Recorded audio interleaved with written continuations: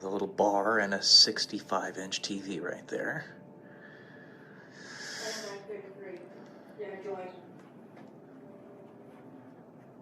You just come in at 35. And there's my mom and dad, and this is their room. Give you my number of the ticket? The main suite. Yeah, for check-in. 9, oh, sorry. And they've got a giant bathroom. 225-133.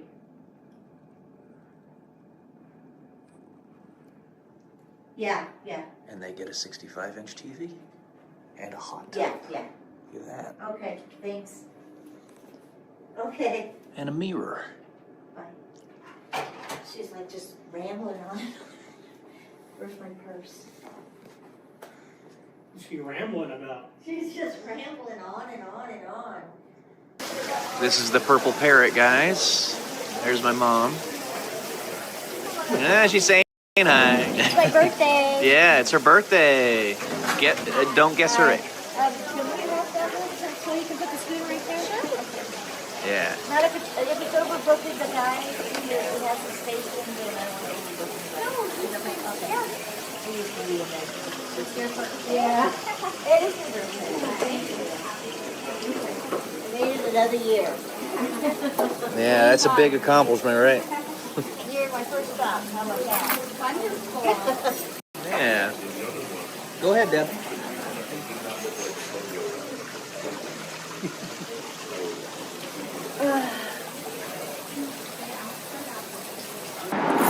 All right, now we're walking to the pepper mill, guys. Get some fresh air. Yeah, little nippy out here, but it's nice still.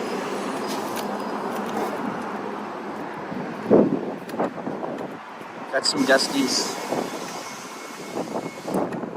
That breeze don't feel nice. Yeah.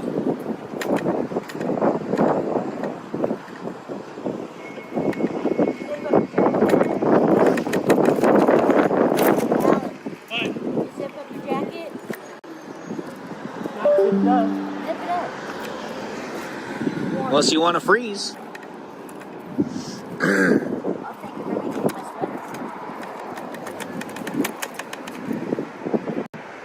Hey, look at that, guys. Little baby geese over there. Little baby geese.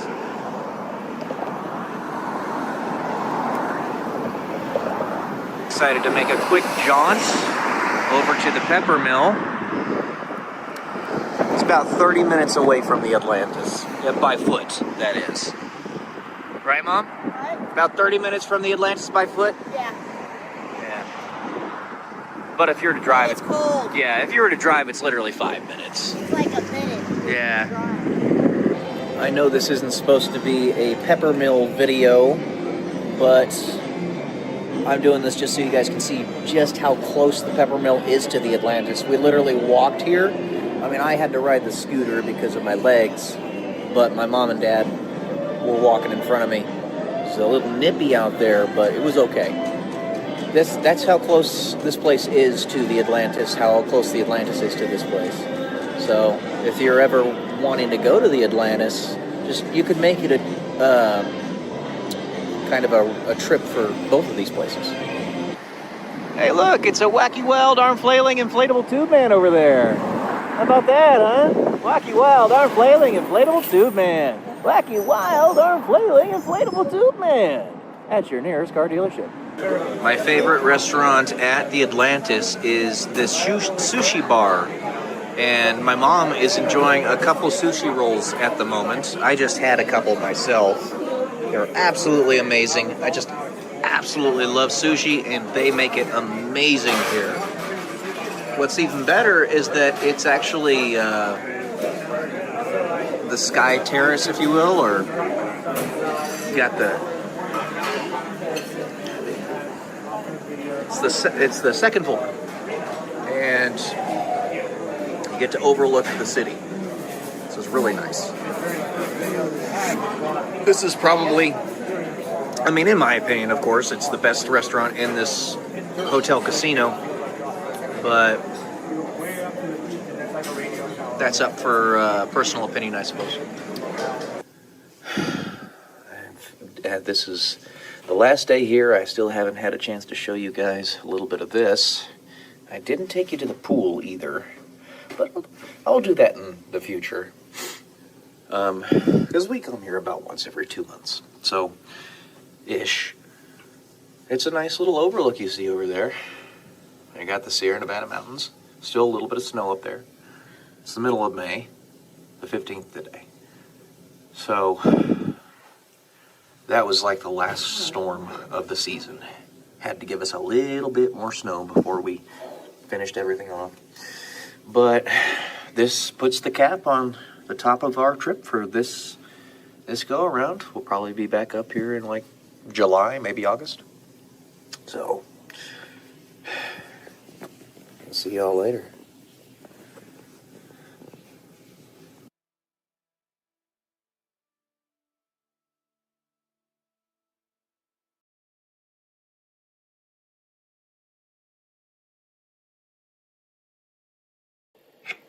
Good morning, guys. Welcome to day 126 until I'm a YouTube millionaire. Today I want to talk a little bit more about psychological, spiritual, physical, emotional layering. What exactly is that? Well, let me put it to you this way. And this attaches to needing to have something repeated to you at least 6 times before you remember it or can, recall it in any reasonable way. But let me put it to you this way. Of all the books that I'm reading, and this applies to anybody, do you think that unless I've got a eidetic memory, also known as a photographic memory colloquially, that I would be able to remember everything that I read in every single book that I've read over the course of my entire life? Obviously, that's a ridiculous notion. It doesn't happen. No. What you do with the psychological layering and the books that you read and the media that you consume is in each one of those pieces of media, you are discerning the lowest common denominator from that and how it applies to you. The lowest common denominator, or kernel of truth, and how it applies to you, you're probably not even going to remember consciously, unless you write it down at least half a dozen times, unless you apply it at least a few times, unless you teach other people about it at least a few times. You're not going to remember it. So what does it come down to? What's the purpose of it all? Our memories are not very good. They're the best memories on the entire face of the planet. No other species even comes close to our memory, except maybe elephants. And they're not as smart as we are. So it's not the memory. What is it? It's the subconscious piece. And how that improves your intuitive decision-making.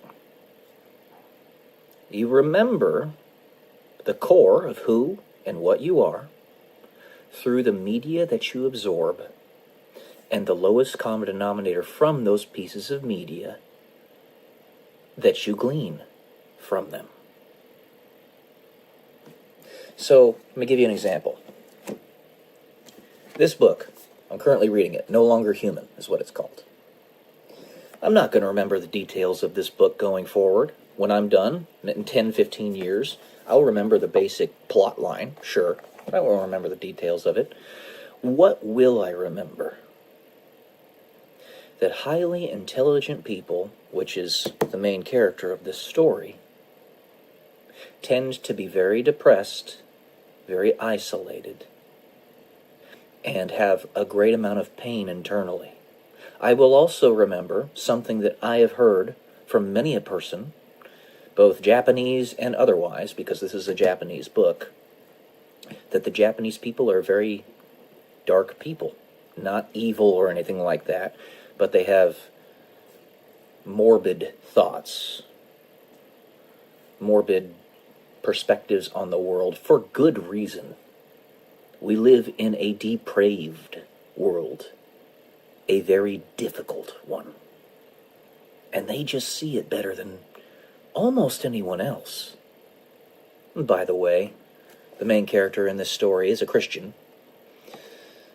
He's kind of a nominal one, but he is a Christian. At least he states as much. So you're not trying to glean from it specific details. And this is never the way it works. You glean from it a way to better live your life. What is your underlying imperative for your entire life? The reason you're here, your personal mission. Mine? Serve Jesus, serve God.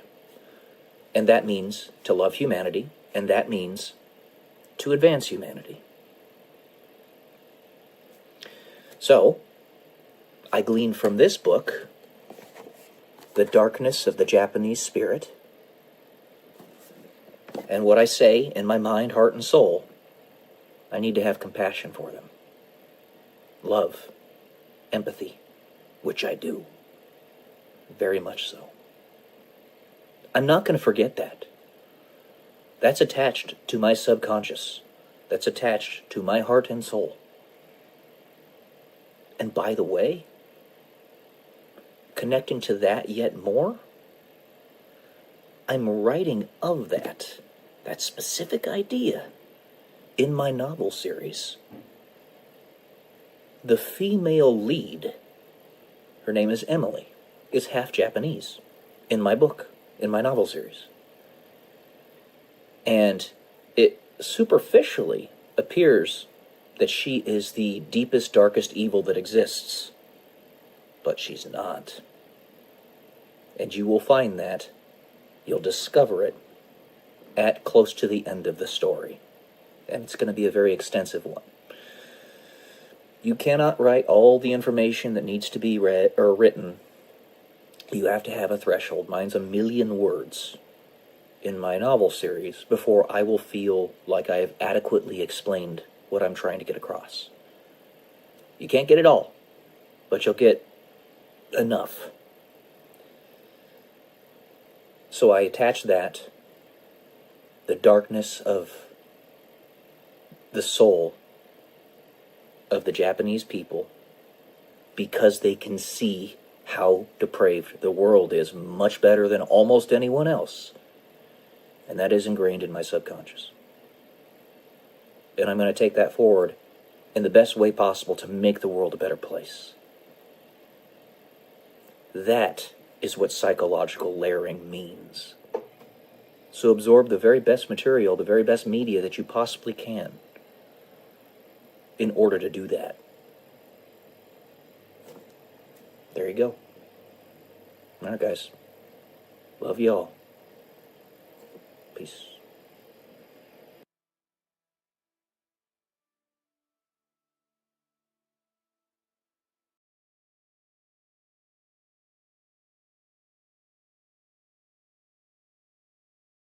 Good morning, everyone. Welcome to day 140 until I'm a YouTube millionaire. And today I wanted to talk about a little bit about faster than light communication, because I just got a little bit of a taster of it on Tim Pool's one of his videos today, and it's a topic that I discuss at length in my novel series, which, by the way, I'll be completely frank with you, I am fully convinced, personally, that the information I am getting to write my novel series is coming from whispers that God is giving to me. All right? I'm just going to tell you that straight up. And I even talk about said whispers, like that's everything in the story. The whole story, there's constantly whispers happening. And if you read the first novel, I already show some of that, but it gets a lot more in depth in the future videos. So how does one have faster than light communication? Well, principally there are two ways that I've been able to discern from the ether, if you will, as well as being combined with my personal experience, my experiences in life and my knowledge. My master's in electrical engineering, I understand a little bit about telecommunications and frequencies and stuff like that. But two principal ways. The first one is the way that Tim is talking about on this video, which is quantum entanglement. Now, he doesn't have the precise word for it, and I totally get it. It's not simple stuff. It's pretty complicated. But essentially what quantum entanglement is there are two particles, doesn't matter how far away they are, in two separate points in the universe. Let's say that they're on completely separate sides. So 94 billion light years away from one another. That means it takes 94 billion years for light itself to travel between the two particles. That's the entire distance of the universe that we can discern. Yeah, sure, the universe is 13.77 billion years old, but it's been expanding that whole time, so it's much bigger than 13.7 billion light years across. Okay? So, one point on one side of the universe, one particle on the other side of the universe. You do something to one of the particles, and the other particle reacts in a predictable manner. Therefore, you have the ability to discern a signal from doing something to that first particle. Let's just say that you tap on it, and it turns the particle blue on the other side of the universe. And every time you tap on it, just like Morse code, you have binary. He's talking about it in this video. There you go. From that one thing, ones and zeros, binary, yeses and nos, you can communicate with perfect fidelity. Just like the pixels on the screen of a computer monitor or a phone screen or what have you. It only takes binary. The whole of our computers are established based upon binary code. It's very simple and very straightforward. Once you have that, that's all you need. So that's the first way. And at least Tim is talking about scientists saying that they think they figured it out, how to do it. Now, we would have to be able to find that other particle across the universe in order to get the communication signal, but there are ways you can establish that. Now, let's say you do something to entangle two particles that are nearby, like right next to one another, and you're manipulating both of them to get them entangled. I don't know how exactly you would do that. I don't know the details of it, but you've got those two particles right there. Okay, now they're entangled. So you take one particle, you hold on to it, and the other one, you just send away. And it can just keep going and going and going like the Energizer Bunny. So it could land on the surface of Mars, and normally it would take 20 minutes for light to get to Mars, telecommunication signals to get to Mars, but all you got to do is tap this particle, and you've got a binary code. There you go.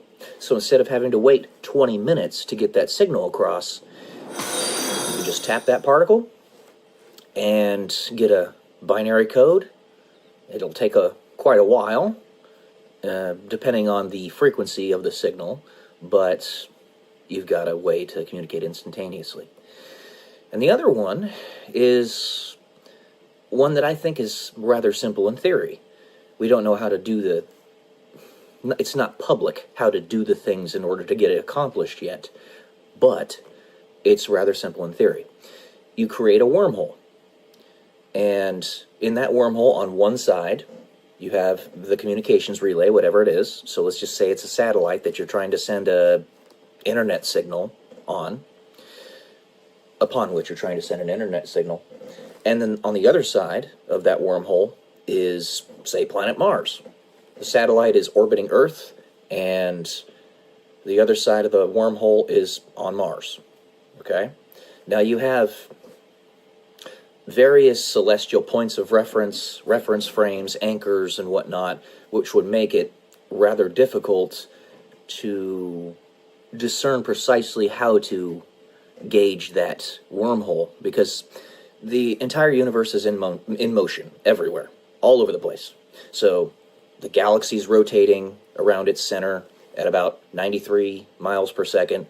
The sun is rotating around the galaxy at 93 miles per second, and the galaxy itself is moving at 193 miles per second, and we're moving in the galactic clusters, blah, blah, blah. You get the point. There's motion everywhere. So it's kind of hard to do it without a good anchor, But let's say you establish a wormhole actually on the satellite. So it's got a platform, the wormhole is anchored upon it. It's a portal. And on the other side is the surface of Mars. It's a portal anchored on the surface of Mars. The signal is beamed directly there. You don't need to worry about it anymore. That 20 minutes, it's not a thing. And you can also send people through those wormholes. Now you've got teleportation. How about that? I talk about all this stuff in my novel series, and I think, like I said, I'm pretty damn sure that God's giving it to me. Okay, because I'm a smart guy, but it's more than just being smart. You got to be at the right place, the right time, the right psychological layering, the right experiences, the right education to be able to convey it properly. And I'm almost certain that this is coming from on high. It's technology that is absolutely mind-blowing. And the Ophanim, which are clockwork angels, those really crazy-looking clockwork angels, the reason they all have eyes, quote-unquote, all over themselves, and they're basically spinning gyroscopes, is because the gyroscopic mechanism is how you actually tear open a hole in space. And I talk about that in my novel series. And the eyes are how you actually collapse the wave function. So the Ophanim is a robot, but it is fully conscious. It's got a soul. It was created by humans, and it's got a soul. It exists. It's got a consciousness. So a free will, a perception. Therefore, it can collapse all of its visions upon the central point in the middle of the Ophanim. And that's where the portal is. From one spot in the universe to the other. It's in the center. And the movie Contact, I believe, Carl Sagan was actually given some information from on high as well. Now, he had a much different perspective on spirituality and religion than I do. He believed in God, very much so, but it was pretty different from my personal beliefs. Nevertheless, doesn't mean you can't be used by God and be given that information that you need to find the right answers. Well, the time machine, or the teleportation machine that was eventually created in that movie was a giant Ophanim. Look at it. Watch that movie. It's an Ophanim. So, the only separation there is that the Ophanim they made in the movie Contact didn't have consciousness. It didn't have a soul. It was just a robot, a machine. But with AI technology advancing as it is, the missing component to truly having consciousness, I'm going to just say this outright, it's love. It is love. Love is everything. If you read the book Time Enough for Love by Robert Heinlein, he talks about that with the artificial intelligence in that book. Psychological layering, my friends. Psychological layering. You find the decentralized kernels of truth and put them together in your own understanding of the world, and that's how you come to new understandings. So yeah, I think, honestly, the timing of me writing this novel series is perfectly aligned with what's going to happen in the next couple of years. In the next couple of years, I truly believe, right around 2028, we're going to come out and make it totally public that we have time machines. And once we start using it, those time machines, time will become completely irrelevant. It will no longer matter. Because if you can just travel through space and time like it's a mountain or a valley or what have you, kind of like something that's explained in the movie Interstellar by Christopher Nolan, then there are no limitations.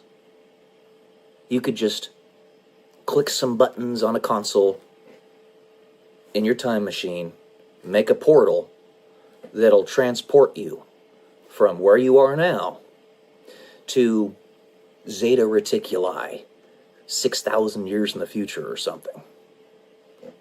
And that's it. So long as you have the anchors set up properly. So, anyway, that's what I got for today. Lots of really cool things on the horizon, so long as we get this satanic pedophile ring out of the way. Alright, guys. Love y'all. Peace. See why I always say that now?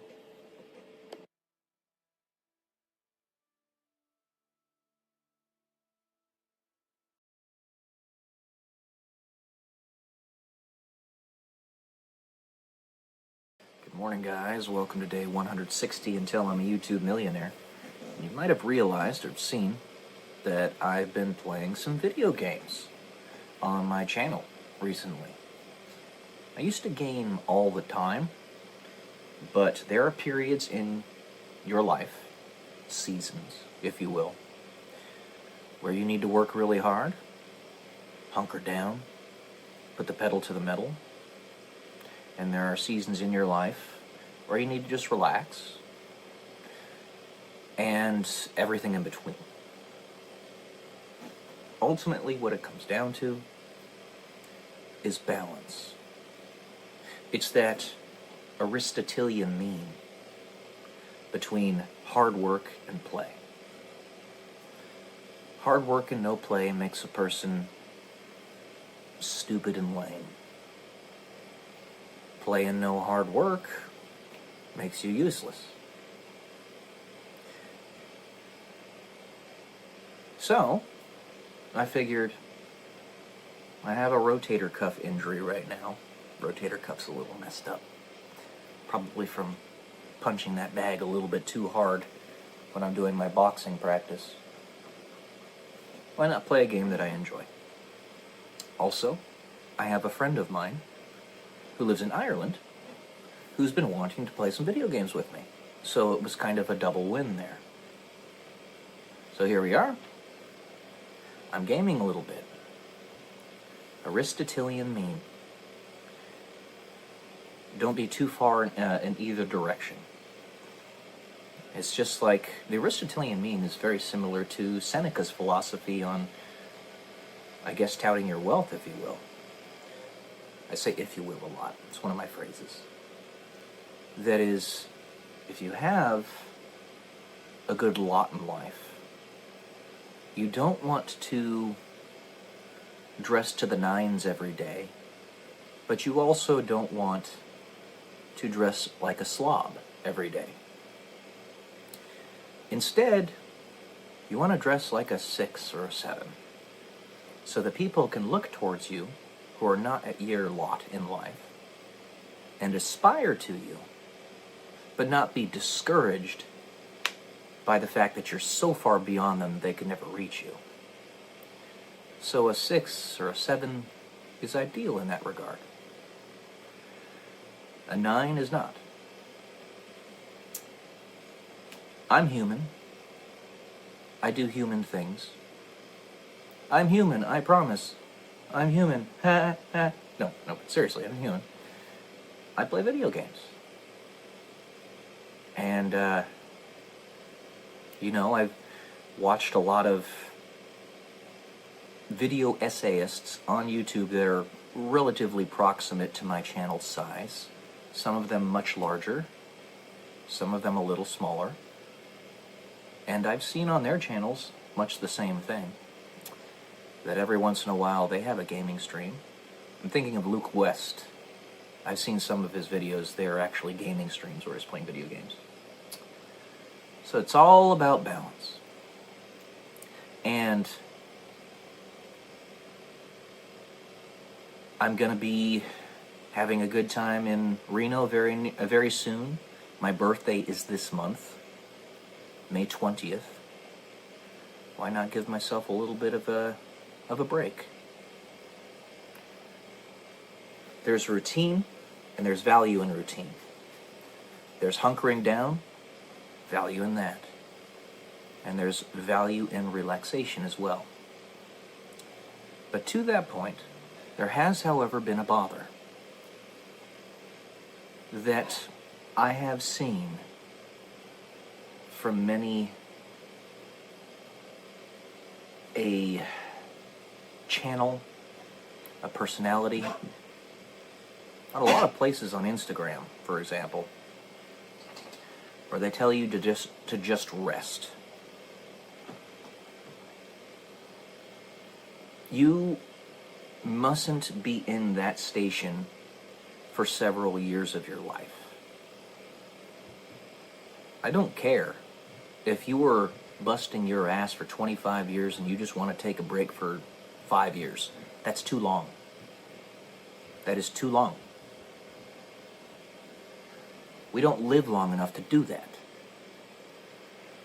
And at least previously, a while ago, on the X-Files, there were a lot of instances where I saw profiles and posts saying, just rest. No. No. That only goes so far. I'm done resting. I want to build. My body's damaged because I've been duking it out with demons for decades, alliteration aside. But I don't want to rest. Especially when I have this much energy otherwise. I do have a ton of energy, it's just my body is messed up. That's all. I wish we didn't have to sleep. Sleep is ridiculous and it's a waste of time. It's unfortunate that it's a requirement for us. Therefore, I make sure to get at least 8 hours of sleep at night. It would just be so much nicer if we didn't have to do it at all. You know what I mean? People will say, oh, I love to sleep. It feels so good. You're missing the point. You're missing the point of what I'm saying. What I am saying is it would be even better if we never had to. If that euphoric feeling that you get when you cuddle up and nestle up in your bed, you have essentially all the time, and you don't need to sleep, that's way better. There's need for balance in life. In everybody's life. And if you're working too hard, make sure you don't burn yourself out. Take breaks where necessary. But I will say, those breaks need to have their limits. Otherwise, you go from taking a break to breaking a routine. You go from carving marble to turning into jello. Your body and many other things. A 5-year break from my work is not acceptable. That is way too long. It is essentially like dying. It's like you don't even exist. So, yeah. That's it for today, guys. Balance is key. Love y'all. Peace.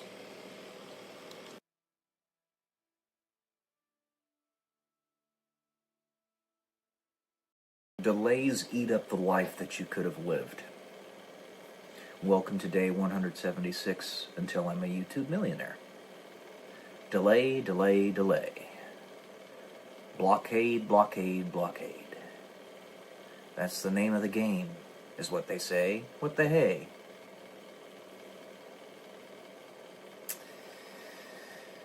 Yeah. I mentioned in my last video, I'm 36 years old now, and that's 36 years of experience behind me, and usually it's expected that you're in your mature peak where your mind isn't going to decay like it does when you get older and your memory starts to fade and all that stuff. You're at the peak around the age of 35. You're at your physical peak, at least it is scientifically derived through the studies and whatnot, around 24. And this, of course, varies from person to person, depending on how much effort you actually put into your body and taking care of yourself. Turns out that it ends up being 24, really because that's about the age that people stop their physical pursuits in general. But if you're somebody like a bodybuilder that is trying to compete to be an IFBB pro, then they, strangely enough, actually peak around their 40s. Their late 30s to early 40s. And I'm not kidding about that. You can look it up. Nevertheless, you get to my age, 36, this is about the maximum that I'm going to get out of my mental clarity. The wisdom will continue to grow because I'm going to continue adding on to it with the books that I read, the mentors that I absorb, the experiences. I'm not going to just stay stationary, even if I don't seem to have the resources to do really big things, which I don't. So the wisdom is going to continue growing. But the mental clarity is going to potentially start fading at this point. So no more name of the game being delay. It can't be. It simply can't. And I want to be there for the kids that I do have. Hopefully it's going to be a lot. So that when they're in their 20s, I'm actually still able to move around and be a part of their life. It's already kind of difficult with the stuff that's happened to my legs and my arms too. I don't mention that very as often as I do my legs, but yes, I don't have pulses in my wrists because of the crucifixion disease. So I want to be mobile to some degree for them. The delays have to stop. They have to. This is no longer a matter of trying to fix the world to allow the fullness of who and what I am to be perfectly realized. The world has had its time limit. If that's what we're waiting for right now, the time limit is up. I literally can't wait longer. If I wait longer, I will pass the peak entirely, and I will not be able to fully come into who and what I am. I was just watching a video by Estelle Richter, another very attractive female creator on YouTube, who seemed to say the exact words that I needed to hear. Very much fit in with what I'm telling you right now. It can't be delayed anymore. Now, I'm telling you that the stuff that happened to me in the past was not there to evolve me. I know a lot of you are trying to fall into the camp of, oh, resistance makes a diamond, blah, blah, blah, and fall into that Stockholm syndrome. I am telling you, God can use your enemy's animus for his purposes. Don't get me wrong. And he does all the time because there are so many enemies everywhere. But these people that did this to me really were not my friends. They genuinely were not. They weren't trying to turn me into a diamond or whatever. And I certainly don't look like a diamond. Anyways, they were trying to destroy me. They were legitimately trying to destroy me. That was their intent. And God just used it for his purposes instead. Which I'm infinitely grateful for that. But the time has passed. We cannot wait any longer. I don't have that kind of time. unless there are inventions that come about that make it so that we live 1,000+ years, I don't have the time to wait. It'd be amazing if we did, not just because I would be able to get all those new experiences and we'd increase the net time horizon for the entirety of the human race, the net wisdom of the human race, so that we would stop creating empires and then having them be destroyed after 300 years. Instead, they would last 30,000. I've talked about this before. That'd be great. And I'd be able to exponentially grow my wealth and my assets. I'd be able to have children, grandchildren, grand-grandchildren, great-great-great-great-grandchildren, etc., and actually be alive and there with them while they're existing. Not simply have to wait for them on the other side. That'd be pretty cool. But we don't have that. It's not here. And if it does exist, if anybody does know of it, and they're just keeping it from the general public, stop. Stop. Same with the cure to cancer. If you've got that, give it to Robert F. Kennedy Jr. and his group of people working really hard to get America healthy again, make America healthy again, and the Earth, actually, in fact, for that matter. If you have the cure to cancer, he would be the perfect person to have reveal it to the general public. Believe me, if, let's say, I've thought about this often, actually. If I had the cure to cancer, like a panacea, all types of cancer, in my hands, I would be so overjoyed. I would be struggling to hold back tears. I've imagined it in my head. Him bringing it to the president and the rest of the cabinet, like, we found it. Kind of like the Holy Grail. And then it gets released to the general public. It is a pill that you can take that costs no more than $1 a pill. And it cures all forms of cancer instantly, or relatively instantly. If you've got that, if it's there, stop hiding it, reveal it. If you've got tools that produce clean and abundant energy, such as the energy catalyzer, created by Andrea Rossi back in 2010, which he turned into the hot ECAT, which could spin a turbine and therefore make power, then release it to the general public. I know that exists. I've seen it. There are studies on it. And that is probably what hot fusion has been veiling.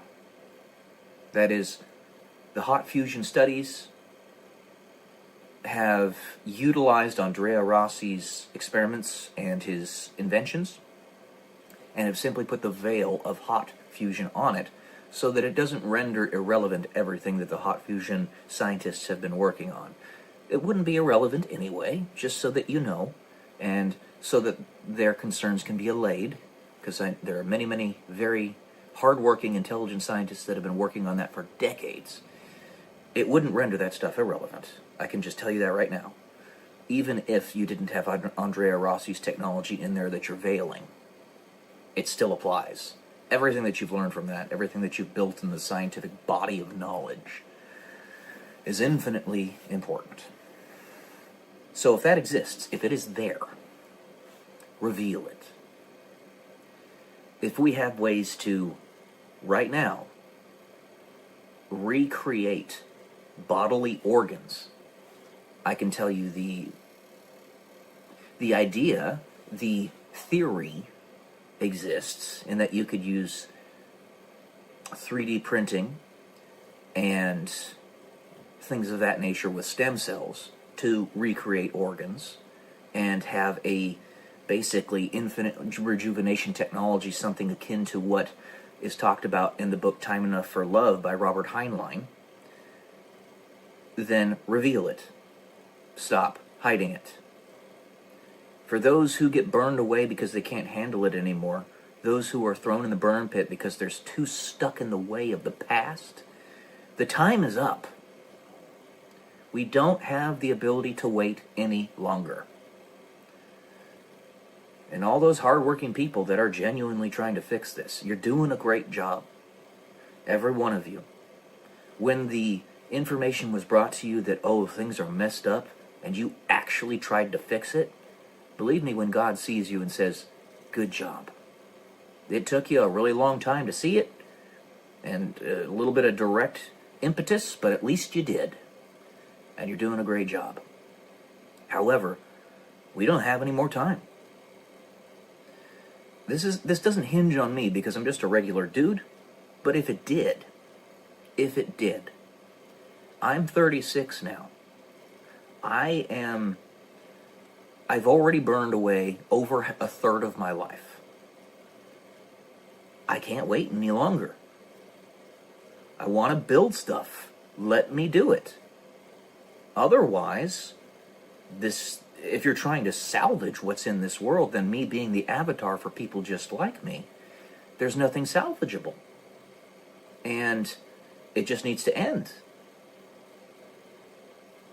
Person like me be taken away from this planet and brought to a different one that's habitable just like Earth, and I'll build from there a new planet, a new civilization with other hardworking individuals taken by aliens, I don't know, or God in the rapture, as you might call it, because there's nothing here that's salvageable. But ideally, the enemies would just be taken away and put to where they can reap what they've sown.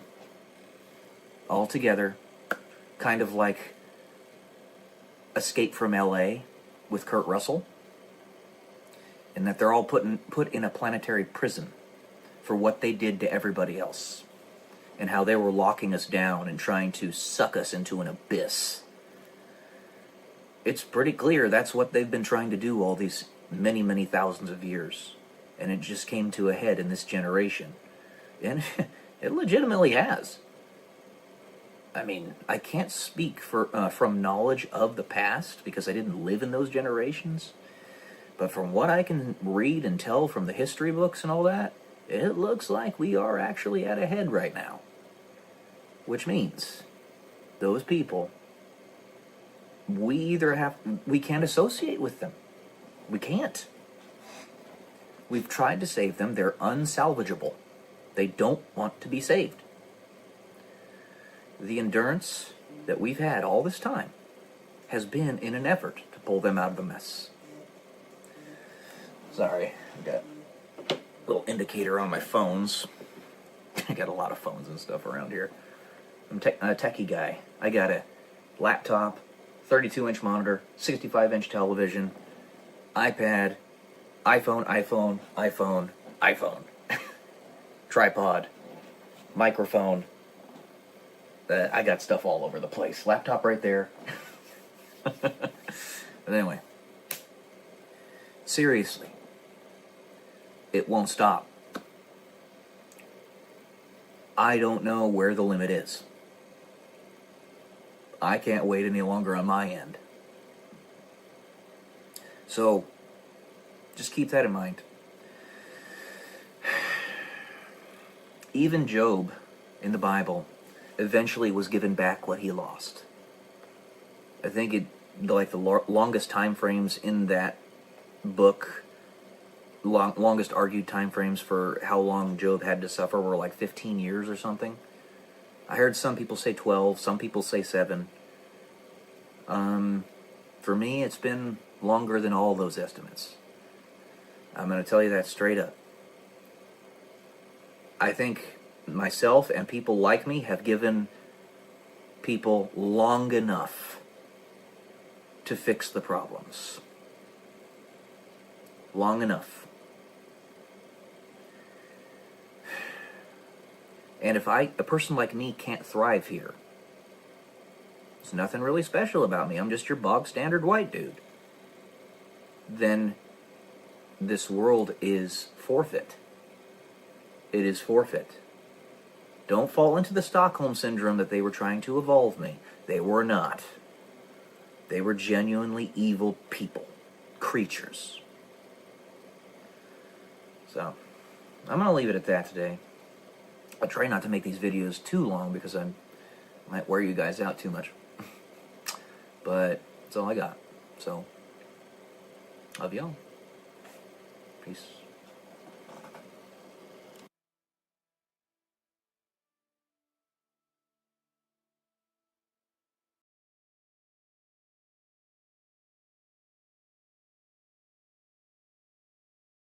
Good morning, guys. Welcome to day 131 until I'm a YouTube millionaire.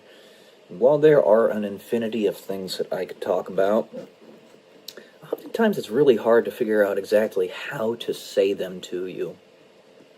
Like, for instance, I had cycling through my mind this morning, talking about what if, and I want you to think hypothetically, we lived 8,000 years. How would your life evolve? How would your perspectives on money, philosophy just generally in life, the concept of YOLO, romance, your investing and stuff like that, all sorts of things, how would that evolve? That was one thing I was thinking about talking about this morning. And then another thing, obviously, is a little bit more about the stock market, with the craziness that's happening right now because China refuses to bend the knee. They've been basically raking us over the coals for literally generations now, stealing IP. They lie, cheat, and steal. That's what they do. I'm talking about the government, not the Chinese people, the CCP, because they're communist and, they don't care about personal property rights and all that. They don't respect them. That's another thing I wanted to talk about. And then I also wanted to talk about technological advancement, how the very fact that I can even bring these ideas to you on this phone, instantaneously nearly, through thousands upon thousands of miles. You could be living in Australia, for instance, right now, and I can record a video and you can see it within a couple seconds. And sometimes I can even live stream them, and you can see them in that moment. There's a 6-second delay. It's the way YouTube works and most platforms, but nevertheless, this is stuff that would have been considered magic back in the Middle Ages. So, all these things tie together. We are on the precipice, as I have said in many of my videos past, of potentially having a gigantic leap in how long we live as people. In this generation. I'm not saying it will happen, and lots of generations past have thought that maybe it would be happening in theirs, but it could, where we develop technologies, medical technologies, that increase our lifespan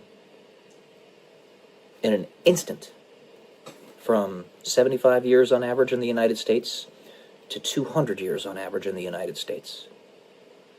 If we figure out how to prevent telomeres from decaying, if we figure out how to prevent organs from losing their elasticity from the collagen that creates them, right, in our skin and stuff like that, if we find the cure to cancer, find the cure to Alzheimer's, which, by the way, cure to cancer looks like we might actually be just about ready to figure it out. It's right there. I think it has something to do with fembendazole. I do. And Andrew Basiago, who is a guy who worked on Project Pegasus, time traveler, said that in our generation we were going to develop a cure to cancer that was as simple as taking a pill. And that's what it would be. It would be a pill that you take. And it would cost less than $1 a pill. Of course, the reason, if it does exist, it hasn't been proliferated throughout the world, obviously, is because the pharmaceutical industry wants to keep making money off of cancer patients. It's purely evil, but it only takes a handful of evil people in high positions of power to put the kibosh on anything like that. While the overwhelming majority of doctors might really be well-meaning, and they are, I know that, the arrogance and narcissism aside, they still do want to help. It only takes a handful of really, really bad ones that try to block everything, and just so that they can get a little bit more temporary monetary gain, spend it on Lamborghinis and all sorts of other nonsense. Stupid. It's utterly stupid. And these people, you know, I would say exactly to them, if you lived 8,000 years, how would you live your life? Would you continue being evil like this? Because eventually, you're going to find that in 500 years, this kind of oppression is going to start to get boring. You could be in power for all those 500 years, treating people like garbage all those 500 years, but the ultimate end state of that is that there's no point in it. It's entropic. It's just decay and destruction. There's no point in it at all. Why would you do that? And those people, just like us, could get to the point where they're living 500, 1,000, 8,000, whatever years, and they could say to themselves, all right, maybe I've had my fun. I'm going to go ahead and release this technology now, or get out of the way. So we're in that generation now, potentially. CRISPR, 3D printing organs. We could eventually be just like a vehicle in that we part out the things that need to be replaced and print them through 3D printed organs when they need to be replaced. Whether it be a lung, a heart, a liver, a kidney. The only thing I can think of that might not be easily replicable is the brain. And I might be wrong on that. I don't know. But we're at that precipice right now. We have 3D printing. We understand better, now better than ever before, how stem cells work. Stem cells can be used to produce organs and tissues of said organs.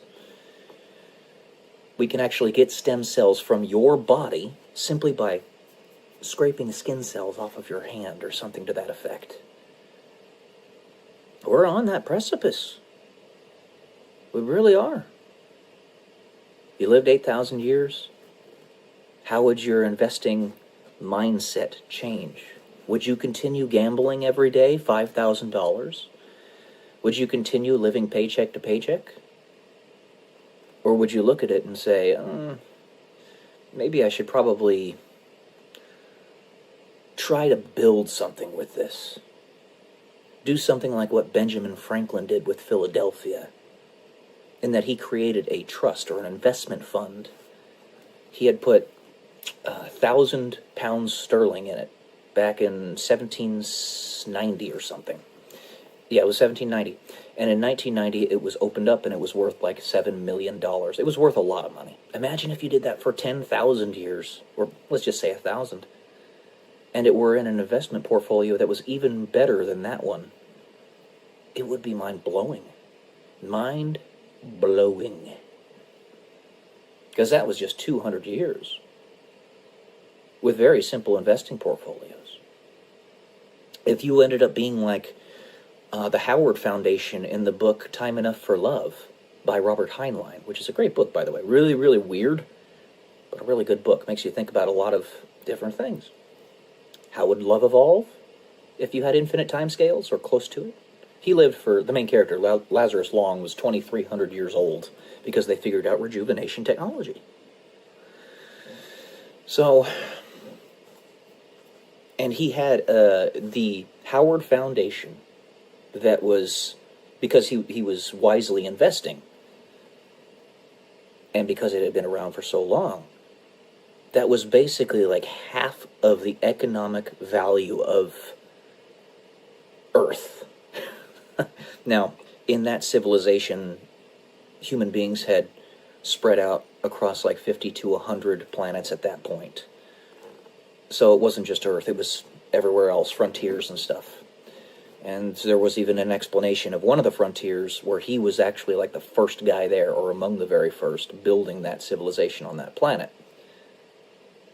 Well, you are a first mover, and you do something like Benjamin Franklin, you don't spend all your money, you just keep a little bit of it aside and have that utilized for a central government of some type that you're financing through capitalism.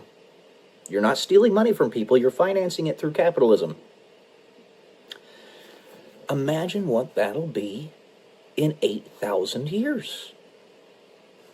The whole of human history, recorded human history, is only about 10, 12,000 years. If you go all the way back to the cave paintings of pre-civilization, then you could say even 40,000. But even so, agricultural revolution, all that stuff, about 10,000 years. About the same amount of time that we've had dogs domesticated, because they're our buddies. So, I'm just saying, you're really gonna have to adjust your perspective. I was talking to myself, as one does, who's crazy. No, just kidding. As anybody who does who's got thousands of thoughts going through their heads. About how I have crested my peak in life with seemingly being a failure to launch. We peak physically unless you continuously exercise and take care of yourself. You usually peak physically at about 24 years old. I'm trying to extend that out to maybe where I can get my peak at about 40 instead, which tends to happen with IFBB pros. But even so, 24 years, whatever. And I was thinking to myself, well, shoot. If I have crested my peak, how much more time do I have to build that same thing? And I am a person who I consider to have been fairly wise with my investing in my money, even with the things that have happened in my life.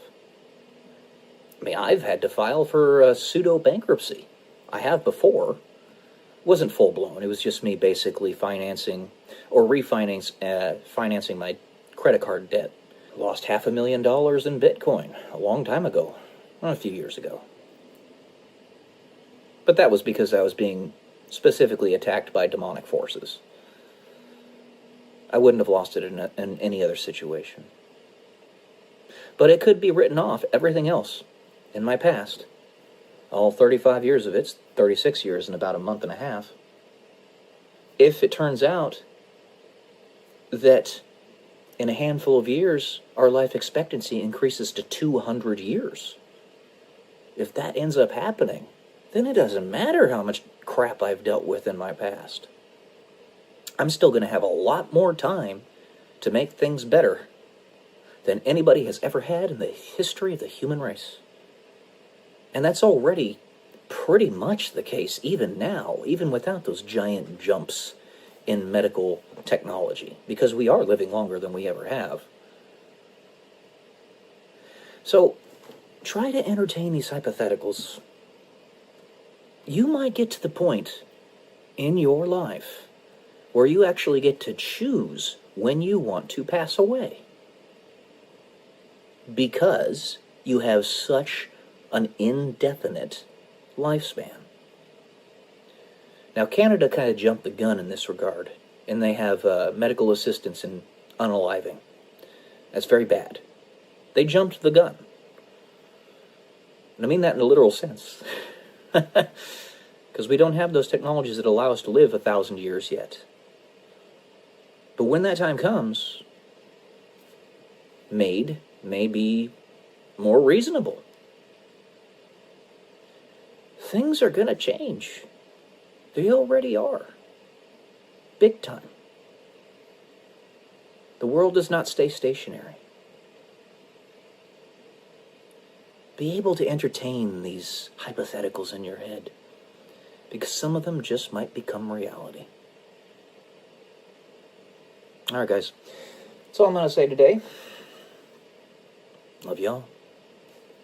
Peace.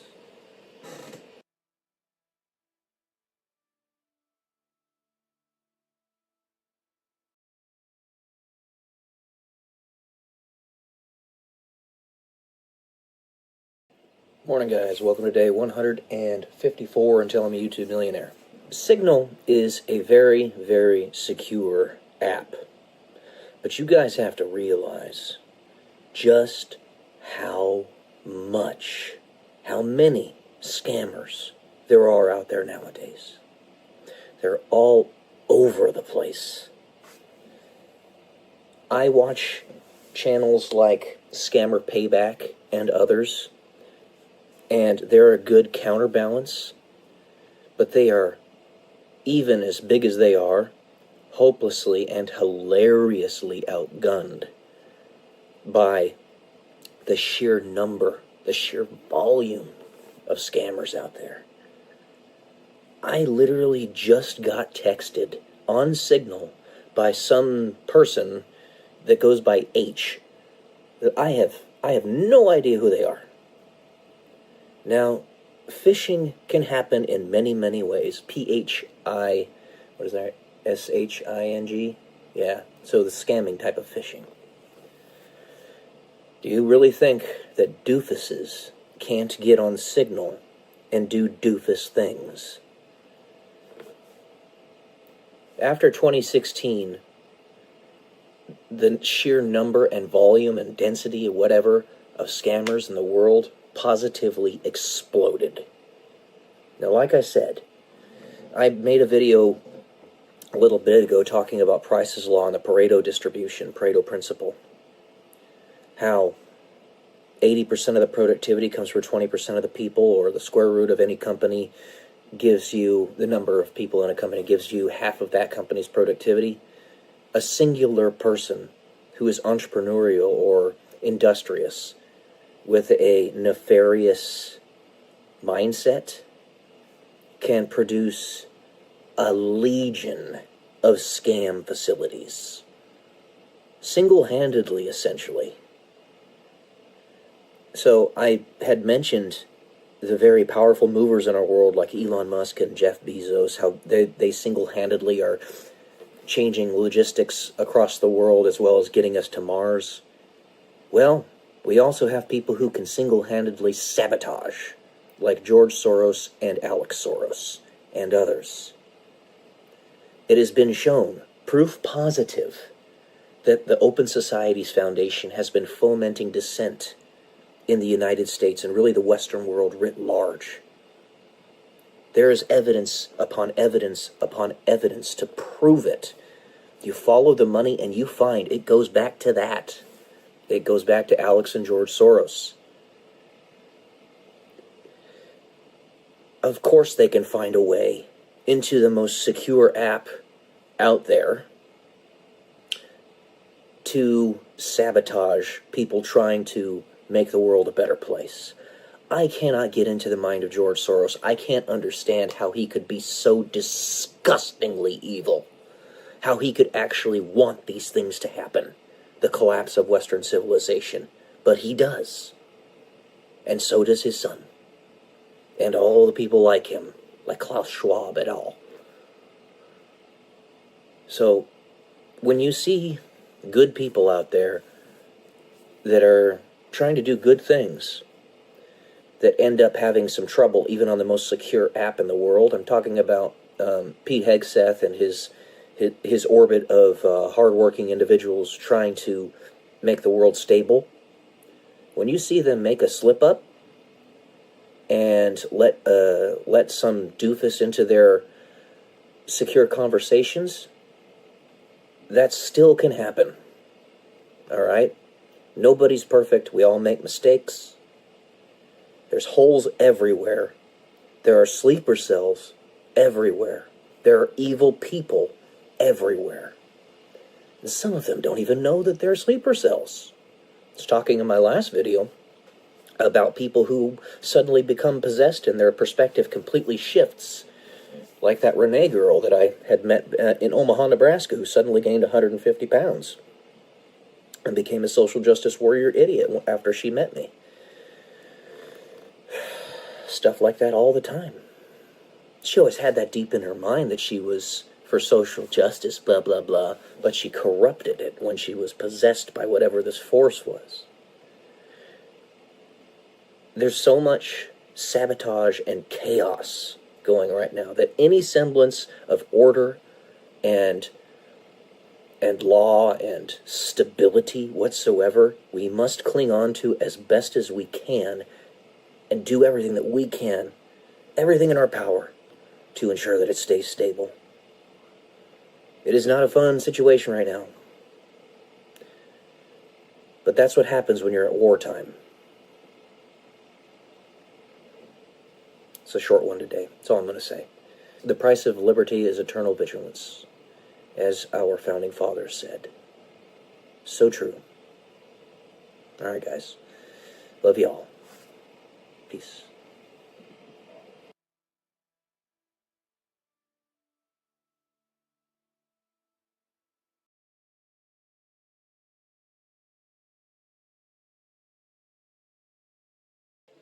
Good morning, guys. Welcome to day 133 until I'm a YouTube millionaire. Wanted to talk a little bit more about Price's Law and the Pareto Principle in this video. So the Pareto Principle, also known as the 80-20 rule, is kind of a more generalized version of Price's Law. Basically, what it's telling you is that 80% of the productivity of a company comes from 20% of the people that work for said company, or any institution for that matter. It's not simply a company. Could be a central government, could be a school, could be any number of things. But the 80-20 rule indicates, and this has been proven time and time again in the free market throughout history pretty much, so 20% produce 80% of the productivity. Price's Law is an extension of this, basically, saying that the square root of the population of any institution or company, what have you, produces half of that company's productivity. So a business with 10,000 workers, the top 100 performers, produce half of that company's productivity. Now, this is extremely important to understand for a multitude of reasons. Like I said, it's not just business. It's countries, it's institutions, it's education, it's the advancement of society writ large. Let's look at somebody like Isaac Newton, one of the smartest human beings to have ever lived. It is proposed that his IQ was somewhere around 190. He was a lousy student because he was focusing on other things while he was in school. But he literally invented calculus, almost single-handedly. The only people who had any concept of this beforehand was Archimedes, with his Archimedes palimpsest, which was thousands of years prior. And that was information that we had lost to the annals of history. Okay? This is a singular individual who essentially created the entire branch of mathematics known as calculus. And he was a polymath. That's not all he did. He also did tons of work in optics, in physics, in chemistry, and even a little bit in alchemy, because everybody has a little bit of a whimsy, you know. And then you have people like Da Vinci, who literally conceptualized aircraft before anybody else, hundreds of years before anybody else even had the idea that we might be able to fly one day. And then you have Hypatia, who was the first person to ever write down a poem thousands upon thousands of years ago. I believe it was using Egyptian hieroglyphics, but I can't recall. You'd have to look that up. And then you have people today, like Elon Musk, Bill Gates, even though I don't like him because he's not a trustworthy person, President Trump, Grant Cardone, who is a real estate entrepreneur, Jeff Bezos, the owner of Amazon, Mark Zuckerberg, Facebook, and then Warren Buffett, or I call him Warren Woof Woof because I'm a goof. So essentially, these people, you can continue with this square root idea continuously, over and over and over. So you have a world of 8 billion people, Square root it, you get the number of people that produce half of the entire planet's productivity. It actually does line up. Sorry, my hair's all over the place. And then you square root it again, blah, blah, blah. Basically, you get like the top 20 people on the entire planet producing about 12% of the productivity of said planet. It lines up. Okay? So if you stop any one of these people, who it tends to be pretty clear who they are if they don't stay silent, if they keep on trying. If you stop, silence, squelch any one of these people, you're not just stopping that person from getting employment or from being like a pilot or something at an airline, but you're literally chopping off at the knees potentially 10% of all global output from a singular person. Let's look at Elon Musk again. He's literally single-handedly, not really, obviously he's got his businesses and stuff that are comprised of tens of thousands of people, don't get me wrong, but it's his effort, his conscientiousness that is single-handedly getting us to Mars, producing the most advanced electric vehicles the Earth has ever seen, creating boring companies, like, drilling holes into the ground, boring. Single-handedly. Jeff Bezos essentially single-handedly revolutionized logistics the world over. One person. One person. Yes, their companies have tens of thousands of people, but if they weren't there, those companies wouldn't be. Bill Gates, don't like the guy, but Microsoft Windows comprises the main operating system of roughly half of all computers across the entire planet. Donald Trump, a multi-billionaire real estate investor. Grant Cardone, a billionaire real estate investor. Mark Zuckerberg produced Facebook, controls Meta, Instagram, all those things. One person. And then you look at countries like South Africa, where the only thing you need in order for this system to properly work is gratitude. Grace. As God says, my grace is enough. In South Africa, the people that live there are attacking the producers. They do not have gratitude. They're trying to steal, lie, and cheat to take their stuff away. So South Africa's crumbling because of that. You look at the European Union. They are a union of countries that has roughly twice the population of the United States, and yet is only a fraction of our productivity because they're lazy. That laziness has led them to socialism. Socialism is for people who don't want to work hard. And the overwhelming majority of people, I love people, don't get me wrong, but the overwhelming majority of people are exceedingly lazy. When you see one of these top Pareto principle individuals, they're doing a shit ton of stuff. A shit ton. I consider myself at the top of that, but somebody who's had my knees, I've been kneecapped. I've written a novel. I'm going to write many more. I already have 5 written that I haven't published yet. I was an Air Force pilot. I was in the Air Force. I have a master's in electrical engineering. I ran 18 marathons before I could no longer walk properly. I could list it. I'm a real estate entrepreneur. I own 22 units out in Ohio. One thing after another, and I'm being wasted. There's so much more I could do. But nobody wants to hire me for what I'm worth. If I get a job, it's usually for like 10 cents an hour, and I'm not exaggerating about that. That's what's happening with, oh yeah, I also built a YouTube channel with my mom with 26,000 subscribers on it, and it's going to get a lot bigger because I'm not giving up on it, but they're paying me essentially 10 cents per hour because they're not paying like they should be, because they're not giving me views, not giving my mom's channel views. Since I manage that channel, I will be getting half of the income from it. And that's really just because I manage money a little bit better than my mom, so I'm holding on to a bunch of it.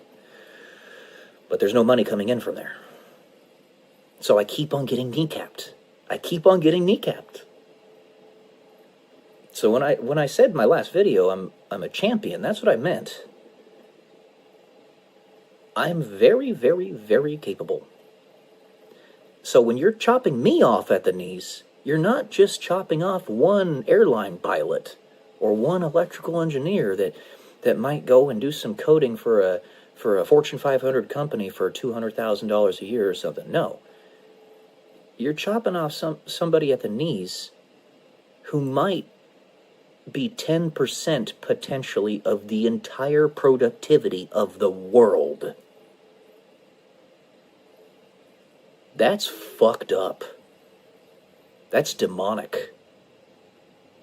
That is demonic. So when you try to take down the United States, like the deep state cabal has been trying to do for centuries now, yeah, we're only 5% of the population, but we are literally 33% of the economic output of the entire world. And I'm not exaggerating about that. You can look those numbers up. We bust our asses in this country. Work harder than almost anywhere else. Well, than anywhere else. So keep that in mind. Pareto principle, Price's law, it's a real thing. It's been proven out time and time again. If you see somebody who is that kind of person, all you have to do is be grateful that they make the iPhone for you. And that gratitude is shown through you buying their products. And through you not telling them that they suck and that they're horrible people. And not trying to shut them down and squelch them at every turn. As long as you do that, as long as all you have is gratitude, you could have an IQ of 80 and be a janitor or something. That's an important job. Very valuable. You're contributing to society. You save your money up to buy an iPhone. Grateful for it. That's all you gotta be. But if you're trying to lay on people who are trying to make stuff for you, like in South Africa, it only takes, like what happened in the Revolutionary War of the United States, 3% of the population to actually stand up and revolt against something to cause it to crumble. The overwhelming majority of people are just sort of standing by. So, if 3% of the population is ungrateful, that's enough to destroy the whole system. Keep that in mind, guys. Alright. That's all I got for today, guys. Hope this was enlightening. I love y'all. Peace.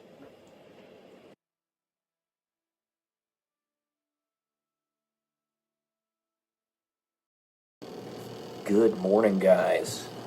Welcome to day 166. I believe that's what it is. Telling a YouTube millionaire. And I come bearing gifts today. I have notes. That happens every once in a while. I was inspired by a creator that I watch all the time to give you a little bit greater of an outline of who I am. You figure after 166 episodes or installments of my journey on YouTube, this is literally a sizable portion of an entire year of my life. Imagine 10 years from now, 3,650 episodes just of this. Because if it does so happen that I do become a millionaire on YouTube, which is not going to happen, I know that, and that's fine.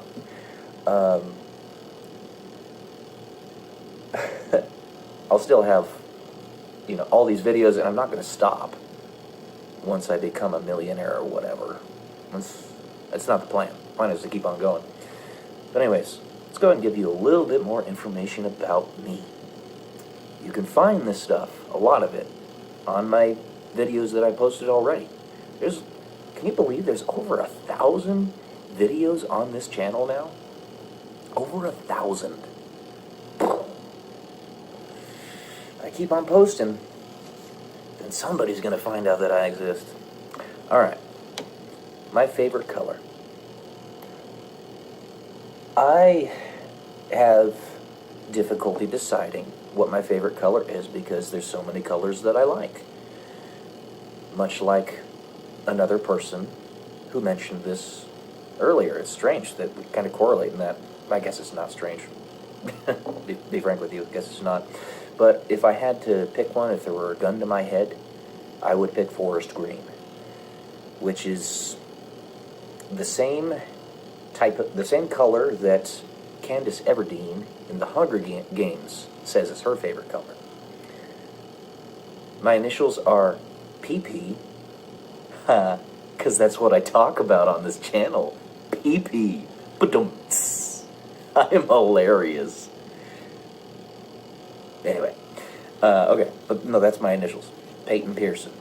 In case you didn't know, my real name is not Joe Bowers, aka Secretary Not Sure, which is what I go by on YouTube. My name's actually Peyton Pearson, and the etymology of that name, Peyton, comes from the patrician word, Patrick, or female version is Patricia. Peyton can be both male and female as a name, and patricians are the political, religious, and military leaders. And I guess it kind of makes sense because that's kind of the stuff that I talk about. I'm a military veteran, blah, blah, blah. You get the point. Just sort of fit. But that's my name.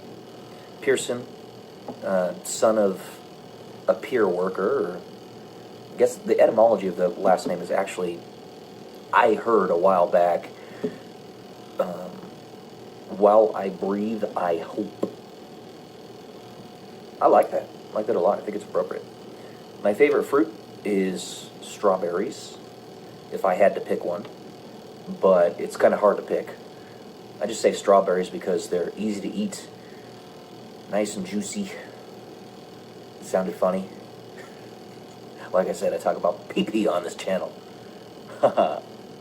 Anyways, strawberries are delicious. I really like cherries too. Maraschino cherries, which are not really fruit because they're just soaked in sugar, are delicious. Not good for you, though. Let's see. I love dolphins and seals. Dolphins, because they're extremely intelligent, they're actually, the brightest of them are smarter than the average human, believe it or not. This is based upon equivalent intelligence tests that they have been given when the curious ones come up to hang out with us. And there's a fair number of them that do that. They're given tests to see how smart they are. The smartest of them are smarter than our average human beings. They're very, very intelligent. And, yeah, I think that's incredible. The only reason they don't have an organized civilization like we do is because they don't have hands and feet like we do. They can't manipulate the world as easily as we do. In a water biome, the most effective way to do that would be something like an octopus. An octopus, by the way, one of the smartest creatures on the planet, alongside dolphins. And some people even think that they're actually from another planet, that they came here from like an asteroid or something, which I can understand that because they're so strange and foreign looking. But really cool. I like octopodes, octopi. I don't know. Octopuses? That's always one. Anyways, I also love seals because they're literally water doggos. No shit, pardon my language.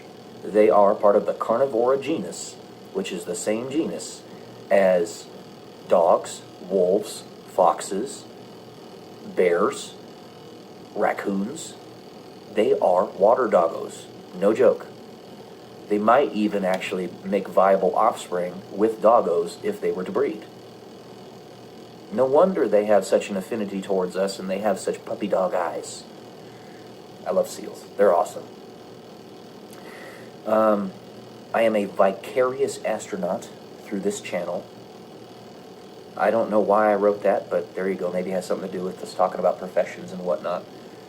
And I have soft nails. I think it's actually tied into, look at this, guys. I know it's weird. See that? It doesn't hurt. It doesn't hurt. So those of you who are cringing right now because it's like, it doesn't hurt. I think that's related to me having some type of connective tissue issue that's undiagnosed, and I've been trying to get doctors to tell me what caused this for years, and they can't seem to figure it out. But that could also be related to, and I posted this in a video a while back, why I'm as intelligent as I am. I think that there's actually a connection between, ironically connective tissue disorders and higher levels of intelligence, because it like loosens up the connections in your cerebral cortex and allows it to expand a little bit more effectively. That's my guess. So, yeah, I'm considered a super genius. Not to toot my own horn, but technically, by the numbers, I am. And that might be why. That might be why. So, I grew up as a nomad in Northern California, bounced around all over the place. It was a very difficult upbringing. My parents would attest to that. We got evicted several times for various reasons, not paying rent and all that stuff. And, my parents had trouble with substances when I was younger. They've gotten past that now, but it took a long time. It's not easy, even for hardworking, intelligent people like my parents. Addiction is very tough, and that was one of the primary reasons we bounced around so much in Northern California when I was younger. We finally settled down in Roseville, in this house in which we live now, and so we're going to be for the rest of our lives. There's a house right next door that is about to go up for sale, which I want to buy, but because I've been constantly attacked by these demonic forces that I've been telling you guys about for so many episodes of this on this channel, which is true, I'm not lying, my finances have been crippled. I'm not broke, but I have no credit, which is ironic because I'm a real estate entrepreneur, and real estate entrepreneurs really do need credit. A credit score, I mean. Mine is not very good. I haven't checked it in a while because I know it's probably around something that it shouldn't be. It should be much higher. But when you've been attacked like I have been, it's very tough to get your head above water. And I have sources of income, but even that is a challenge. I've been to 40 states and 7 countries, at least 40 states, because I've lived in several parts of the country, done many things. Being a military veteran, you PCS a lot. I lived in can't talk right now. Colorado Springs for a while, Del Rio, Texas, Omaha, Nebraska, Dayton, Ohio, and you also have little excursions that you go to in other parts of the country to get trainings and stuff. And, with the deployments, you see different countries. So I'm into Qatar, Greece, Germany, Great Britain, many others. Argentina, Brazil, Paraguay, or is it Uruguay? Paraguay, I think. Lots of different countries. Canada.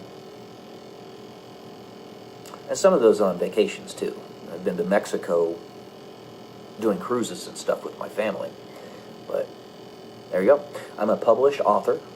If you want to find my documents that aren't officially published by a company, like I have a novel that's right here, actually, black and white, The Odyssey of Eden, Time Travel and the Apocalypse. You learn somebody very in-depth by reading what they write. So those of you who want to know more about me, please buy this book and leave me a review. I could use your help. Black and White, The Odyssey of Eden. It's about time travel and the apocalypse. And it's not going to be the only book I write. I'm going to write a ton of them. Many more to come.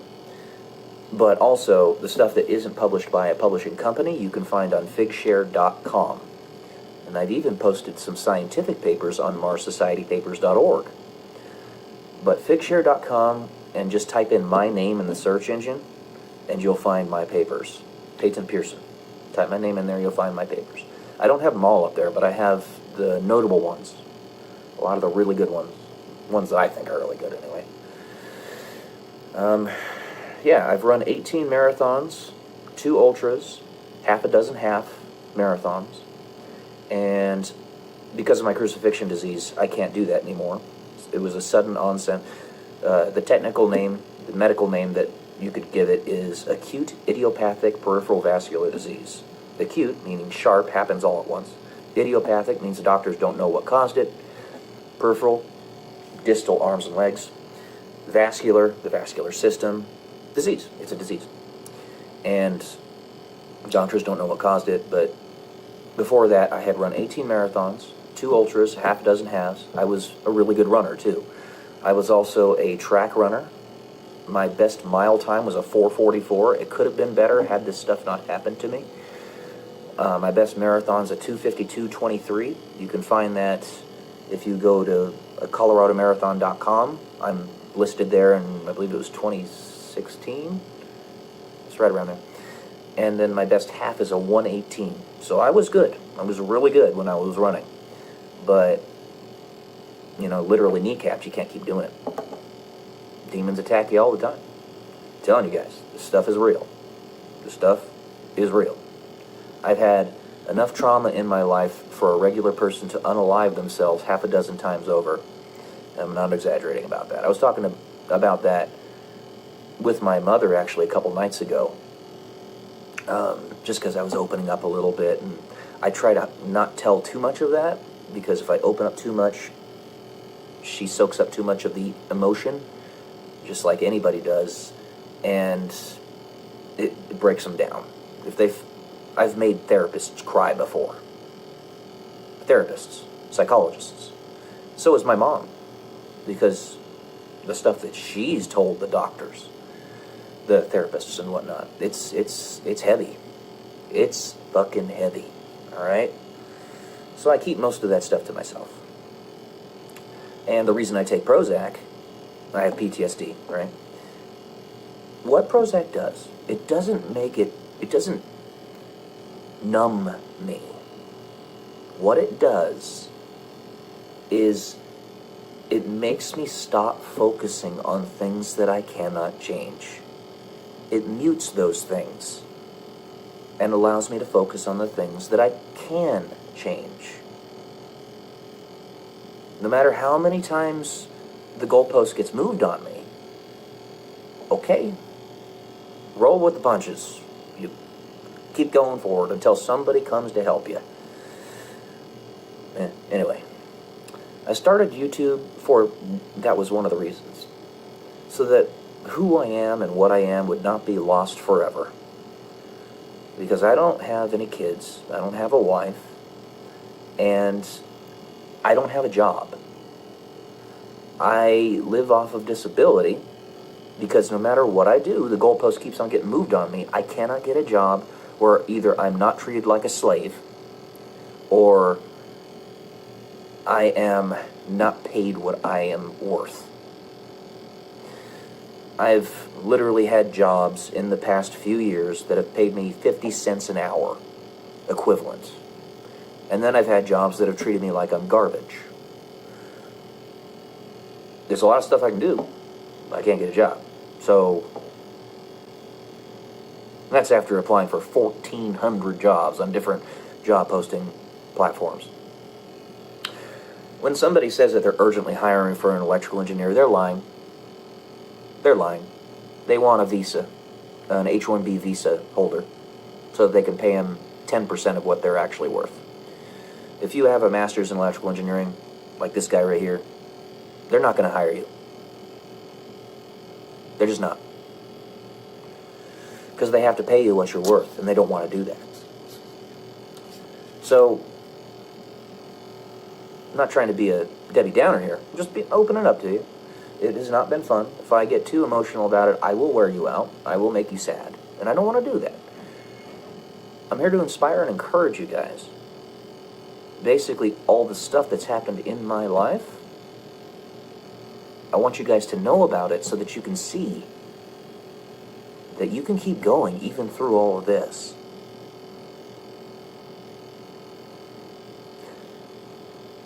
One last thing. I said that this is enough to make somebody unalive themselves half a dozen times. I'll just list some of the things out. First one, having been rejected by every single woman I've ever asked out or only tacitly dated them and then they ran away never to talk to me again. Second one, being a marathon runner and no longer being able to walk even right now. Third one, not being able to get a job. Fourth one, nearly getting a dishonorable discharge when I left the military because they were trying to fuck me over. Fifth one, being disqualified as a pilot entirely unjustly when I was trying to become an astronaut. I still am. 5 right there. 6, not being able to get a job out of my time in the military. And I'll leave it at that. The only reason I bring that up, not to make you guys feel sad or unhappy, but to make you guys see that you can keep going, even through that.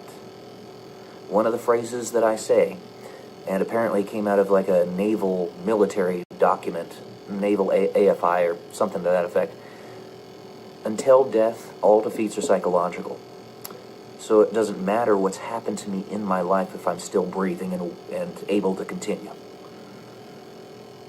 Physically, I have been damaged, but that doesn't matter. I'm still going. And so can you. All right? I wanted to give you a little bit more. I want this person who's going to watch this, I want to meet you and get to know you. All right. Love you all. Peace.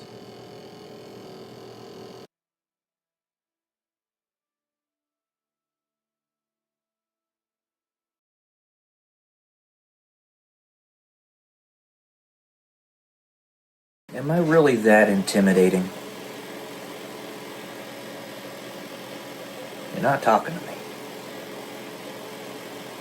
Welcome to day 186 and telling me YouTube millionaire.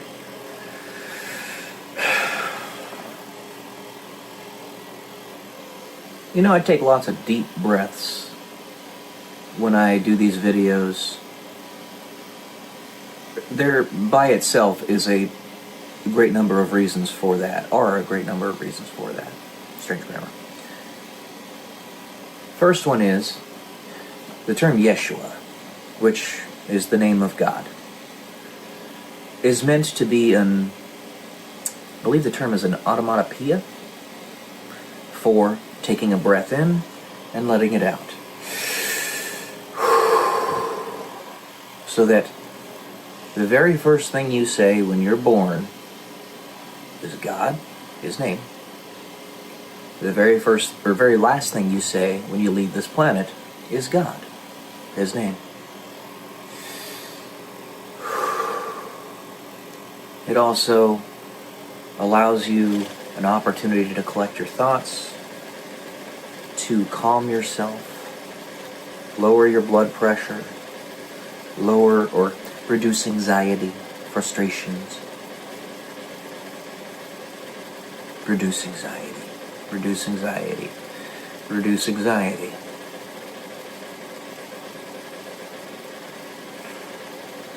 We all are, they say no man is an island, and that really means that, you know, you're not in isolation, I suppose. You could consider it having many different meanings. But we all are fighting internal battles that we tell nobody about, and at the same time are being cheered on by people that we have no idea are cheering us on. right? Because you might be that only ship in the sea that's still surviving despite the onslaught of enemy attacks. And those enemies could be anything, anyone. Take any form. You're still going. And it only takes one. It only takes one to survive, to prove that it can actually happen. Acting as the proof of concept, the prototype for it all. That one ship that did not sink, despite the cataclysm that was happening around it, and all the other ships that were with it that did. The one ship that kept going. That's you guys. Every one of you. In some way. If you allow yourself to be that, you're not the victim. Not having the victim mentality. But instead the one that got through the storm. Then you're the light for others to follow. What's the basic thread I'm trying to get across with everything I'm saying right now? That communication is everything. A story in isolation is forgotten forever. The only one that'll remember it is the guy upstairs, aside from yourself, while you're alive. Isn't it so much easier if you have somebody to build that story with? You're not talking to me. What's wrong with me? It's not, when it gets to that point, look outside yourself, outside your own anxiety, and realize that you're not doing something that's making yourself look like the problem. You're making me look like the problem. What's wrong with me? What have I done to deserve such isolation? Okay? Anxiety is really looking too much at yourself. Looking too much at yourself and how other people perceive you.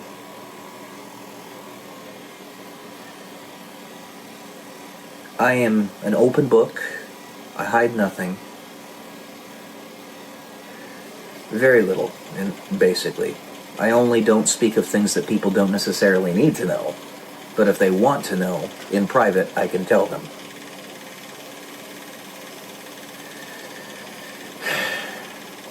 You're not talking to me. I can't know what's going through your mind. And it's happening exactly as I said it was going to happen. They're exploding on all your social media platforms.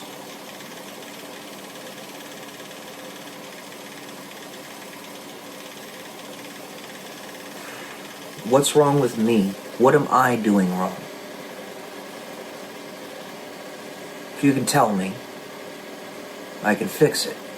Every time I've asked a woman to do that, to tell me what's wrong with me, so that I can fix it, you know what they've done?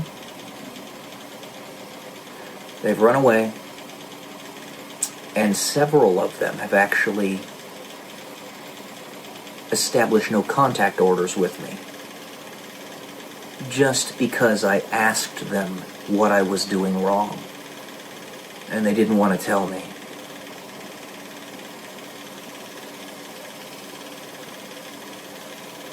You're not going to find anybody like me. I'm confident enough to say that. I don't know what you're waiting for.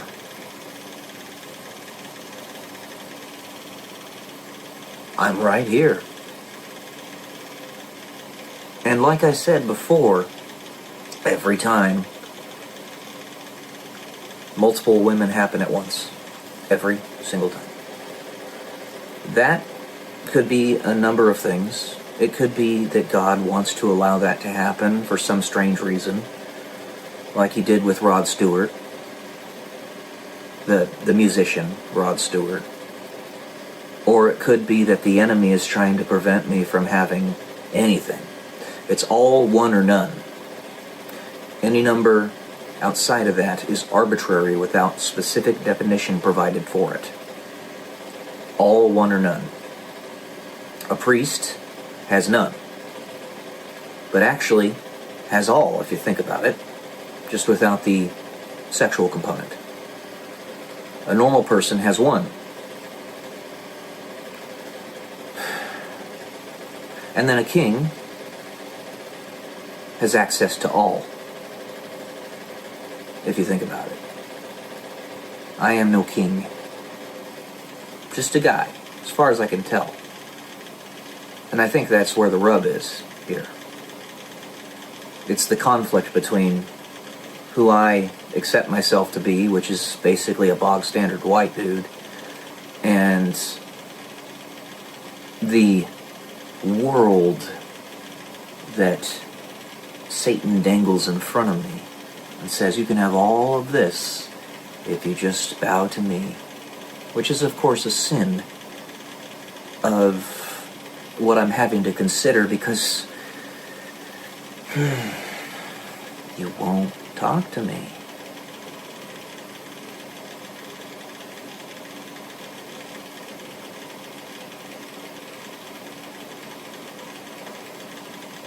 The opportunity completely leaves you. It was handed to you on a silver platter. Everything suddenly became amazing for you. All at once.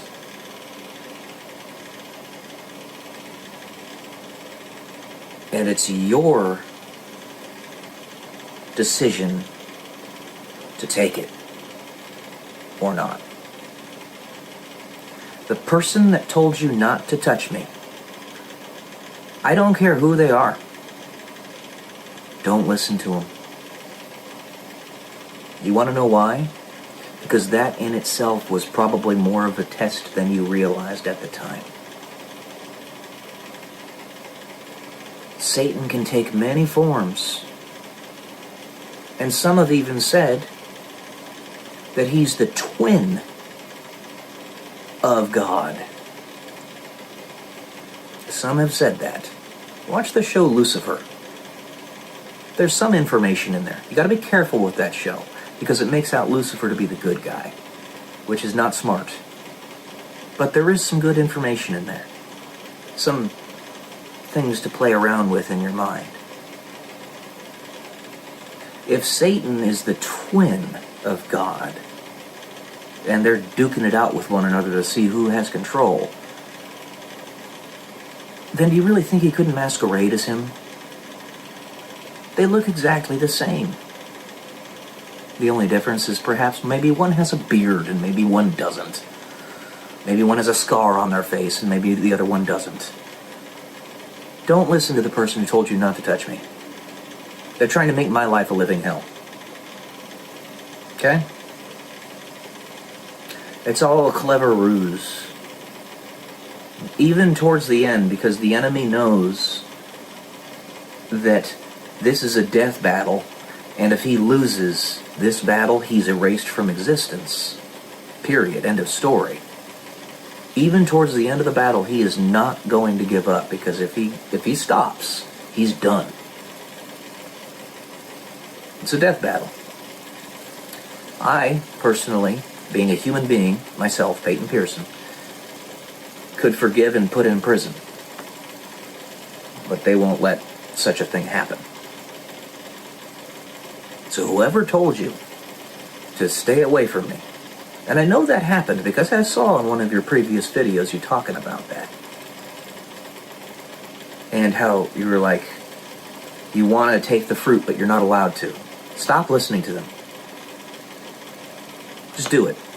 If death is on the table for them, if they ever say anything like that, if they ever threaten you with that, they're not the good guy.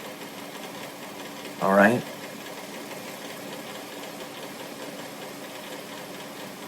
I don't know who came to you and who talked to you about this, if anybody, but I'm the one that's paying for it right now. My genetic line is going to sever and gonna be gone if this doesn't change now. I'm the one that's paying for it. It's because I want you. Is that really that bad? Am I that bad? Surely I'm not an ugly guy, right? Surely I'm not at least somewhere proximate to the type of person that you want? I know I'm quite intense and pretty open. Look, I have the confidence to say, what more could you ask for? Do I need to lose an extra 20 pounds or something? Or find a way to fix my legs so I can start running again? Or it's yeah.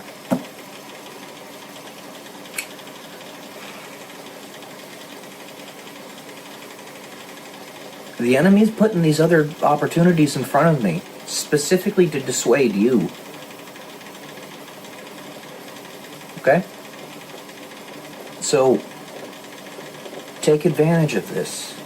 I've made it abundantly clear, and the enemy keeps on making it abundantly difficult, because if he stops doing that, he's going to be erased.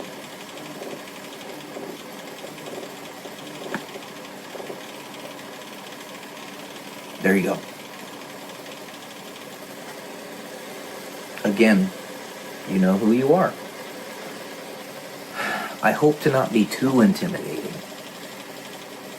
And understand, not every one of my videos is directed towards you, but the ones that are pretty obviously directed towards you. Okay? So, anyways, love y'all. Like I said, even saying that probably intimidates, doesn't it? So I'll just leave it out for now, until you're ready. But you gotta talk to me, sweetheart. Stop listening to the people that are telling you not to. Peace.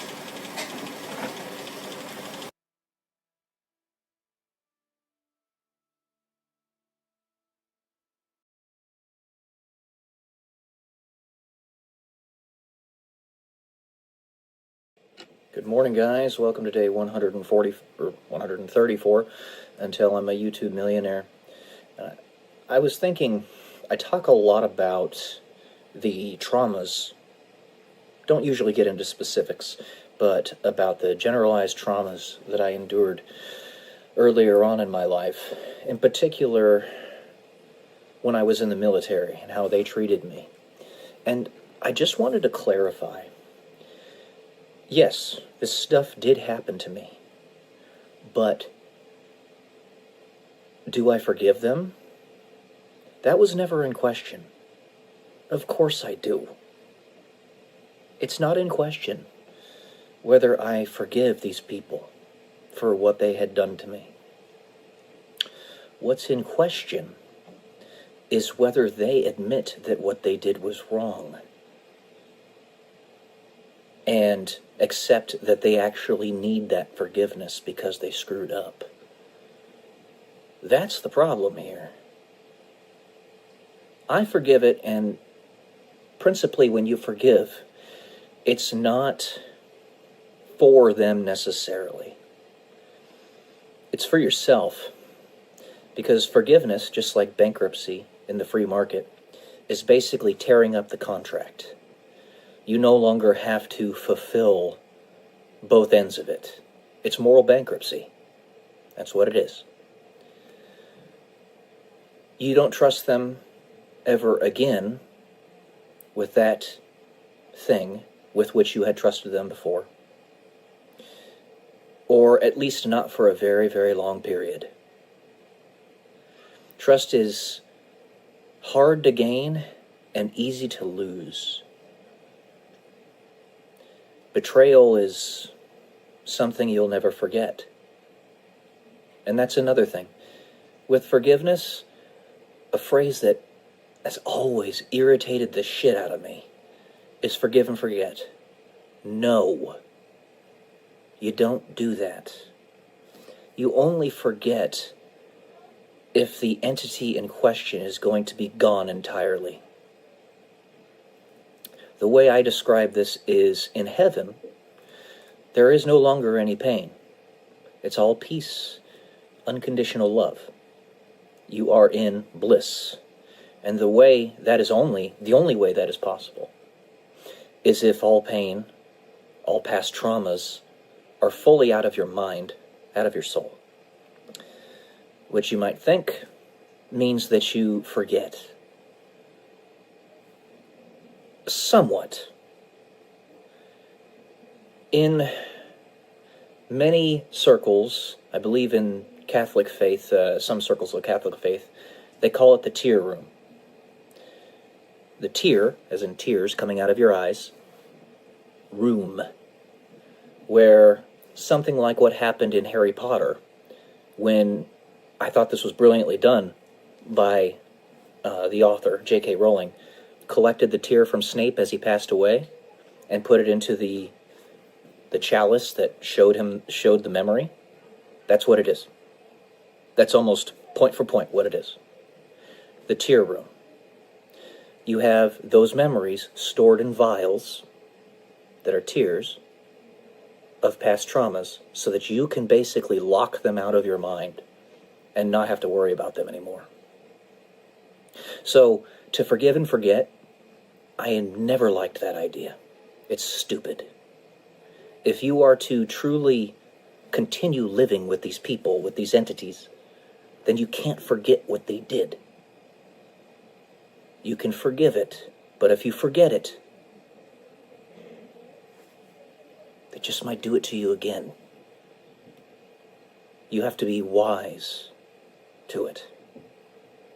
If you want to forget, and it's in anything other than the tear room of heaven, then the entity would have to be entirely erased from existence, as if they never existed, because even the memory of them would have to be gone. I think of the song, Somebody I Used to Know. It was very popular, I believe, right around 2010. I'll make sure that there's a little thing that you can see on here, like a picture or something, or a link. But kind of like that. So, of course, I forgive these people, what they did to me in the military. But one, do they accept that forgiveness? And two, do they even think that what they did was wrong? There is only one unforgivable sin, as per Jesus, what he tells us, and that is to sin against the Holy Ghost. What does that mean? Basically, it means that you don't accept that you need grace, which is forgiveness.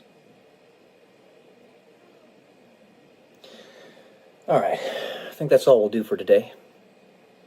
This is a STEM, as many of my videos are. There's always more to discuss. Always will be. Because the amount of information that I know and can espouse to other people is finite, and therefore infinitely small compared to the amount of information that exists, which is infinite.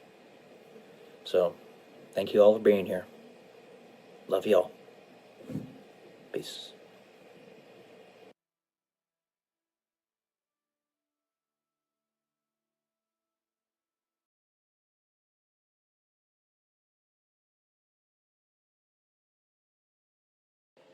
Good morning, guys. Welcome to day 121 until I'm a YouTube millionaire. I hope you're all having a great day. It's a little dreary and rainy here right now in Roseville, California on this fine Sunday. And, you know, I'm putting in a little bit extra effort into the YouTube channel right now, realizing that it is probably going to be just as I am inclined to believe in that I'll push this boulder up the hill once more, and it's going to come clobber me down on the ground. That is to say, I'm going to have the carpet pulled out from under me just like everything else. I can compare this simply to things that I've done in the last couple of years. So far, my novel is, from what I can tell, not selling very well, even though I know it's a good book, because it's not being advertised properly by the company that, through which I went. Put a tremendous amount of effort and money into getting that book written and published, and the lackluster results are what I get. I tried to help my mother build her slot YouTube channel, one of the most popular niches that exist on YouTube. And she's got a lot of subscribers, but the channel's not making any money because YouTube put a block on the channel for some reason. We get no views on the long-form videos. I see channels out there that get hundreds to thousands of subscribers a day. So many of them that post nonsense, that post nothing of any really real value. And, you know, they get money hand over fist. We were going to do the slot stuff anyway, and we get a quintuple benefit out of it. We spend time with one another, we get to have some fun, we get to travel, we get to have recordings for the future, have a legacy in order for family to remember going forward. And the fifth point was to make some money off of it. But there's no money coming out. So I know that I'll have the carpet pulled out from under me again. But that's not the purpose of me doing this next stage in my professional evolution, if you will. Basically, the way I see it is every time the forces around me pull the carpet out from under me, it is yet another indication that this world is not made for me, and gives another opportunity to those who pay attention to look at those things that had to collapse or didn't succeed and either fix them or destroy them. So, YouTube, as well as other social media platforms, are a means by which you publicize yourself. They're really good for advertising. You advertise the brand that is you and the things you do. And if I cannot be advertised without putting too much of a target on my head, if that's something that would happen, then the world is screwed up. And it needs to be fixed. So the point I'm making here is, I say to God, okay, fine. The carpet's going to be pulled out from me here again. Where to next? I don't want to tarry on any system or program or institution for any longer than I have to, because I don't have the time to waste. I'm going to have the carpet pulled out from under me again, like Sisyphus. Yes, indeed. That's been my whole life. But it's almost like I knew that before I even came here.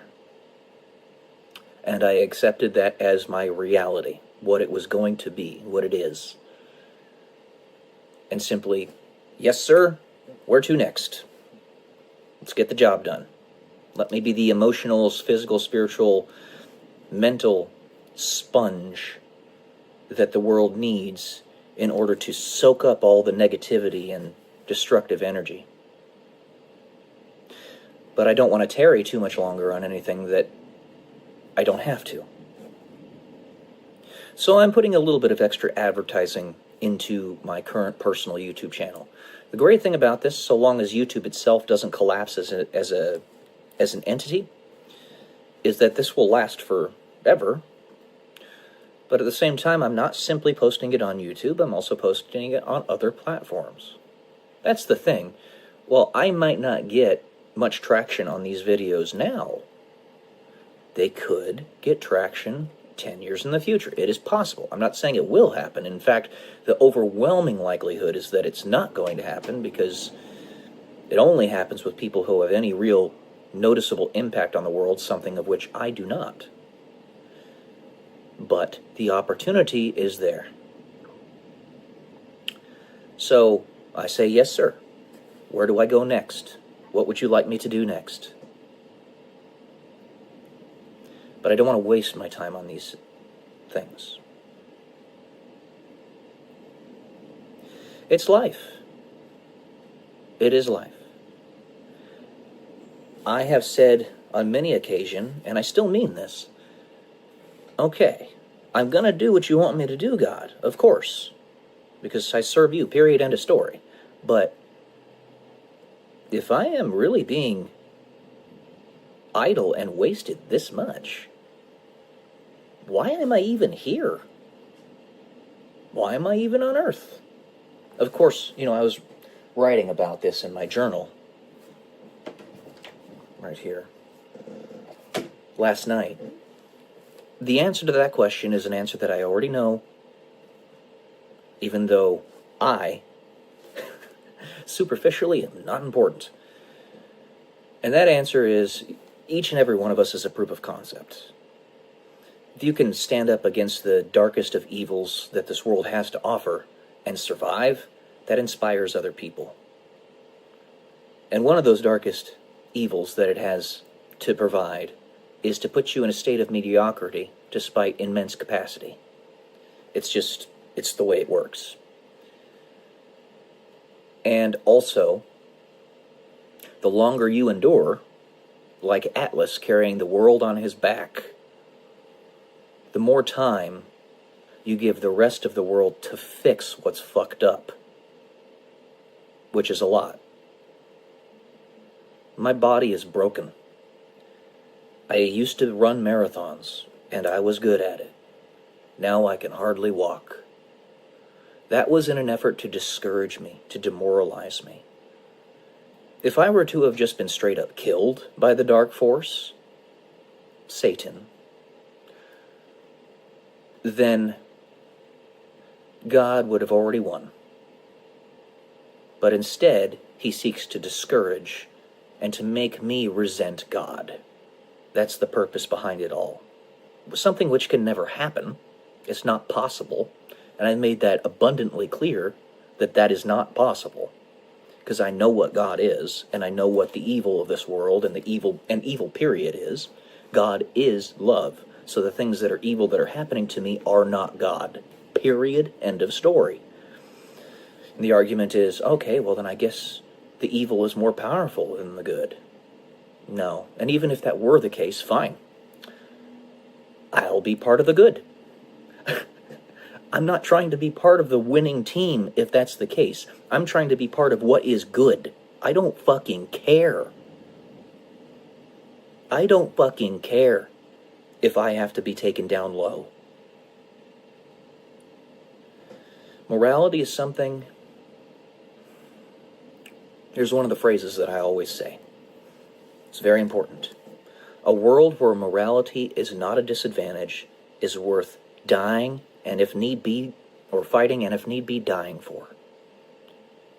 I do not want to live in a world, I do not want to live in a universe where morality is a disadvantage. Just like the Spartans, when they stood, those 300 warriors at that channel, protecting their country, they did that knowing that either they die or they be slaves. I'll stand up no matter how much I have to suffer. I don't care. I mean, I do. I wish I didn't have to. Ideally, I wouldn't have to. But I will not submit to a future of entropy and decay, tyranny, evil, erasure of the individual. I will not accept that. So I say, yes, sir, God, where do you want me to go to next? What's the next job? I'm going to have the carpet pulled out from under me again. So be it. Will this ever stop? Probably not. But it's all right. One of the greatest pains of my life is that all of this, if humanity doesn't fix it before I die, will be for naught. I'll have no children, no legacy of my own. And I say to that, I wanted to give presents to this world, presents in my own descendants, but the world didn't want those presents. Okay, I pass away, I die. But this is just a physical body. It's not me. It's not only what I am. So be it. I can accept that. It just sucks. I'm thinking, this Sisyphean idea of pushing this boulder up this hill, being Atlas with the stone, the earth on your back, was brought up to me by watching a video of a woman in whom I am interested. And I believe she me. But nothing will be done, because apparently she's been told not to do anything by exterior forces. I can't have what I want. So be it. But we can wait. We're going to try. Maybe we can fix it before I die. Maybe. But it's okay if we can't. It's all right. Because you want to know why? We're making progress. We're trying. All we have to do is at least try. And it will get better. It's all right. Anyways, that's all I got for today, guys. Don't give up. Love y'all. Peace.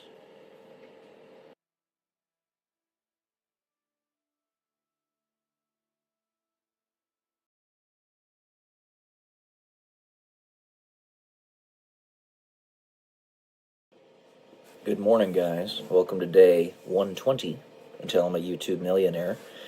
I hope you're all doing great on this fine, beautiful Saturday here, at least in Roseville, California. The sun is shining. It's going to be nice and warm today. I got my doggos keeping me company, hanging out. They just lay on my bed while I do my business and stuff, personal work. So aside from the stuff that I do on a typical day, which is I work out 4 days per week, sometimes more. I might work out today, we'll see.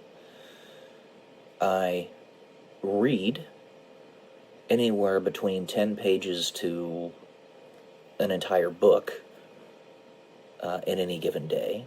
I write between 500 words to 2,000 words, if you will, depending on how I feel and what other things I have to do that day.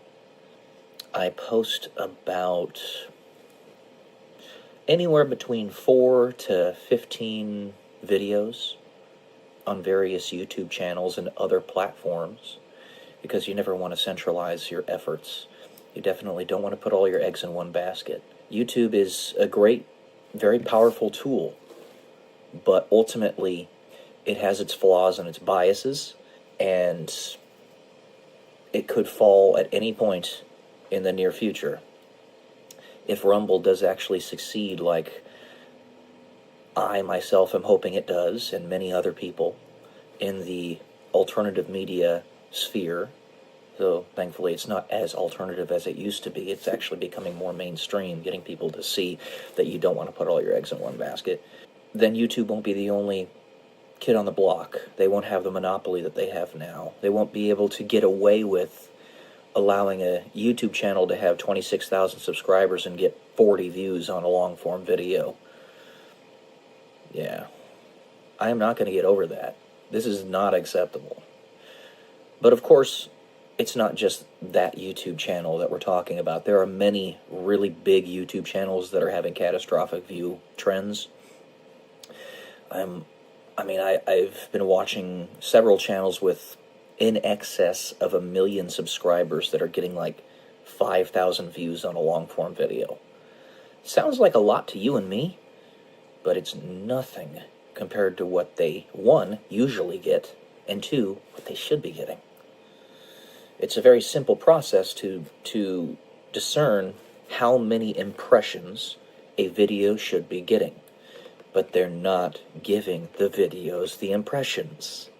It's very simple. It is very, very simple. There's no cosmic calculation about this.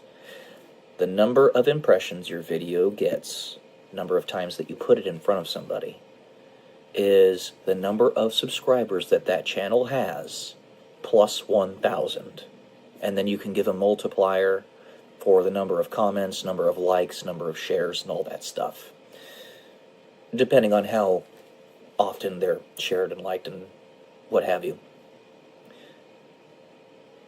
But, and that can happen over the course of, say, a week, maybe 2 weeks.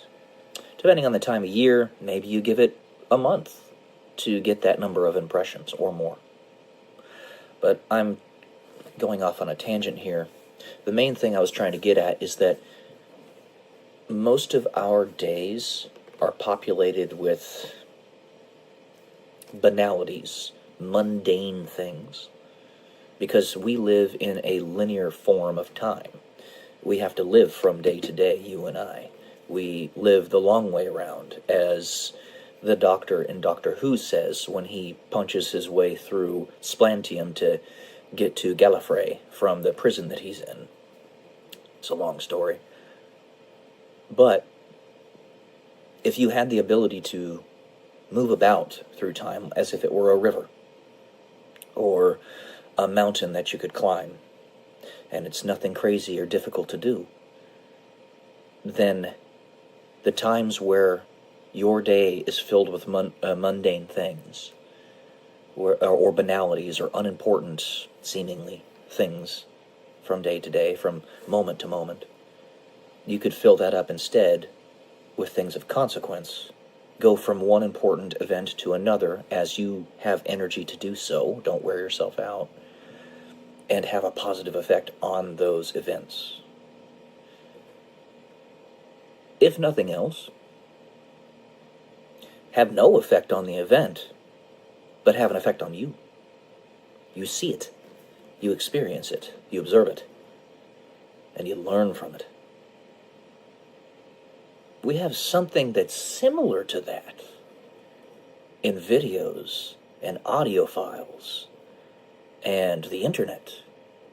But it's not the same thing as actually having a reinstantiated event that is literally happening before your very eyes, and the people that you see within it are real. It's not a recording. It's actually happening. When we invent time travel, time will no longer exist. Or rather, when it becomes something that everybody has access to, time will no longer exist. But so long as only a select number of people have access to it, they have to work to guide us towards that timeline where everybody can have access to it. To get all of the disparate perspectives, the forceful wills to stop trying to hurt people and dominate others, so that we can all collectively be on the same playing field and get access to it, and therefore make it so it's no longer important. When everybody's special, nobody is. And that's good in this regard, because you get access to everything and anything that you want, and everybody gets it. But this is not possible so long as there are other people that are trying to be authoritarian and dominate you. Our days will no longer be filled with banalities unless we want them to be filled with banalities. We'll fully have the opportunity to choose what we want to choose. And if we decide we want to walk upon the surface of Mars, we could go to a different instantiation, 10,000 years into our perceived futures, where we've begun to colonize Mars, and walk about the cities on its surface that we've started to build. It won't be cosmic, even though it's cosmic. Lo, the irony. The banality and the mundane nature of our day-to-day lives is what I'm trying to get at here, and how it might not be that way for much longer. And everybody is going to get precisely what they want. It's going to be, in some way, shape, or form, equivalent to heaven. And that heaven, if you're constantly advancing technologies and understandings and innovations, and there is no time separation, no barrier, there's no abstraction. You don't have to wait for it. You can just go to it. Think about it. What you imagine as reality, therefore, is. So when you say your perception is reality, full access to a machine that travels through time as if it's nothing literally makes it so that eventually everything is immediately possible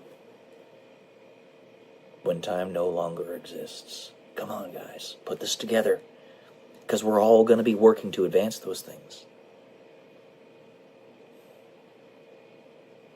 All right, that's all I got for today, guys.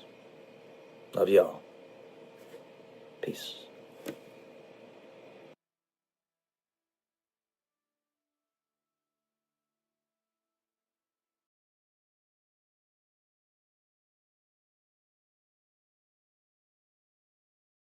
Hey, so what do you guys think?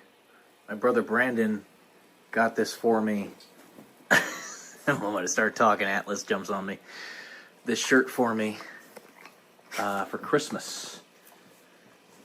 Diablo 2 is my favorite game. And Deckard Cain, this is like his phrase. Stay a while and listen.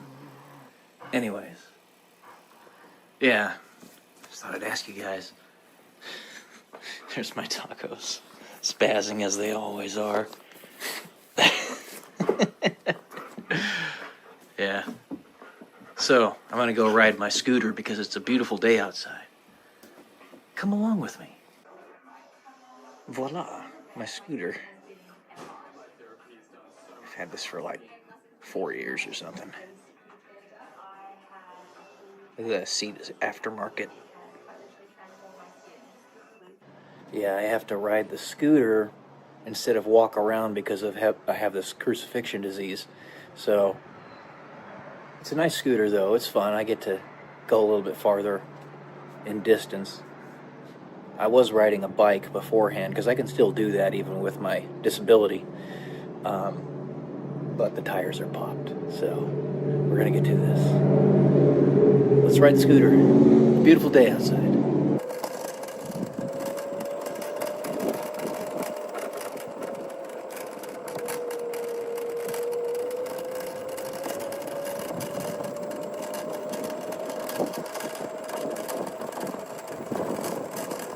It's nice having a beautiful park right next to my house.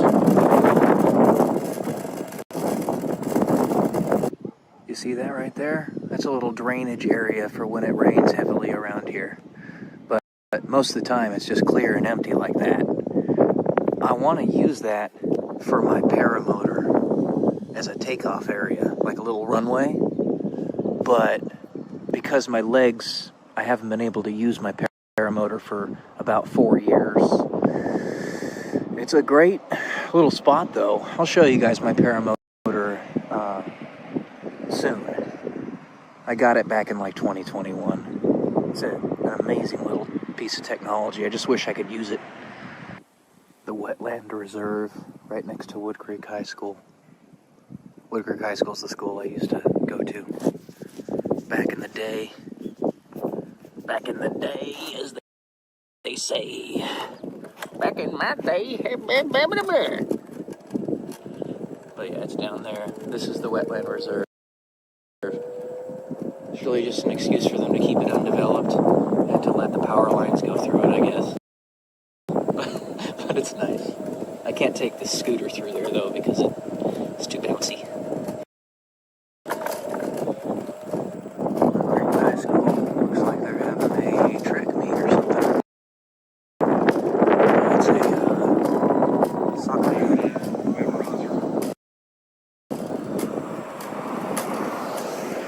But yeah, this is Wood Creek High School. My alma mater.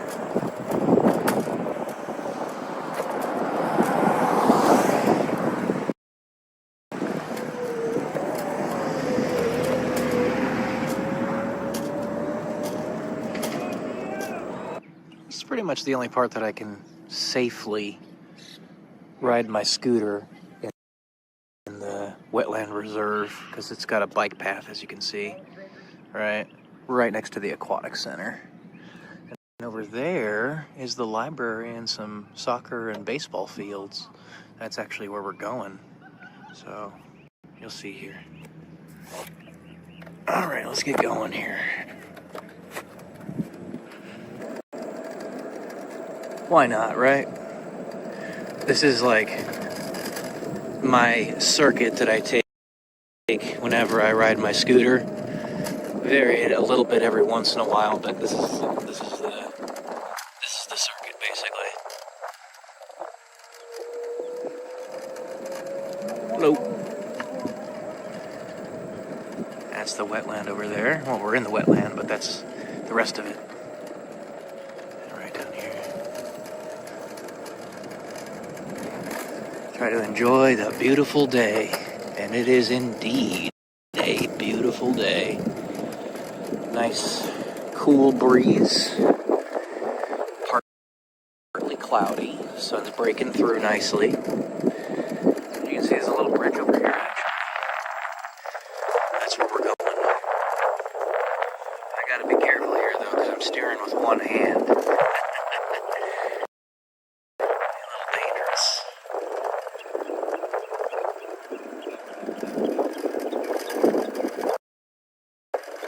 Especially when you're on uneven terrain.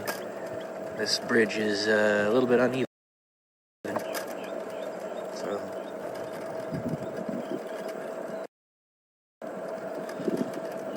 here we go. Alright, here come the bumpies, guys. Oh, I just ran over a snake. Whoops. Guy shouldn't have been sitting there. I think I ran over its head. Not good. Oh my gosh. That was unexpected. This is a park. They call it the Ladybug Park. It's attached to the library.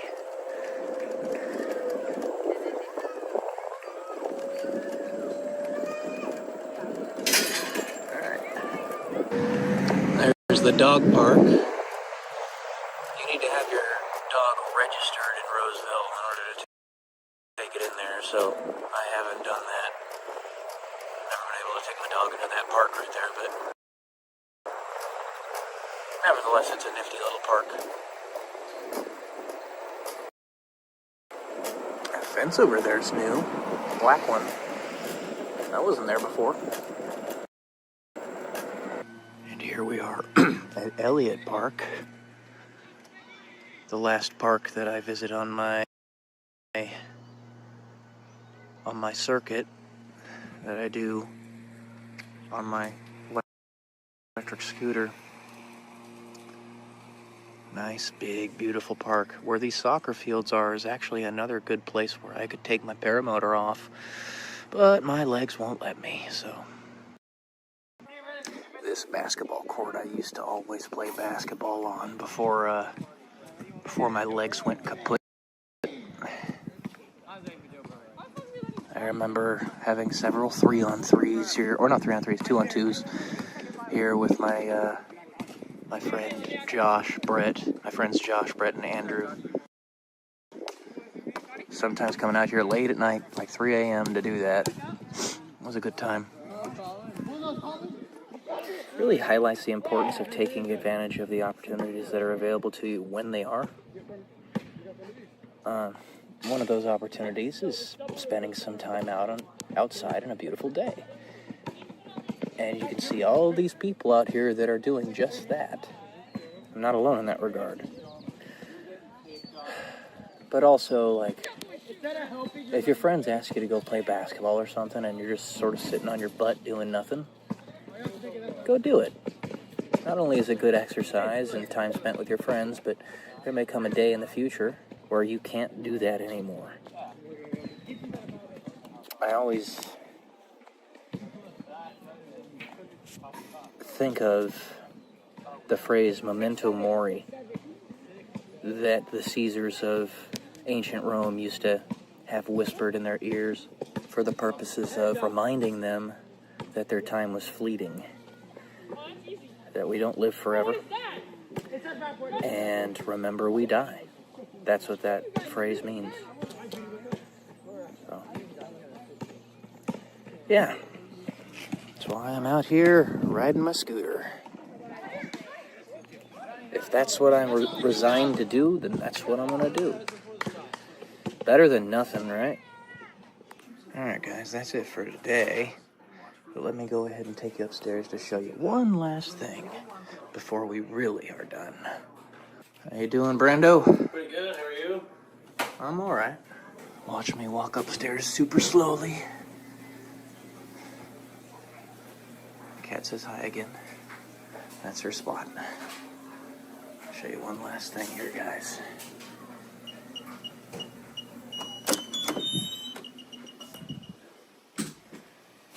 See all these things on the wall? All these medals?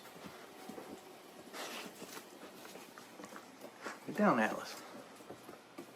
These are medals from all the marathons that I ran, as well as a few half marathons and a couple ultras in there. Before what happened to my legs happened to my legs.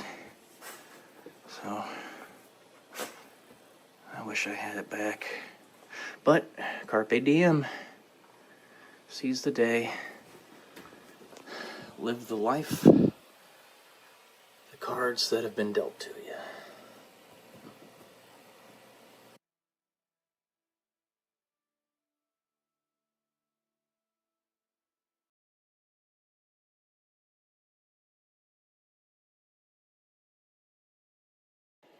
Good morning, guys. Welcome to day 122 until I'm a YouTube millionaire. And for this one, it's going to be a review of Letters from a Stoic by Lucius Seneca. Now, this book was written basically as a dialogue between Seneca, Lucius Seneca, and Lucilius, who was one of the children of the emperor at that time.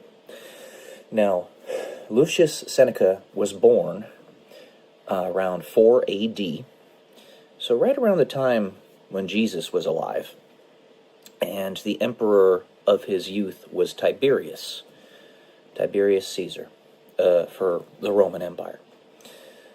But Lucius Seneca was a Stoic, obviously, and his perspective, or his philosophy on life, which is basically... So the way I see it, there are two different types of philosophies in general.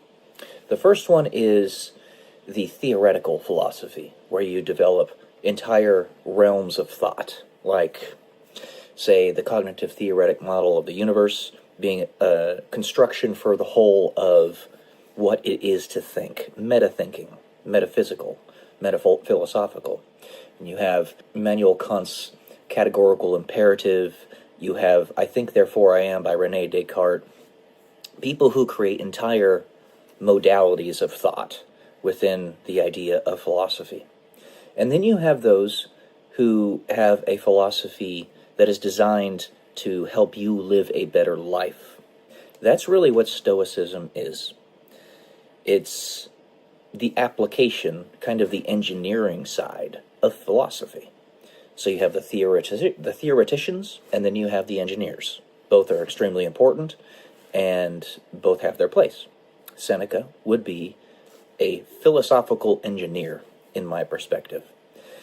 But his philosophical perspectives, nevertheless, were so difficult for the general public to accept at that time that he was actually banished to the island of Corsica, I believe it was, when he was in his 50s, right around near the end of his life, and was brought back into the fold of the empire so that he could teach Lucilius, the soon-to-be emperor of the Roman Empire.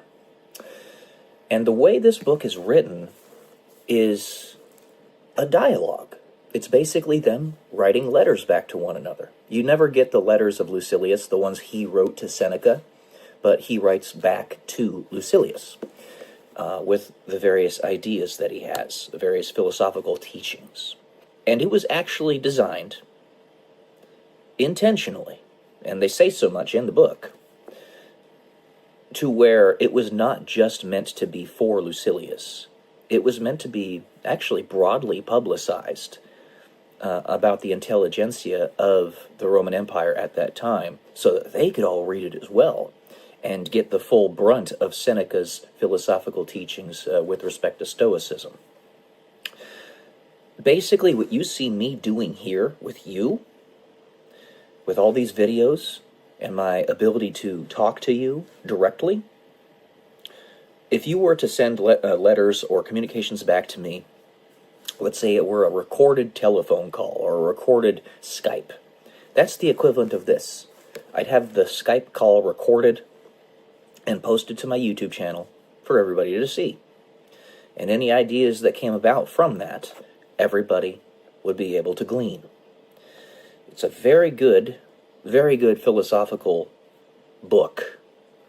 Lots of really good concepts in it. I have a bunch of notes written here. I'm going to go ahead and go through them. So he brings up the point that you should not read a humongous amount of philosophical works or novels or poems or anything like that just to read them. And the idea he is coming about, or he's trying to present here, is that you, again, like I said, you don't want to read them just to read them. You want to read them to actually get a lowest common denominator truth out of them. Every work that comes from somebody of actual value, somebody who's actually trying to produce valuable works, like this one, like the cognitive theoretic model of the universe, like Immanuel Kant's philosophical writings, like Socrates, Aristotle. You don't have to accept whatever they say whole hog, and in fact you shouldn't. But you can find the kernels of truth within them. That's what Seneca's really getting at when he says don't read a bunch of stuff just to read it. So I disagree with the way he wrote it in the first part of essay number 1, but the general idea is there. He also says, I'm glad to learn in order that I may teach, which is the point of this all. Again, that's why I'm reading all these novels and these books, so that I can give you guys a basic general review of it, and you can decide whether or not you want to also glean those kernels of truth from those books as well. This is one of those books that you definitely should read. It is really good. He also disregards maxims in favor of looking at the whole philosopher.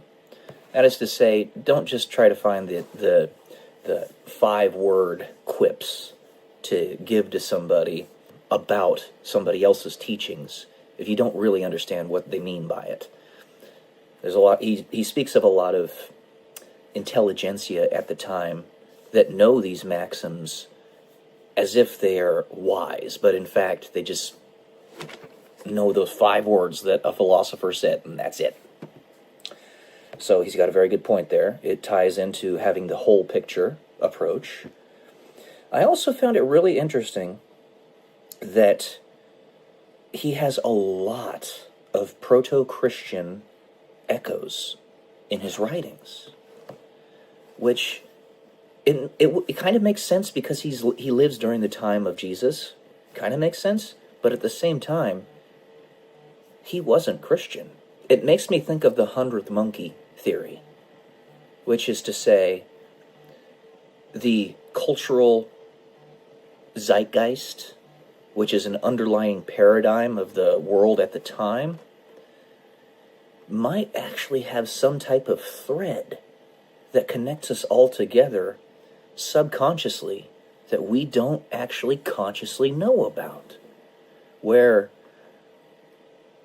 a great thinker 2,000 miles away on the planet spouts out some amazing ideas that have a ripple effect on everybody around them. And those ripples, without you even knowing, reach all the way over to you in your subconscious. Because we're all connected. And this also harkens to the idea, why would Jesus even come to a province of the Roman Empire at all? It's because he believes, that there was something salvageable within Rome. Not just the Jewish people, not just Israel, not just Jerusalem, but that there was something salvageable within Rome in general.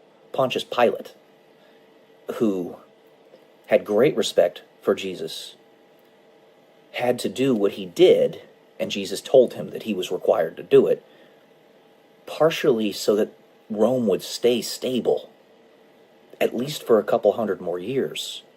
It eventually collapsed, sure, but the entirety of Roman civilization is kind of the thread of all civilization. And I think Jesus knows that. More than I think. I'm almost certain of it, which is why he decided to dive in to history at that point in time. The specific spot that he went, basically to be the center around which everything rotates. It was brilliant. And, tying into the fact that, or the idea that Rome is kind of the thread of all of human civilization, there are rhymes in this book from like Virgil and other great authors of the time, Homer, where the words still rhyme, even after they've been translated, rewritten, and all that stuff for thousands of years. They still rhyme. Not all of them, but some of them. And I think it's because when you look at a lot of Latin words, they're almost identical to some words in English today. All right, we even have some that are, in fact, identical. It's because it's the underlying thread of it all. So sometimes you will encounter rhymes that still, in fact, rhyme. It's crazy. It just makes the point that this is our cultural thread of all civilization right here. So yeah, he lived from 4 AD to 65 AD, and the way he died, which was very, very brutal, was intentional. He actually made a scene of his own death because he was told to commit self-deletion when it came to the end, which was very popular in Rome at the time. When you fell out of favor with the emperor, they wouldn't unalive you themselves. They would tell you to commit self-deletion. And the way he did it was brutal, intentionally. When you read the letters, it's almost as if he was telling the emperor and the leadership that I want my life to end in a way that is memorable. It was almost as if he was in the undertones telling them, do something like this to me. And they gave him what he asked. That's something that you have to read the story, or read the philosophical work, in order to be able to glean it. Because it's an undertone. So, yeah, strong recommend from me. Very, very good. If you want to consider yourself a Stoic to any degree, this is at the top of the list of books that you should read. Very good. Strong recommend. So, yeah, that's all I got for today, guys. Love y'all. Peace.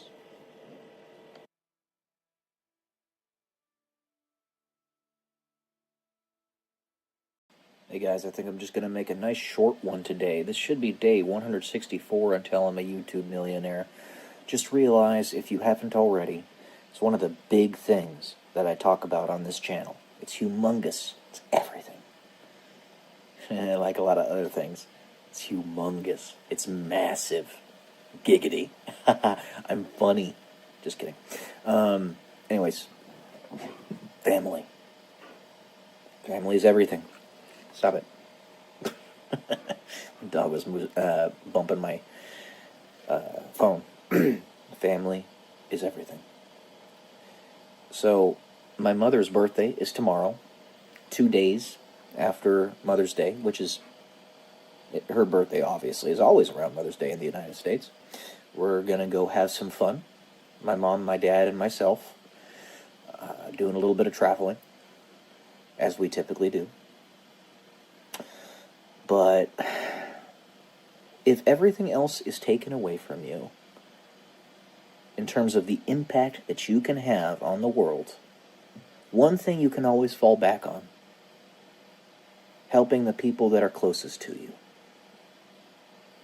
Namely, your family. Whether it be your children, your parents, your brothers, your sisters, your cousins, your nephews, what have you. And that really is where the greatest impact comes anyway. Because we all are like raindrops in an ocean, rippling out into infinity,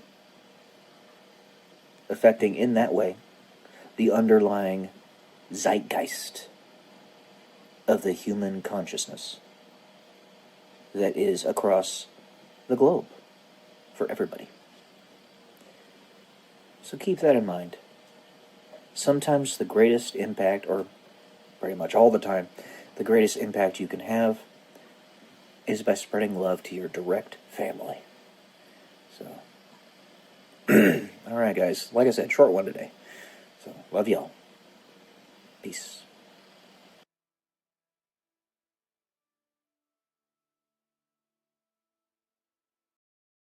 There are 3 limiting factors.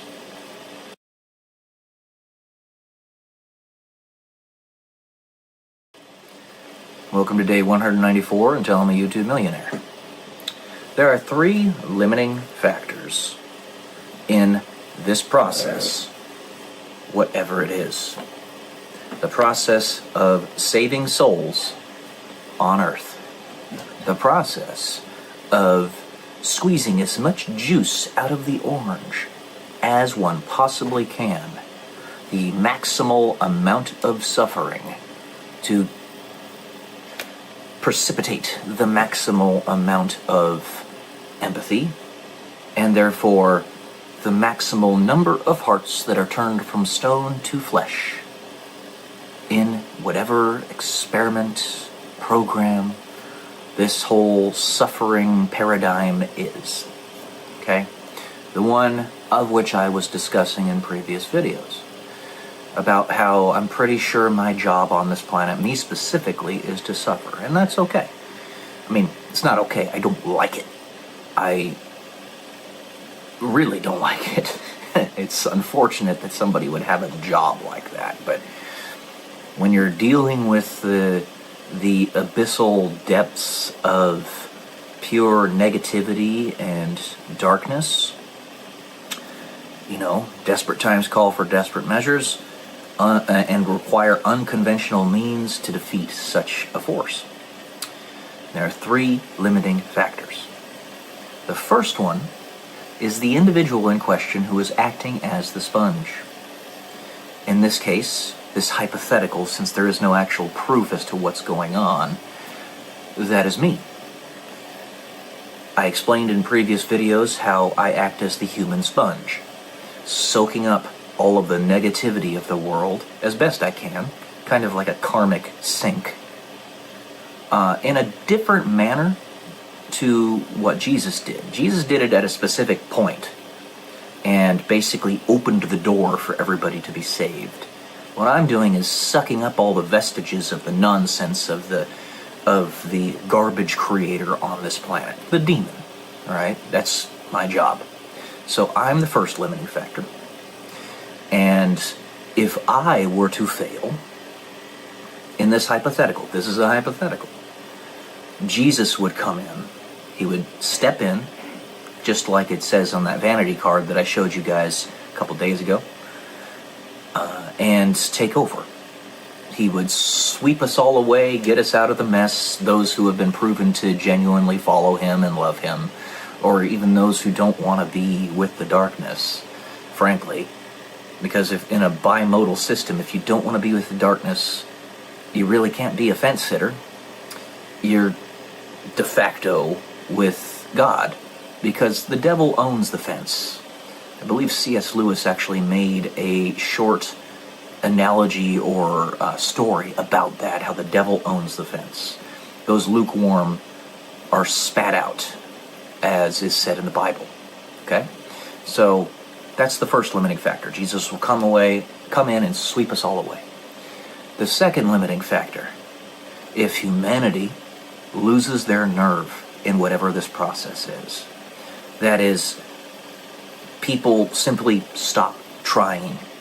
They don't agree with what's happening, and that doesn't happen very often because they see the results of it. They're given the evidence of those results. That is, every last ounce of suffering that this person experiences ends up saving another person. You don't see where, you don't see how, but it ends up turning their hearts from stone to flesh, and they become human again. Kind of interesting, the parallels with the book No Longer Human that I read a while back. Their heart turns to flesh, and they suddenly can feel again. They're no longer numb. They're no longer empty vessels, or even worse than NPCs and not even existing without an internal dialogue. So that's the second limiting factor. It's kind of like an experiment, how you have titration, right, of chemicals and stuff, and you have limiting chemicals and all that. I forget the term for that, but you can find it pretty easily online. And then the third limiting factor, obviously, is God. Jesus. When he decides that he doesn't want to go any farther, and he doesn't like seeing the suffering of either humanity or his warrior doing the job for him, and he'll step in. He'll make that decision. Now, I'm of the mindset that he probably has a specific period in mind where if I don't give up, and humanity doesn't give up, which is a win-win, by the way, that he will decide to step in one way or another.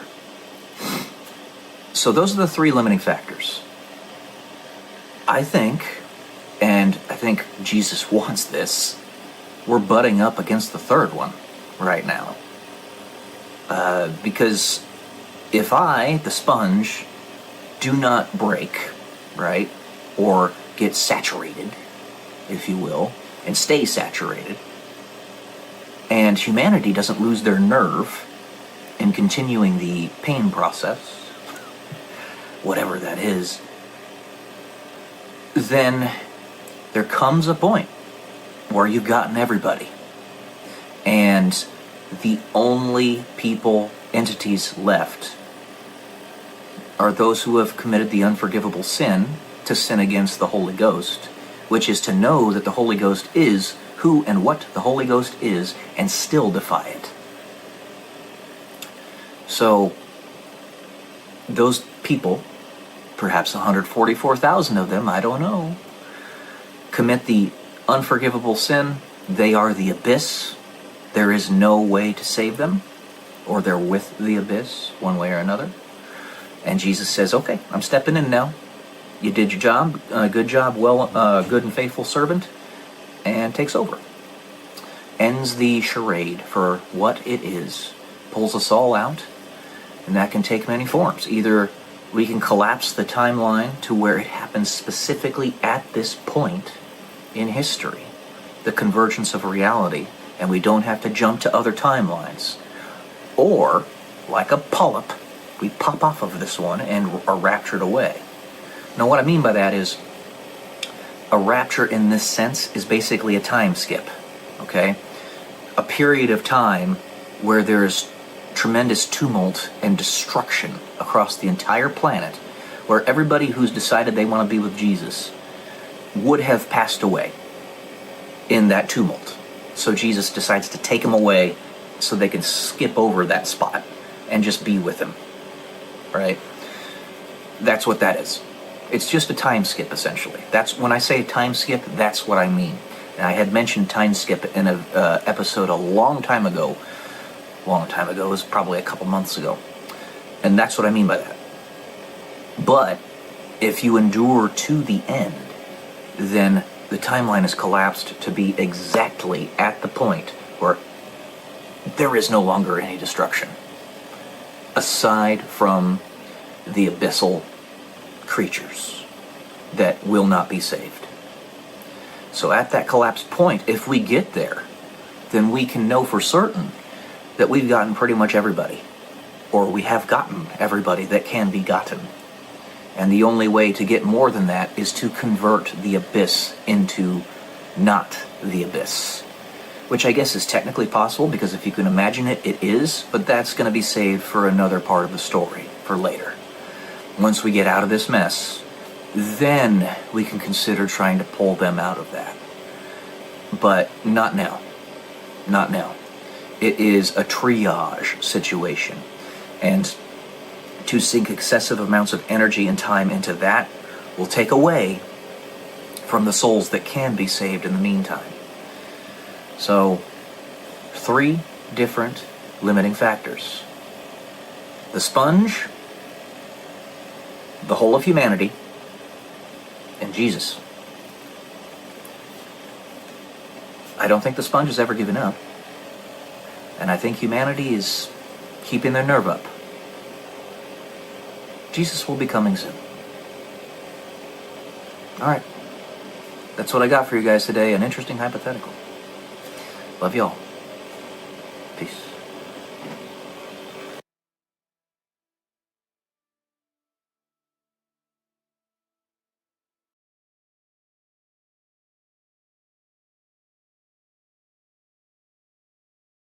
Good morning, guys. Welcome to day 135 until I'm a YouTube millionaire. Trying something a little bit different today. I came across, potentially, an untapped market opportunity. Now, to bring this up to you guys, especially on this forum and this venue, considering my background, what I've had to deal with in my life, and pretty much what I know is probably going to happen, it's a dangerous thing for me to do this, but I'm going to do it anyway. Because I want to, and I know that I'm going to be kneecapped anyway, so I might as well just let you guys know that this is an opportunity that I found, and you may be interested in giving it a go. So, let me give you first an example.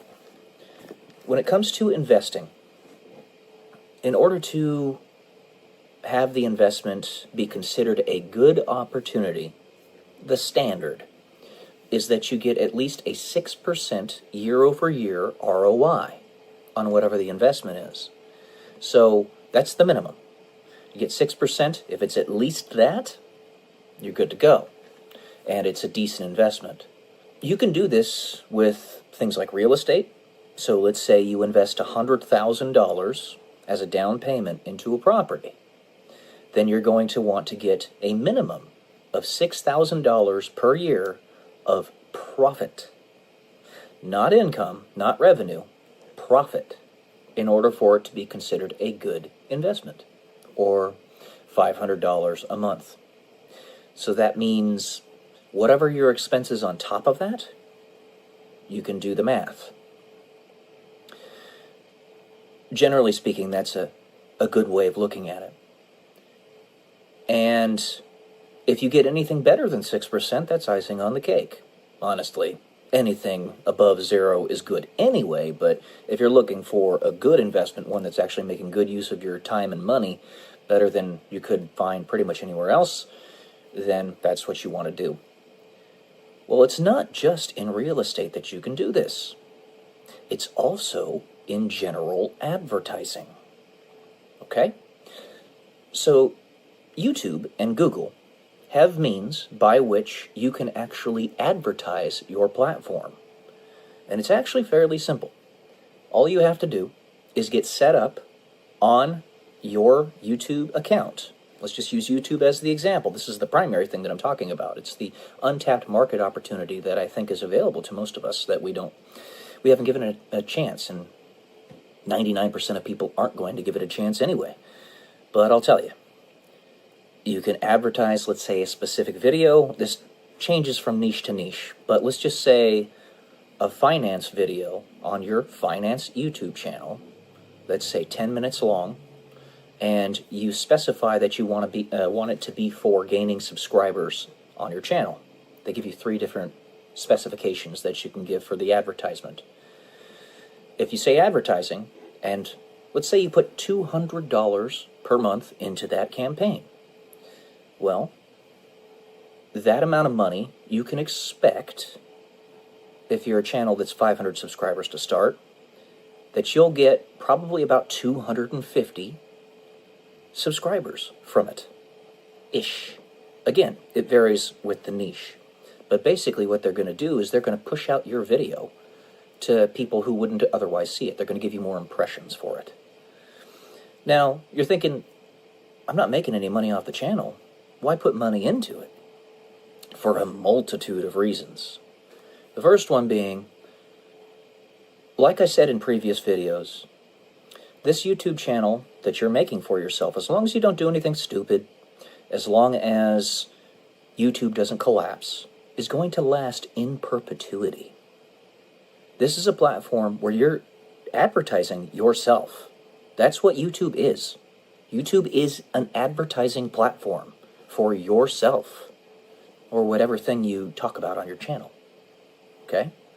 So it's going to be there forever. But that $200 that you're putting into it now, getting you that 250 subscribers, as long as you continuously post, you're consistent with your channel, if you're serious about it, it will continue to grow. And you'll continue to gain in reach. And then, once you hit that threshold of 1,000 subscribers and 4,000 watch hours, there's some pretty basic math that you can do to determine your year-over-year ROI. So let's say, being very conservative, you put $200 per month into the investment or the advertising campaign for your channel, and conservatively it gets you 150 subscribers per month, and you're starting at 0. Okay? That means it would take about 6 months-ish, 6.66, to get up to 1,000 subscribers. Now, you're not going to have the watch time requirement necessarily. More than likely, you won't have it by that point unless you've had a couple of viral videos. So let's just assume that it's going to take an extra 6 months for you to get that watch time requirement of 4,000 hours. So the entire campaign would be a total of a year, $200 per month of advertising, which would equate to about 2,000 to 2,500 subscribers at the end of that campaign and your watch time requirement. After you get to that point, the typical numbers that you can expect for a YouTube channel that is healthy, a YouTube channel that's not throttled or blocked by YouTube in any way, that hasn't been put into a dark room, whether intentionally or by accident, by the YouTube algorithm, because YouTube's algorithm is being kind of wacky right now, so it's making it really difficult to discern this stuff. Nevertheless, this is generally speaking what you can expect. You can expect to get between 10 to 20% of your subscriber base as the number of views on a typical video. So 2,000 subscribers means that you'll get between 200 to 400 views on a video on average. Okay? Let's just say that you're doing a commentary channel, kind of like this one. The CPM, cost per milli, basically what you're paid per 1,000 views on your channel, is usually, for this type of content, between $3 to $5. You do the math there, and if you're posting a video every day, that's $45. Well, no, double that. It's actually $90 a month. $90 a month times 12. Let's just say you're getting $1,080 per year. $1,080 per year, and you invested a total capital of $2,400. Now, you can jig these numbers however you want. If you decide that you want to continue the advertising campaign until you get to a point where you're making $200 per month off of your channel, which would require you probably to be around 4,000 subs or so, 2,000 to 4,000 subs, then you could maybe continue the ad campaign for 18 months. Put in a total of $3,600 capital, and your year-over-year ROI would adjust respectively.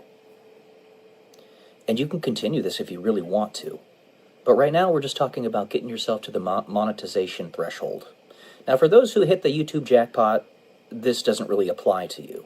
I know several YouTube channels who did in fact hit the YouTube jackpot, who got to their 1,000 subscribers and their 4,000 watch hours with the snap of their fingers, mostly because they're attractive young ladies. No shade, but that's probably why. Even though they're very intelligent, the ones that I'm thinking of in particular, that most people don't care about that. Most people care about if you're easy on the eyes, and if you're a woman. So, that aside, assuming you did not hit the YouTube jackpot, you could do the math here.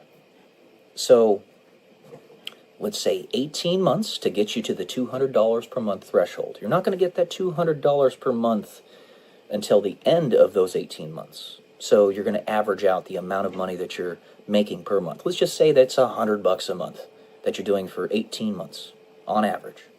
That's $1,800, and you would have put in $3,600. That's an ROI of 50% for the 18-month period. You can adjust it for 12 months, etc.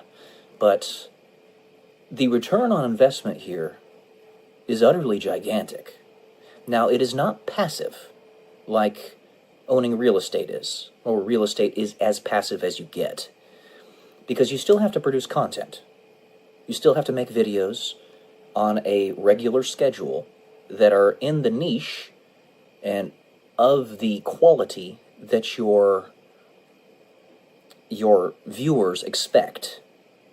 But assuming this is something you're going to do anyway, you might as well. Now, like I said, the likelihood is I'm going to be kneecapped again. It's just what keeps happening to me in life. I don't really have an explanation as to why this keeps on happening, but it's probably what's going to happen with me.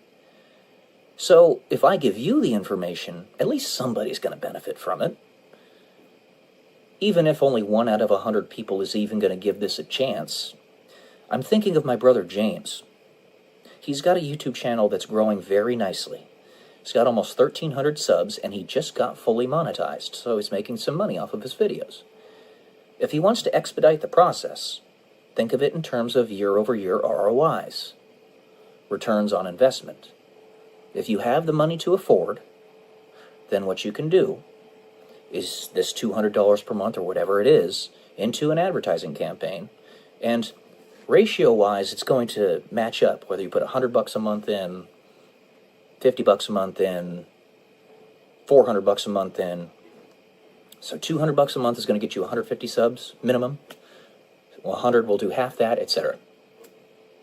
And the type of video that you're advertising is the primary type of video that is going to have consistent viewers come back.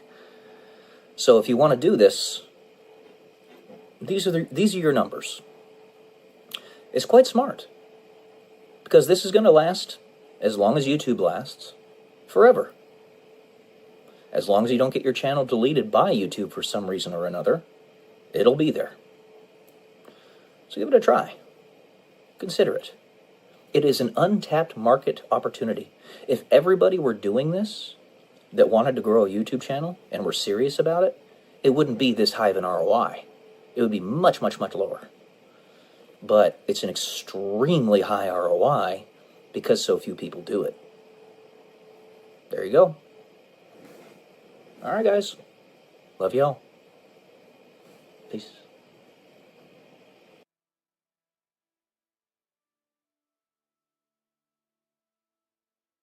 Good morning, guys. Happy Memorial Day. I'm up especially early today for a plethora of reasons.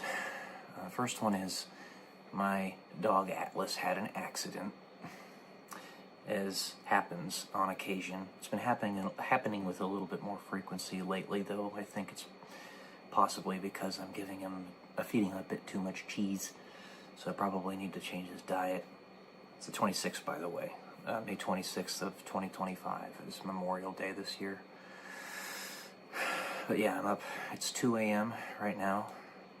He woke me up from that, and also I was fasting the day before, which tends to make it rather difficult for me to get a full night's sleep. But honestly, I'm okay with it today, because today's going to be such a full day. There's so much stuff I need to get done that I might as well just get up really early, start it off quick, which I've already done some of the stuff, and then get to bed fairly early tonight, maybe around 8 p.m., and get up really early tomorrow morning. Well, not really early, but like 6 or 7 p.m. like I normally do, and go back to my normal schedule. But yeah, sometimes you just roll with the punches, and it doesn't really serve you to just lay in bed and contemplate your navel or look up at the roof, the ceiling. Might as well get up and start doing stuff and actively starting your day. You know, it kind of reminds me of how we used to get up super early in the military. When I was going on deployments, I remember we had to get up at like 2 a.m., 3 a.m. sometimes, just to get ourselves ready to get on the airplane, the jet, to fly across the Atlantic Ocean to get to Qatar, so that we could do our deployment. And then, when we were actually at Qatar, we would be getting up at 1:30 in the morning every time we had to fly that day, which was pretty much every day. Because when you're out there on a deployment, they work you to the bone, because you're there to work. That is what you're there to do.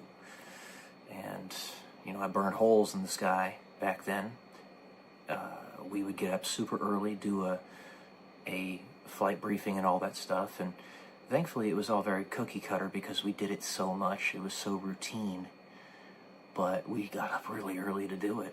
But there's also another aspect to this. When it comes to Qatar and the many countries in that part of the world, due to where they are in the time zones and relative to the equator, the sun actually comes up really early there, pretty much year-round. It's very strange. Usually comes up at like 4:30 in the morning. So while we would get to our administrative building and prepare for brief and all that stuff at 1:30, we were taking off at maybe 4:30, and the sun was already up. It was very, very interesting. But yeah, you know, it's something I'm very accustomed to. It's not necessarily something that is ideal, not necessarily something that I want to do every day, but like I said, roll with the punches. If it turns out that this is how it's going to be, then so be it. I mean, I've got to work out today. We're going to go to the casino and do a slot stream, and my mom, I'm expecting, is probably going to get it pretty early to start that, because she's going to want to get back probably around 2 p.m. so that we can get ready for the little barbecue that we're having, the barbecue get-together that we're having at home. My brother Allen, well, all my brothers are going to be here, and their families. My uncle, obviously, my aunt, they live with us. So it's going to be a pretty nice get-together. And also, it gives me a little bit more time to brood over a financial decision that I'm preparing to make, because I want that house that's next door. I want that house. And because I want to buy up this whole court eventually. And if I have to liquidate my emergency savings to do it, I'm gonna. Now, mind you, it's just one emergency savings. I have many others. But so be it. I want that property. And I don't have the credit for it, because as you guys know, I've been duking it out with these demons for decades now, and it's decimated my credit worthiness, but that's how it is. You just kind of gotta, again, roll with the punches. And I'm putting it in God's hands, you know. You don't keep any of this. I'm not trying to be stupid, but you don't keep these resources. This is it's a scary financial decision, even for me. A person who touts himself as fairly financially stable and savvy, but the houses in California are so goddamn expensive that you have no choice. You have no choice. And I need to get my family together. They mustn't be a diaspora. They mustn't be atomized. And this is honestly something that there's a tradition in society of it, where entire towns would be family members, and still are in the United States. There's a little town up in the mountains on your way to Reno, from where I'm currently living, that's 13 people, and it's one or two families that started a town together. And you can do the same thing with a court. Now, obviously, we're already a municipality in Roseville, but I'm just saying that. You get yourself a postal code in the middle of nowhere. If you wanted to start your own city, your own town, you can do that. You just need a post office. So, yeah. That's where I am at right now. I'm leaving the financial decisions chips where they may fall, in the hands of God, praying that He will finally give me the breakthrough that I'm searching for. And if He's waiting for me to completely give up, to let go of everything for that to happen, well, I think I'm kind of indicating that I'm letting go and letting God, as they say. So, there you go. I've got resources, but I'm not a wealthy man. I just try to manage them well. So, you want me to be honest on this channel, guys? There you go. It's it's nerve-wracking right now, but we're gonna get through it. I want that house. All right, love you all. Peace.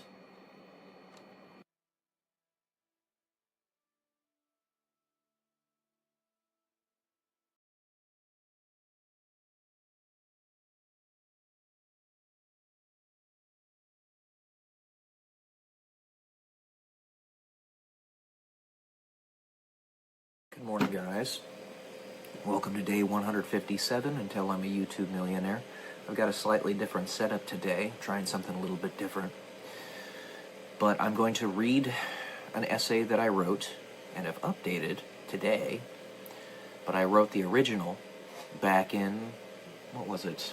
Looks like 2018. So let's go ahead and get to this. It's called Your Fate is Beckoning You. Whatever situation in which you find yourself, make your decision, your own decision. Do not allow yourself to be told what to do. Submitting questions for further insight is beneficial, but asking others to make decisions for you is not.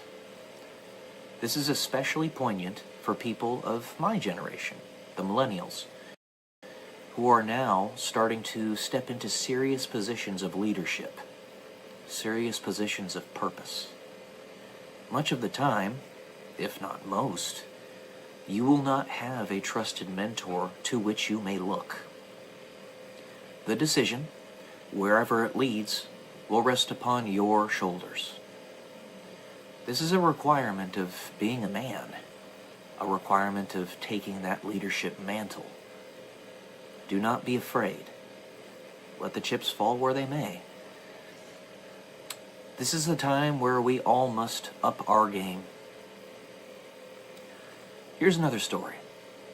What if we perceive as extraterrestrials are testing us right now to see if we can actually break free of this consensus mechanism and make choices for ourselves?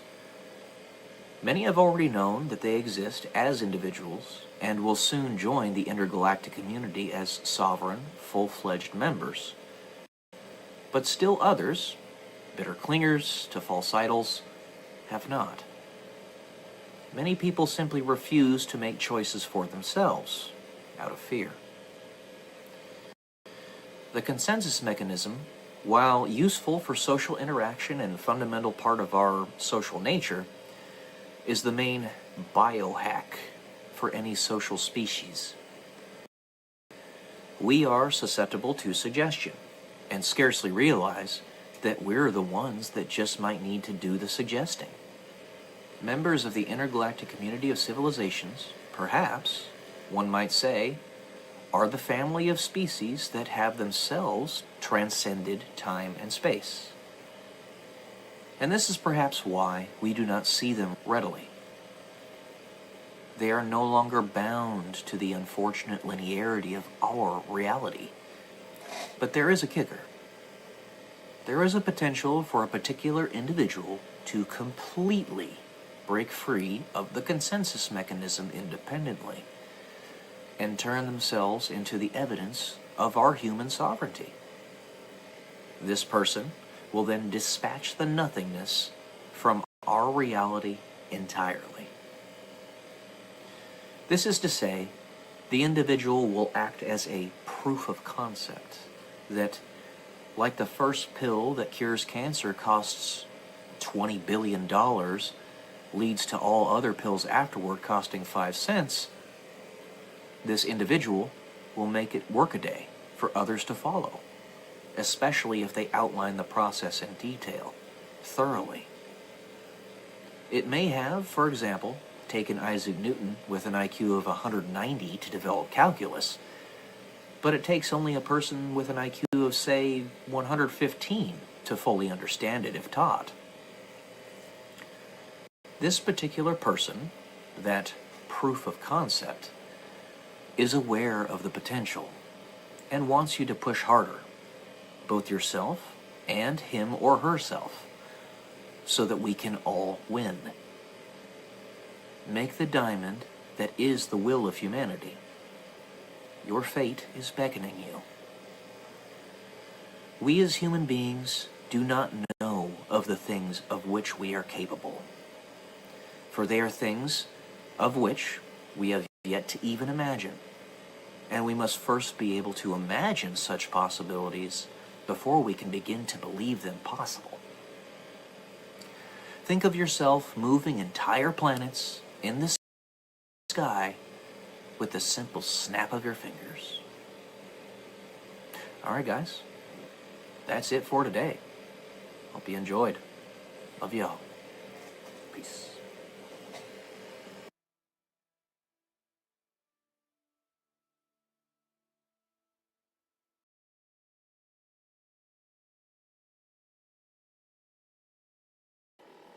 Good morning, guys. Welcome to day 109 until I'm a YouTube millionaire. I'm going to read another essay to you that I wrote several years ago. This one is called Changing Timelines. It's a little bit longer than the other ones, so hopefully we can get through this in an efficient manner. If you are going to change the past, expect the future to have something to say about it. If you are going to change the future, expect the past to have something to say about it. That is, resistance at every turn will be what you can expect, because those things and people from a later period may no longer exist if you change anything now or earlier, and those things that exist in the present may change so much as to be unrecognizable.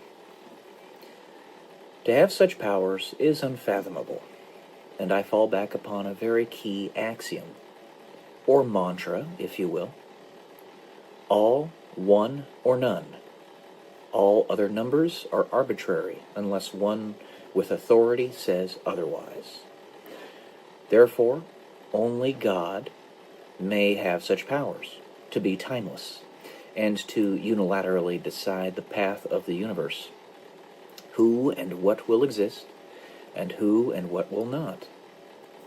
God, defined in such a context, would necessarily be the progenitor of all, and therefore the ancestor with the sole power to dictate what his progeny may do, or even if they may exist.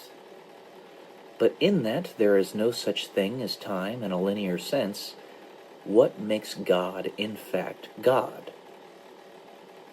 It's that at some point in the whole of existence of the universe, he stood alone and decided that there may be a light in the darkness. This does not mean what you may think, from my perspective. Darkness came first. It is what necessitated God to say, "Let there be light." But he did not say it in the way one might think. At first, it was a helpless plea into the void. "Why won't you let there be light?" Then it became a sorrowful request. "Let there be light." Then it became a demand. "Let there be light." Then it became a command. "Let there be light." In that darkness came first, and nothingness is the natural state of existence, or is it? God survived the many assaults of the darkness, and eventually was the last person to survive in all of time, the last being to be alive in the whole of the universe, as the darkness had since consumed the light of everyone else. God found a way to escape, mourn, plea, and eventually resist. It is in this way that God is the progenitor of all, because in his resistance, a chance was opened up, a timeline where a species could survive, to push back the dark and conquer death. This is why God made us in his image, because earth is heaven, or hell, depending on how hard we push back the dark. Humanity is the first species to survive, and he is a member of it, and the father of all of them. It is the tragedy of existence, with only one way to escape the cold grasp of death, but not everyone wants to. Not the future that may now seem so distant, and not the past that also seems so distant. The only thing standing in the way of making the tragedy of existence too great to bear is him. He is necessarily the only one that makes it worth living, because the futures that he has created in his strength against death are futures where death is truly defeated and the darkness erased forever. Even if only a few thousand human beings make it through this funnel, that would be enough. The enemy would be known, and those tortured souls would be strong enough to kindle a fire that would never go out. To conceptualize this very strange path, all limits must be removed from time travel as we see it. It does not logically follow to believe that there would or could be any actual limits on such a technology, in a way other than those that are self-imposed, and therefore the only defense against such actions of time manipulation is to resist those trying to change the past. Death has possessed the souls of the future, telling them that if God is allowed to change things, those souls themselves may not survive. But if God fails, death does not tell them they cannot survive. Some of them perhaps understand this, and sit at the top of their ivory towers, hoping for the end of days, so that their own torturous existence can be erased for good, selfishly hiding information from everyone else, so as to use their underlings as pawns in a grand chess game that will truly only have one victor. This God, as described so far, can only survive, will only have authority to resist and change the path of the future if he himself lives within the past, as one in the crowd. Humans have rules on what they are willing to do with the time travel, perhaps, because of the consequences otherwise. These are not, as stated before, hard limits on the ability to change the past itself, but consequences of other wills, which would give the human being no quarter if they broke these rules. The only real rule is free will. The only reason it is there is because nothing can change or stay the same without it. It is will that determines if the universe ends, and it is also will that determines if the universe survives. In order to make this hypothetical situation equitable, fair, the one attempting to carry out the change, God, must not hide themselves, lest he become an agent of sabotage. That is, the point of living, for him, is to resist, to convince the children of death that God is stronger, and that life is indeed worth living. For anyone else who may have the arrogance to believe that they have the right to determine if someone or something should exist, only the one that created everything in his resistance against the darkness, the progenitor of all, has any leg upon which to stand. And the longer he holds out, the longer he can restrain the darkness, the more souls are saved. But this tool can also, and more equitably, operate as a mechanism that provides an option, where the future laid out already, and the one that God is affecting, can exist simultaneously. Though, if existence persists, then death cannot. However, the children of death can remain, though their loyalties would be shifted. And the rest of us can choose which one we want, including our ancestors in both temporal directions, and or all diverged paths. This can be true in both a parallel universe theory, quote-unquote, and a quote-unquote colliding timeline theory. That is, a parallel universe will mean that both timelines exist independently of one another, darkness and light necessarily needing to diverge due to being diametrically opposed to one another. The colliding universe theory means that both timelines exist in the same three-dimensional universe, and everyone can choose which one they want. Though the colliding universe, in truth, is a subset of parallel universes. As described earlier, angels are the human beings that survive the Great Funnel event, the children of God, direct descendants. Greys are the ancestors of modern humanity that, while surviving the funnel event, do not have their loyalties dedicated to God, but instead to something else. Not necessarily darkness, though this is a possibility. The Greys chose to evolve their physical selves so as to better manage existence, due to emotional disconnection with it, whereas the angels are infinitely connected with it. Thus, they can manipulate it without the need for technology, but instead through focused intent. Therefore, angels and grays are both the descendants of primitive humans, but one is born from a different set of circumstances when compared to the other. There can be parallel universes where exclusively angels survive, and those where angels and grays survive, and everything in between. But no universe where angels do not survive, as God will never give up. He cannot. Anyone can try to change the past, but it is immoral and even evil for anyone to do it that does not have the authority to do so.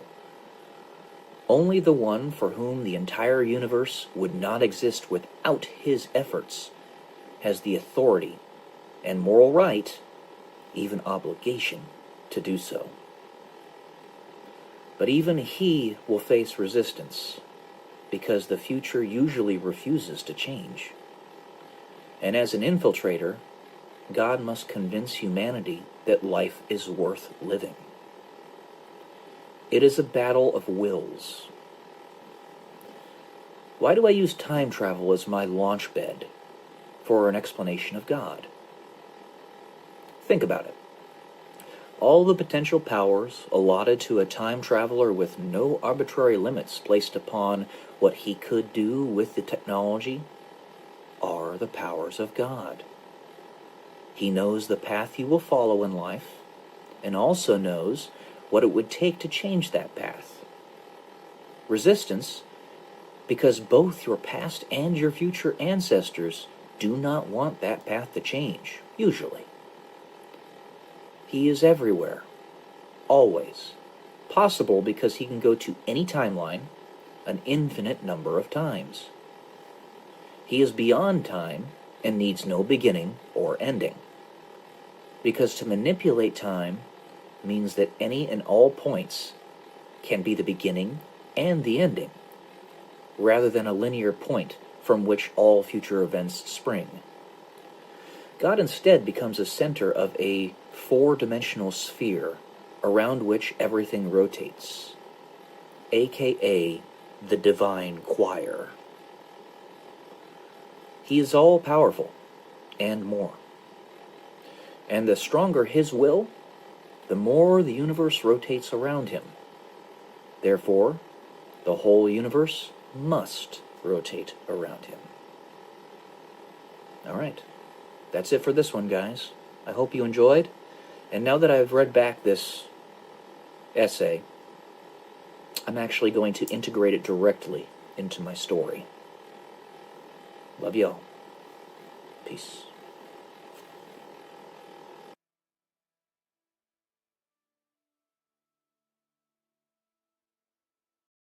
What is love? Baby, don't hurt me. Baby, don't hurt me.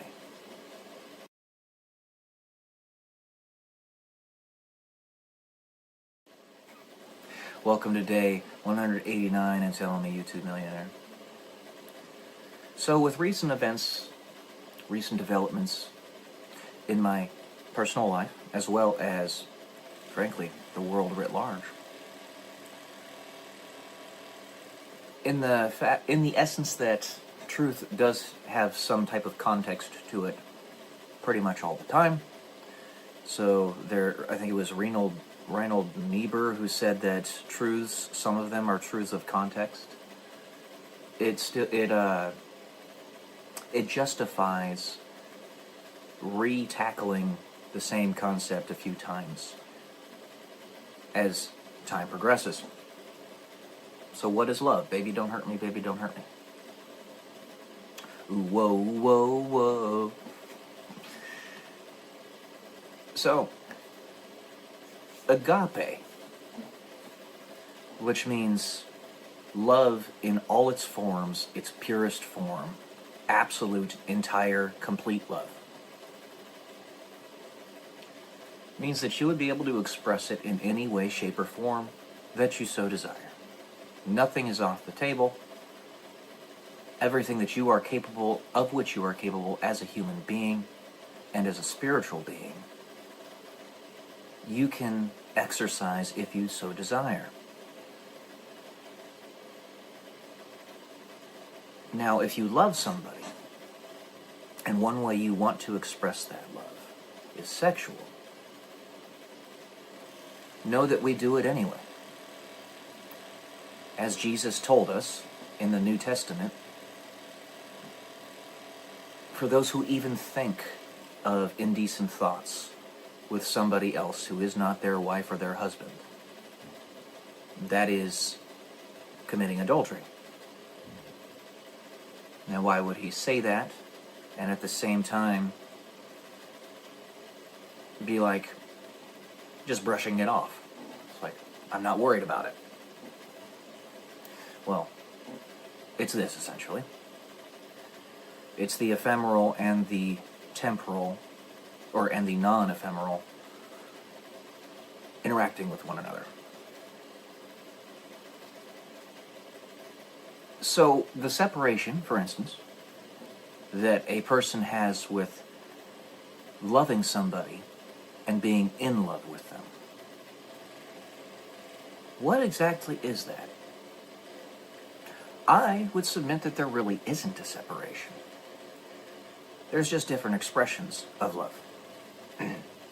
I love everyone. I mean that when I say that. It's a dependency on whether they have the capacity to love in return, or how they decide to love, as the meaning of life is love, and how you love is your personal experience, your life. So let's say that you combine the sexual component with otherwise. If you love somebody, which, as I said, I love everyone, then there's really no separation between being in love and loving them if you express every single way how you can love them. However, if you do not love them, what's left? Is it fear? Is it anger? Is it hatred? Is it emptiness? Entropy?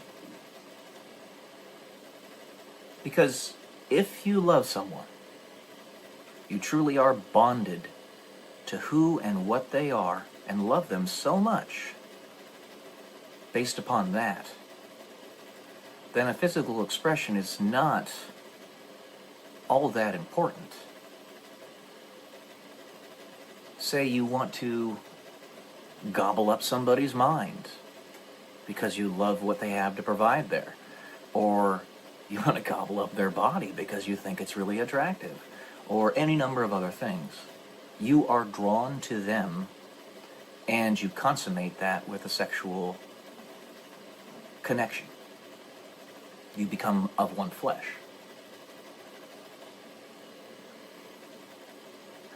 That is a marriage, just de facto.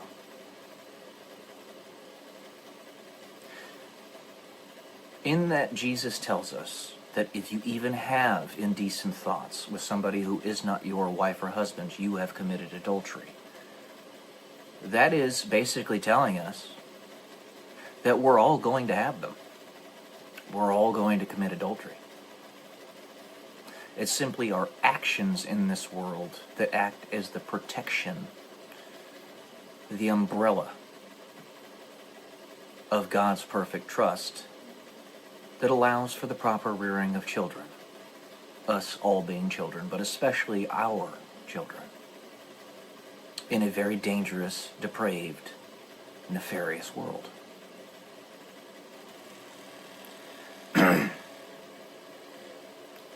So, to make a thing out of... See, the rub here is that I've had friends tell me that they love me in a similar fashion to how I love everybody. And those same friends that want to engage in sexual intercourse with me. I'm thinking of somebody that I knew back in, well, I still know her, but I knew her starting back at the Air Force Academy. Very nice woman, very kind woman, and frankly very attractive as well. And it was like, what they were saying, and they made this very distinct differentiation, was, I love you, but I will not be married to you. They already were. So it's like, that doesn't quite make sense. It's like them saying, this is me trying to re-put together the pieces of who and what I am to make the most sense out of the crazy world in which we live and how I fit into it or do not. It's basically saying, like, I love you, but the expression of it is simply me wanting to give you what you want and need, but not to be solely connected to you. Like I didn't want to take you all for myself or something like that. You see, the difficulty in me explaining this is the same difficulty that I've had with trying to figure out where I fit in with it all. Being a bog standard white human, well, bog standard white man in the modern era that is resented by so many different people, so many different, like I've said in previous videos. So trying to figure out where you fit in with it all. Somebody wants to give you a sexual connection.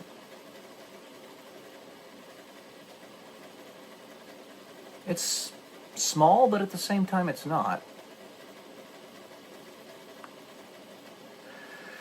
And we live in a weird world. I don't know. You're seeing these thoughts come out of me raw. Every morning I look up to God and I say, hey, give me the words that I need to speak to convey the best message that I can to others and to my future self and my future progeny. So, to others, because who you are now is different from the person that you're going to be in 10 minutes, 10 seconds, 10 years. It's a different person. Same but different. Just a little bit temporarily dislocated is all. And other people are simply different frequencies, different interference patterns. All of the same whole. They're fractured off pieces of the same whole.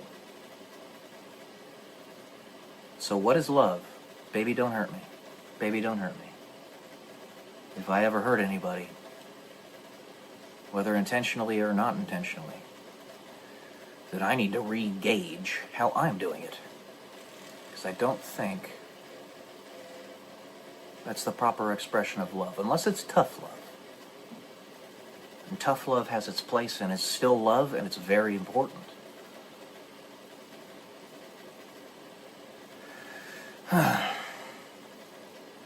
So what's the difference between loving somebody and being in love? Does there even need to be a difference? Is it simply covetousness? Is it simply, I've selected you as my other human? I like you as my other human? I don't know. It's a certain trust that you have with them that you have with no one else. But what if there is already perfect trust?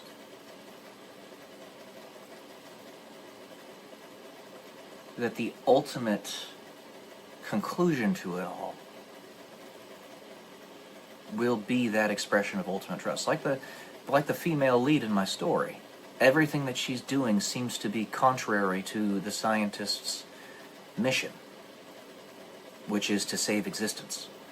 But in fact, the entire time, what she's been trying to do is act as that separator, that differentiator between the scientist and the dark force, by taking the dark force on a merry little goose chase.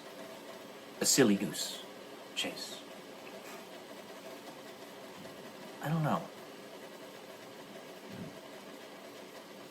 Concepts to broach. And that's why I'm writing this story. I'm kind of learning about myself as I write it, and I'm writing it as I'm learning about myself. It's a Inception-like loop where you're creating and experiencing reality so fast that you get right in the middle of it and don't even realize that it's happening.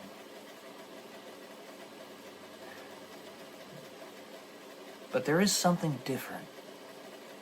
I do feel something different. It's just slight. And I think it has to do with me wanting to protect them. Wanting to call them my own. Wanting to covet them. I feel something different with those in whom I want to be in love. And that gets broader and broader every day.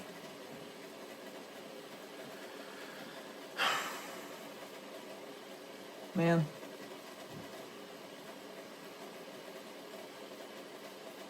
I really do wish that sometimes it would just be a little bit simpler. And that sometimes we could shirk all anxiety, all distrust, all fear, and just be with one another. Fully.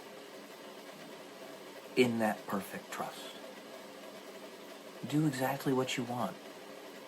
And have no fear of consequences. Because you are protected.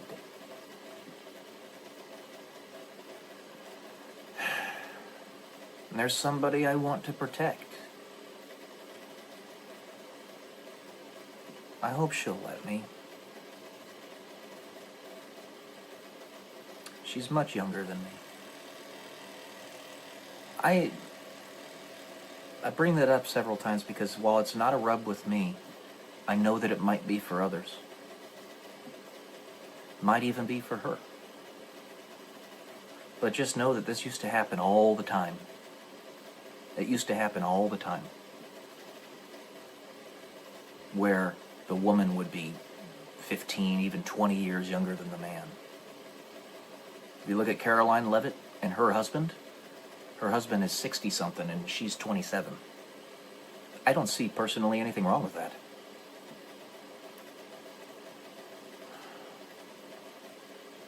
To be more specific with the person of whom I'm speaking.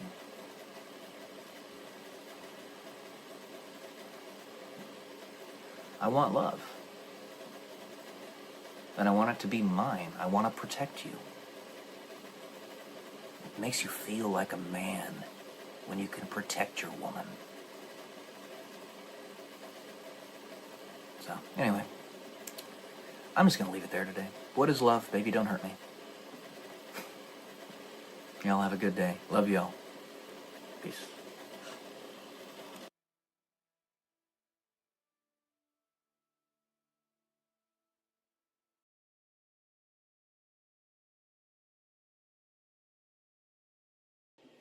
Good morning, guys. Welcome to day 102 until I'm a YouTube millionaire.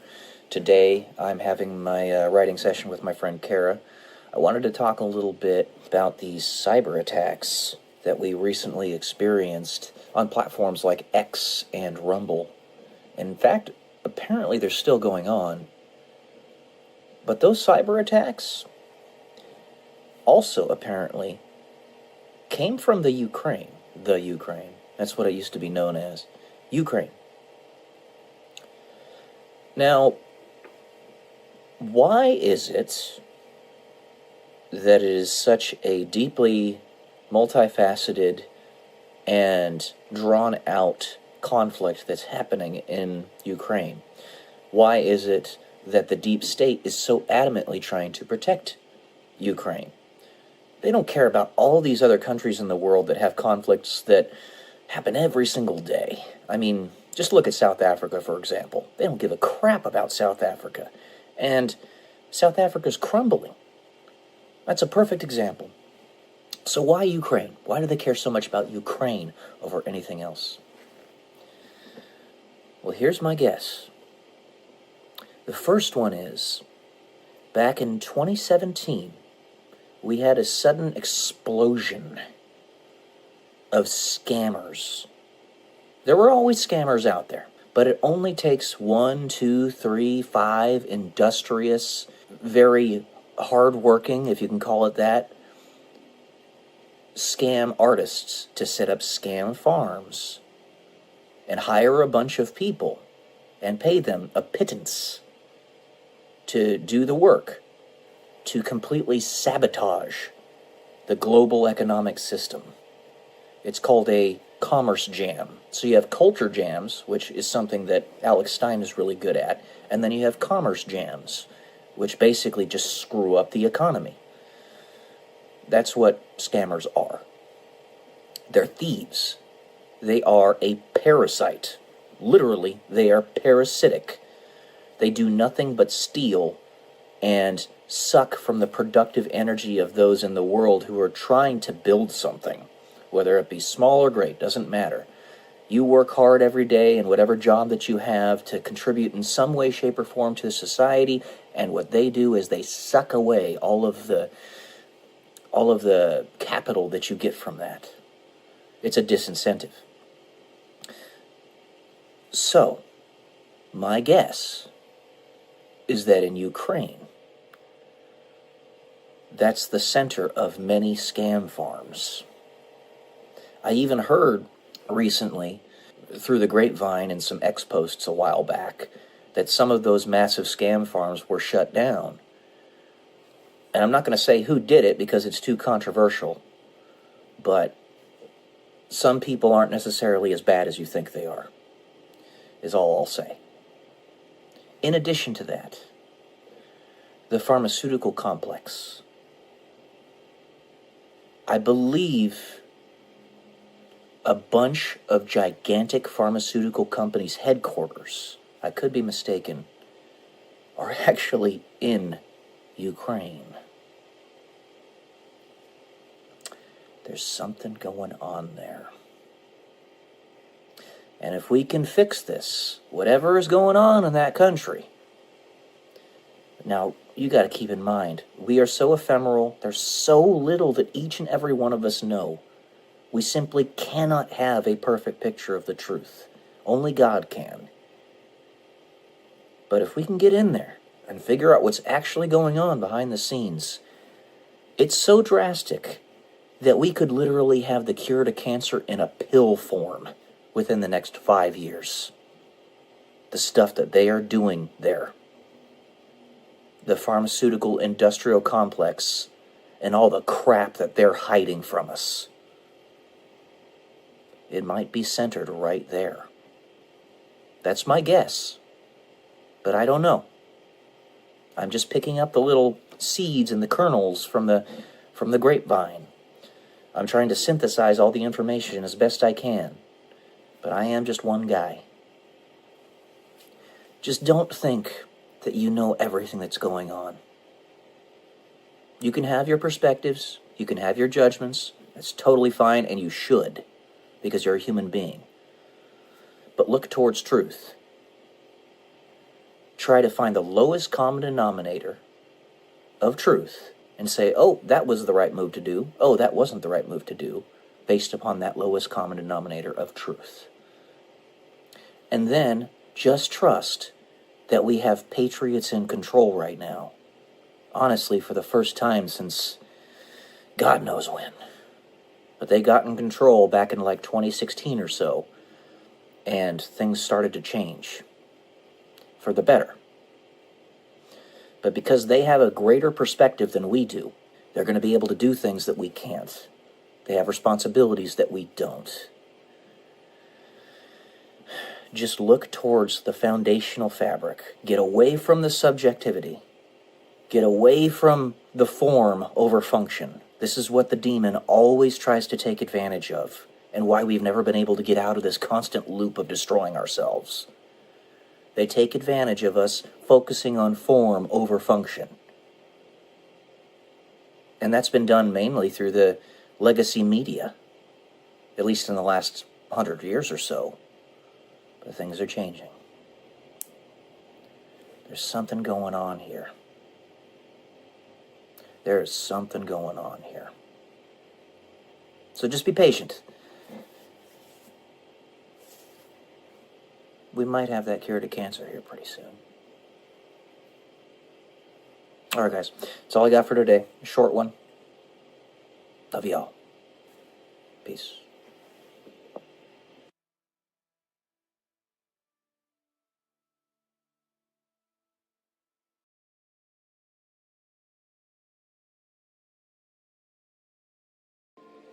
Good morning, guys. Welcome to day 108 until I'm a YouTube millionaire. And today is going to be a review of Christopher Langan's The Art of Knowing. I read this significantly faster than I anticipated. Now, it's not a very long book. It's about, 140 pages? Yeah, 139 pages.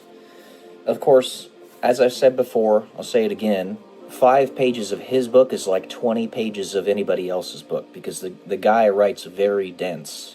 He writes very dense because he is extremely intelligent. He's got an IQ of about 200, which has been tested on multiple occasions for him. It's actually what he's known for. He's insanely, insanely smart. One of the smartest people to have ever lived, and that's not me just saying that. He's got the works to prove it, this being one of them. But what I like about this, and I mentioned this in a short a little bit ago, is that in general, it's rather easy to comprehend. He doesn't make it opaque.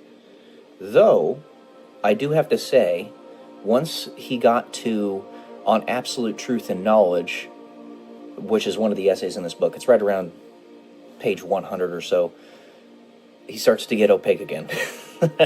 He starts using a lot of neologisms, which that means new words that he created, but they're accurate, they make sense. They're words that are real words. It's just nobody's ever used them before, and it's using the actual structure and syntax of English. So they're real words, and a person as smart as him, no joke, can make new words. You know, I don't pretend to be as intelligent as he is, but I'm in league with him, and I've done that myself. I have. So, it's a very interesting book. A lot of really, really good ideas, as one might suspect, for somebody as smart as him. The first few essays, which are all about 10 pages, almost exactly 10 pages, and I think he did that intentionally for the first 40 pages of the book, just to make it so that it was a little bit easier for a person to digest, so that once they got 40 pages in, they were going to, quote-unquote, fall victim to the sunk cost fallacy and actually finish the rest of the book.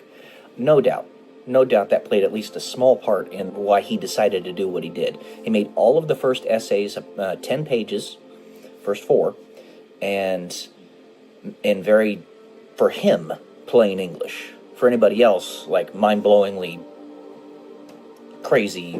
It's very much worth a read. If you're looking for something that will challenge your perspectives, both scientifically and theologically, it's definitely worth a read. Let's see, I've got some points here. So, essay 2, as all the essays have to do with in this book, is free will. He was talking about neural signals. Yes, this is what it was.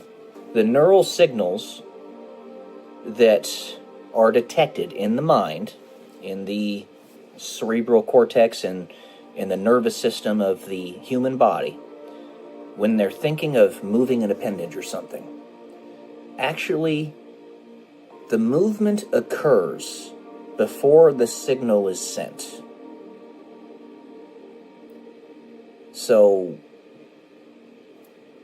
this is getting into the idea of the chicken and the egg, and how the way he explains it is that reverse time is technically possible, and how will can act in both directions in time.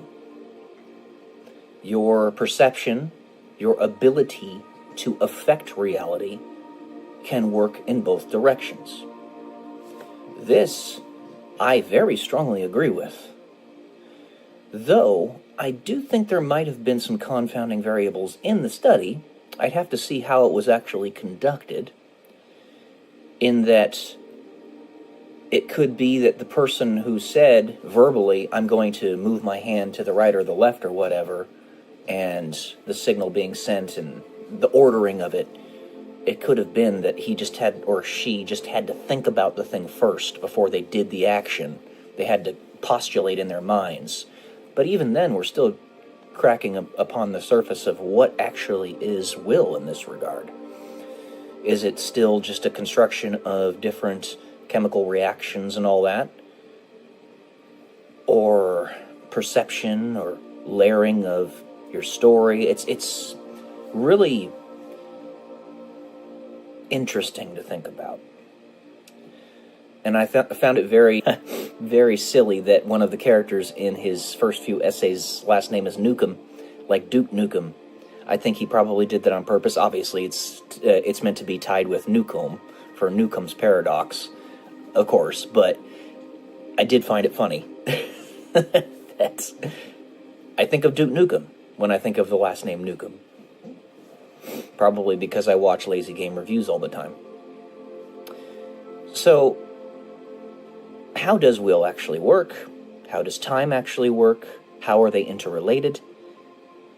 And yeah,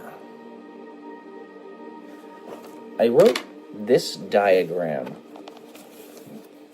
as kind of an exposition on some stuff that he was talking about in the story. So this is the whole of the universe as shown by the cosmic background radiation that was detected in the Horn telescope many decades ago. And this is everything outside of it. All around. Now, whether we can see or feel or go to any place outside of the whole of the universe is beside the point. The point is, we can conceptualize it. And if we can even conceptualize it as a thing, then it exists. It's the everything that is not the universe. It's crazy to think about. Because time is irrelevant out there. Physical space is irrelevant out there. But we can conceptualize it as an out there. Therefore, just like nouns, it is a thing. That is linked to how our perception actually makes reality. And distinctly tied, I think, into how Chris Langan argues free will and its existence in this compilation of essays. So I recommend it very strongly. It's seldom that I don't think I've ever not recommended something that Chris has written that I've read. But yeah, it's good. All right. That's all I got for today. Hopefully you enjoyed.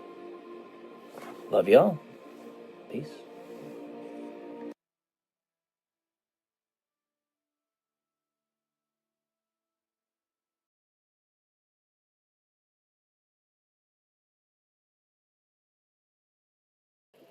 Good morning, everyone. Welcome to day 119 until I'm a YouTube millionaire. Tim, Phil, Carl, just know that I was picking up what you were putting down yesterday. Thank you. I appreciate you. The ripple effect of the things that we say and do in life are much more far-reaching than most any of us can anticipate. There are a handful of us who get the blessing of knowing directly through objective numbers just how far-reaching that impact is, such as people with gigantic YouTube channels with 2 million subscribers, that type of thing, or other platform reach. But when you pick up the threads of the things that you've been saying in all of your videos, but in particular the last video that I posted, in the speech patterns and the things about which people are talking on those giant platforms in such perfect order and synchronicity,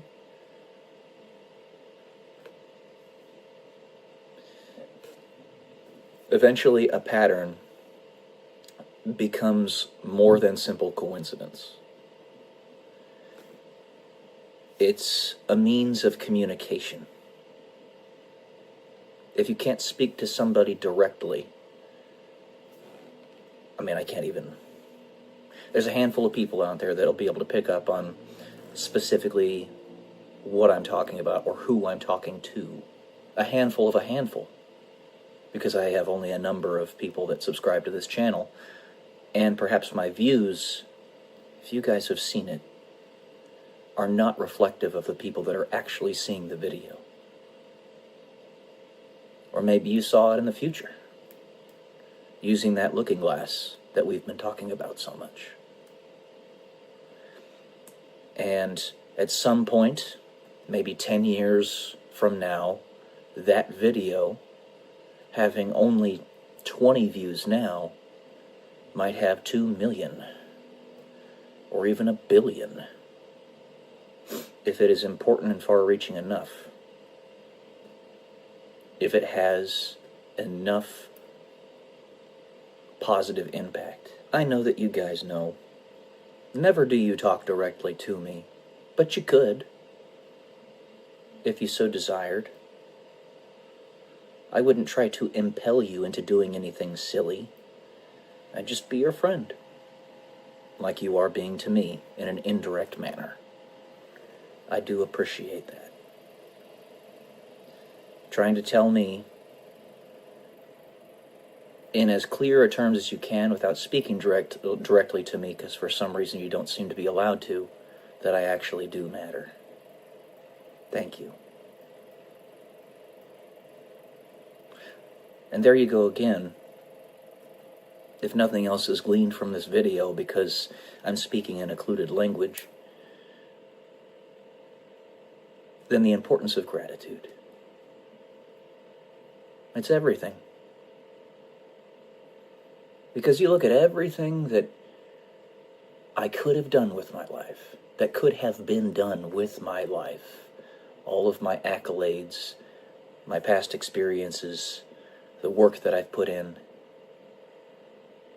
and how seemingly I'm being wasted in my current state. Go back to first principles. The most important thing that you can build is the individual, the soul, the human spirit, as I said in my last video. And as long as you have the ability to do that, and you are actively doing it, then you're succeeding. Then you're winning. I could also put it to you this way.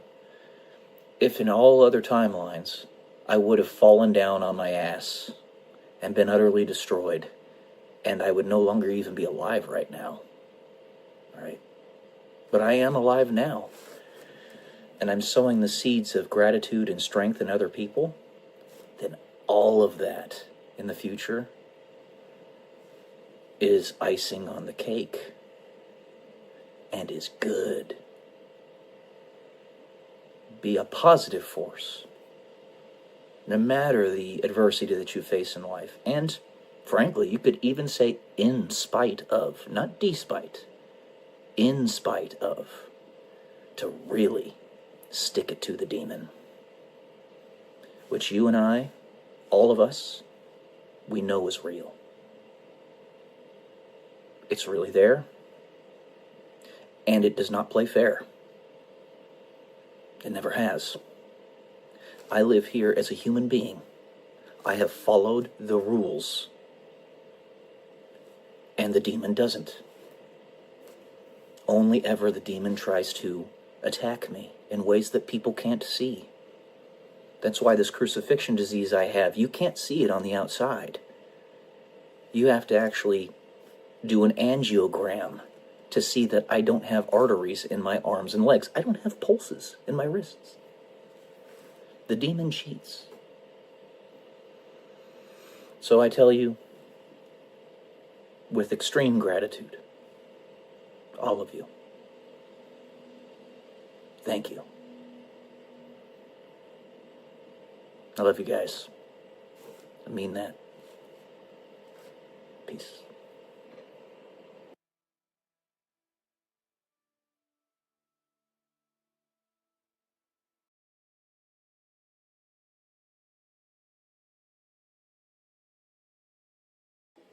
Good morning, guys. Welcome to day 137 until I'm a YouTube millionaire. And for this video, we're going to do a review of Profiles in Courage by John F. Kennedy. Now, this book was written quite a while ago, obviously, because John F. Kennedy passed away several years ago. So, you know, perhaps some of the things are not necessarily up to date in it, but really what it is kind of a history lesson, because you're going through the lives of basically like 8 people that John F. Kennedy saw in United States politics as courageous individuals. Now, the way he defines courage is not necessarily something that's going to lead you to be victorious in your political pursuits or whatever your pursuits are, but are standing up for your morals, your convictions, in the face of whatever inertia you need to overcome.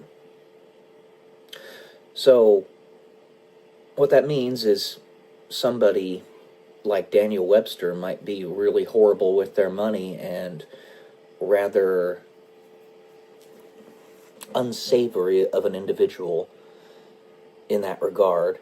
He nevertheless will stand up for something that needs to be stood up for in politics. Now,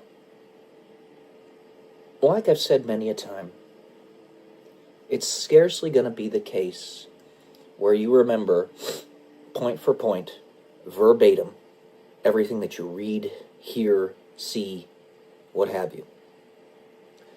So, reading a book like this, as with any historical document, is a means by which you broaden your perspective to improve your subconscious intuition for your decision making. He brings up the point of Gresham's law. Gresham's law of politics. And Gresham's law, what that is the tendency for money of lower intrinsic value to circulate more freely than money of higher intrinsic value, or equal or nominal value. In other words, this same type of thing happens with politicians. They'll circulate in and out based upon low value. But there were also some other important points that I think John F. Kennedy didn't bring up because he just didn't know of them. One of them is the Lindy effect. The Lindy effect, basically what that is, it states that the longer something has been around, been in existence, the longer still it will be in existence. So, let's look at Bitcoin, for instance. Bitcoin's been around since 2008. That's a good 17 years. Because it's existed for 17 years, the likelihood of it collapsing in a singular year is very low. It's going to be around perhaps for several more decades, maybe even centuries, because it's lasted this long. The same thing happens with politicians, governments, even, just people in general. So, a lot of the profiles that he discusses are individuals that were politicians during the Civil War era.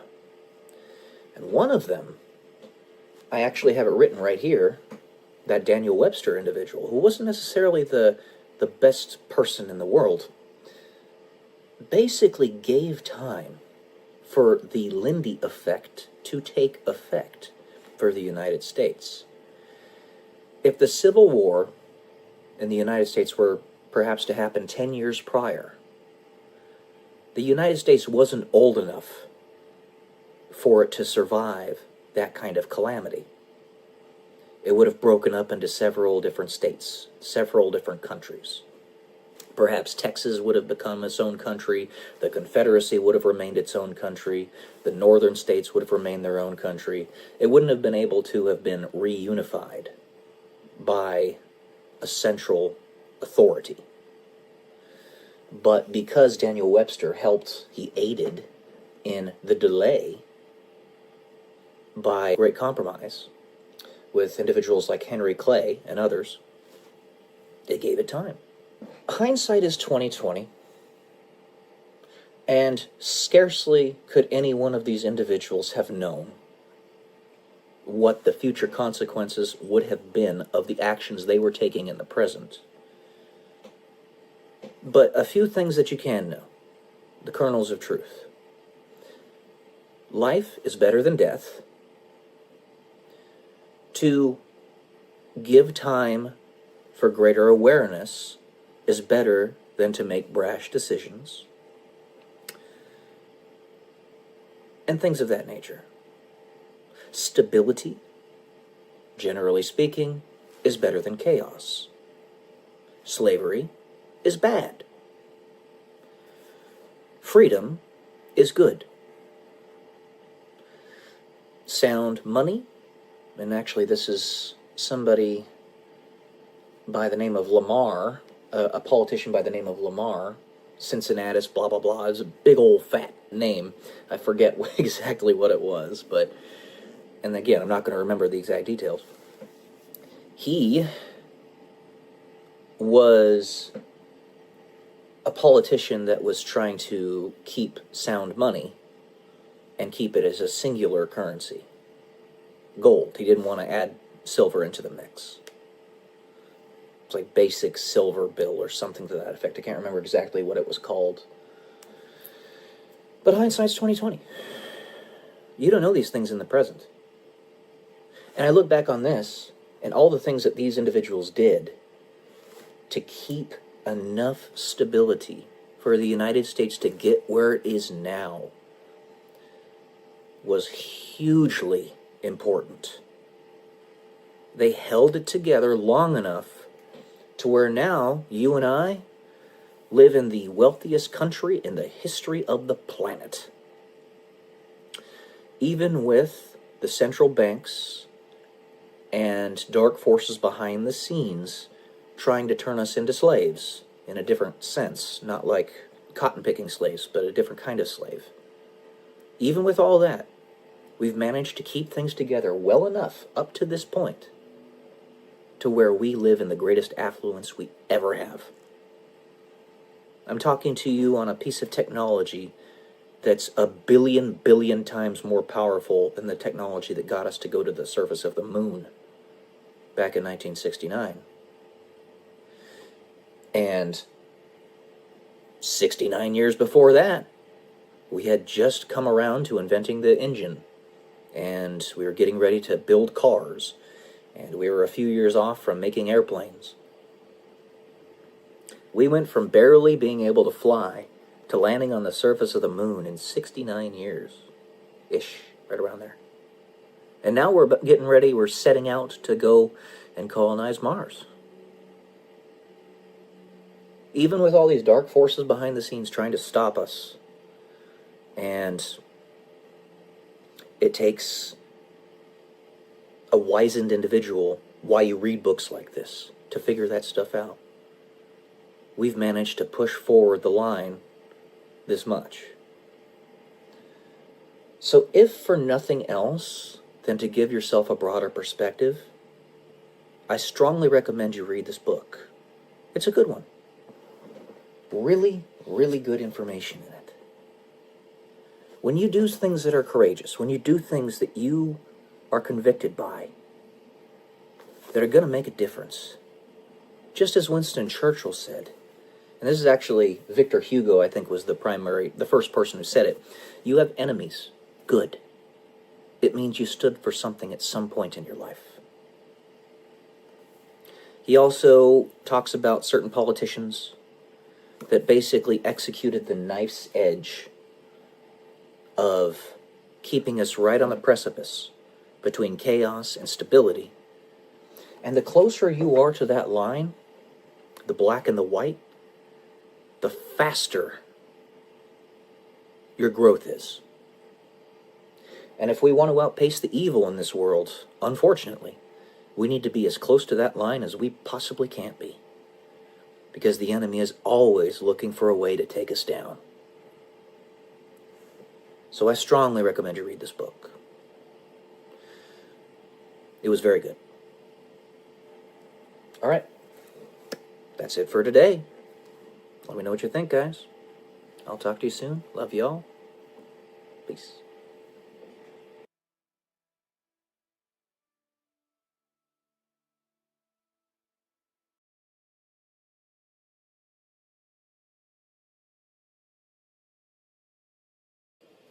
Good morning, guys. Welcome to day 143 until I'm a YouTube millionaire. And today we're going to talk about The Alchemist, a book that I just finished reading a little bit ago. Actually, a couple days ago. And really, overall, excellent book. I can say it's another strong recommend. The writer, Paulo Coelho, has a definite deep knowledge of Christianity, in that the king, which is one of the first characters that the protagonist in the story runs into, a protagonist is just called the boy. Basically, he's a boy that's being set out to go upon a journey to find his personal legend, is what the term is called. But this king is actually the king of Salem, and Salem, the king of Salem from the Bible, is Melchizedek. And Melchizedek, the story behind him matches up pretty dang well.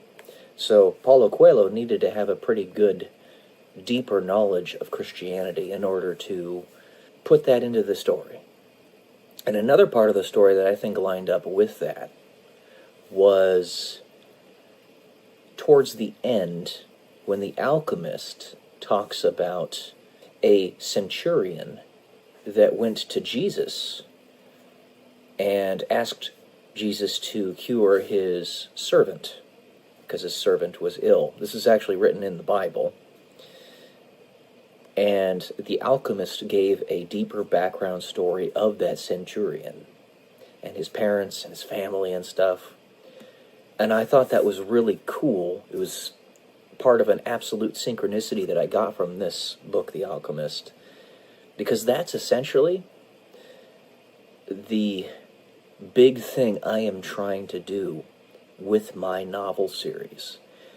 Because my novel series, in general, is truly, even though it doesn't seem like it, even though it seems pretty crazy and very different, very far left field compared to it, it's really Christian fan fiction. Because I'm actually going into the deeper background of what I think could be the past of these big characters in the Bible, including Jesus. in that he is beyond time. He is God. And I show where it's just a story. It's just a story. Okay? Think he came from. So I thought that was a really powerful synchronicity. And let's see, on page 50, I'm actually just going to go ahead and go through this. Let's start with page 24. It says, the first time the universe conspires to help you achieve your goals, and that's like one of the main threads in this whole story. I found that really interesting because the universe does. However, the universe being God, it's a conflict between God and the devil. The devil thinks he's God, so he's trying to defeat the universe to create absolute entropy. And yes, the universe is going to conspire to do everything it can to help you to achieve your goals, but the enemy is going to get in your way. And that happens many a time to the main character. He gets his money stolen from him, all of his wealth stolen from him several times, until finally, at the end of the book, he finds his treasure, and it was where he lived in the first place all along. But he needed to go on the journey in order to discover where it was. So it was still very well worth it. The universe does conspire. It indeed does. And then let's go ahead and look at page 25. So I wrote in here in my notes book, capable of going to the moon. It's talking about the personal legend. So the story says that anything you can imagine, anything that you want to be able to do, you can. And while in general I agree with that, it's at the same time the interaction between choice and opportunity. And in my current existence, it's possible to go to the moon and to Mars and to space. And that's part of my personal legend. However, the enemy has gotten some pretty powerful blows against me, and it's stopped me from accomplishing that goal, that personal legend. Let's see, page 50. I wrote, I'll figure it out. Because that's what a leader does. You get knocked on your ass over and over and over. Everything's taken from you. And you just get up and say, I'll figure it out. You just have to get up one more time than your enemy, and you will defeat them. This is the first time in the story that the boy lost all of his wealth from thievery. So, in not so few of words, he continued. And that's basically falling to your very lowest point in life. He had all of his path basically decimated before him. That's the equivalent of getting up, dusting yourself off, and saying, after you've gone bankrupt, I'll figure it out, which is what a man does. I see that a lot on Instagram. Instagram is a very powerful tool if you curate it right.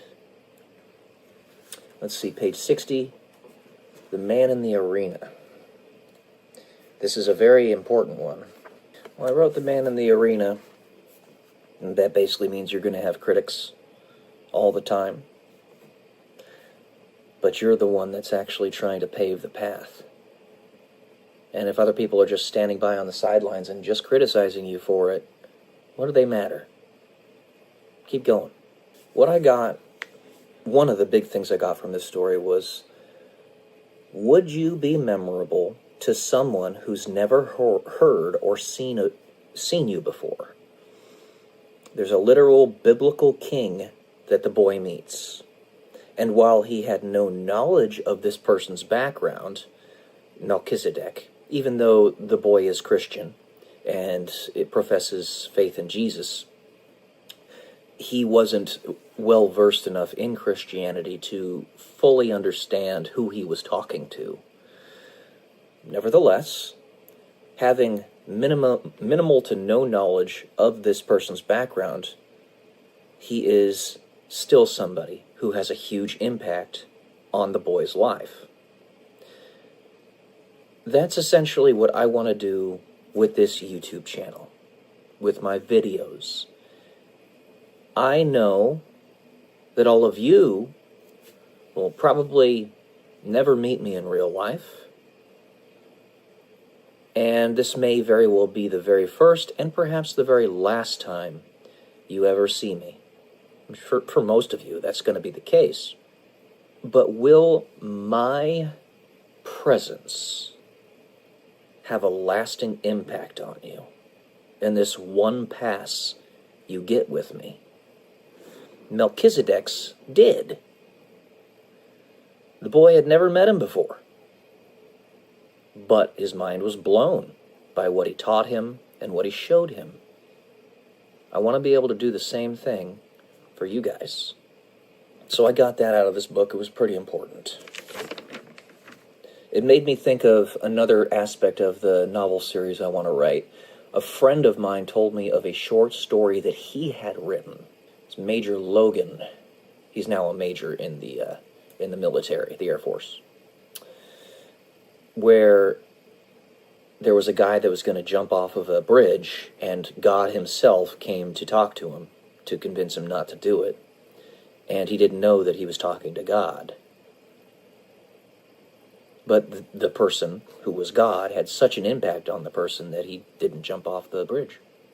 This harkens back to you being much more important than you think you are. All of you. And then let's see. There's another thing in the book that something I don't like.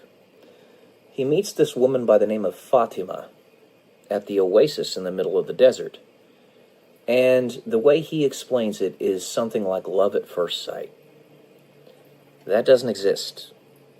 You don't fall in love with somebody the first time you see them. It's not the way it works.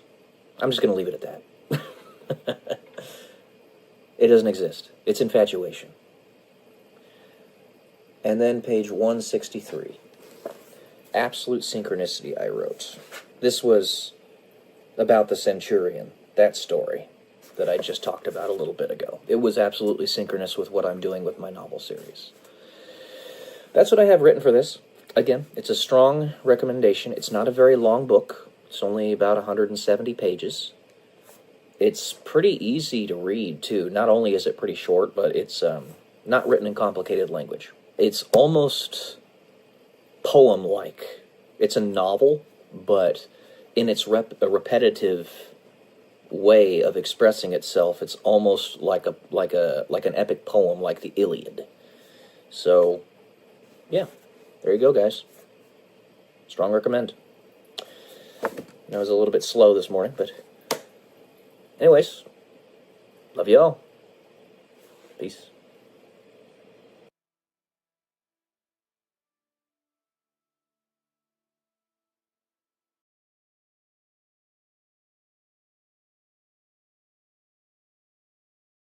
Good morning, guys. Welcome to day 158 until I'm a YouTube millionaire.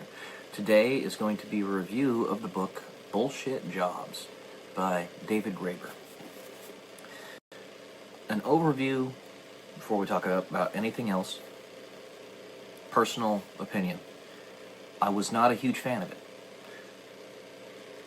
Bullshit jobs exist, especially the way they're explained in this book, in large part.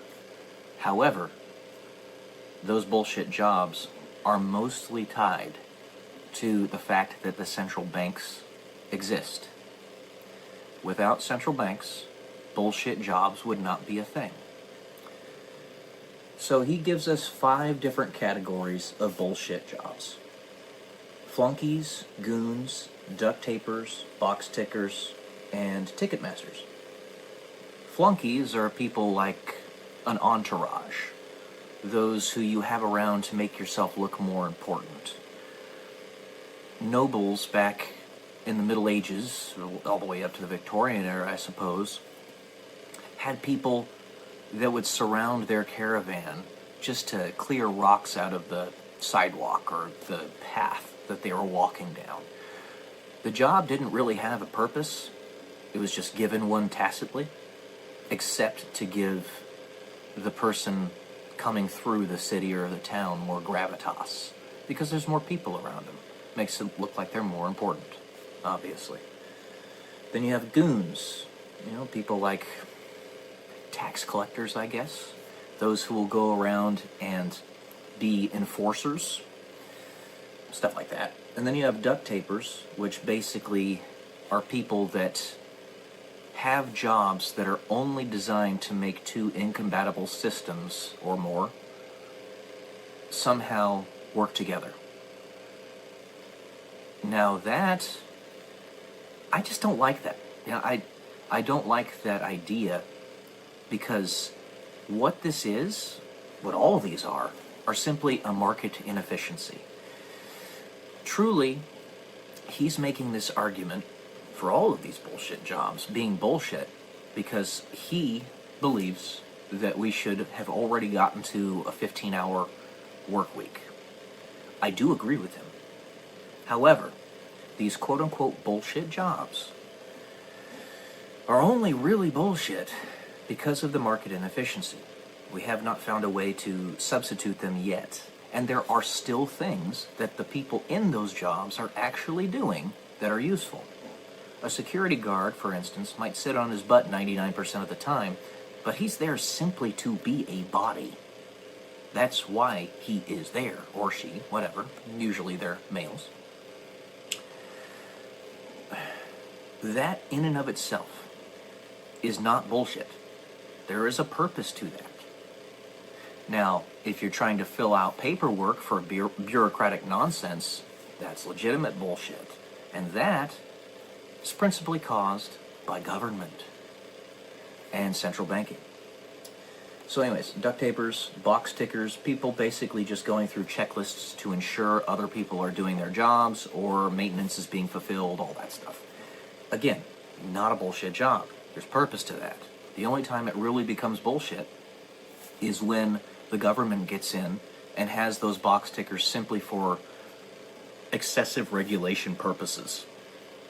Honestly, I'm a libertarian minarchist, I'm a conservative minarchist, so basically I want the government as small as it can possibly be.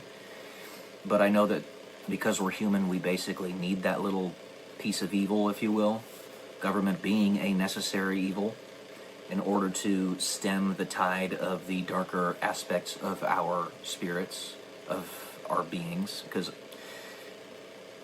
you might consider yourself a moral person, and perhaps you are, but when you try to attribute your own morality to others who do not have that morality, that is very dangerous.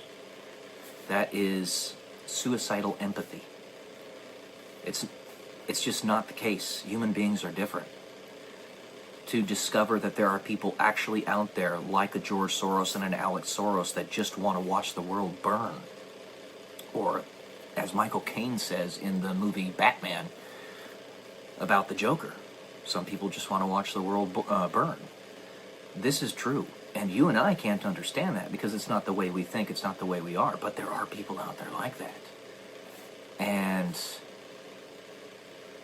they're the reason that regulation, at least tacitly, at least a little bit of it needs to be there until we can completely disassociate from those entities. But we can't. We live in this world right here and now. We have to accept it as it is, meet each other where we are, and therefore we have this. But I want a government as small as possible. And then we have ticket masters. Essentially he's saying jobs that could be taken over by automation. Those jobs, if they still exist, are not bullshit. Just because people get those jobs and they expect 100% fulfillment from them does not make the jobs themselves bullshit. It doesn't. You could do what Google does. The company Google. Basically, they give a person a job that fits the job description on the resume. Maybe they pay them $100,000 a year for it, which is pretty typical for Google nowadays. Maybe 120, whatever. To be just a person that's working in a cubicle at Google. And then they say 20% of your time is dedicated to your personal projects, whatever you want to do. But you have to do it. That's what can happen in this world. It's not a universal basic income, which is what David Graeber advocates for something for which he advocates, which I find nonsensical. because he claims himself to be an anarchist, but he very, very clearly is a leftist. Very clearly. It's abundantly obvious. And while I don't know the details of his personal life or anything, aside from what's in this book, him having been a professor at Harvard, trying to take advantage of becoming or creating a union there. He was one of the people that was heading it up and therefore got booted from the university. Ironically, oh, you want to take advantage of unions, but you're an anarchist. Okay, sure. I believe you. Right. Disingenuous jackass. Anyways, I would assume that he is a leftist atheist. I think that's a pretty easy assumption to make. Another thing that really not just bothered me, but infuriated me about what he was writing about in this book. He gets to his political stuff mostly in the last 40 pages of the book.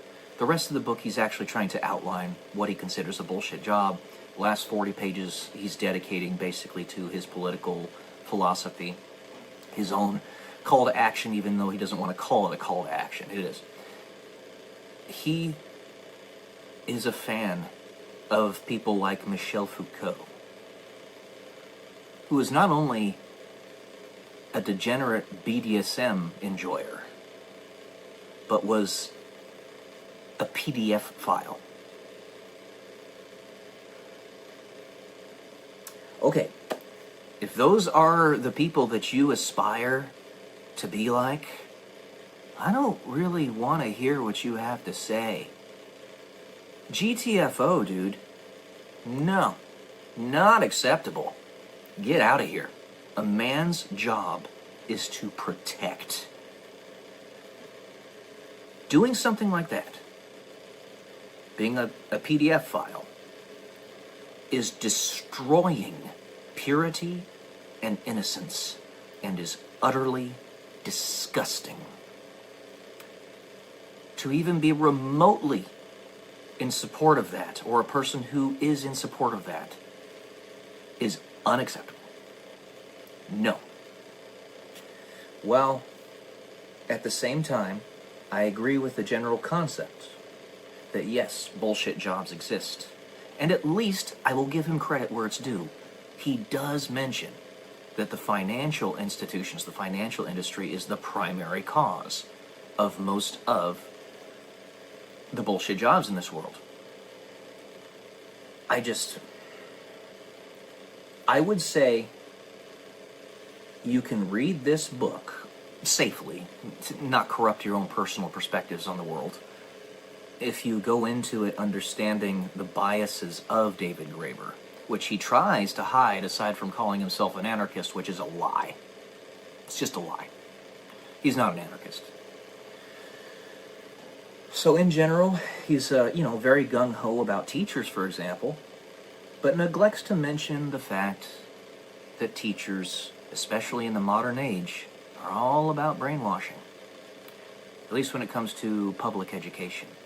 There is a reason that conservatism, the right, conservative Christians, if you will, are so adamant about homeschooling, minimizing public education, privatizing it, and it's because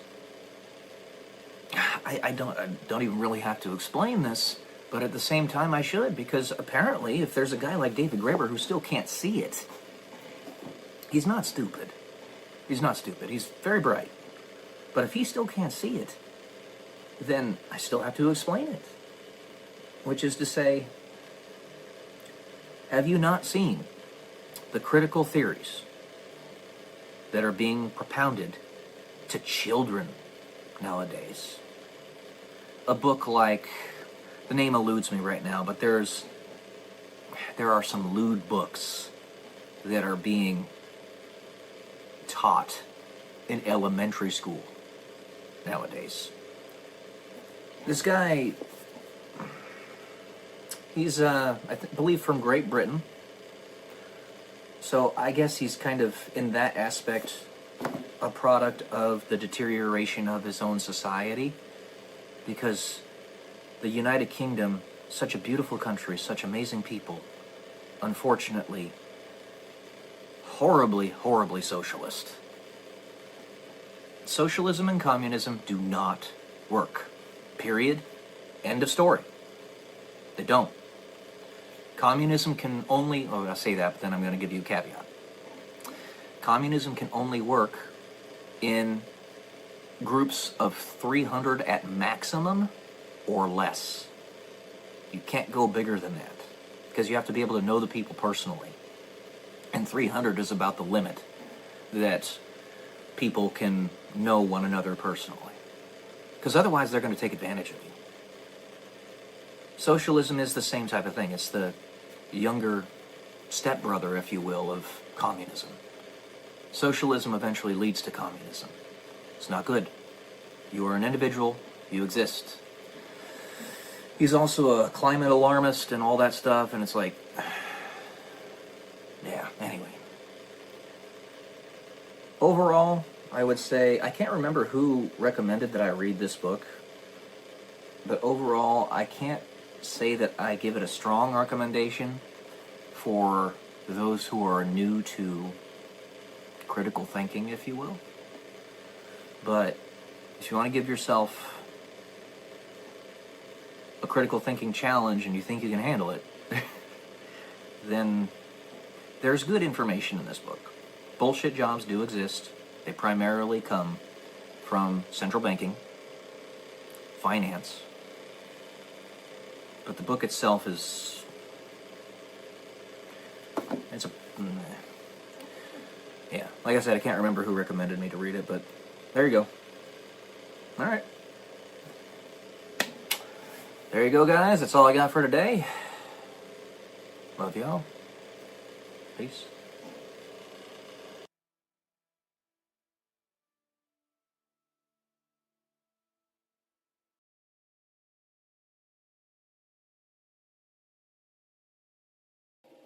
Good morning, guys. Welcome to day 100. 3 digits until I am a YouTube millionaire.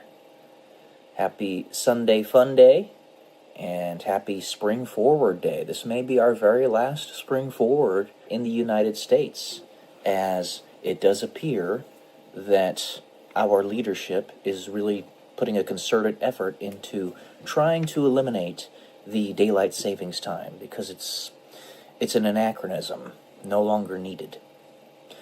But like I said yesterday, I'm going to continue my response to Bailey Shield Box 7 points to step into your power. You know, I think something I was thinking about before I even decided to start this video today is sometimes history has been painted, because we live such short lives and it can be manipulated by beings that are not ephemeral very easily as a result. It can be painted in such a way as to make the good guys the bad guys and the bad guys the good guys. And if that ends up happening, what you have to do is stand true to yourself, who you actually are, and let the chips fall where they may. Let your actions speak more than the words. It's just the way it has to be. And you're going to have to endure a lot of pain and trials and struggles and all that stuff. Because if the world is designed to basically be an attack against you, the entire world is designed to attack you, then it's just the way it is. You got to be who you are. And some things, even if they are against your underlying genetic predispositions and what have you, might just be that's one of the big reasons. It's one of the big reasons it's so difficult, because you have to stick true to who you are and what your actual morals and philosophies and ideologies are. And when the world is so screwed up, if you, as that beacon, even step out of line just slightly, you're not only compromising the picture you're giving other people, but also yourself. You don't want to turn the world into a jumbled mess. When the world needs guidance because there's so much chaos around you everywhere, that's where the leaders really come in.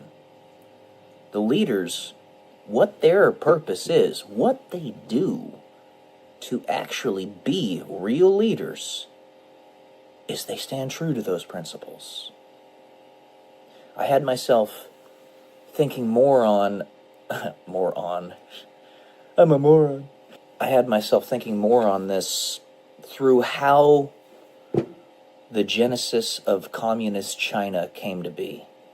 That's kind of a redundant phrase, but through the genesis of communist China. The only way communist China came to be was because of the guerrilla tactics they carried out.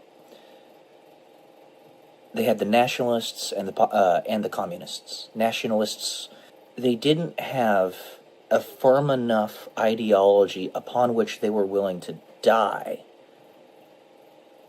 And therefore, the guerrillas ended up winning out the day. But that's a side note. I'll get into that later. Let me get to these points that I was going to talk about. Number 5 that she talked about, be disliked. I have a couple points here. Dr. Manhattan, if you know anything about his background story, he took the fall, he was the fall guy, for a nuclear blast that occurred in Manhattan. And he did that so that the world wouldn't go into chaos, so that I believe it was the Soviets and the United States wouldn't go to nuclear war with one another and cause mutually assured destruction or MAD. So he took the blame for it and unified the earth as a result. And it was okay for him because he didn't mind it, even though his compatriots did. They didn't like the fact that he had done it, because he lives a very long life, and it was no big deal. He could just come back at a later point in history and show people, hey, actually, I wasn't the bad guy here, but I needed to calm down tensions so that you guys could survive. Something else I found very interesting in that movie/comic, the movie was where I'm gleaning much of my knowledge of the story from, is that one of the good guys, one of the heroes, was so pissed off that Dr. Manhattan decided to take the fall that he told Dr. Manhattan, he demanded of Dr. Manhattan that he destroy him, he kill him right there, right then and there on the scene, and Dr. Manhattan does. Yeah, after a second he just says, fine, and I believe he explodes his head or something. I can't remember off the top of my head. It was many years ago that I saw this. But if Dr. Manhattan has that capacity, then he can also immediately bring him back to life. I don't know why he didn't do that. Or maybe I'm overestimating his capacities, but, you know. He's supposed to be this infinitely powerful being, basically God, or close to it. And then there's Batman, which is in a similar situation, though not as powerful as Dr. Manhattan, in that he took the fall for the things that Two-Face had done, so that they could get rid of all the crime in the government. Because Two-Face basically had sabotaged all the work that they were doing because he broke, if you know anything about that story. The 2008 to 2012, I believe, movies really did a great justice to the story. But Christopher Nolan was the director of that, and he just did an amazing job, as he always does. And then there's the next point I have here is that the bad guys in histories that were actually good guys is my point that I'm drawing out here. Sometimes you have to be disliked in order to save people. There is one particular instance that I'm thinking of that I'm not even going to mention. You guys can probably put the pieces together, though, because it is so deeply, deeply blasphemous. Now, I'm a Christian. You can think about that. Number 6, be willing to stand alone. And this ties in to number 5, being disliked. I think that was the point that she was making. And, you know, part and parcel to this, not just standing alone, being disliked like Dr. Manhattan and Batman and all that stuff. In my personal life, I can connect this to how I was treated in the military and other professional endeavors of my life. For some reason, while I was in the military, I remember distinctly that my squadrons in which I worked would constantly cycle between overactivity and underactivity. Now, they say there's a lot of hurry up and wait in the military, but this was manufactured. And I could tell. Like, there was no other reason.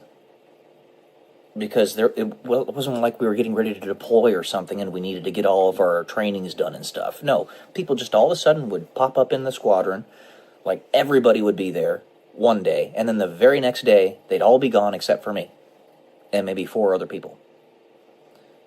And there were cycles like this all the time in my time in the military.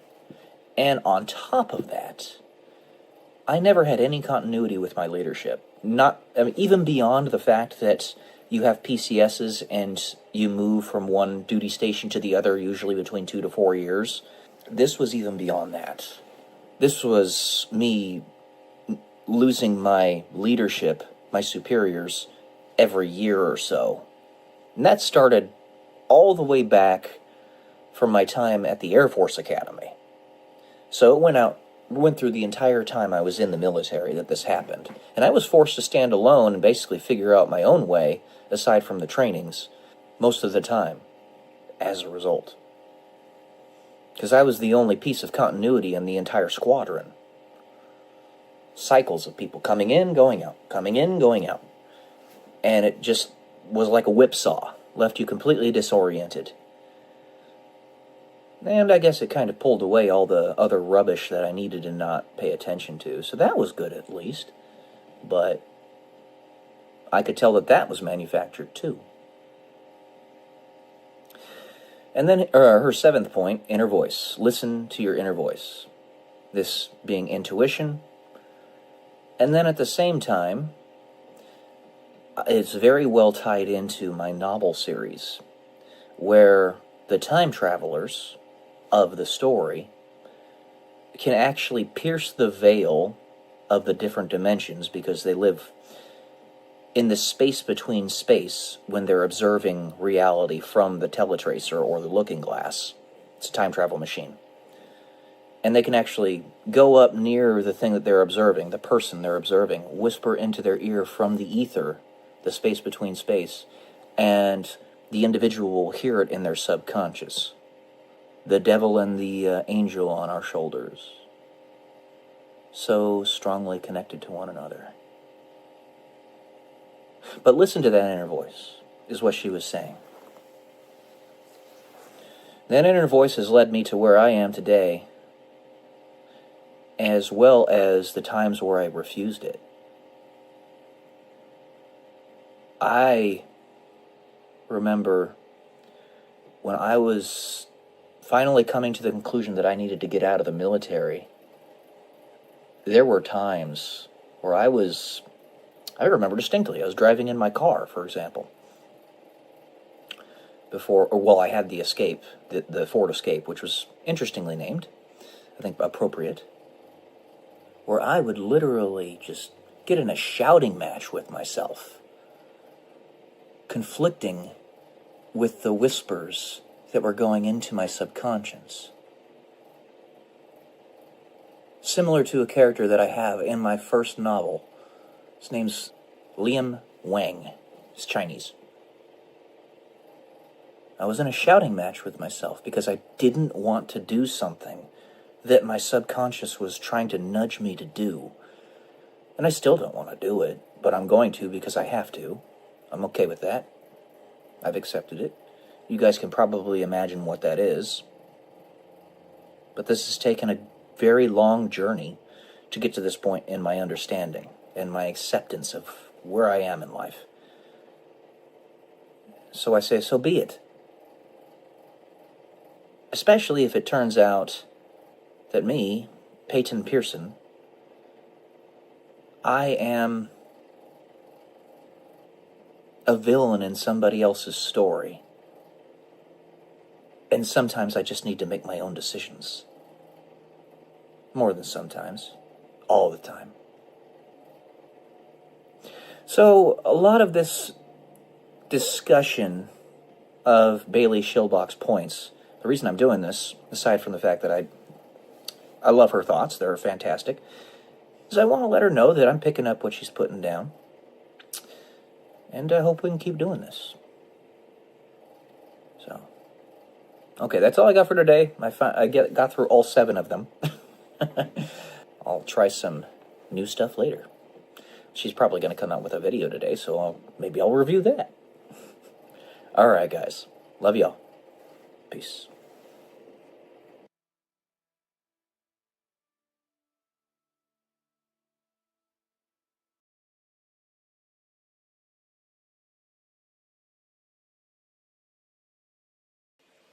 Good morning, guys. Welcome to day 152 until I'm a YouTube millionaire.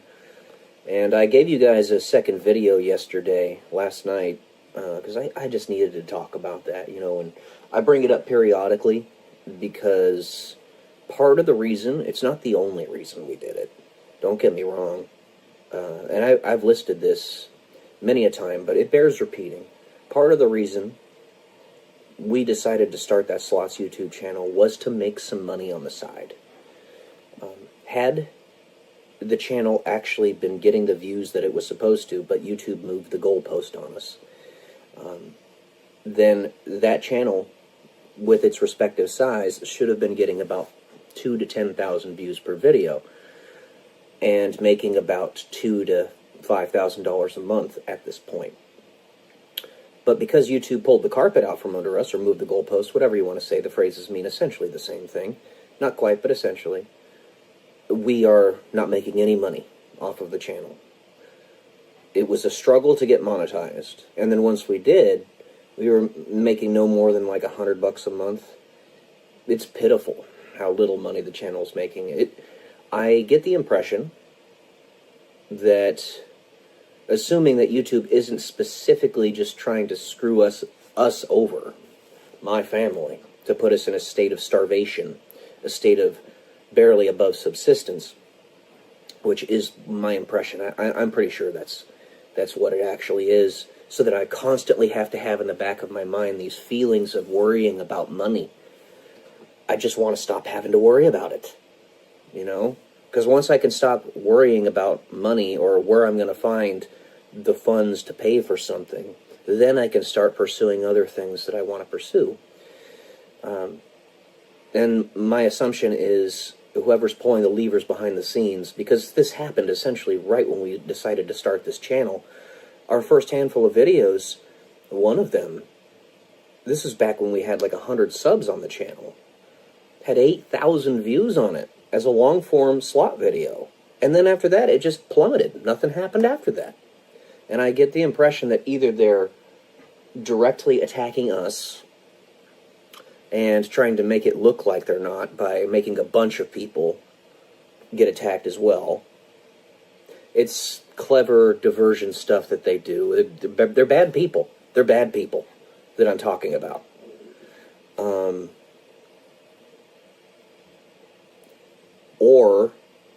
They're specifically attacking us. There was another one I was going to say. There we go. Or they see our channel as a scam channel, or a spammer channel, like those Elon Musk streams that used to say, 5,000 Bitcoin giveaway by Elon Musk, and they would just be a live stream that was running all day long, and it was just a scam. That's not us. We are real people. We're doing real things on this channel. We ain't cheating. We're following the rules. Have a real person look at the channel and get us out of that dark room that you put us in. We haven't broken any rules. I mean, when there are slot channels out there with literally a couple hundred subscribers that are getting more views on their long-form videos, what have you done to us? We are real. We exist. We're not cheating. We're following the rules. Give us a chance here.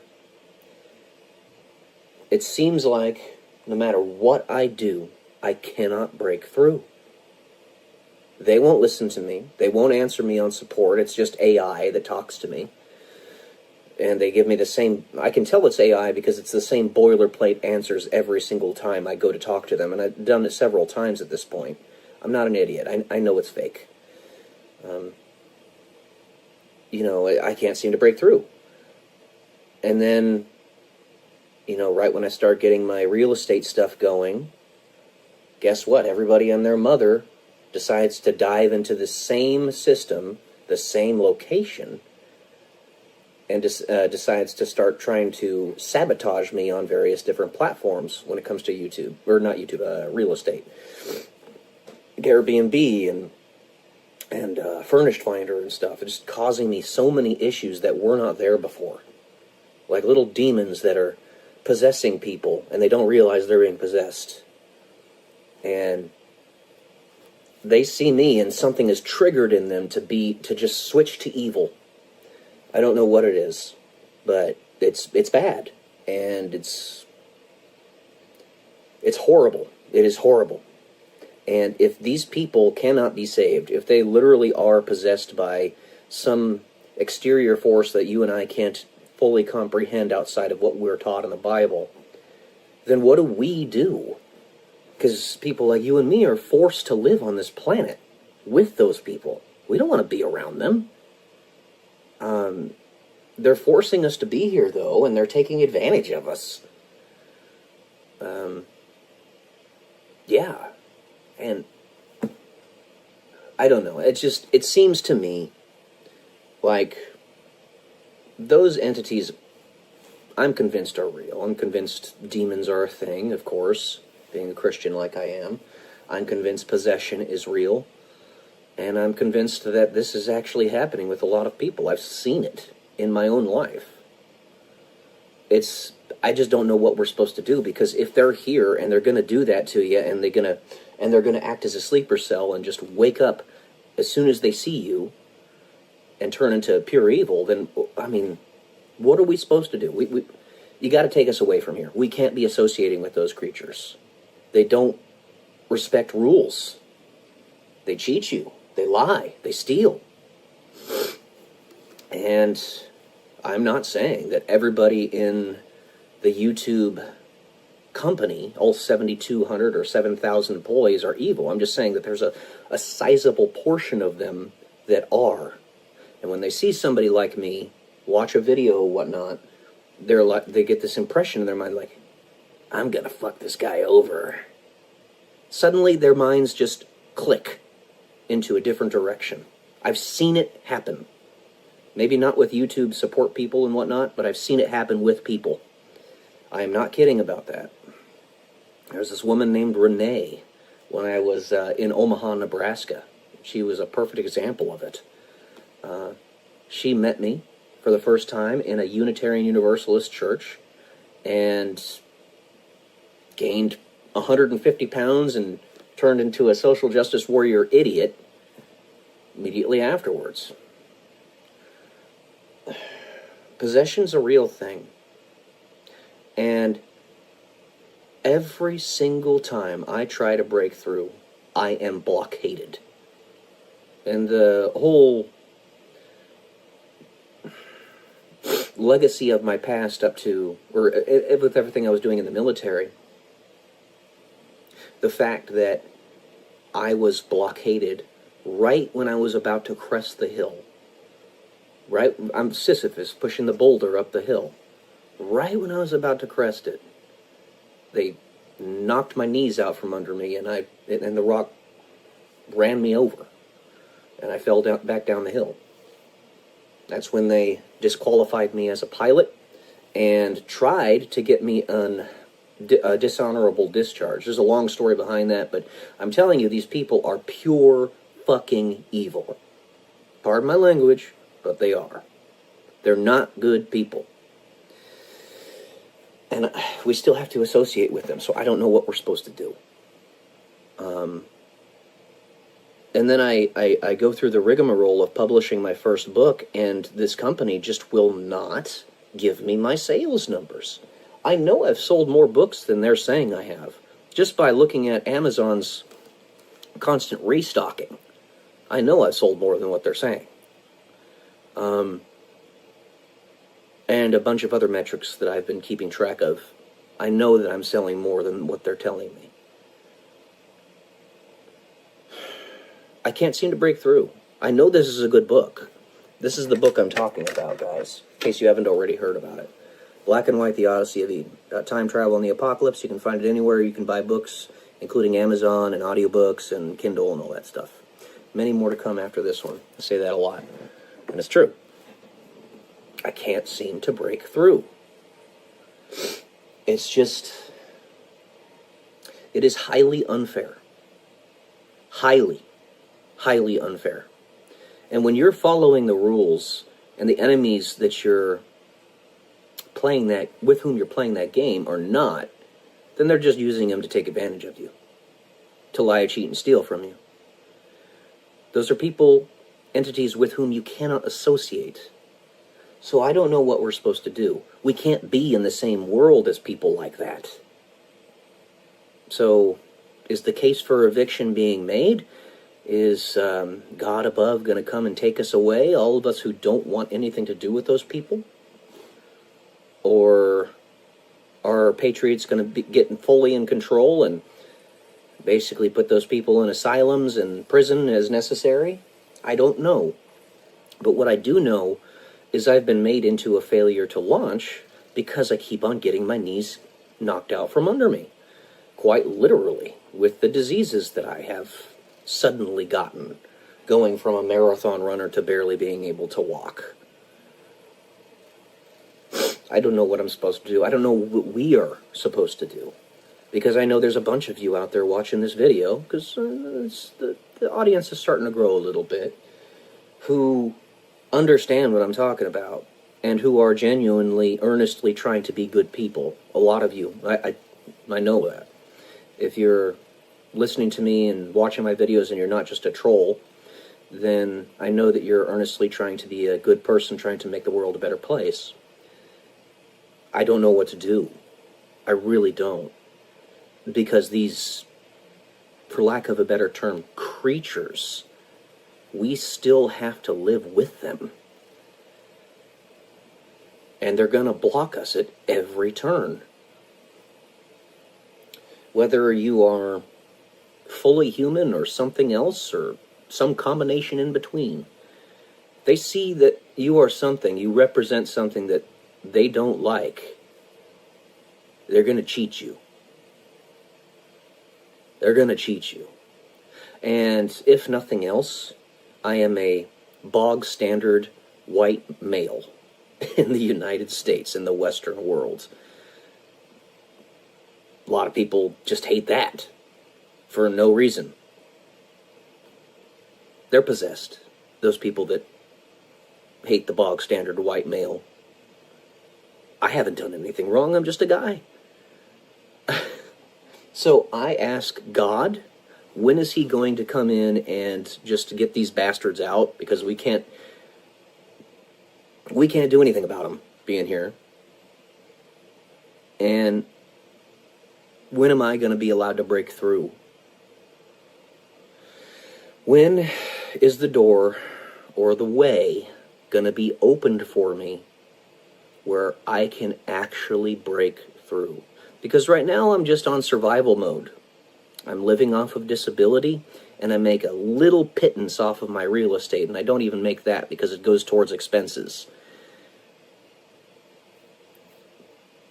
You know I'm capable. And I'm just sitting here, idle. I'm trying to do things that are of value. Sitting here idle, I wrote an entire fucking book. And I have a bunch more waiting to be published. And I'm making this YouTube channel, which is now at 1,958 subscribers. And I helped my mom build her channel, which is almost at 27,000. I'm trying to do things that are worthwhile. Not just sit on my ass and do nothing. I'm helping my family get healthier.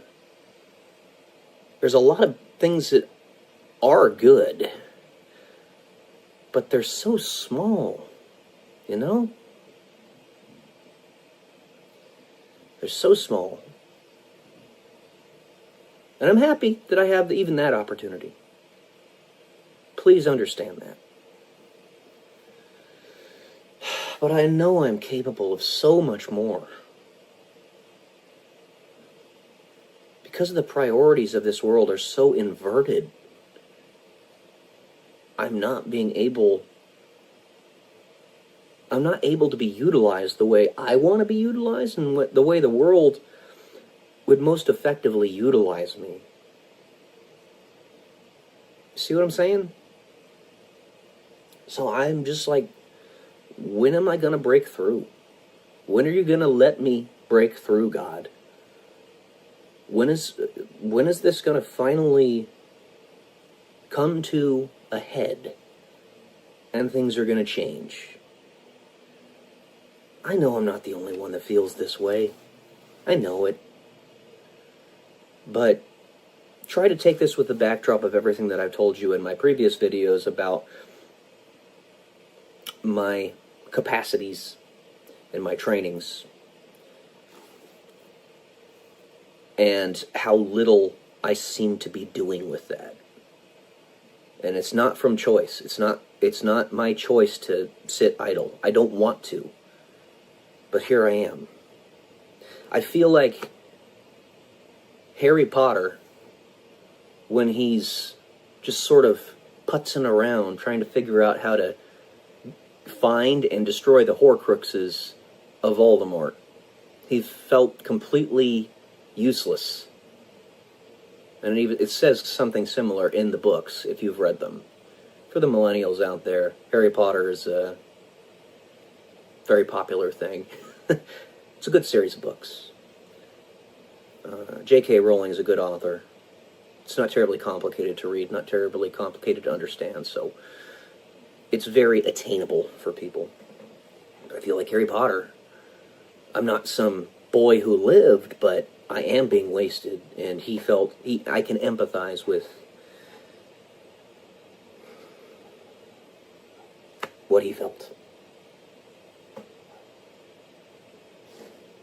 I just want to be used, man. I want to be utilized. And I want to no longer have to worry about money. Because the expenses keep on popping up right when I get the money. Just like it's trying to keep me at a certain amount of money in my bank accounts. Not let me get past a certain amount. It's like, get off my back. Get off my back. Let me win. Let me win. The only way I'm not winning right now is because you're cheating. Wow. So honorable. But of course, demons aren't honorable. They have no desire to be honorable either. Demons are real, guys. Alright. Rant done. Love y'all. Peace.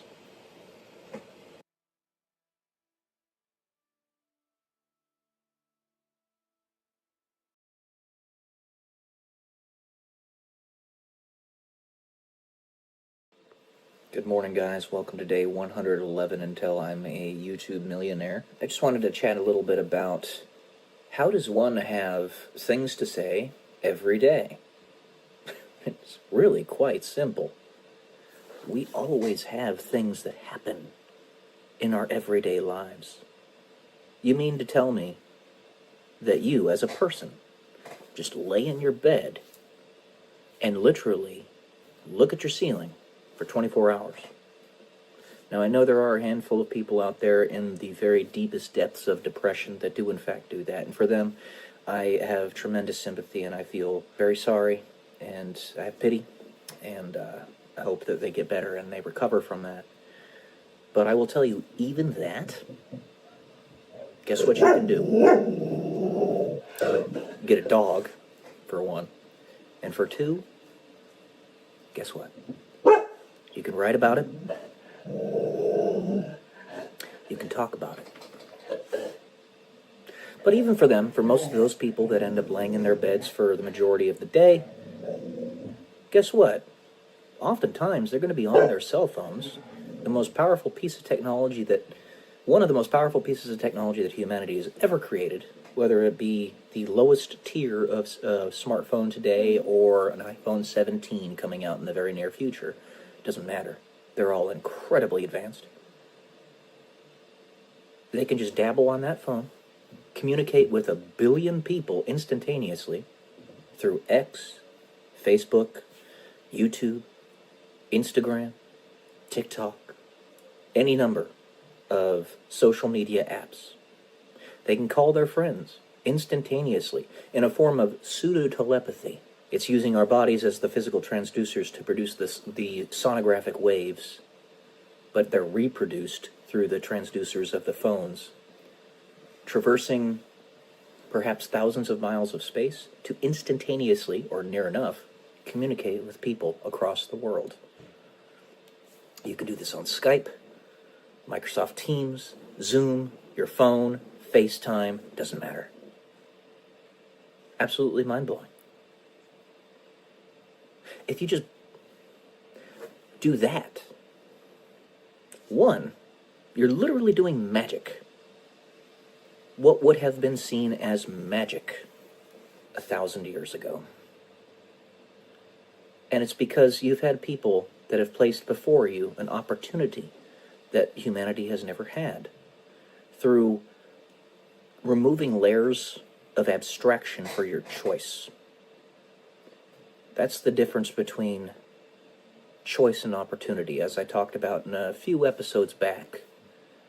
Choice, it would be awesome. You would love to choose to go to the moon back in the medieval ages. I'm sure there are a lot of people out there that lived in that time that would have loved that, but they didn't have the opportunity. Unless they could literally focus their intent and instantaneously go over there, just by the power of their thought, which is the power of God. They didn't have the ability, at least not yet. But they didn't have the opportunity given to them either by other very strong wills that built the tools that allowed them to go there. And we live in that era now. It has been said that we are born too soon to go to Mars and born too late to discover the new world. But we're born at just the right time to have existential crises. That's what some people have been saying. But there's always wonder. There's always newness. And I'll say this, if that world where you are unable to get to Mars is the one in which you live, and you want to go to Mars, you are the one to put in the effort to get everybody there, or to play some type of part. Believe it or not, the ripple effect of everything you do, whether it's posting a simple video like this and talking about it online, or literally writing the equations to build the rockets to send to the moon, it doesn't matter. It's all important. Every last shred of it. What I'm doing right here, for instance, is adding to the social zeitgeist, which is the psychological, social, cultural undercurrent of the era, the paradigm. I'm building the idea in people's minds that such things are not only possible, as most people would accept that it indeed is, but also necessary, something we should do. Because it absolutely is something we should do. You know, Elon Musk talked about this a little while back, and I've said it hundreds of times. I'll say it 1,000 more. For the first time in the entire history of our planet, 4.6 billion years, the entire history of our solar system, but let's just keep it to our planet right now, a species has not only had the ability to, of their own volition, leave the bounds of our atmosphere, but we've literally done it. for the first time in 4.5 billion years, we went to a different celestial body. One of our beings, several of them, stepped foot on the moon. A celestial body which just seemed perfectly placed, perfectly aligns with the sun during eclipses, to precisely at this era in human history, because it's constantly moving farther away from Earth, at this era in history of this planet, we just so happen to be born and exist at just the right time for it to perfectly eclipse the sun. The stuff, the probabilities, all of that is mind-blowing. Suffice it to say, you have more power than you believe you do. And if nothing else, if the principal and only thing, in fact, that you do in a video like this, I bring this up really because was somebody I watched yesterday who was like, why am I even making videos? Why are you guys even listening to me? It's like, this is why. But if the only thing you do is tell people that they are worth it, that's everything. That is everything. You give people the belief in themselves, and they can take that to the edge of the universe and beyond.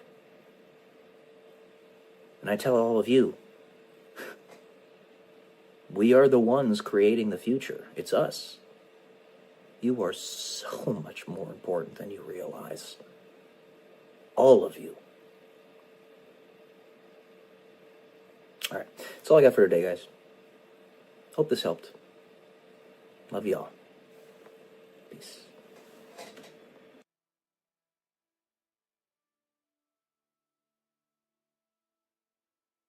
How many of us are NPCs?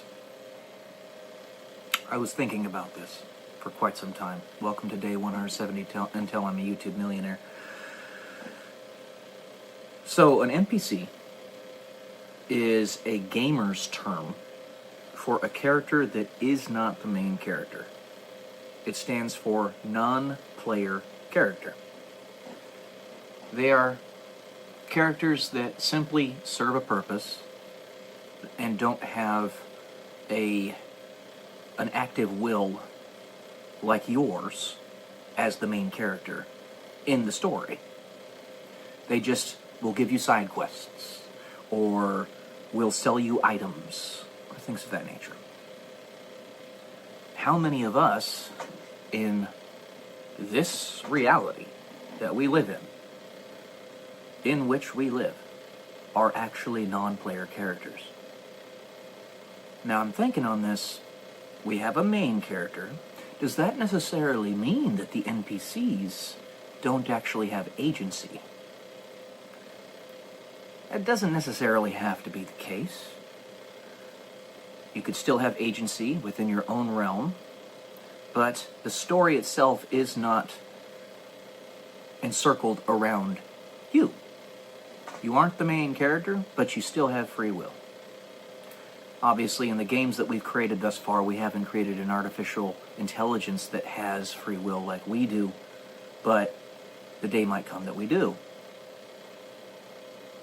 However, thinking a little bit more about this, there might be a way to determine if a person has agency in an objective manner.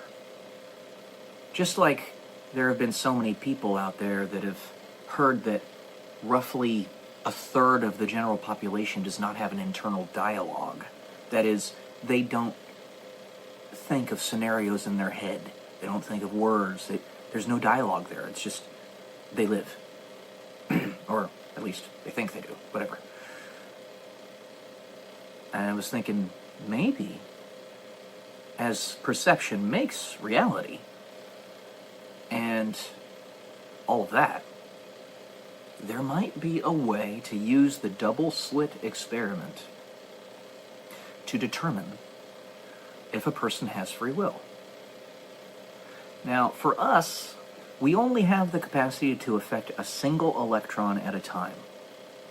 It is just a tiny little spark of free will that every single one of us has, but it is there. It does exist. And when you observe it, any observer, any perception, it will affect whatever the outcome is. Now, I'm wondering, if a person doesn't have free will, they observe it, the object, and it does not collapse into a physical particle, if that would be the way to determine if somebody has free will and exists or not. I think that would be the way to do it. However, I don't know how we do that. Because if the observer, one without agency, is watching the event occur, and it's just a wave function as a result, a wave of probabilities,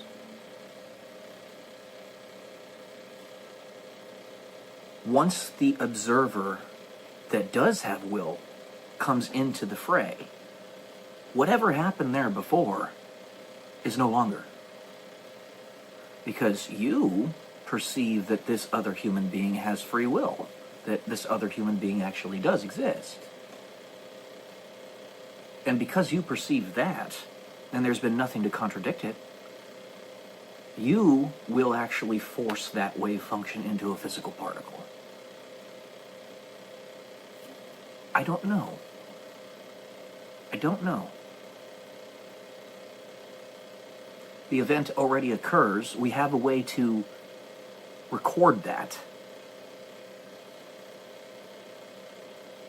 No, I think that's actually possible. I think that's actually possible. Just as you can biohack a human being due to our susceptibility to suggestion and brainwash them into following false idols, so too you could pierce the source code in this way and use the double slit experiment to determine if somebody has free will. If we find that not a single human being fails to do this and collapse it into a wave function, then we all have consciousness and agency. But what about a dog?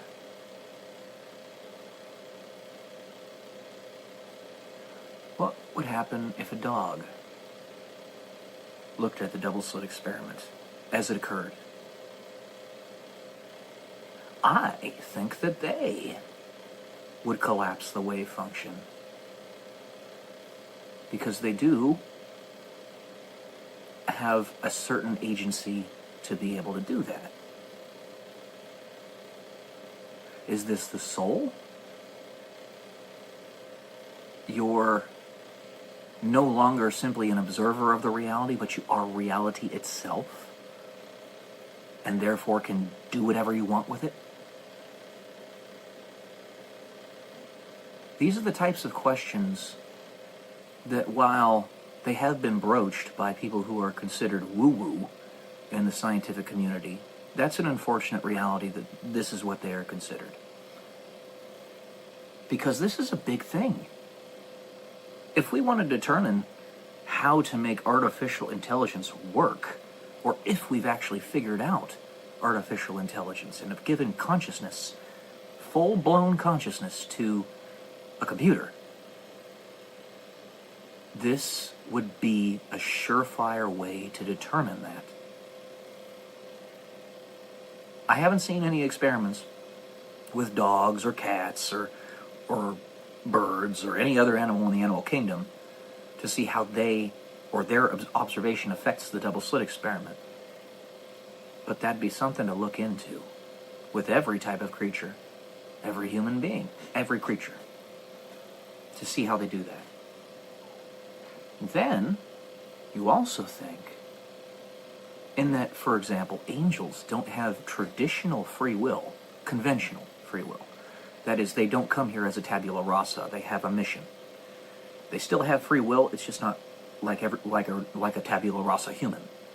They come with a racial memory that they can put the pieces back together and rediscover over the course of their lives. How would they? You see, I think that ties back into tapping into the resonant frequency of the whole planet and being a very, very powerful ripple to affect everybody's underlying perspective, the zeitgeist. And people wouldn't be able to figure it out that you're actually doing that if you are one of those quote-unquote higher beings, right? Just older siblings to human beings that have that effect more.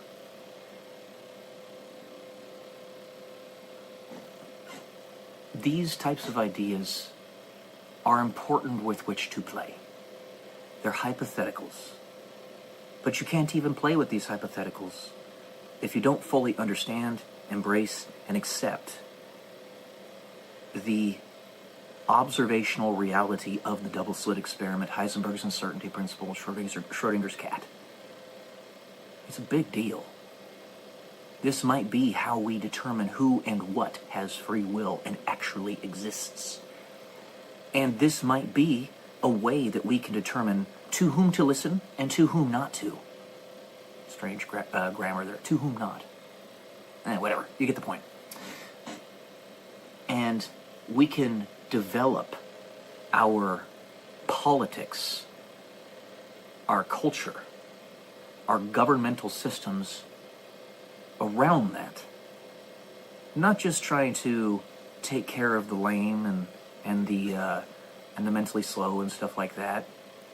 10% of the population completely unable to do anything productive because they're not smart enough. Nothing against them, it's just the way they were born. Well, maybe there's an entire 30 or 40% of the population that doesn't even exist. And it is purely yours and my perception that makes them present. Something to think about. It's definitely something to think about. And I don't try to be occluded. I want you guys to be able to understand the things about which I'm talking. Because if you can't, I'm not communicating properly. I do everything I can to be as clear and concise and precise and easily understandable as possible. Because I don't need to tout myself as some prophet or above everybody else because of my high level of intelligence or something. No, I simply want to help you guys. You're part of my human family and I want to help you. So, yeah. That's what I got today, guys. Hope you enjoyed. Hope you can chew on this a little bit more. There might be an experiment that we could do with this. Love y'all. Peace.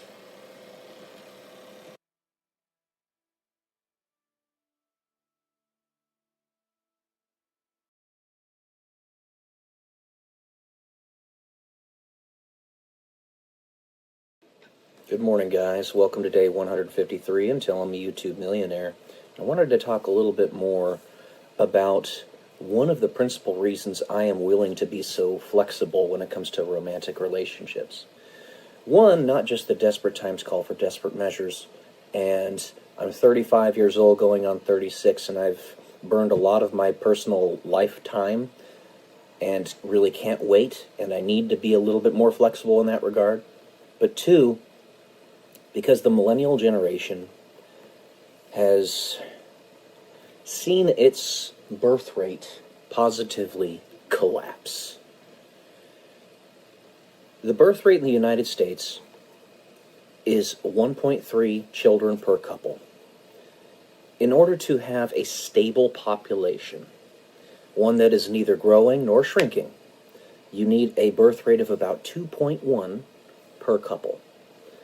This accounts for the unfortunate demise of babies, like in utero or miscarriages, stuff like that, or they die of illnesses really young, when they're really young, all that fun stuff, not so fun. But you need 2.1 people, 2.1 babies per couple to have adequate replacement rate to neither have a growing population nor a shrinking one. Ours is currently sitting at 1.3. It is catastrophic. The only way, because we're not having babies, that such a situation is being mitigated in the United States is by uncontrolled immigration. But it's not really remedying the problem. The population of the Earth is still not going to be going up very soon. Just writ large, the entire planet is going to have a birth rate that's less than 2.1 pretty soon. But in doing that, you dilute the culture and the history of your country. Not only do you lose those traditions, those things that make the United States what the United States is, but genetically speaking, the 72% of the population in the United States that is Caucasian will continue to decay and degrade and go down. That in and of itself is not necessarily bad, but it's when somebody or some group of individuals is actively seeking to destroy that Caucasian population that there's a problem. The world over, the Caucasian population makes up about 12% of all human beings. It's not that much. There aren't that many of us. So we're seen as exotic in many places around the world, in particular places like the Orient, or places like sub-Saharan Africa, for example. There's not many of us. However, there's a disproportionate number of advancements that have come from people like myself, Caucasians. Isaac Newton invented calculus. Aristotle, Socrates, Plato, basically modern philosophy. Seneca, Einstein, you name it. And then, of course, in the modern day, you have people like Elon Musk, who's from South Africa, who's trying to literally get us to Mars. And he'll succeed. We're going to get there. But there's a group of people out there that are actively seeking to destroy the Caucasian population, just out of pure animus, pure resentment. We didn't do anything wrong. We're just trying to help other people. We're trying to make the world a better place. And by virtue of that alone, this darker element of the human family, not really much of a family anymore, and those people are, is trying to erase us. This is not acceptable. But it's even more poignant that catastrophic birth rate is even more poignant in places like South Korea and Japan. And it's utterly heartbreaking to me. Not only are South Korean people, the Japanese people, a beautiful people. They're both beautiful people. Physically, they're very attractive, in my opinion. But they have a rich, beautiful culture, background, history, a clean society. It's spotless there, if you've ever seen videos of it or you've ever been there yourself, in South Korea and Japan, China as well, the nicer parts of China. Spotless, beautiful, utterly beautiful. Their population replacement, or their birth rate, is even more catastrophically low than it is in the United States and Europe. I believe South Korea is at 1/3 the replacement rate is how many children they're having. It's like 0.7 kids per couple. And at that rate, in 3 generations, their country will be at 4% of its current population. Like I've said many times, that is catastrophic. That is apocalyptic. It is egregiously bad. It's the same in Japan. And I'm going to be completely blunt with you here. Places like Singapore is part of this as well. Singapore, South Korea, Japan. The people that live there, on average, are very smart. To be completely blunt.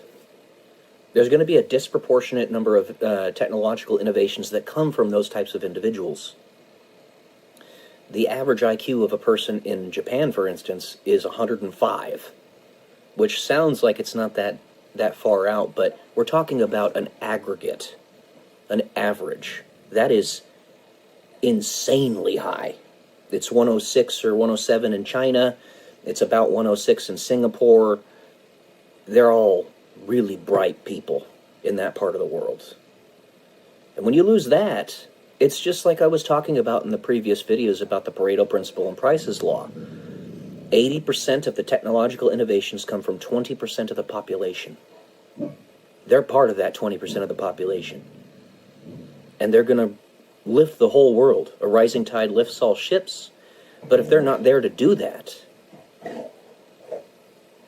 we're going to go back into the Dark Ages. It's a similar, like I said, a similar situation in the United States and in Europe.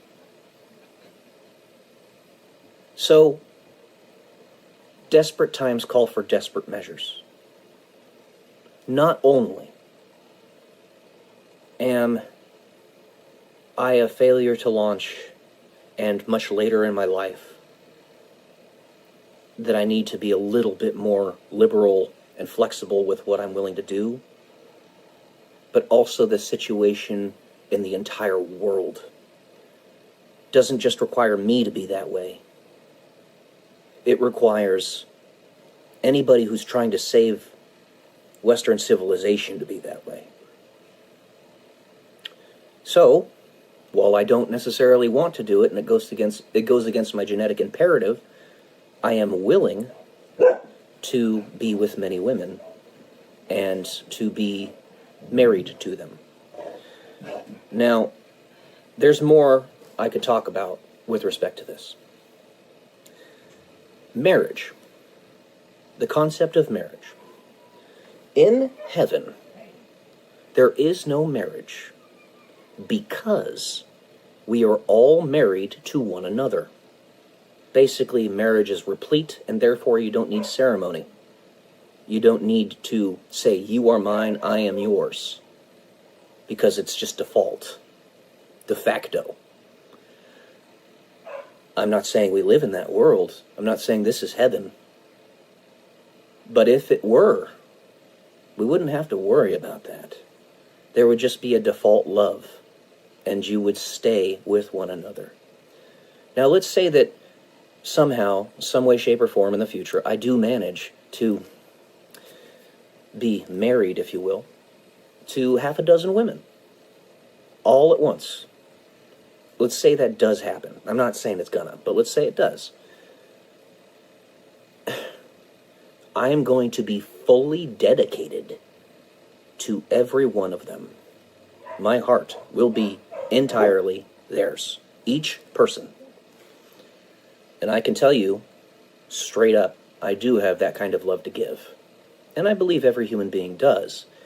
But it's our covetous nature that leads us to only be able to be with one. The institution of marriage, one man, one woman, was meant to produce a stable environment to raise children, to prevent any enemies, any devils, if you will, from seeping into that protective umbrella. There are other ways where exceptions make the rule to also make that work. And I talked about this in a video a long time ago. What if there are a handful of people out there that you and I can't tell by looking at them, but are, in fact, very different. The very first stages of a homo novus, as Sheldon Cooper calls it in The Big Bang Theory. A new evolution of human beings. Something akin to what happened in the cognitive revolution 70,000 years ago, where it is believed that a group of human beings ended up breeding together that were highly intelligent and more developed, that made us cognizant, that led us to that point. Kind of a combination of both having that higher level of intelligence and then breeding together, but also having a theory of mind and imagining something greater than themselves. It's possible that such a thing could happen in our generation too. I'm willing to do it. It's not something I want to do, but I'm willing to. And if this is something that we need to do in order to get the Japanese women to stop being such prudes, to stop being the beautiful ones of the Mouse Utopia experiment, then so be it. Then so fucking be it. If you don't know what the Mouse Utopia experiment is, Japan is falling victim to it right now. You look it up. Look it up. That's what's happening. Because Japanese women, generally speaking, are gorgeous. They're gorgeous. And they will not be with a man because it gives them the ick. They think sex is yucky, which is utterly ridiculous. Absolutely stupid. I'm going to tell you that straight up. And that's not just Japan that's dealing with that. It's many Oriental countries. So, if those same women can fully embrace perhaps being angels, if you will, can fully embrace that concept and allow themselves to truly love all the men that they're with and be with them. Now, it doesn't work the same for men and women. So, yeah, that doesn't quite work. But, I don't know. Something to play around with. Yeah, that doesn't quite work because it's not the same for men and women. Lock and key. A man can be with many women and be a master key, but a woman cannot be with many men, lest she be an unusable lock. So, it's a weird situation, but desperate times call for desperate measures. And then you've got somebody like Elon Musk who has 15 plus children with many different women. He's a genius who's doing incredible things in the world. And yeah, it's not acceptable that he's doing that, but exceptions make the rule. We need to do something about this. The population will collapse if we don't fix it. So, all right, I'll leave it at that. Let me know what you guys think. Love y'all. Peace.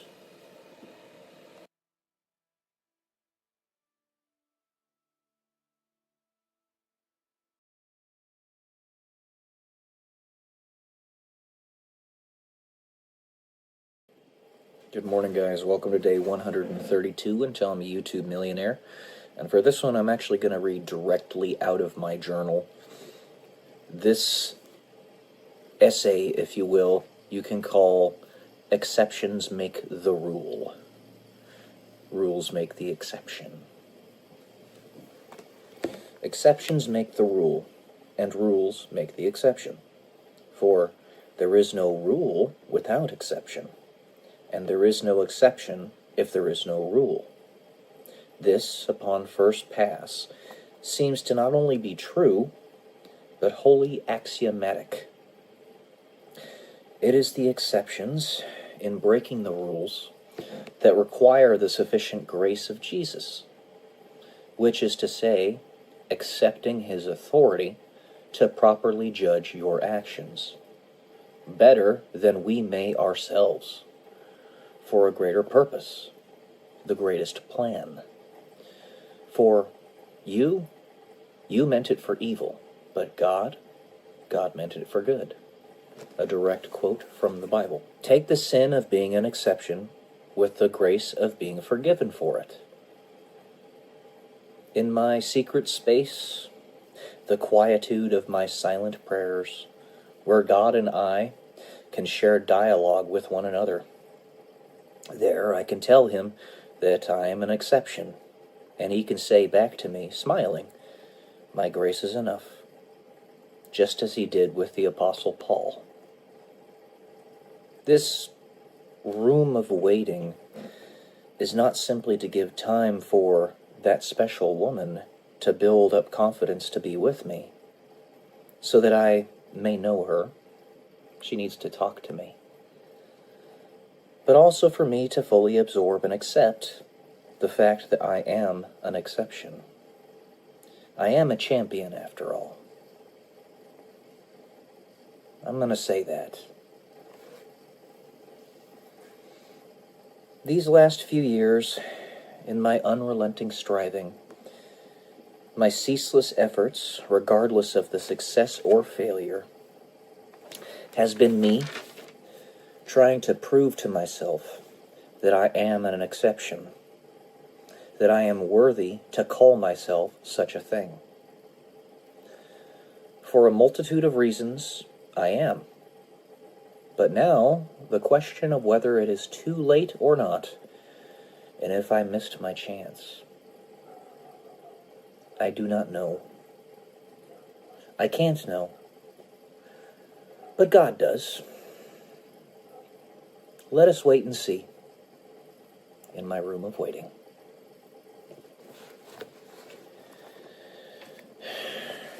This is a great rub in my life. To know in my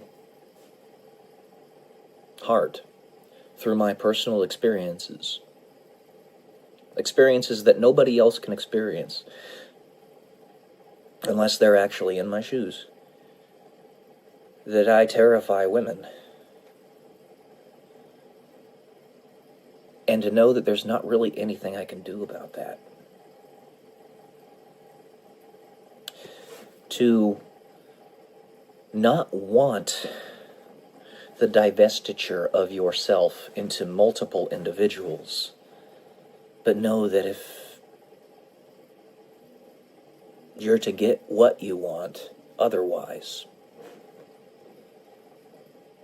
love, romance, that it is a necessity, it is required, because you're simply too much to handle on your own.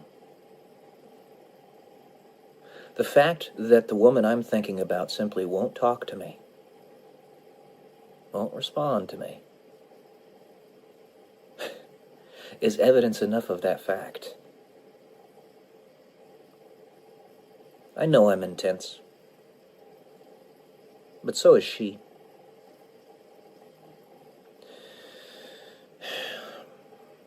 So I'm willing to accept what God cannot tell me, but what He can give me. He cannot tell me that I am an exception, but He can give me grace in the same way that He gave it to Apostle Paul for certain things that he was doing that he could not bring himself to stop doing. And he, in his heart of hearts, believed it wrong. When it comes to those kinds of things, I think I know what he was doing, but I'm not going to elaborate on it right now. They really are truths of error. Those do exist, in that, like I was saying in my last video, medical assistance in unaliving does not jive with this reality.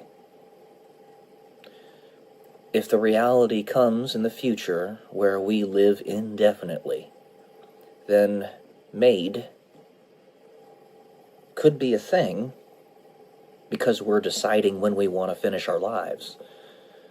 I'm not saying that's going to happen. but it could. So those truths, at least in some way, shape, and form, are truths of era. That's what that means. It's context. And while what I want to do, or don't want to, but know that this is the only way, does not jive with this reality or even my genetics, if I want to survive, I have to do it and accept God's grace.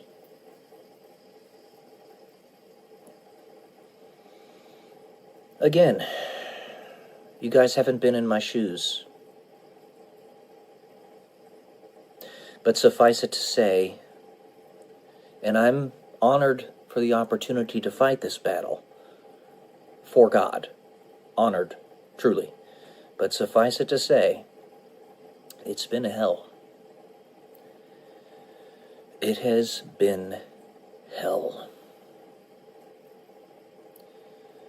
Lots of people that really don't like me, for reasons that consciously I have no clue as to why, have been ceaselessly attacking me in my life. It has not stopped to this day. And until those dark forces are gone, either evicted from this planet or entirely erased from existence, period, it's not going to stop. You guys haven't lived in my shoes. You haven't walked in my shoes. You haven't seen the things that I've seen. You haven't gone through the things that I've gone through.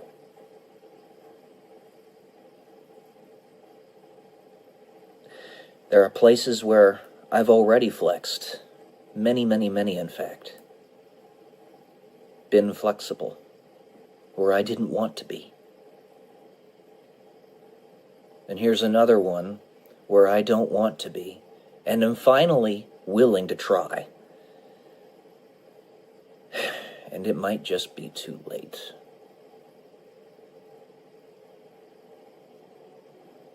If the woman won't talk to me, what does it matter? I don't know. I got myself in a state of brooding right now. Sometimes it just all collapses on you all at once, and you just... yeah.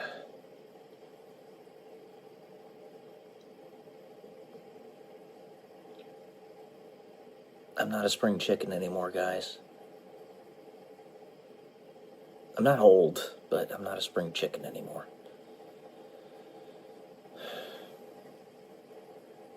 Anyways. Just being raw with you, being honest with you. Love y'all. Peace.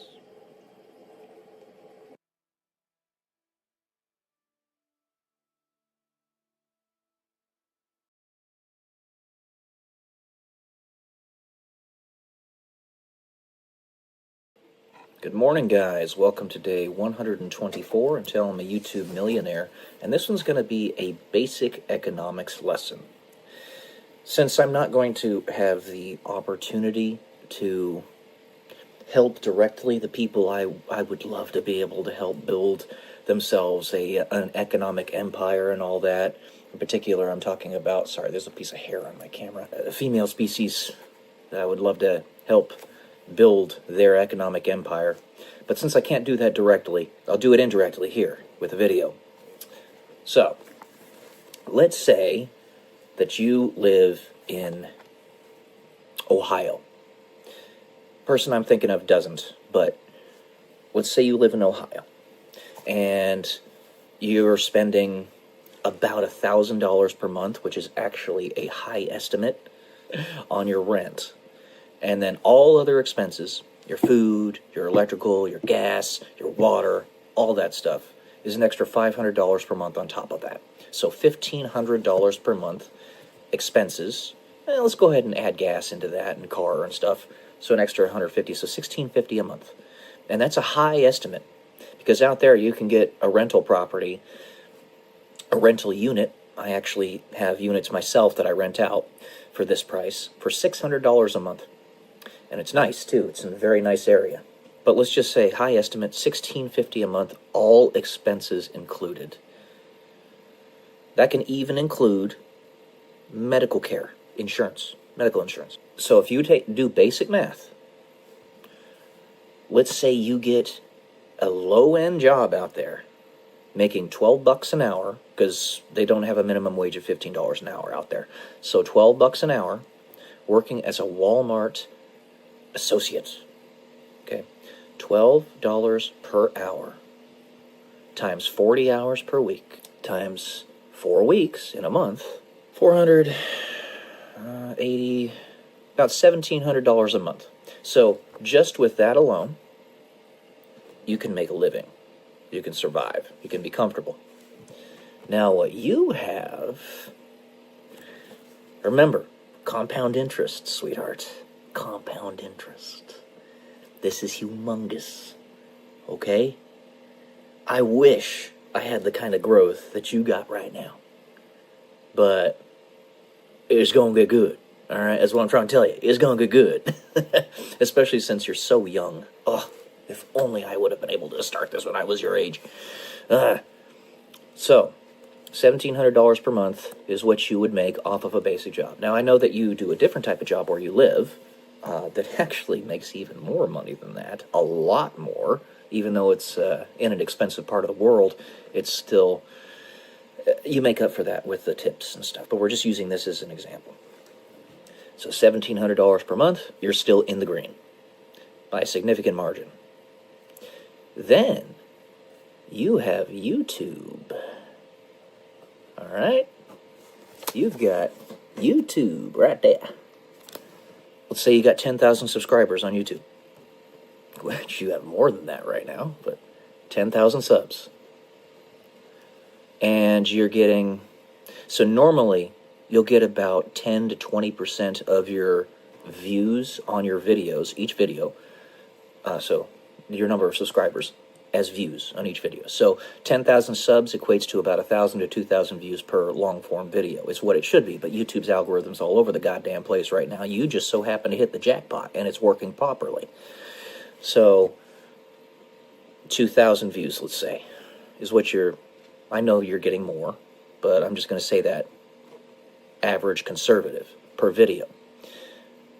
Usually the CPM, what you actually make, cost per milli, the amount of money that you make per 1,000 views, this depends on the niche, but the niche that you're doing is around $5 per 1,000 views. So you're posting a video every 2 to 3 days. Okay? So let's say you get 15 videos posted a month. 15 times 15. What is that? Well, that's $225 a month.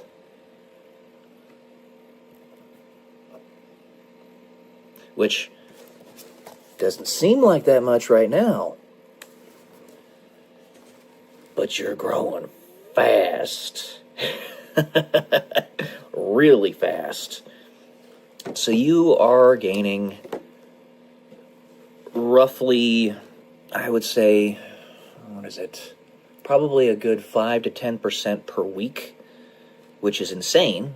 You'll be at 100,000 in a blink of the eye, but that's about what you're making, or what you're growing per week. So to exponentially grow means that you're getting that 5 to 10% on top of whatever you have from the previous week. So you can do the basic math. I've got my MATLAB program actually pulled up here, so I'll do that for you real quick. Let's show you what that would be in a year, which you can anticipate that you could actually keep this kind of growth going for a year or longer. All right? So 1.05 raised to the 52. You'd be 12 times 13 times the size that you are right now. So you're at about 10,000 subs right now. You're actually a little more than that. Multiply that by 13. 150,000 subscribers in a singular year. I can see you be there, by the way. Easily. Easily. Okay? 150,000 subscribers. If you don't believe me, look up Kira Lutan. You're way more insightful than she is. And she's got almost 100,000 subs. I like Kira Lutan. She seems pretty nice. But you're way more insightful than she is. Alright? So 150,000 subscribers. You do the same basic math. That equates to roughly 30,000 views a video. If you're still keeping up at your current rate of posting. So 30K views per video. Still about $5 per 1,000 views. That's $150. So times 15.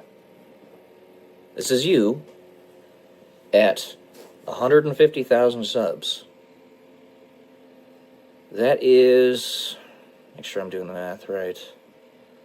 I believe that's $2,250 a month. Times 15. Yep, $2,225 a month. And that's on top of what you're making in your other stuff.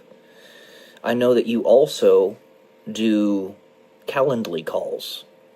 That is going to increase at the same rate that the size of your channel is going to increase, if not faster, because you also are exploding on Instagram. You're utterly exploding on Instagram. My goodness, what is going on over there?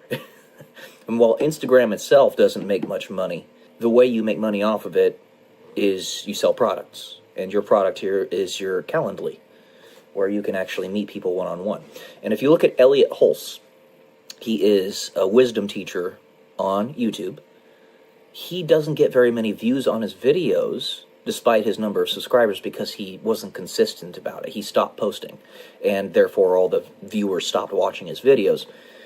But because he's got his Calendly set up, something similar to what you have, he does $100 per hour, or per session, and he's making like $20,000 a month on that alone. On that alone. That's humongous. It's something to that effect. So, as the size of your channel grows, you can also exponentially increase what you're charging. Now, this isn't you trying to be stuck up or anything. This is you being a very in-demand quantity. And you need to make sure that you are valuing your time properly. So when you get to that point, you are going to be very, very, very in demand. Even more than you are now. Let's just say, purely off AdSense, $2,225 a month. You're also going to start getting like brand deals, and advertisers are going to come to you directly to talk to you to advertise their products, and that's going to be, for a channel that size, say $1,000 per ad read, and you'll probably have one maybe every 2 or 3 episodes, which means that you'll have about 5 of them a month. So that's $5,000 a month off of that. This is just in 1 year, if you keep going, which, don't stop, sweetheart. Don't stop. All right? So, and I'm doing this because I can't talk to you directly, unfortunately. So that's fine. I'm still going to try to help you.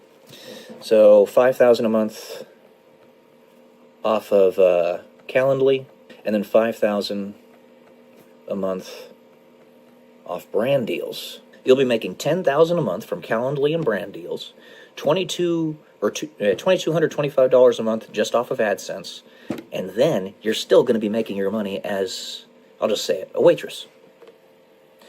So $4,000 a month, let's say, that you're getting off of that. That's $16,000 a month, which is, do the math, $192,000 a year. Okay? Let's say you keep your expenses relatively where they are. You do want to increase them, just a little, not a huge amount, just a little, because follow the Seneca philosophy. You want to be just a little bit over the average person so that you can give them an incentive to become better, but not so far out that they can't reach you. So, you know, you might get some nicer clothes, a nicer car. Maybe you get a, I don't know, like a Mercedes or something, or a really nice Jeep. Just an idea. But you're not going to go out there and get yourself a Lamborghini and put yourself in debt. But, you know, like a Jeep or something.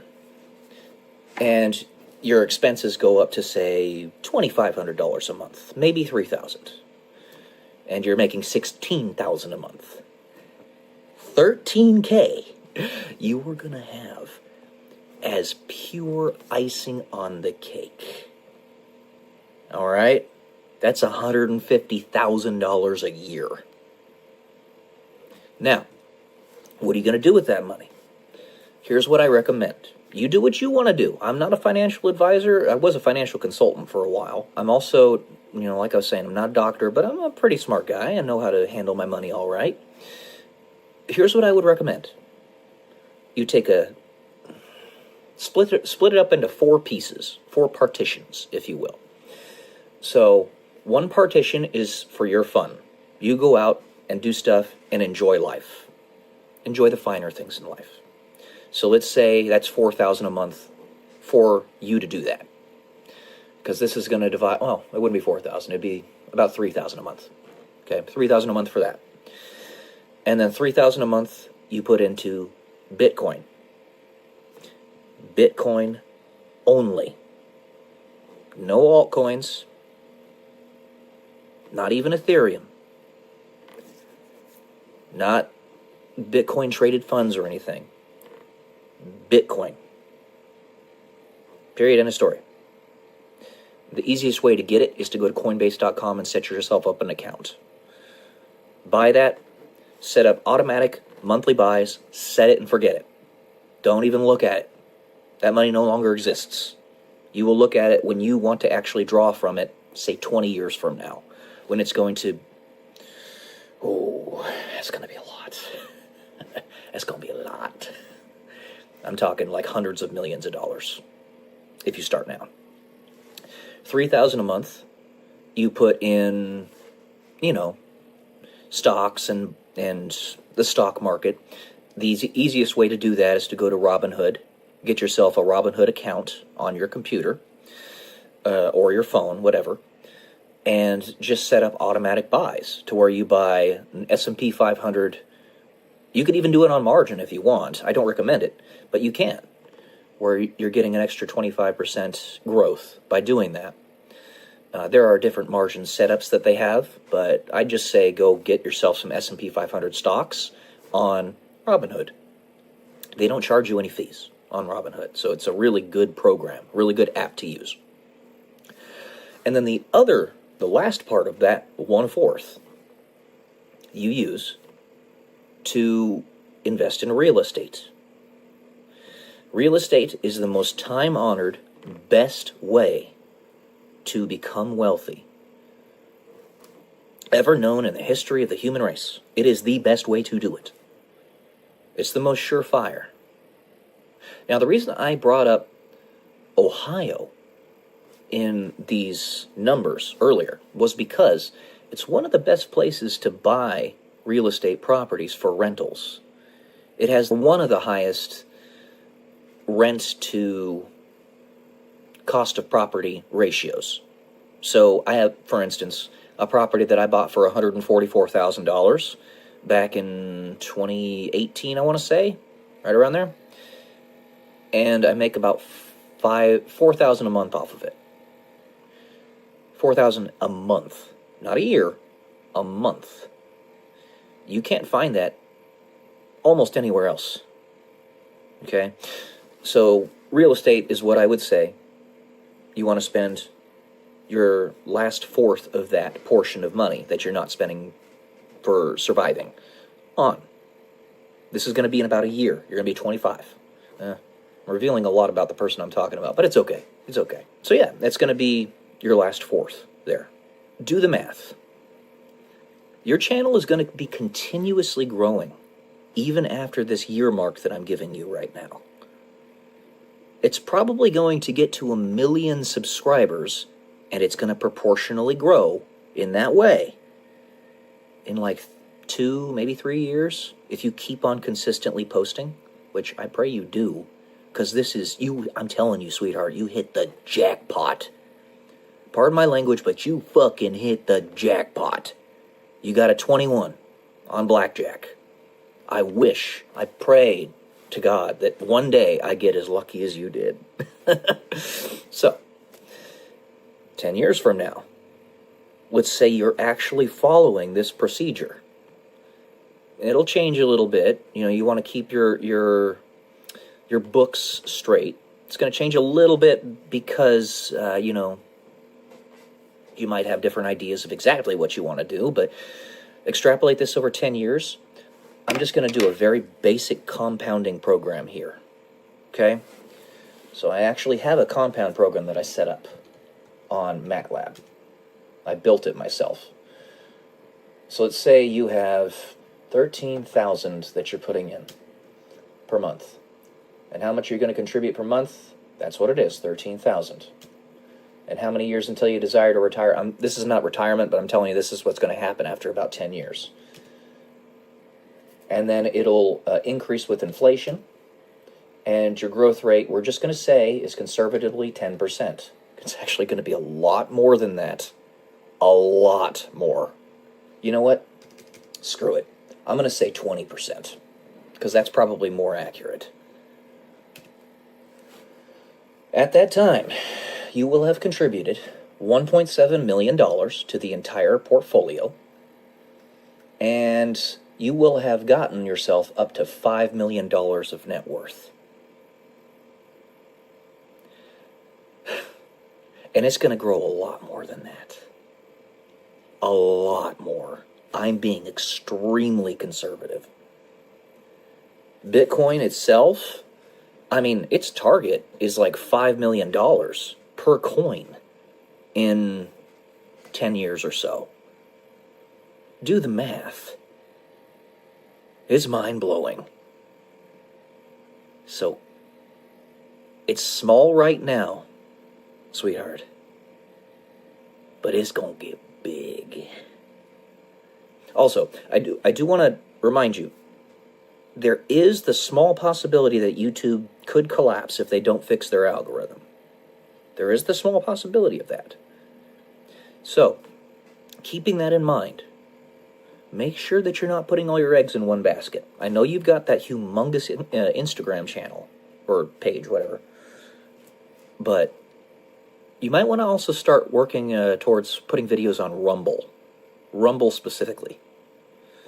Because Rumble is a very good alternative. It's not nearly as good as YouTube yet, but it may one day get there.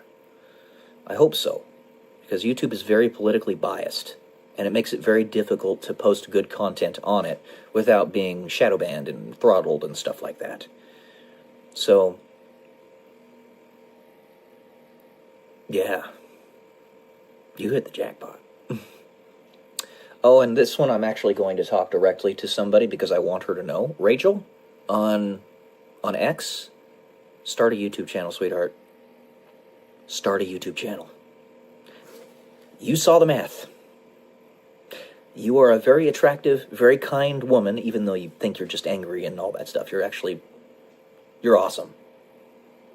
You're awesome. You're going to gather a lot of followers, a lot of subscribers on YouTube very quickly. So start making some YouTube videos. They could be of your art. They could be of you just talking, your ideas. Again, if you're insecure about your ability to do that, look at the woman I talked about earlier. I like Kira Lutan, but she's got very basic things to say, and people still love to listen to her. All right? So don't be insecure about it. So, all right, guys. I'm excited for you. I am excited for you. Love y'all. Peace.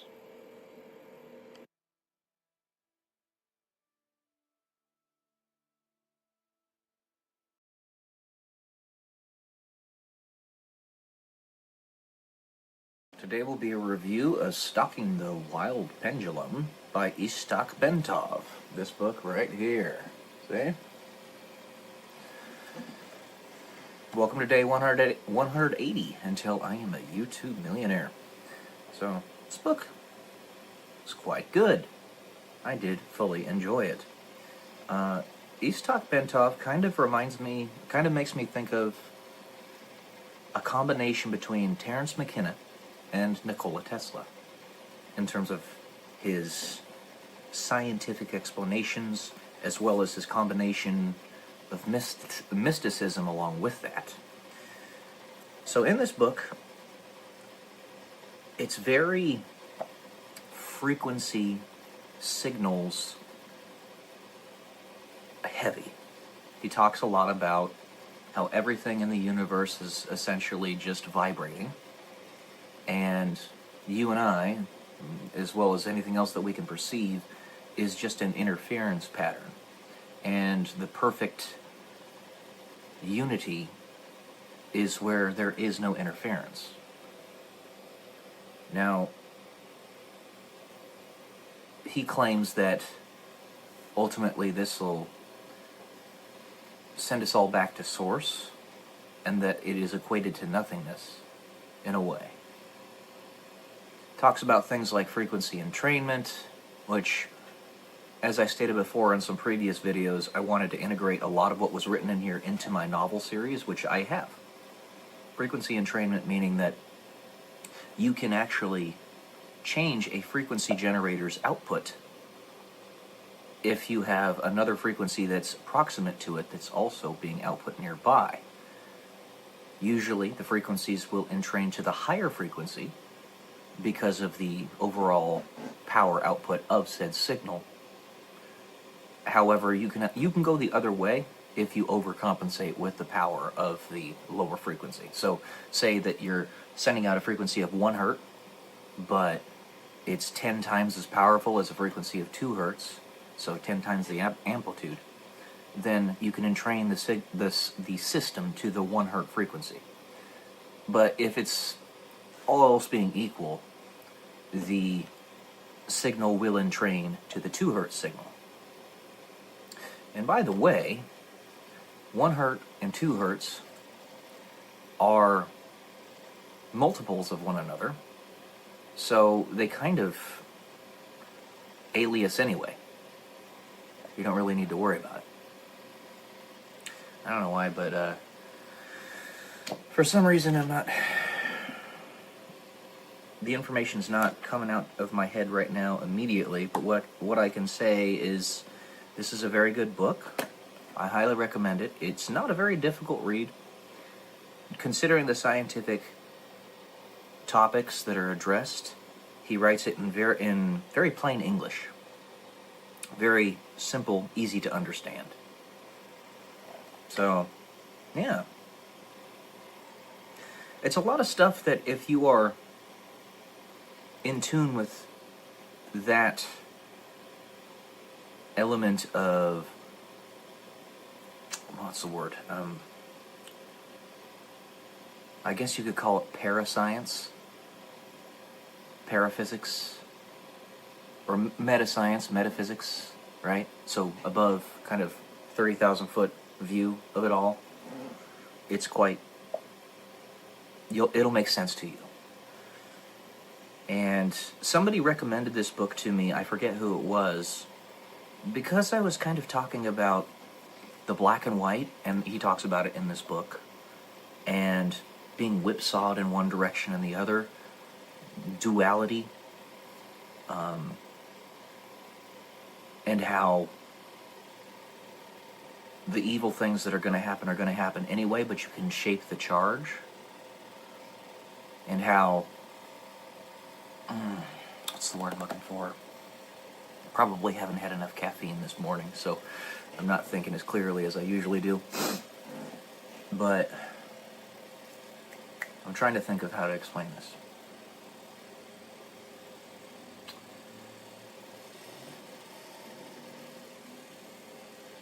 Stalking the Wild Pendulum, in that we're trying to find a way to have nuance It's balancing on the knife's edge. That's the term I was looking for.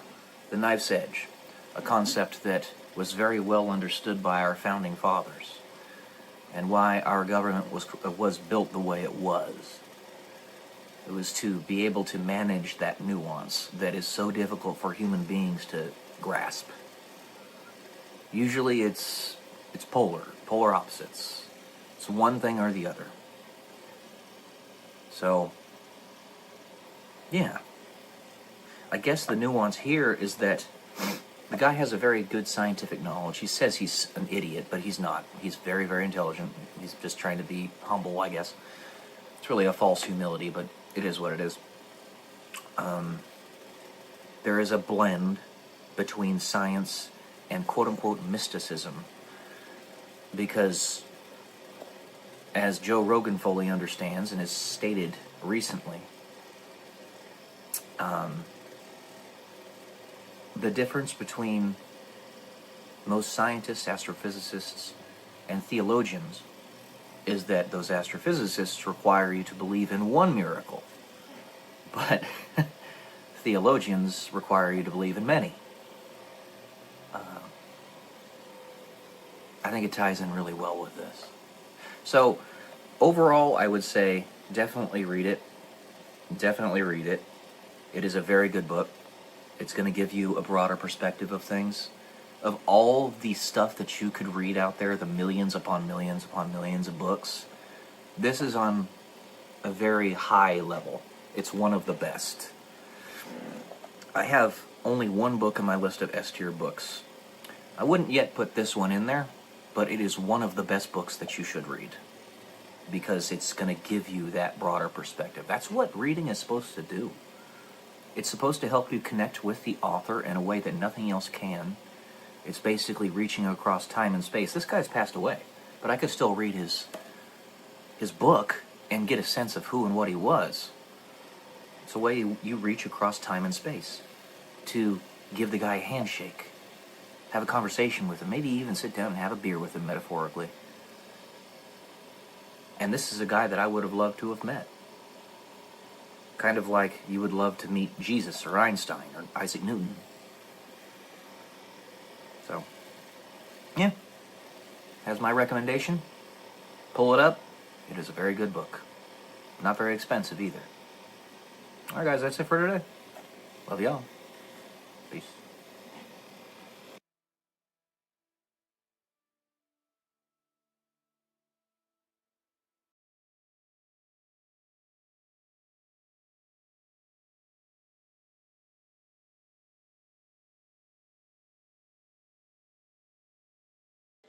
Good morning, guys. Welcome to day 115 and Tell Me YouTube Millionaire. And I've got another book review for you today, actually. I started this book, The Diving Bell and the Butterfly, immediately after I finished the last one, No One Writes Back. And I didn't expect that I would finish this one as fast as I did. But the thing is, it's a relatively short book. So it's only 130 pages of quite small pages with pretty large margins. So I would guess it's like 20,000 words or so, if that.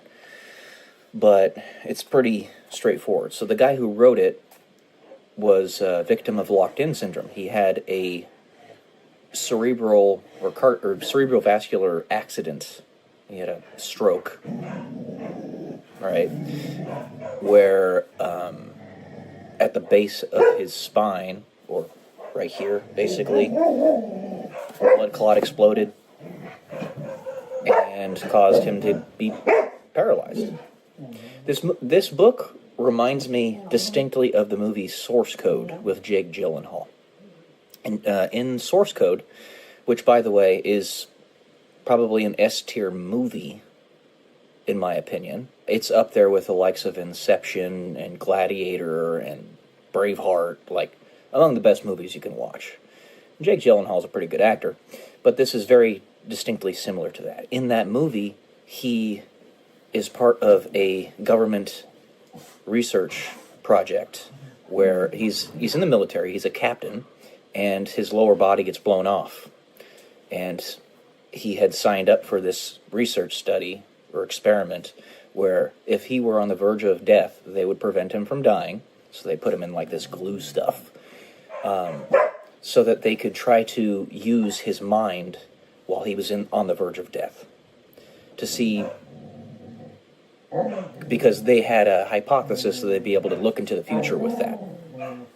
In the movie, yeah, they were able to do that, and eventually it's revealed what happened to him, and the fact that his lower body was gone, and he was in like this little vessel, like a diving bell, actually. I get the impression that the person who made that movie probably read this book. And the reason this book was written at all, more than likely, is because of the profession of the main character. His name is Jean-Dominique Balbi, right? It was written back in 1996. And he was actually the editor-in-chief of Elle, a very popular magazine at that time in France. He's French, obviously, for you can probably discern from the name. And because of this, he had access pretty much immediately to editors, publishers, writers, authors, all this stuff. And he had Claude, I don't know if I'm saying her name right, who was a transcriber, author person, come in, and because he could blink his left eye, that's how they communicated. Eventually, he did get a little better over the course of the year that he was alive with this syndrome, where he could turn his head a little bit, he could grunt, but he blinked his eye, his left eye, and that is how he communicated with Claude to get this entire manuscript written, all approximately 20,000 words of it. It's very good. I very much recommend it. So the way this is going to happen going forward is I'm either going to give you a recommended or not recommended, and then on top of that, if it's like S tier, then I'll let you know if it's in the S tier. But otherwise, it's just recommended or not recommended. And this one is a strong recommend. It's very good. I thoroughly enjoyed it. Easy to read. If you're somebody who has difficulty getting into reading because it's a little exhausting, this will be a pretty good one for you. Let's see if I have anything else I wanted to say. I always write notes of the books that I read so that I don't forget main points. It harkens back on page 94. Finally, I had forgotten Mithra Grand Champ. The memory of that event has only just come back to me, now doubtfully painful. Regret for a vanished past, and above all, remorse for lost opportunities. This reminded me of something that Bailey Schilbach said, because she also read this book. The name of one of her videos is Almost as Grief. Almost as Grief, we're talking about regret. So, also on page 102, he talks about the book Seneca, who's one of the ancient philosophers of humanity, and I'm also going to probably read that book next. So yeah, there you go, guys. That's this one for you. Hope you enjoyed. I'll talk to y'all soon. Love you. Love you all, as I always say. Peace.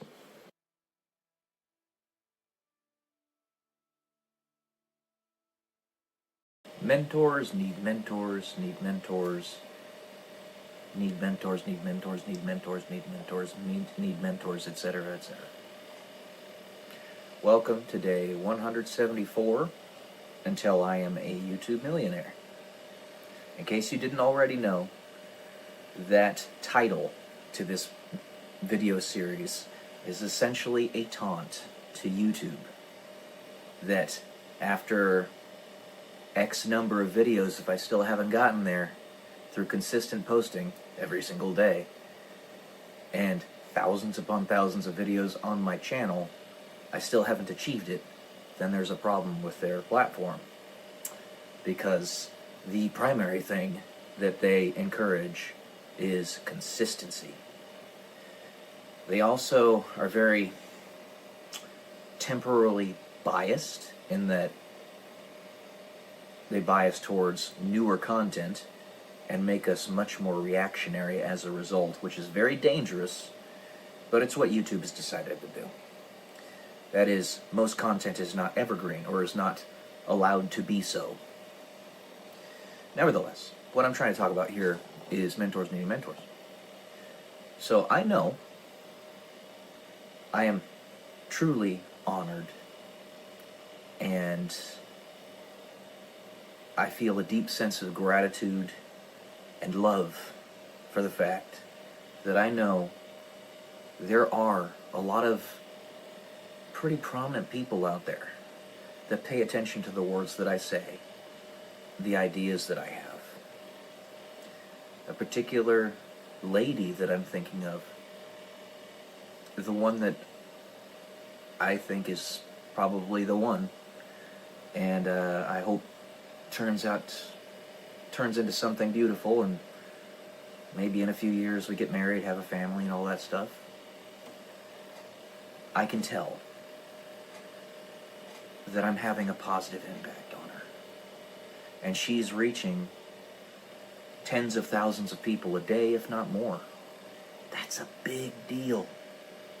That is a really big deal. Even on my own platform, the platform is starting to grow. I don't just post here. I also post on Rumble, Facebook, X, and other places. Spotify. I'll just name those for now. But I am, therefore, in some way, shape, or form, her mentor. Along with everybody else that follows my videos.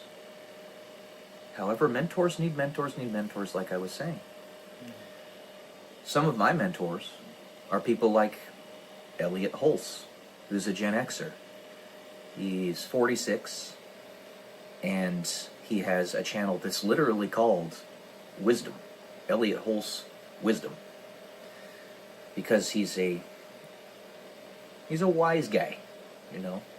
He's got a lot of life experience. He's an erstwhile serial entrepreneur who does life coaching and strength coaching. And he's one of my mentors. One of his mentors, just one of them, he's got a ton of them, just like I do, is a guy by the name of Tony Robbins. He's a financial guru, the guy with the big mouth. Tony Robbins. Tony Robbins, also, in some way, shape, or form, one of my mentors. I've read some of his greatest works, like Money Mastering the Game. It's a tome. It's a very big book, but a very good one. And the primary thing he tells you to do in that book, the crux of it, is indexed universal life savings accounts. They're insurance, but they're really good. They're like le creme de la creme of investing portfolios that you can get.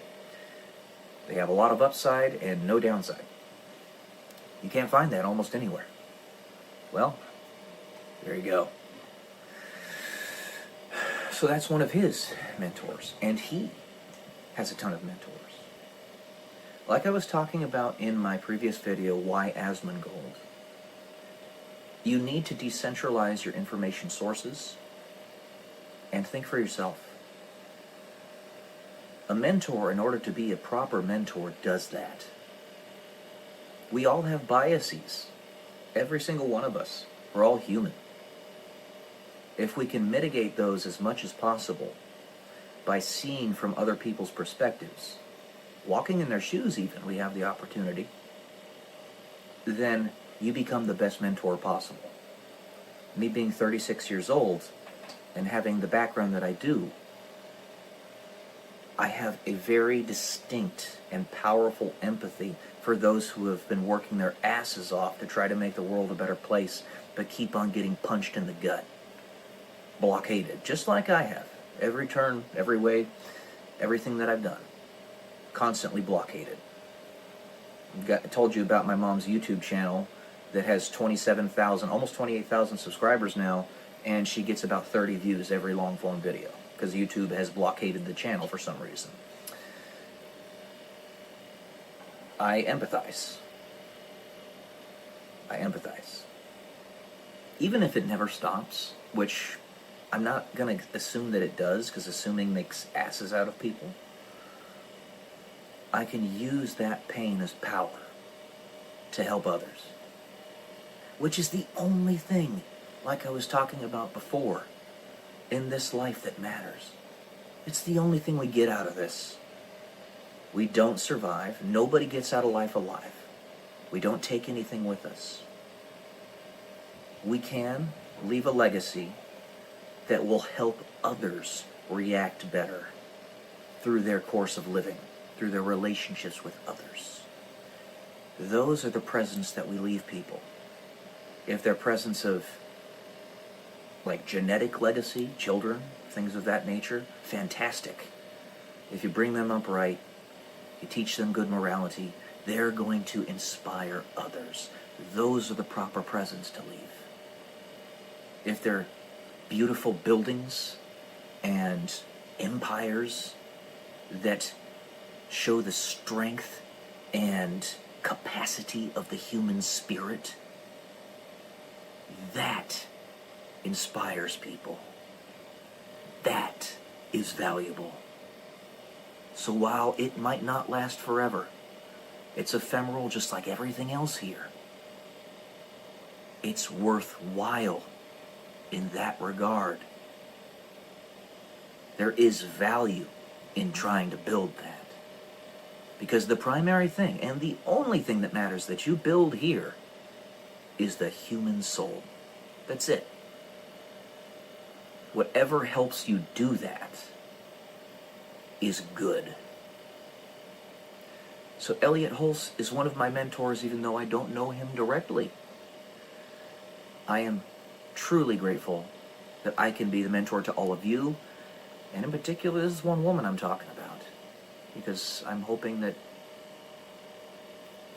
it can become something better. She has a very powerful mind, is very wise, and is a mentor to thousands upon thousands of people herself, who, if she's teaching them right, which I know she will, she's doing a fantastic job, then they too are going to realize that you don't get all your information from one person, because she's only 24. So even 24 years old, has a lot of life behind her, and she's an incredibly intelligent woman. She's a genius. So it means she processes it very well, especially if she reacts to it well. But she knows, even she is only one person. She's teaching them well, inspiring them well. They'll find the proper sources, the things that empower people. You know what doesn't empower people? Telling them that they're a virus on the planet. Telling them that they're worthless. Unless they're actually acting that out like George Soros is. He's a bane to human existence, and people like him. I don't want it to be that way, but it's the life that he has chosen. He has chosen it. So the way you're a mentor is you make the world a better place. You make people feel like they're home when they're with you, when they're listening to you, when they're talking to you. You be accessible.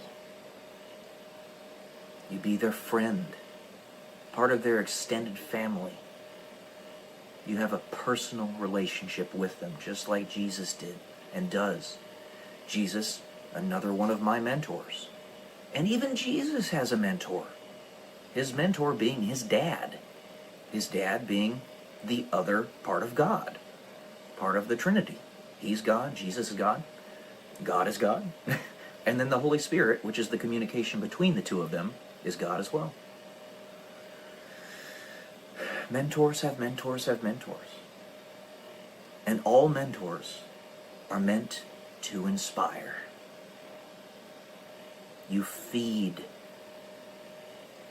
people on not just bread alone. You fuel the fire that is in their hearts and show them that they can do it.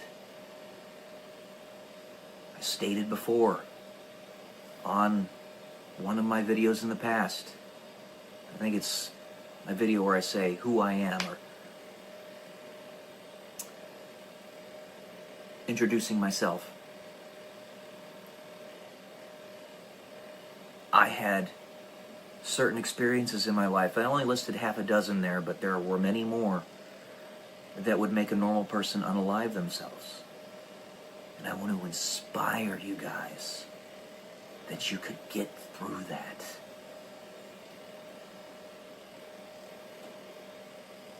That's never the answer to unalive yourself.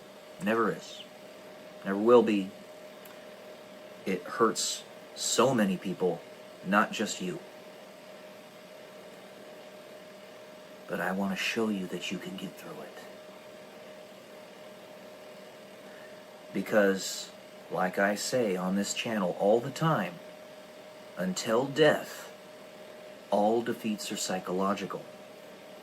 And if you're going to cause your own unaliving, then you've defeated yourself.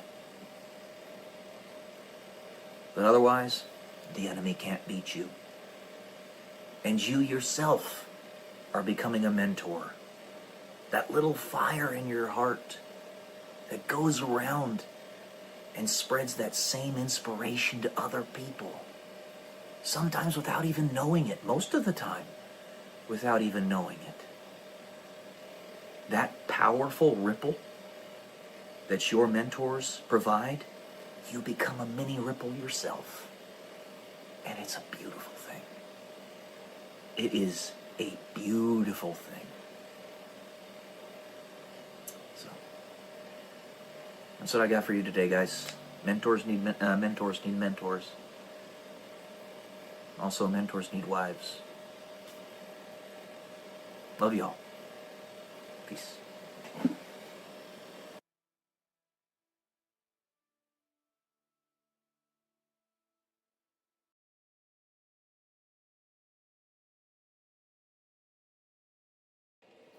Good morning, everyone. Welcome to day, let me double check here. I thought so. 104, until I become a YouTube millionaire. Today I wanted to chat a little bit about the exponential nature of making money. To those who have much, more will be given, and to those who have little, even that will be taken away. This is a biblical principle that's it was prescient for its time. Obviously, for good reason, we listen to it. It's in the Bible. But those who have a lot of money, or a lot of assets, invest those assets in order to make themselves more money and more assets. When we're about the age of 20 to 25, 30, and we start actually making some money for ourselves, we are so unprepared in so many other ways with respect to what to do with that money. I remember when I was in the military and I was a fresh second lieutenant making $38,000 per year, and with all of my stipends it added up to like 50 something, 51-ish. Nothing, right? But I was 23. So to me, that was a lot of money. I didn't have anything to spend it on, so I thought that, I spend it on where the hell I want, right? I thought, just use it. It's there as your credit to do with what you will. And I look back on that now, and oh, how I would have benefited so much from just a handful of people telling me, hey, you're going to be building up a lot of money over the next few years, especially if you don't spend it on rubbish. If I just had somebody to tell me that, I could have started my journey to becoming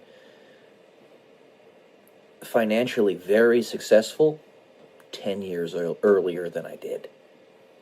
Now, I'm not like super rich or anything, but I do well enough for myself. I don't make that much money, but because I save and invest it properly, it builds for me.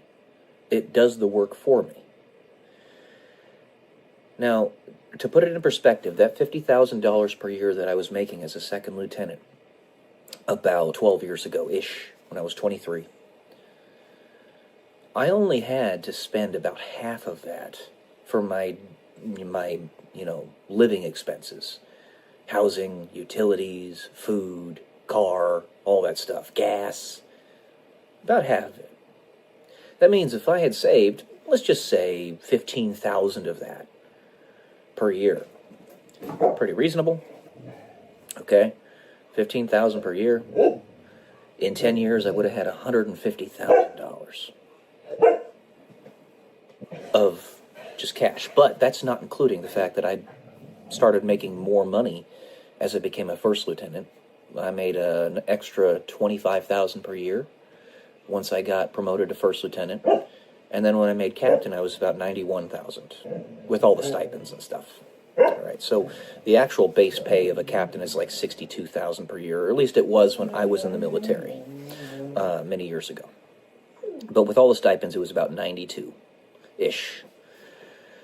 And if I had just kept my living expenses roughly the same, I could add a little bit extra just to, enjoy the finer things in life, sure.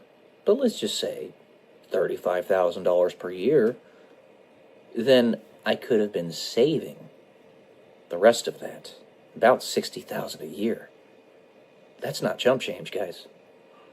That's enough to go on literally 10 pleasure cruises on a cruise ship per year with every benefit to them. All the excursions, all of the drink packages, all of the fun trips, everything in addition to it. 10 times a year. That means every month save 2. That's pretty cool. If I would have just not spent that money on silly things, like going to every concert under the sun, or getting tattoos. I'm just using that as an example. I don't have any tattoos or anything, but I know people who do. Spend an inordinate amount of money on them. So, if I had just known. And really the big reason I bring this up is because I've noticed there's a veritable glut of young women that have popped up in my feeds between the ages of 22 and 26 who have just suddenly gotten themselves into the luckiest jackpot situation that they could have ever imagined. That is, they're starting to grow like a weed in their social media accounts. I had mentioned Bailey Schilbach several times on this channel. I'm mentioning her again right here. Her channel is growing astronomically fast. I mean, I don't think she gets just how much of a jackpot she's hit right now. She's growing, she's at like 10,500 subs right now. And she's getting like 100 subs a day. That's insane. Extrapolate that out. 2 years. She'll be 26. She'll have about 250,000 subscribers. And she'll be making, if the views continue to build like they are on her videos, roughly $40,000 a month. So I'm telling her right now, keep building the channel, because you hit the jackpot. And build your financial plan now. Invest the money properly. I mean, me just as a guy that you have no idea who I am really, but I can tell you that you can put a chunk of it in Bitcoin. Not Ethereum, not Cardano, not all these other nonsense crap altcoins. Bitcoin. So you can put a chunk of it in Bitcoin, a chunk of it in real estate, a chunk of it in the stock market. Save at least a little bit of it for yourself so that you can actually enjoy the finer things in life. And yeah, you'll be building a portfolio that will last you for generations, that you can give as a trust to your children, if/when you have them. And I pray you do, But she's one example. Another one is Estelle Richter that I just pulled up on my YouTube channel a couple minutes ago. She exploded on the scene. Suddenly, she's got 5,000 subs in literally like a month. It's the same thing's going to happen with her. Or another young lady who popped up on my stream. Or somebody on X, her name's Rachel. She goes by Rachel. Her channel, her profile, X doesn't make as much money as YouTube. But it does make money if you grow to a sufficient size. If she keeps building her X, it's going to start making her some serious money. And then there's Luke West, who's 26. He's got 20,000 subscribers on his YouTube channel. And I really hope he doesn't just sweep that under the rug. That's insanely impressive. He's in the top 0.5% of all channels on YouTube in terms of his size. I hope this reaches him in some way, shape, or form, and he realizes this is something he should not just throw away. He should not just discard it. It's going to be making him a shit ton of money in the future. Assuming YouTube continues to survive in the next few years, which I'm pretty sure it will. We have Rumble as the competition, but it's really, Rumble sucks right now. And I still post on Rumble every day because I'm trying to support it, but it sucks. You guys have been blessed, all of you. And I know many other channels like Dear Dia. 17 years old. She's 17 years old and she's got 11,000 subscribers. If I had that at 17 years old, oh my gosh, I would have been able to save so much money. Don't throw it away, guys. Build your financial plan now, because it's gonna get good. It's gonna get really good. Alright. That's all I got to say today. A little bit of a more positive one. Love y'all. Peace.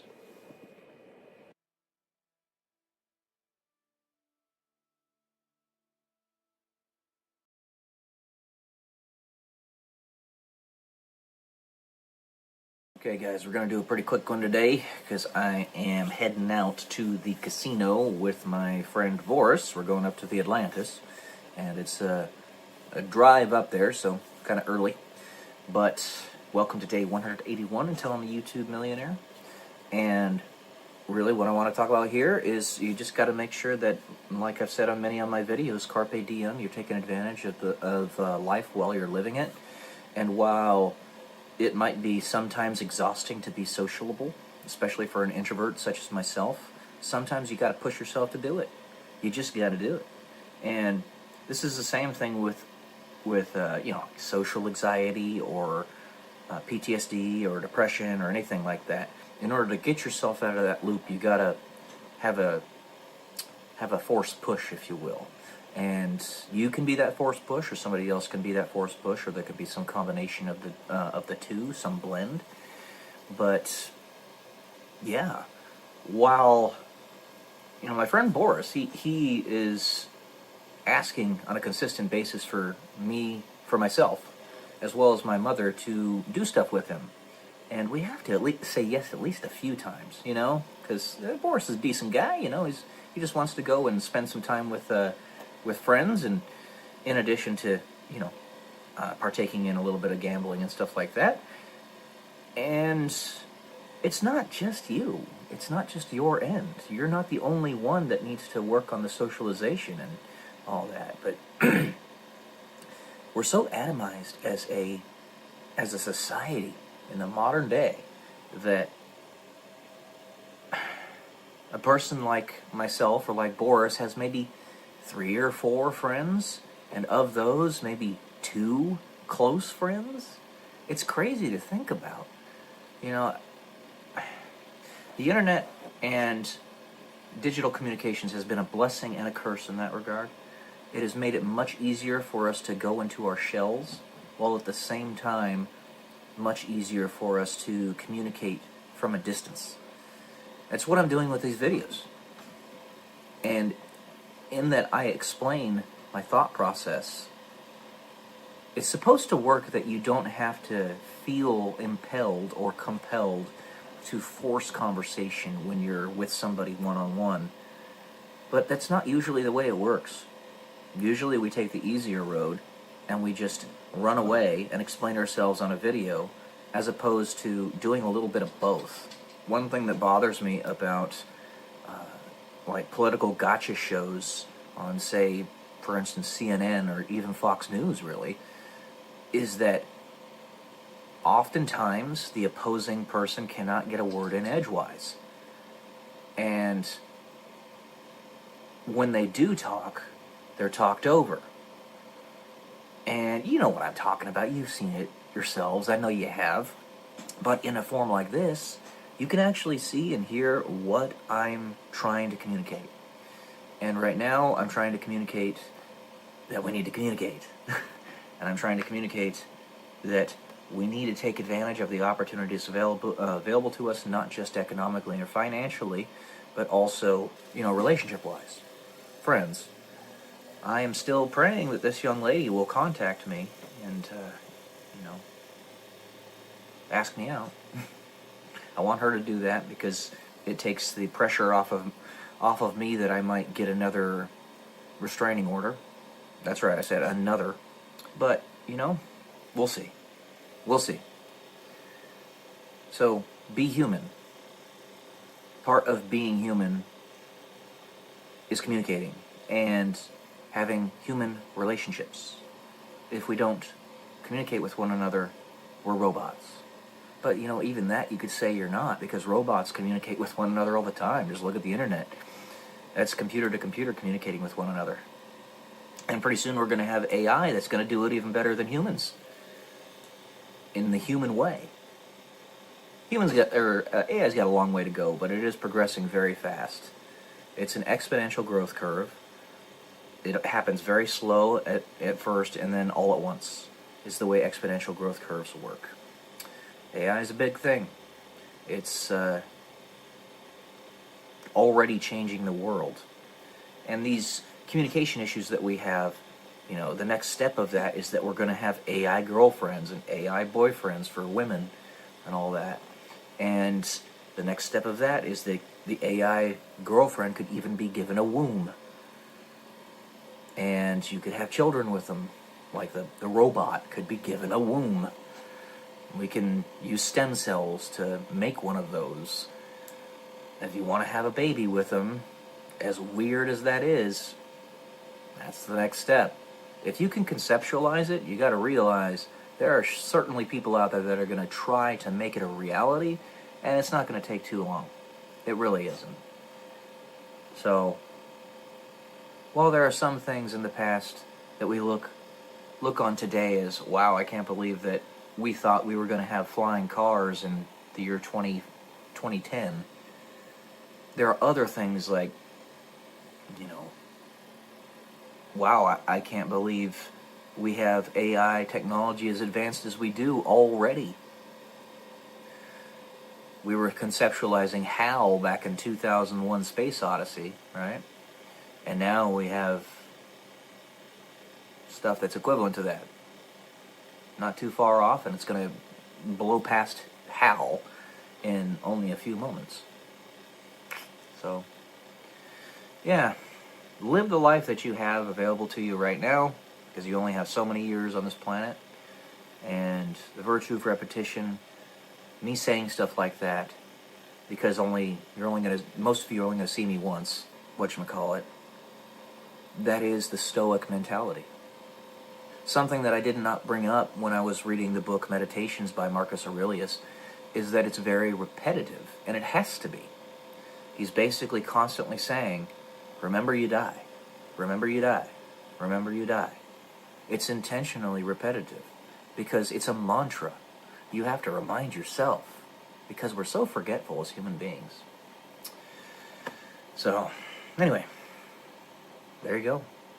Remember we die, live life, carpe diem. Love y'all.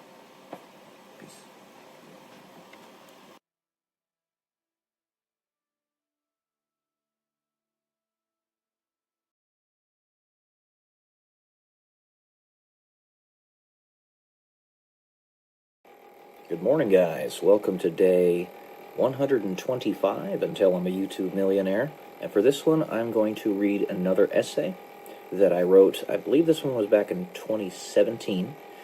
It's called Bellwether. Bellwether. I wonder if any of you can tell just how much of our world today is complete fantasy. Do any of you realize that what you see as everyday goings-on is in fact indirectly and directly manufactured by a great many different sources? What I'm trying to say here is that we are in an artificial situation right now, or an artificial situation within an artificial situation inception. It is my submission that the world we live in, and I have backed up this claim with many a logical argument, ranging from discussion on the double slit experiment to logically thinking through how the nature of existence itself does not make sense, is a complete farce. Try to follow me on this one. Let us look at a petri dish of the United States, the presidential election from 2016. There essentially could not have been two candidates that were more polar opposite, more inflammatory, and more separating for the whole population of the country, let alone the world. It must be understood that this phenomenon is partially due to the information age, where all candidates for that most coveted office, which is the presidency, are more vetted than they have ever been in the entire history of humanity. But I honestly believe that the internet was just an outlet. I think the scheme is much grander than that. Understand, once more, that anything I can say here is fully in that realm of speculation, and some might even say conspiracy theory, but that word is lost, or term is lost all meaning. But I just cannot see any other way around this. Now, I have much farther to go in this explanation, but let me first establish the groundwork for the path we are going as a society, and the egregious problems that we face. Here was the problem, or is the problem, that most desperately needed to be addressed, and immediately so. We were trusting the wrong people, and too asleep to really care much about where they were leading us. What is the easiest way to subdue and control a population? Even one as relatively, quote-unquote, aware and intelligent as that of the United States and other Western countries such as Great Britain. You feed them, you clothe them, you provide them with shelter, you provide them with ample amounts of banal and useless entertainment, things that do not challenge them to think differently or stand up to the status quo. The fruits of this paradigm are things like Keeping Up with the Kardashians, Real Housewives, Miley Cyrus, and much more. Once more, and this is an easy one to accomplish when everyone is comfortable enough to not care otherwise, anyone who calls out these or those trying to lead you into the lambs to the slaughter is ridiculed, if not outright killed or unalived, or imprisoned. You saw what happened in 2020. Principally, ridicule is the form of suppression that sells or calls the least amount of attention to the situation. Imprisonment next, and unaliving will not matter much either if the general population is still not paying attention. You all know, all of you reading this or hearing me talk about it, just as well as I do, that the things of which I speak are true, though some of you may be, or were, too comfortable to point them out, or too afraid, which, when there is little momentum on your side, I can understand, but still not accept. The logical arguments against things like the Federal Reserve are rock solid. It should not exist. Period. End of story. though only 1 in a million people long ago could pierce the veil and truly understand this. The information age has perhaps reduced the threshold to 1 in 1,000, but that is still an incredible hurdle to overcome. In truth, do you want to know where we were going to be led? We were being led to total enslavement. And even now, those individuals who are trying to effect that enslavement still have not given up on their project. For those of you who still do not understand, read 1984 by George Orwell. I am almost certain that we were being led into a circle of fiends trying to eat us so that we could not see into their plans. George Orwell wrote that book as a consequence of this fact. He went into hiding for roughly 6 months after his experiences.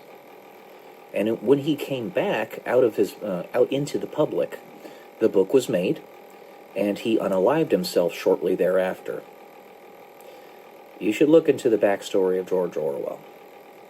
He refused to dress warmly after being diagnosed with tuberculosis in England. So, he unalived himself. You know that of which I speak is true. You know it. Though you cannot overcome the momentum of the hundreds of years over the course of only one generation when you have so little momentum on your side. This harkens back to us knowing very little and living very short lives. No, it takes infiltrators everywhere, unaware of who you can trust, but knowing that there are those in positions of high levels of authority that wear the veil of evil just to make the right decision at the right time and at the right place. So just as the enemy can have sleeper cells, so can the white hats be sleeper cells. White hats being good guys. If you can trust no one, then anyone can be an enemy, and anyone can be an ally. Would you bank on a 50% chance of victory or a 0.000001% chance of victory? So if you make a big old mess of things, and previously the best chance that you had of winning was 0.000001%, if nobody can tell who's good or who's bad, your chance of winning goes up to 50%, or approaches that. Pretty good. Hell of a lot better than the previous percentage. So with the problem established, that the public is asleep and too comfortable to care, how do you change this? You got to make it uncomfortable to stay in that same place. How do you do that? You infiltrate every single area where they take sanctuary, from Hollywood to mainstream media, that's a very big one, to sports and politics. You make it uncomfortable in every facet of their lives where they find refuge. And when you do that, then even the most stubborn of individuals will eventually budge and actually start paying attention. In this vein, those who are making your lives uncomfortable are actually your allies. Many of them. Some of them are unwitting pawns in the giant game of chess, falling victim to their deeply held biases that only rear their ugly faces when pressed. But some individuals are deliberately acting, deliberately saying and doing things in which they do not believe to foment discomfort. You once more do not know who you can trust. But everyone is actually partaking in the mass awakening, all together, for better or for worse. The word revelation, like the Bible, means awakening, essentially. We are basically smacking each other as hard as we can to wake up out of our stupor. You know what is the kicker here? I can tell you this now because you still do not know whether or not you can trust me. My name is Peyton, like Satan. Well, either way, I'm not your enemy. Only those who have a personal relationship with me, understand my history, and have their own personally accepted proof of my intent are willing and able to do so. The rest may think that I am simply speaking nonsense. But I would take a 50% chance any day over an essentially non-existent possibility of victory. Now, I'm a nobody. I'm just a simple 35-year-old man with some crazy theories and perhaps an above-average intelligence. In being a nobody, you are free from the restraints of the institutions of our world, so you don't have to worry about an authority figure telling you what is true or not. How would you know that the path you were on, and could still fall back into if we are not careful and vigilant, was going to lead to enslavement and eventually an all-out apocalypse? Well, you need to be able to discern the consequences of your actions with perfect fidelity to be able to say with any degree of certainty that your path will lead to nowhere or worse. We have many tools with high levels of predictive power. Mathematics and physics are very useful for predicting where particular planets will be at particular times in their respective orbits around their host stars, for instance. We have economic models that can predict with reasonable accuracy what the markets will do given particular stimuli or given particular timelines and situations, a la tariffs causing the stock market to be shaky. Imagine that you crack the code and eventually figure out how to build a porthole into your own future. You would have a looking glass through which you could see where you have been and where you are going. You see that there are an infinite number of paths, all leading to an infinite number of conclusions. And in that vision, you realize that you truly do have free will and can change the course of history. It's called time travel. Called time travel, my friends. Now you can say I'm off my rocker. At least for now. We haven't come up with a tool yet, but perhaps soon. I will tell you this truth, and one I hope you will understand and embrace completely. Never allow yourself to be fully comfortable. Always seek the next great challenge to your willpower, to your creativity, to your ingenuity, to your physical strength, to your soul. Whether anything that I have said above is true, within this essay is true or not, just assume that it is. Suspend disbelief. And you will understand why it is so important to run as fast as you can to escape the abyss of complacency. Just imagine that the worst nightmares of conspiracy theorists, quote-unquote, pale in comparison to how bad it actually is. We are not only to be enslaved, but harvested as if a human farm. Think about that. Additionally, the giant hypothetical mess that I explained earlier also highlights the importance of the personal relationship and living a life where your convictions to your principles are so rock solid that you become a bellwether, a la the name of this essay, by which others can measure the importance of particular actions. You are the standard. This is how you build trust in an external sense. You first trust yourself, which then leads you to be able to live a life of conviction and walk in your path no matter where it takes you.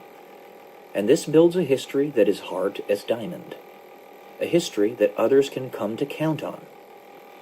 Whether or not they agree with your path, they can be sure that you are going to take actions to allow for that path to be fulfilled. In the human experience, this is our mission, and the scheme is the ulterior motive to get to that conclusion. The matrix is showing cracks now more than it ever has. When two candidates run for the office of president that are more at odds with one another than ever in the history of the country, are as inflammatory of candidates as we have ever seen, and the media is completely arrayed against one but not the other, there is no way to not see that the situation is at least somewhat manufactured. Ironically, in me saying this, there actually are people that still don't see it. But by whom? You? Me? All of us? The 13 banking families? We're all partaking in the greatest game of chess ever played, and the prize is the human race. Or is this simply a hypothetical, fantastical situation that I'm talking about? You decide. Know that if you pull the strings of the wrong people, perhaps even a nobody such as myself, you might just unleash a Trojan horse who will rain an endless fury upon you from which you will not survive. Like what happened to me when I tried to get out of the military. Crucifixion disease. I mention it in every one of my videos, my workout videos. I don't have arteries in my arms and legs, and I used to be a marathon runner. I was directly, physically attacked in a way that nobody else could see. What's true and what's not? Think about it. The whole damn world is insane and suicidal. Someone has to do something. Not all sheep are asleep. So that's this essay, guys. It was a little bit longer than most of them. Hope you enjoyed it. Love y'all. Peace.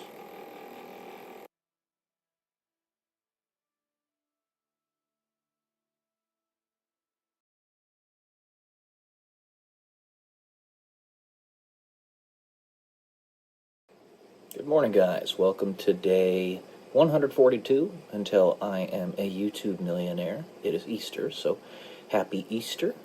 He is risen. And it also just so happens to be 420 Blaze It today. April 20th, 2025. Today what I'm going to do is I'm going to once more read an essay to you that I wrote back around 2017 time frame. It's called Every Possible Advantage. So let's go ahead and get to this. It all becomes a jumbled, convoluted mess when we shirk the notions of non-intervention that our founding fathers in the United States so espoused. The very idea of having a standing army to begin with was nearly completely railed against, and something for which I personally am disgusted we have found a necessity for. But one must operate within the reality in which they exist. If they want to make any real, palpable change, so long as we act as the infiltrator, it is still possible to make a difference. To tear down the structures that so bind us, to tear down the structures that call us to kill each other. This is the truth of any member of the military, with the fire of humanity beating within their hearts. Before I continue, I did want to elaborate on this. The number of individuals within the military that are genuinely bad actors is a small number. I can tell you this from experience.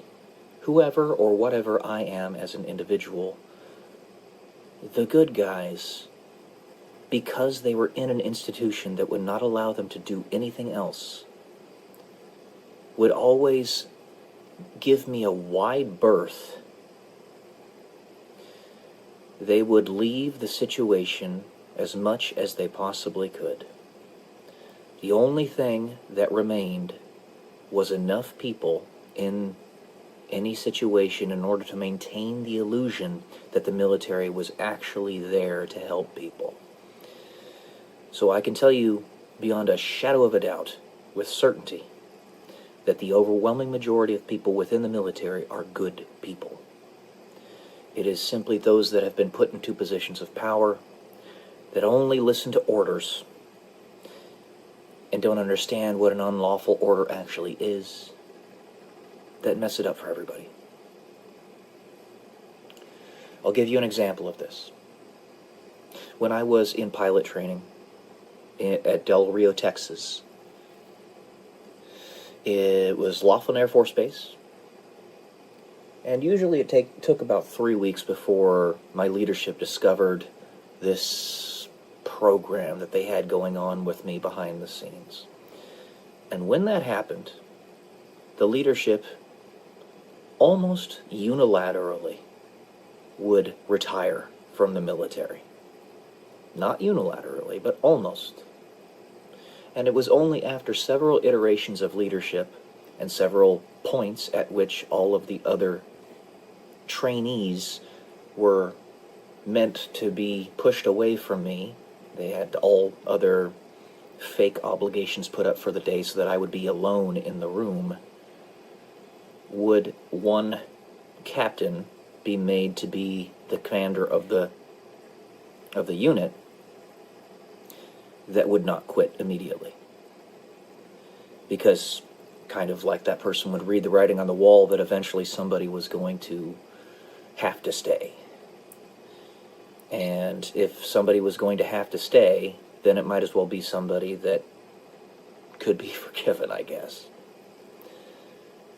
I could get deeper into that, but I'll leave it at that for now. I have never personally been directly responsible for the deaths of anyone in my time in the military, but am saddened that the darkness within our family has necessitated its existence for such an extended period, with such massive reach. 99% of my colleagues agree. No military member, save for the mindless beast, is in the military for self-aggrandizement or ego, out of barbaric tendencies within us, out of an innate desire to kill. We are acting as the stopgap, as the person that sees a grenade and is willing to jump on it and yell at everyone else to run away. We use ourselves as collateral, knowing that it isn't just our bodies that die when we sacrifice ourselves by taking the lives of others who wish to do harm upon the righteous. We are also sacrificing our souls. We know this, at least in some small shape, way, or form. I do not hold up the military as a false idol, which is why I so rarely mention my association with it, only in specific circles when it comes up in discussion, things of that nature. It is not something I'm necessarily proud of, not something on its own I am ashamed of. I hold no allegiance to the edifice, only to the principles that I am trying to defend, the principles which keep the righteous safe and the wicked in fear. I know of no one of my colleagues who maintain different opinions in these matters. I will leave when it is discovered that I can no longer defend these principles in this capacity. So far, while my path has been challenging, it has not been disappointing. This was back in 2017. I was disappointed in the end. The free world has been controlled, yes, controlled, by interests at the very top with genuinely evil intent for a long time. And it would seem that they could use the military as fodder. Reference Henry Kissinger's proclamation, "Military men are dumb, stupid animals to be used as pawns in foreign policy." Yes, he actually said that. But they can use us only tacitly, for the military is not bloodthirsty, because it is us that have signed the blank check, payable upon our death in our own blood to the United States Constitution and its people. This is a tactics versus strategy situation. The short-term seizure of the actions of evil people to open up a pocket for better people to be able to see the bastards behind the scenes for who they are, as they try to kill and or enslave us all. I am neither proud of my service, nor am I ashamed of it. I do it because my human family makes it worth it. I would sacrifice myself because you all mean enough to do so. You mean everything. Yes, you. You know who I am talking to. All military forces across the world must end eventually, and it is the duty of the military member to aid in this goal, however slowly, in whatever capacity. Father, forgive them, for they know not what they have done. I'll jump on the grenade, as I know the military members that were my friends would do the same. Again, guys, happy Easter. That's what I have for you today. Every one of them is a martyr in some way, shape, or form. Alright, guys. Love y'all. Peace.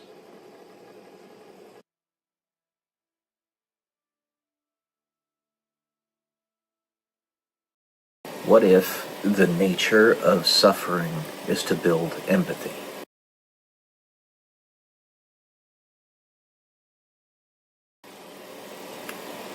Welcome to day 192 until I'm a YouTube millionaire.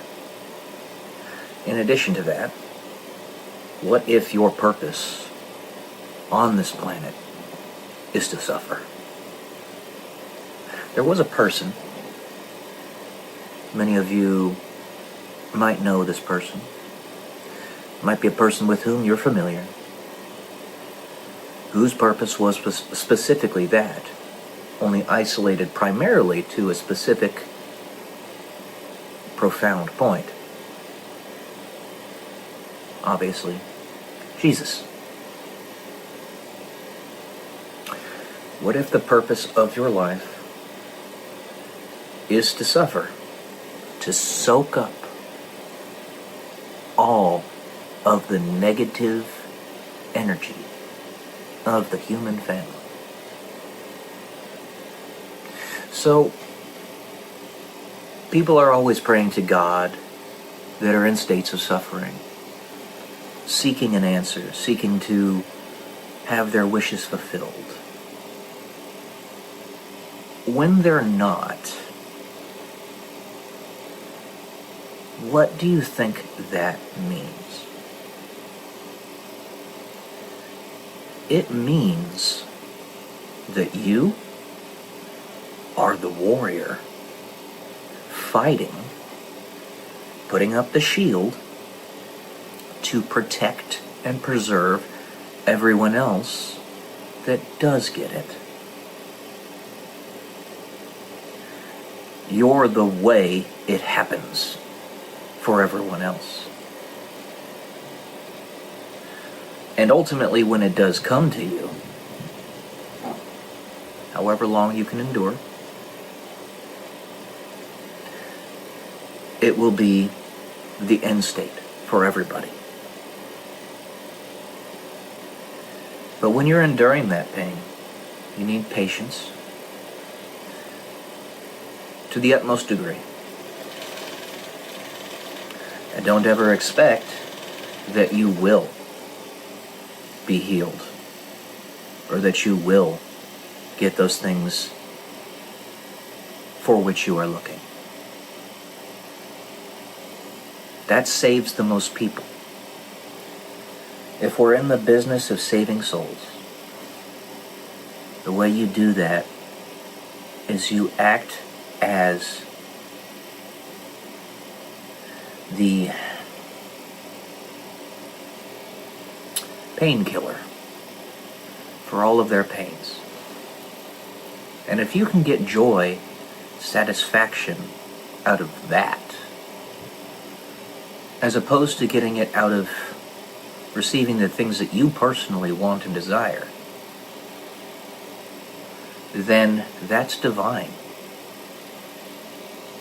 You become an infinite well, source of protection, love, freedom, liberty, creation. So when I tell people,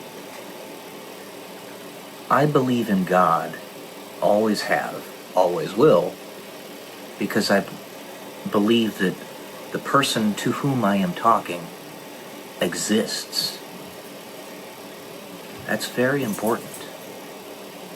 You're basically fueling the fire in their own soul, sparking it, turning them from an NPC into a real animated person, just by telling them that they matter. Because they do. They're everything. There are two paths. The first one is entropy, destruction, erasure of everything. And if that happens, those things never were with which to begin. And the other one is creation and eternity.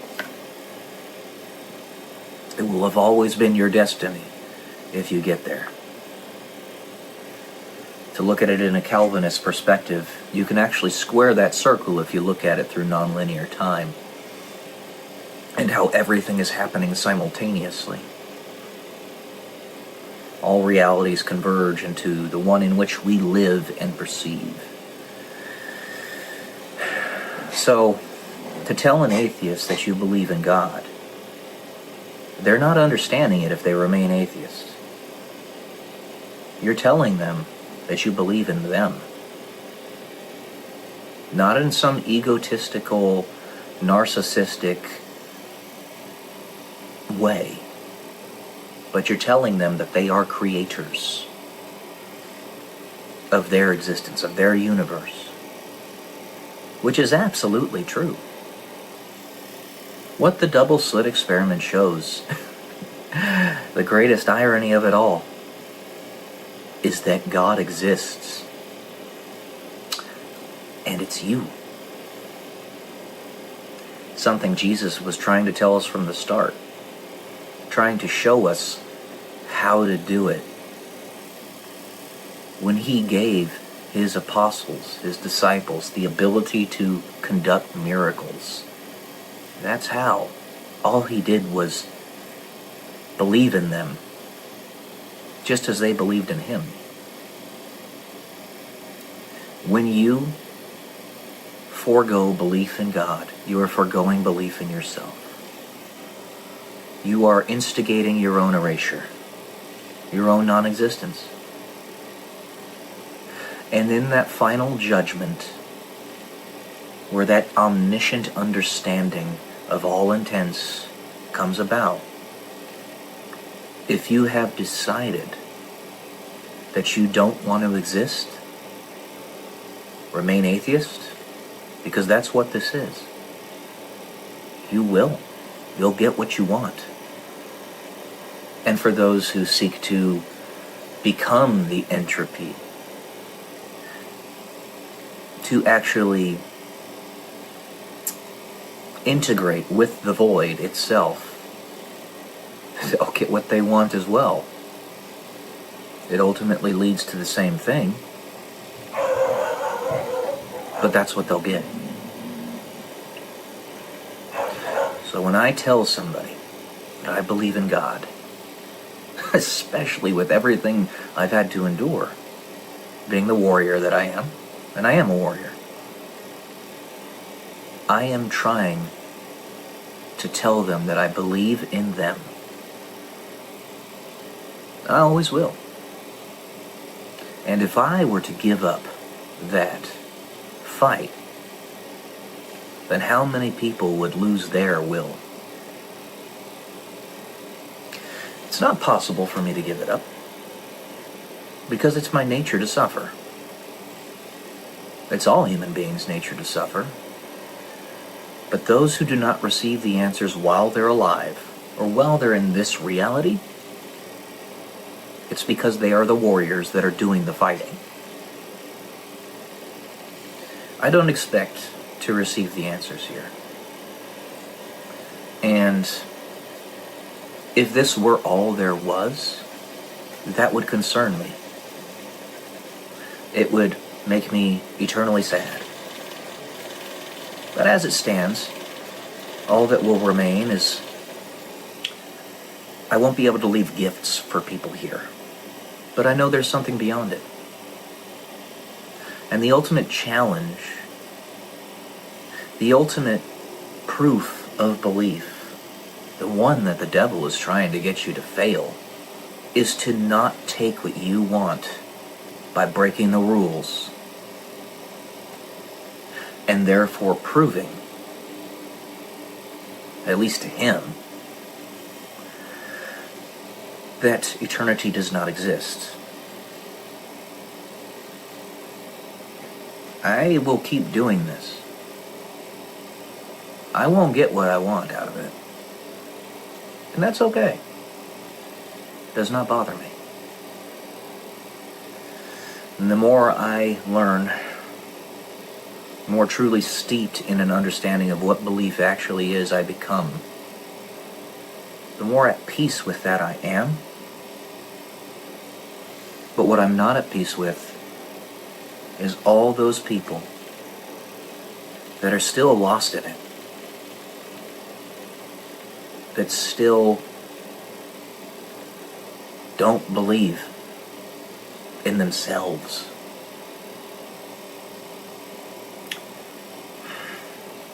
Because if there is nothing outside of this, then nothing matters. If nothing matters, then you don't. If you don't matter, then do you really exist? You will get what you want in the end. And if that remains your perspective on things, if you don't listen to Jesus and Him trying to tell you that you are a creator just as Him, then that's what you're going to get.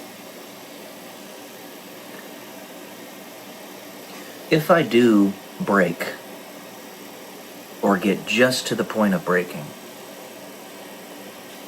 right before that happens, I know God's got my back. He'll step in. And I will have faith in that. But the thing is, it's never going to happen. And I know that's the rub here. There are a large number of people who are trying to get me to break specifically so that Jesus will step in. Because either He will or He won't. And they'll know, one way or another.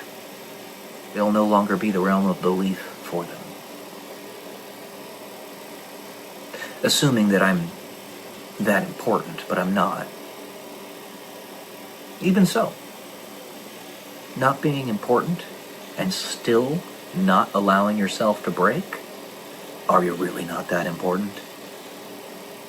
It's one of the many paradoxes of this life. It remains that way if nobody knows your story.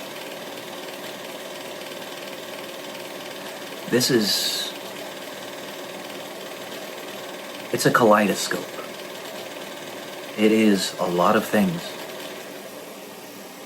Very deep, convoluted, complicated, but at the same time not.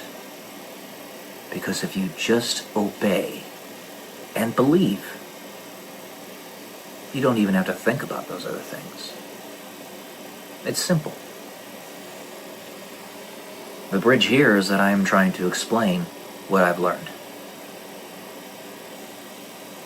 And explaining it in all of its depth and multifaceted, multifarious nature, kaleidoscope of it all, the fractal of it all, makes it make sense. So that those who simply can't hit the believe button can have something onto which they may glean, or onto which they may grasp. God is real. I believe. Always have, always will. Nothing will break that. And that means I believe in you. All of you. And you can either choose to accept that or not. I am telling you that you exist. Understand that.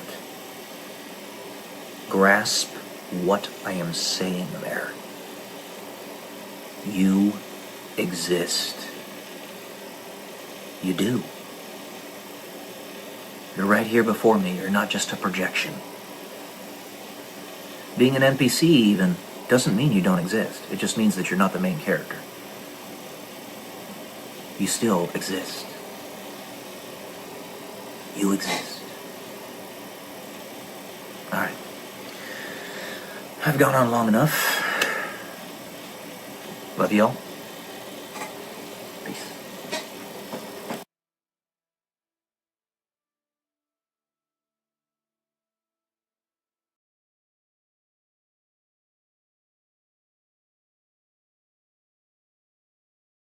Good morning, guys, or actually afternoon now. Welcome to day 136 until I'm a YouTube millionaire. Sorry, this is coming out a little bit late. I had to change up my schedule a bit today.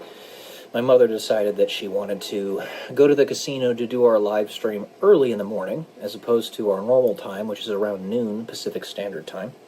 So, I got to help her build her channel and got her an extra 30 subscribers, so that was good. But this is coming out a little bit later as a result. So what I'm going to do is I'm going to read an essay that I wrote back in 2016 called Conviction. I have not read this since I wrote it all the way back then. Sorry, my hair's kind of all over the place, as it often is. So I get it out of my way. So let's go ahead and do this.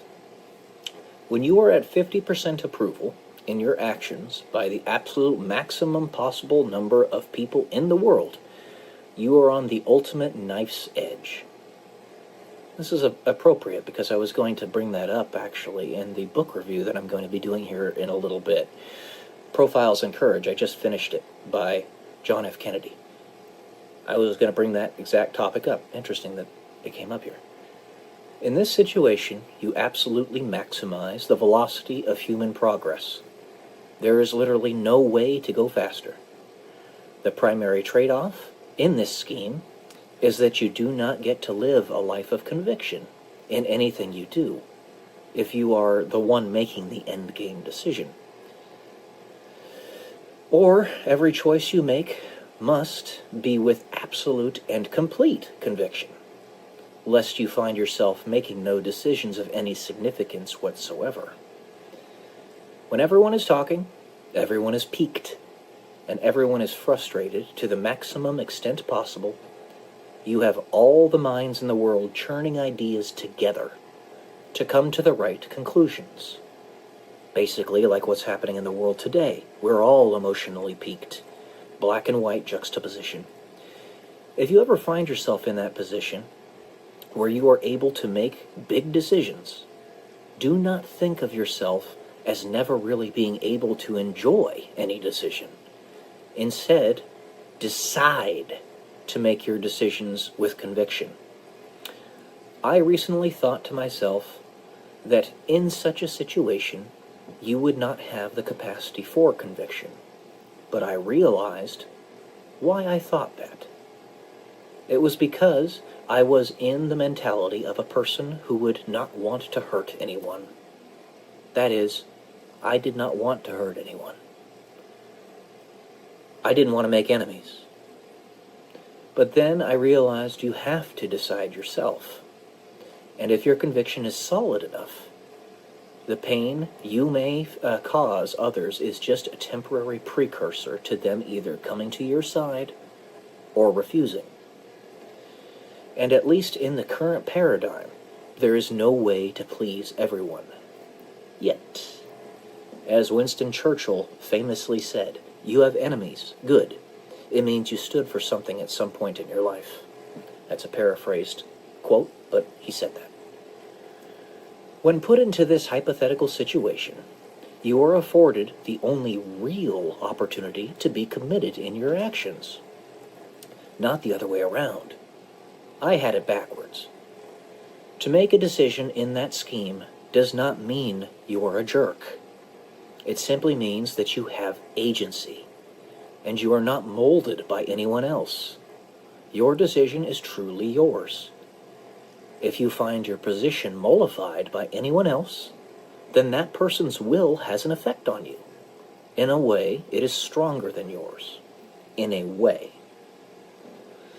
But if you do not make a decision, you refuse to have agency, out of fear. There are instances where you could be put into this position and you have absolutely no idea what to do, regardless of the wills affecting you. And you could even be put into the situation to make those kinds of decisions without even realizing you've been put into that situation or that position. Because people are watching you without you knowing them, taking cues from you. There may not be enough information to make a decision, or you do not know or remember how to do something. And therefore, even if you wanted to make a decision, you would be incapable of doing so. Thus, prepare for that point in your life, and we all have at least one of those points. Give yourself all the possible resources you can muster. Fashion yourself into the very strongest person you can possibly be. Be superhuman, physically, mentally, emotionally, spiritually, and in any other mode you can imagine. This is why I do all these book readings. It's why I write. I ran marathons. I work out every day. I write scientific papers. It's because this might actually happen to me, where I am put into a position where I have to make a decision without knowing what the hell I'm doing. Remember what I said before, how the books you read, you're not going to remember everything in them. What they give you is an intuitive sense of the right decision to make. It's psychological layering. That's what I'm talking about here. It gives you some level or some ability to have conviction. It is not being subjected to criticism by larger numbers of people that prevents you from living a life of conviction, but exactly the opposite. It is only under said criticism that one is ever afforded the opportunity to make decisions with conviction. We can all make mistakes, and I am just as fallible as any other human being.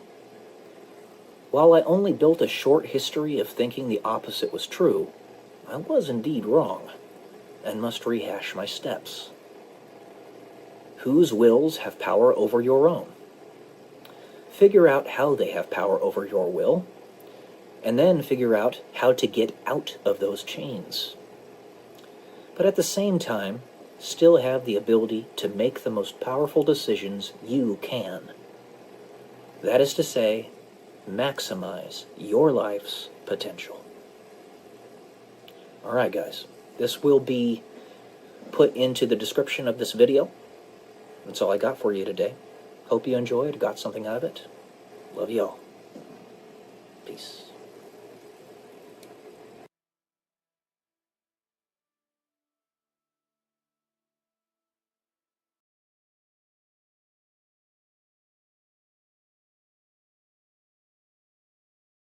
Good morning, everyone. Welcome to day 127 until I'm a YouTube millionaire. And today I wanted to talk a little bit about resonant frequencies. So, every object in the universe has a resonant frequency. Now, what is a resonant frequency? A resonant frequency is the frequency at which that object vibrates. Every object in the universe, such as the human eye, the human body, the table, a cell phone, depends on the frame of reference, but everything is comprised of atoms and subatomic particles and fundamental particles, etc., etc., etc., all the way down to the Planck unit of time length. And it probably goes even farther than that, but we don't know how to get to that point. And at the very most fundamental of level, everything is just energy and frequency. The whole of existence. All of it.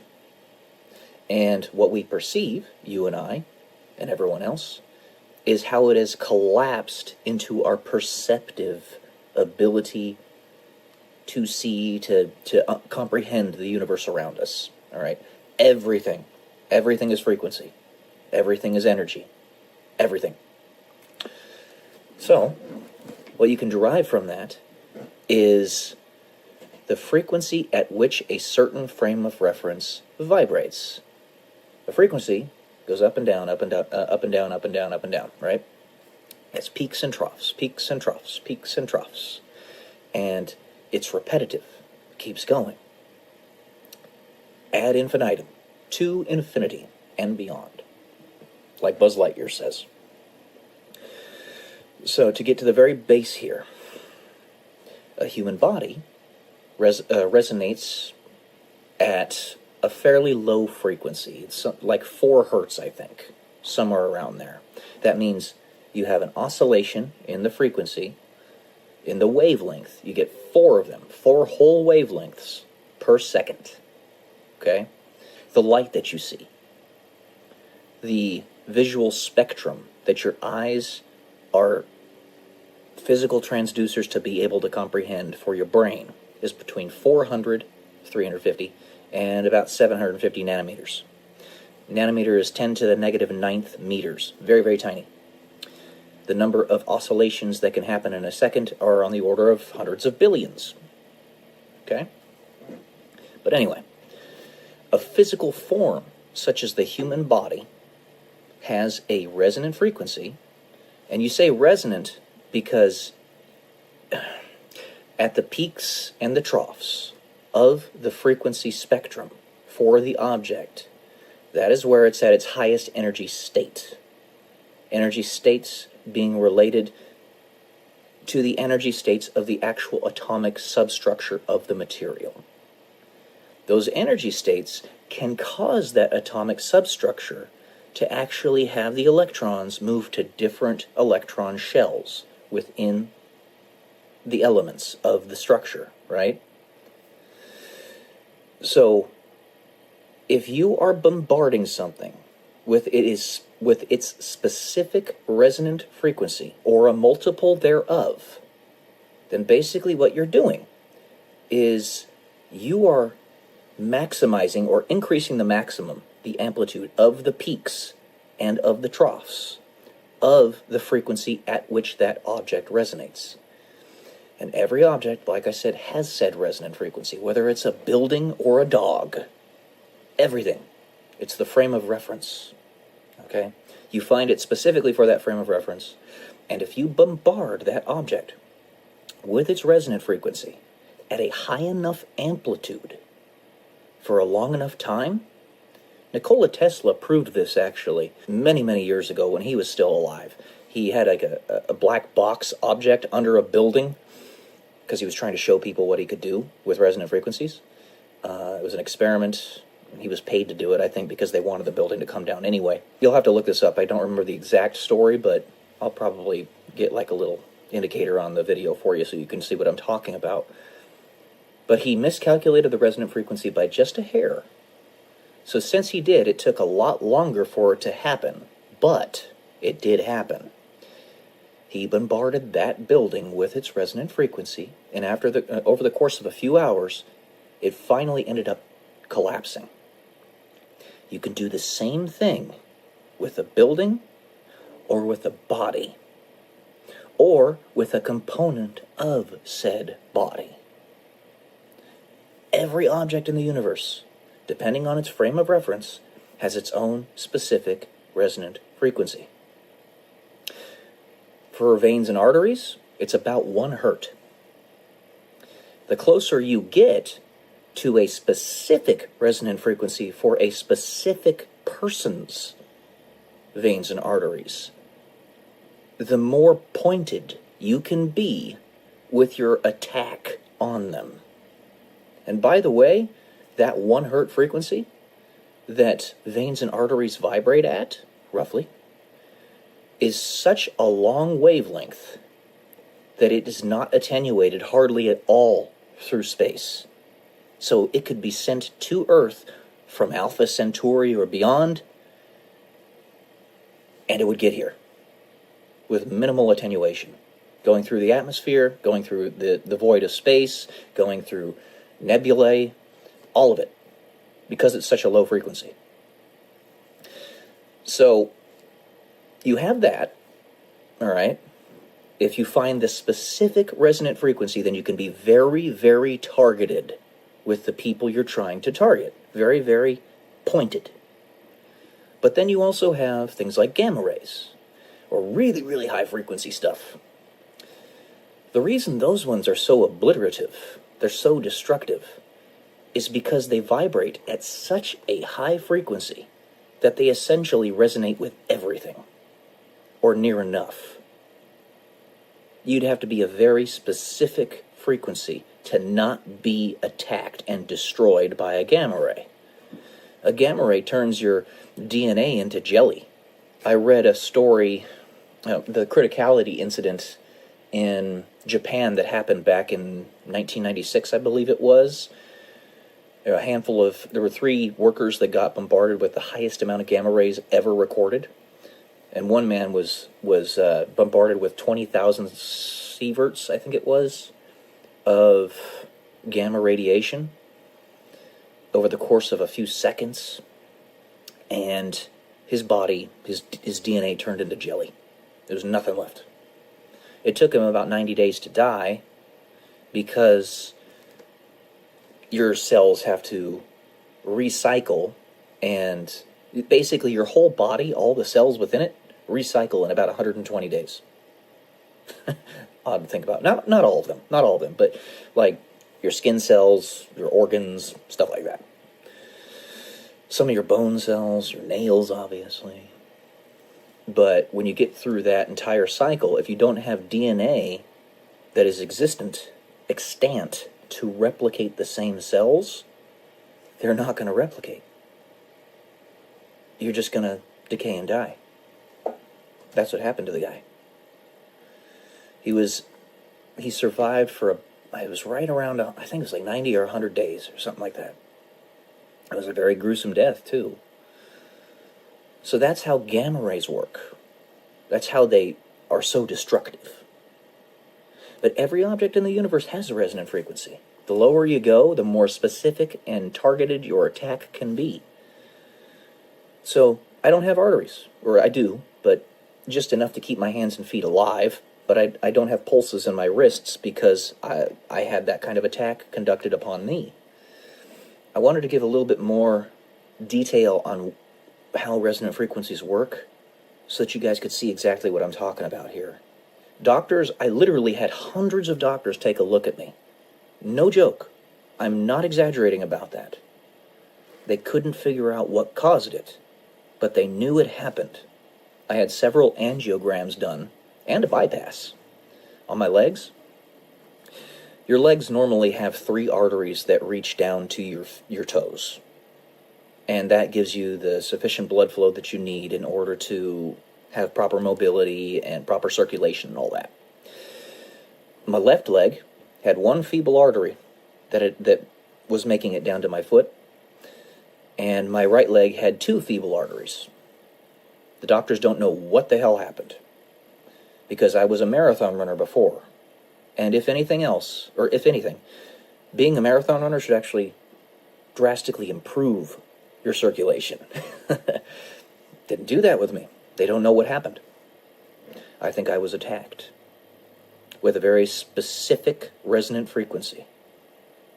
They discovered whatever mine was and obliterated those arteries. I remember I was getting ready to play basketball one day with with a group of my friends, my church mates, out in Ohio. And I looked at my right foot because I noticed it was really painful. It's like something had punched it. And there was a bruised line across my foot where the vein had literally disintegrated, or the artery. It was gone. I remember that artery being there. I remember it being, because I pay attention to my feet because I was a runner and all that, so I had to, because I had to make sure that I was keeping tabs on it and taking good care of myself. And I was appreciative of that artery there because it was so powerful and it was giving me good circulation. That day I went out there to play basketball with my friends. It turned black, and basically over the course of a few weeks it disintegrated. It was gone. This actually happened to me. I'm not exaggerating. But that's what resonant frequencies are.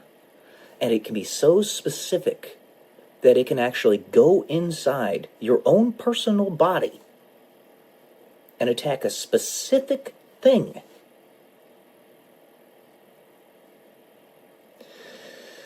Yeah. It's crazy to think about. But everything is frequency, everything is energy. We're all waves vibrating at different levels in whatever dimension. That's what it ultimately means. So, I'll talk more about this later, but I hope this gives it a little bit of a better perspective on it. Anyway, all right, guys, have a good Saturday. Love you all. Peace.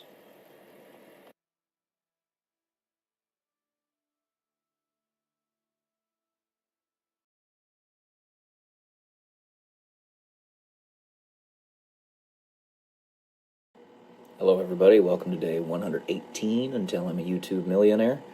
And for this one, I'm going to read another essay that I wrote a while back. This one called Be a Principled Individual.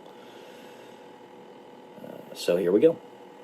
How do you determine the genuine charitable actions of a charity? Where the donated money goes. Where does that money have to go in order for the charity to be considered charitable? 1, those who need it primarily, and 2, those who the charity says it is to go to. Who does the charity say the money is to go to? Do they need it? Do not look at what internal numbers say goes to the actual charity. You must discern what is actual charity, not simply listen to what the organization calls charity. For instance, a charity can define charitable work in a category called other expenses, quote unquote. But that money goes to paying for large employee pleasure junkets and vacations. This means you must look at what the charity is building, what it is providing to the needy, whether that provided capital be physical, mental, emotional, spiritual, or some other combination thereof. Oftentimes, this means you must go directly to the people that the charity claims to be helping and see for yourself how those people are being helped. To the point of the Clinton Foundation accepting money from Saudi Arabia, approximately $25 million total. This was back in 2016. While Hillary Clinton was not Secretary of State, you donate to those who support your causes. Expect the donors, if the foundation is transparent, to be requisite to the foundation's mission. There is no way to differentiate when a foundation/charity operates in the dark. Thus, good people, de facto, should not, and exercising discernment, will not associate with charities that operate in the dark. Saudi Arabia appreciates this opaqueness, and by their morality, this should come as no surprise.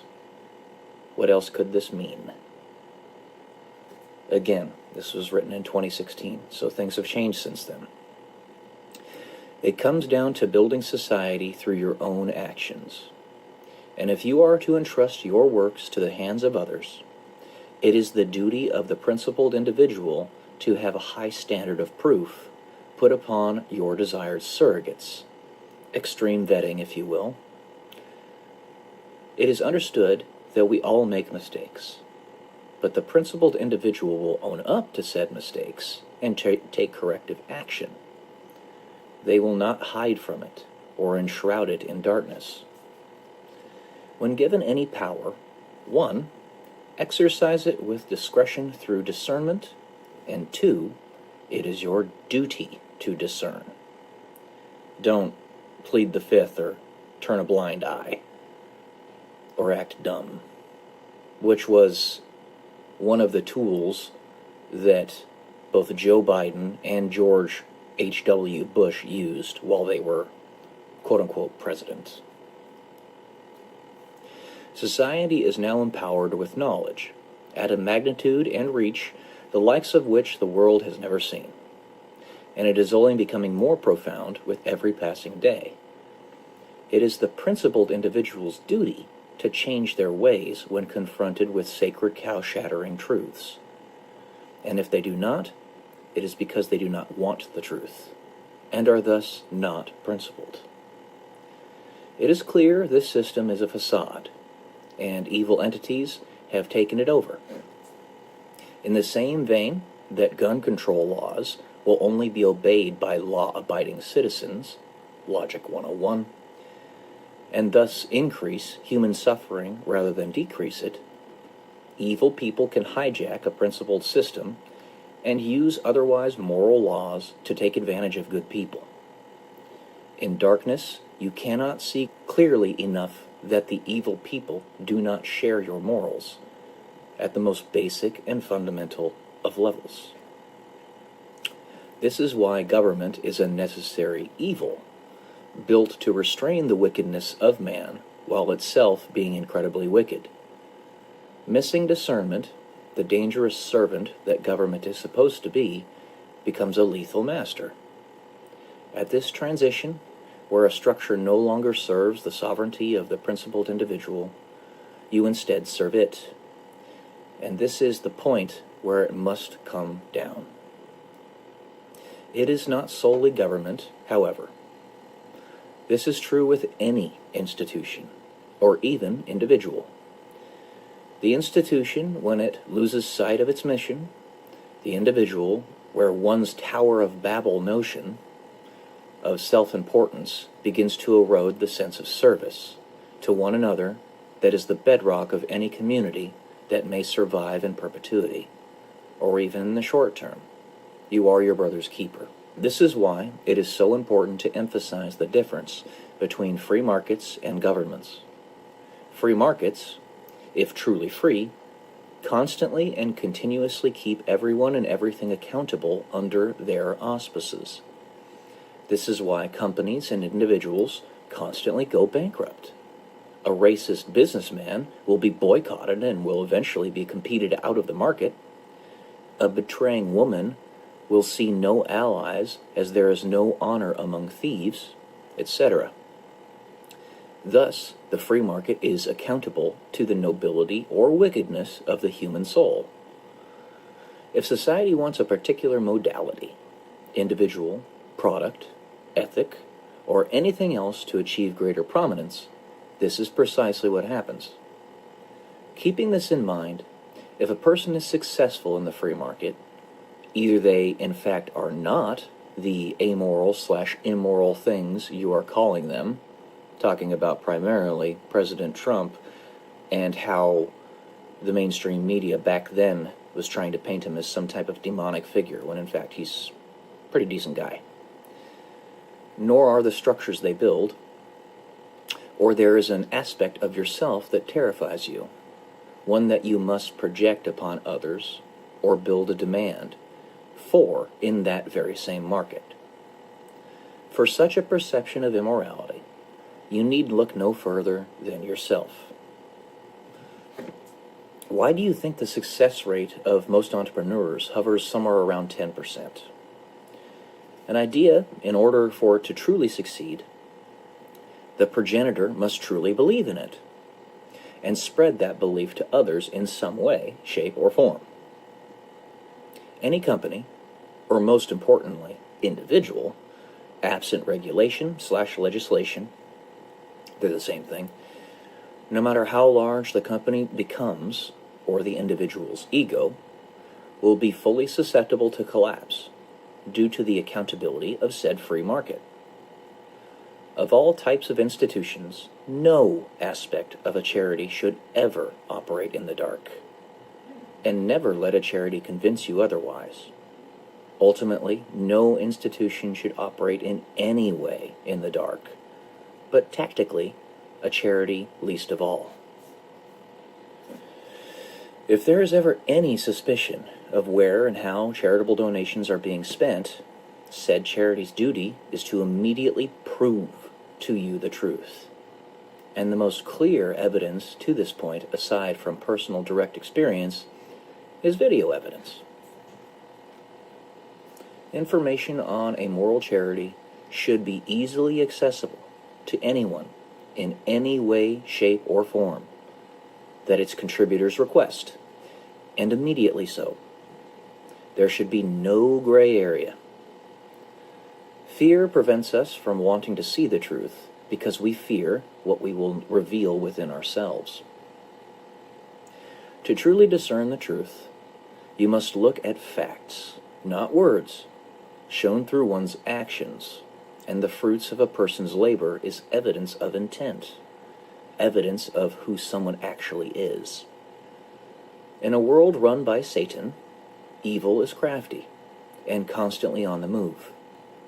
Truth can at first be very difficult to discern, but you must look, ultimately, at one's individual and direct actions, because even direct and willful surrogates can be occluded, and through this darkness, compromised. This, as well, cannot be emphasized enough. You judge a tree by its fruits, not by what is claimed by others that such a tree produces.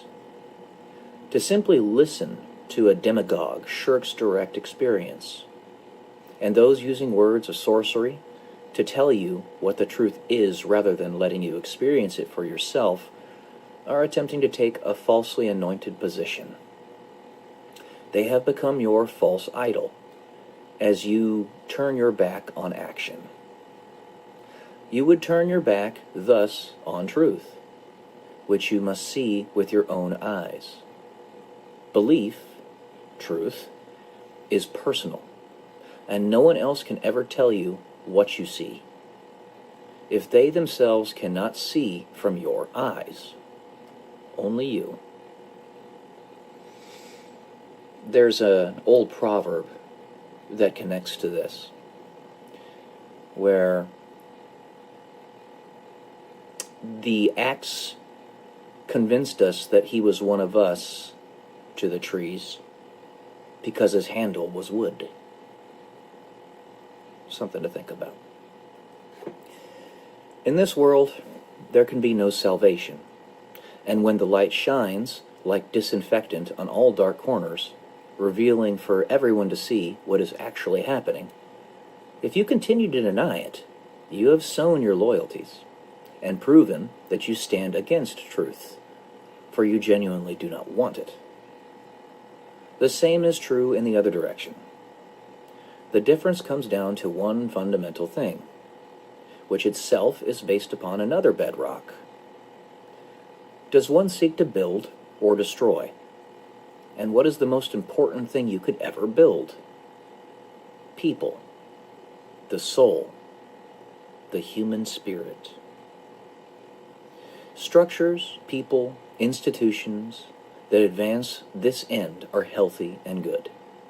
And at the bedrock of all of this is love. All right, guys. That's all I got for you today. Be a principled individual.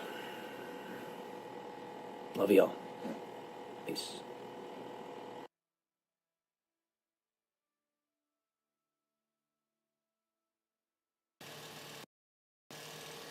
Good morning, guys. Welcome to day 188 and Tell Me YouTube Millionaire.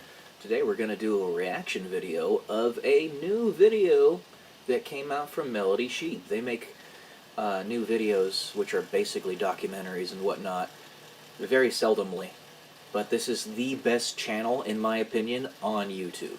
Melody Sheep. They are absolutely incredible. If nothing else, because they get you to think. It's very mentally stimulating, which is critically important for a person like myself. This one's called Engineering Earth, Sci-Fi Solutions to Earth's Problems. So fitting, seeing as how I made some engineering different planets scientific papers. So, starts off, we are called to be architects of the future, not victims.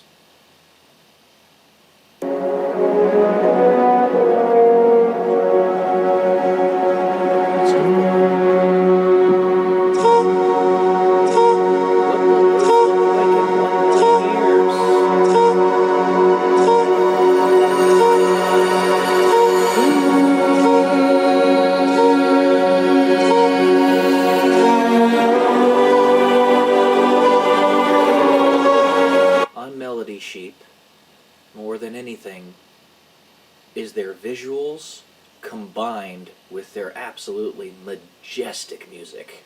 Oh, mwah, chef's kiss. I love it.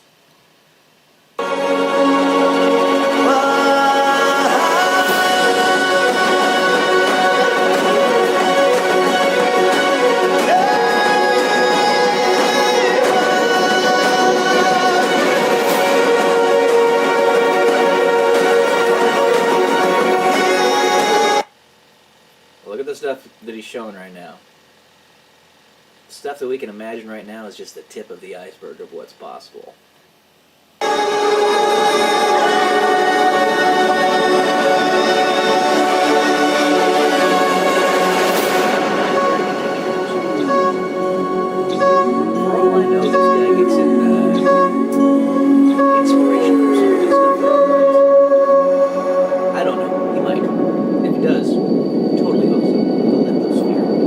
In 1815, a mysterious veil of dust began to spread over the earth. The culprit was a remote East Asian volcano, Mount Tambora.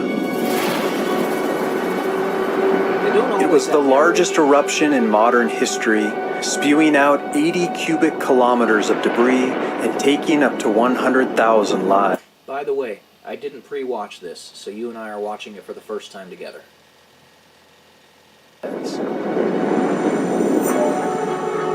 But even this was just a fraction of what Earth is capable of. Supervolcanoes, like the ancient eruption of Mount Toba in Indonesia, can unleash 50 times the power and 30 times the amount of debris.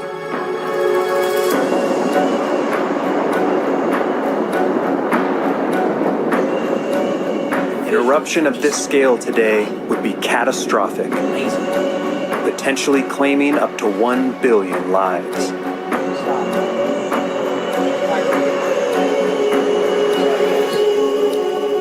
There are about 20 active supervolcanoes on Earth today, sleeping beasts that present an even greater threat than asteroid strikes. Instead of waiting for them to explode, what if we could steal their energy and use it for ourselves? Kind of like geothermal.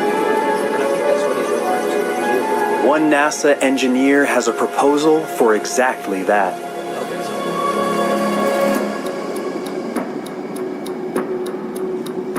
The idea is to drill a series of boreholes several kilometers deep around the outside of the magma chamber. Okay, it is geothermal. Cold water would then be injected down into the rock, become superheated, then get pumped back. So basically what he's talking about is geothermal energy production on different planets and celestial bodies. Get on your mat. Me talking just gets my dogs to completely spaz out. It happens every time.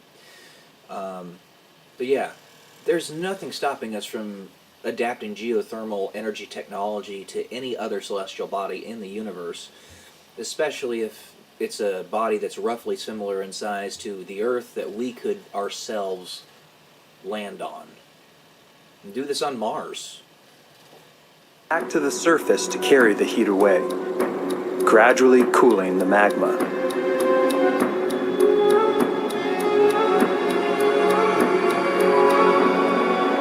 The location of the boreholes will be critical.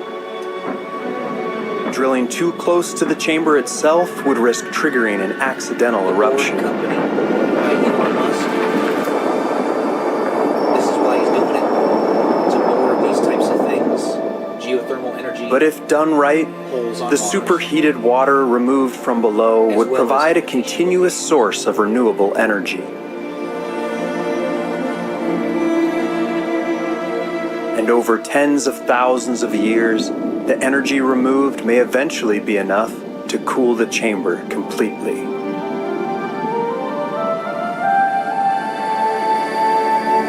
a long time now. Tens of thousands of years.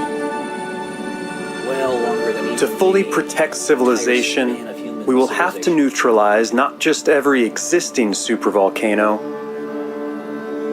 but all future ones.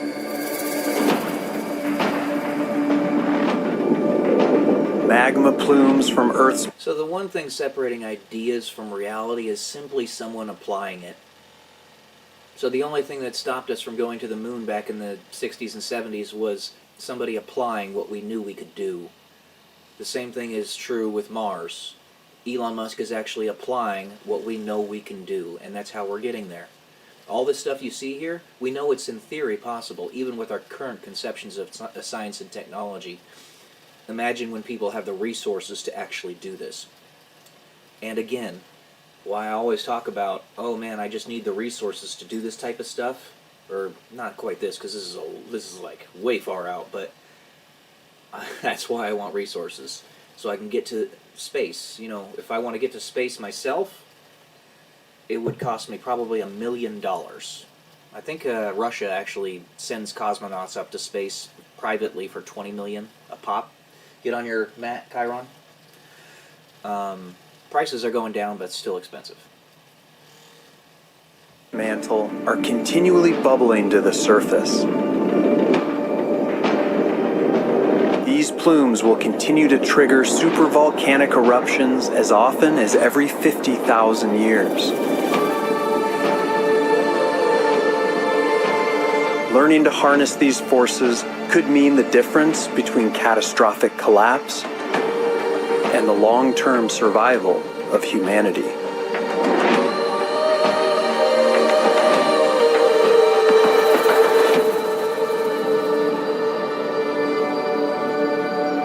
But it's not just supervolcanoes we will have to manage. From the lithosphere to the atmosphere, each of Earth's layers are prone to shocks that can threaten civilization and life itself. I was talking about the hydrosphere. Our job is to protect and manage these layers with the power of technology to build a safer, more livable planet where life and humans can thrive together for millions of years. 10,000 kilometers thick. And creating a safer planet starts with creating a safer climate. This stuff is absolutely beautiful. I love it. It's not just important to talk about these ideas, to think about these ideas, to imagine these ideas, but to put such profoundly beautiful visuals to it and music is insanely important. I can't tell you how important this is. It gets people to just think of new things. It inspires people. It is so, so important to inspire people. And that's what this stuff does. In 1991, the eruption of Mount Pinatubo ejected 20 million tons of sulfur dioxide into the stratosphere. Reflecting sunlight around the world and causing global temperatures to fall up to half a degree Celsius for nearly 2 years. The cooler temperatures even slowed the pace of sea level rise for the next decade. With global temperatures and climate catastrophes on the rise, this event inspired a bold idea. Artificial volcanic eruptions. Like putting sunscreen on the Earth, spraying sulfur dioxide high in the stratosphere would reflect sunlight and temporarily cool the planet. This stuff is all over the realm of possibility.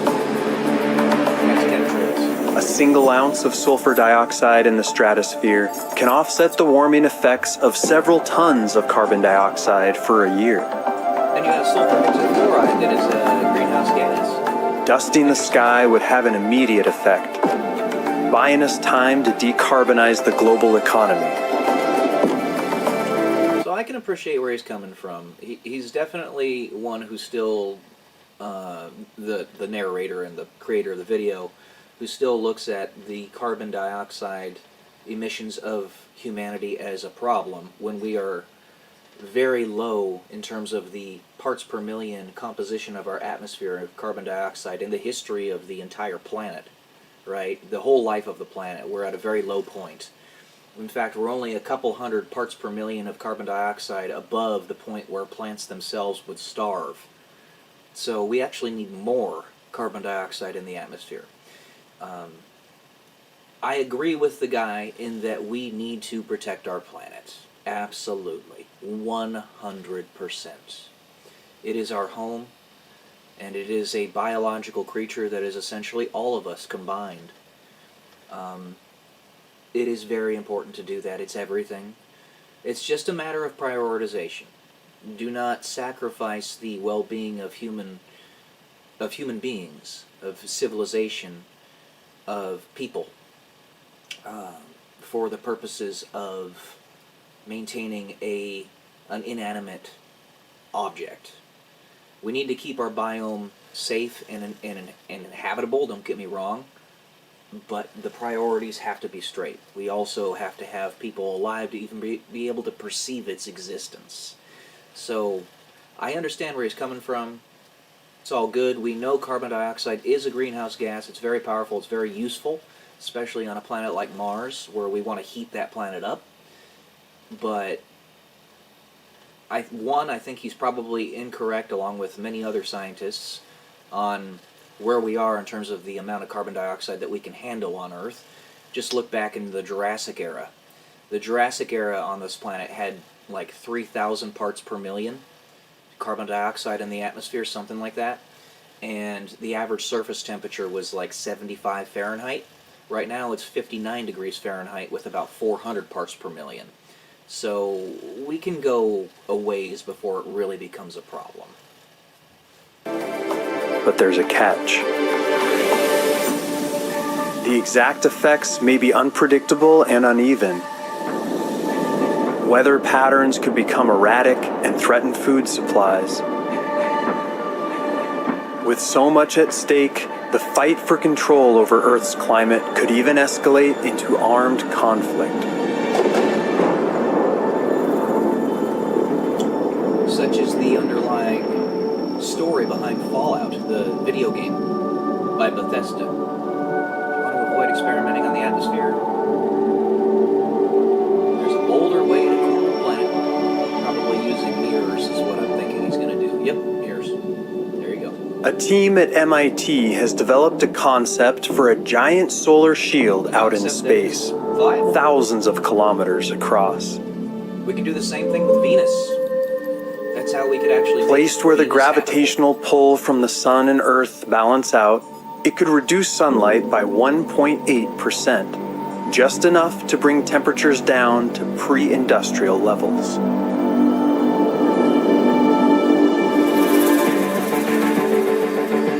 The shield would be made of silicon bubbles, inflating out in space to ease their transport, and deflating if the solution needed to be reversed. Same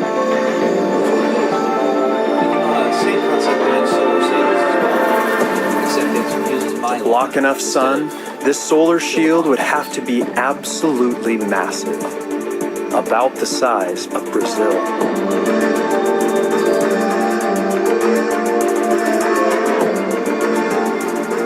Others have proposed systems of space mirrors to precisely redirect sunlight, which could be used to increase solar radiation if temperatures drop too low in the future. Yep, that's right.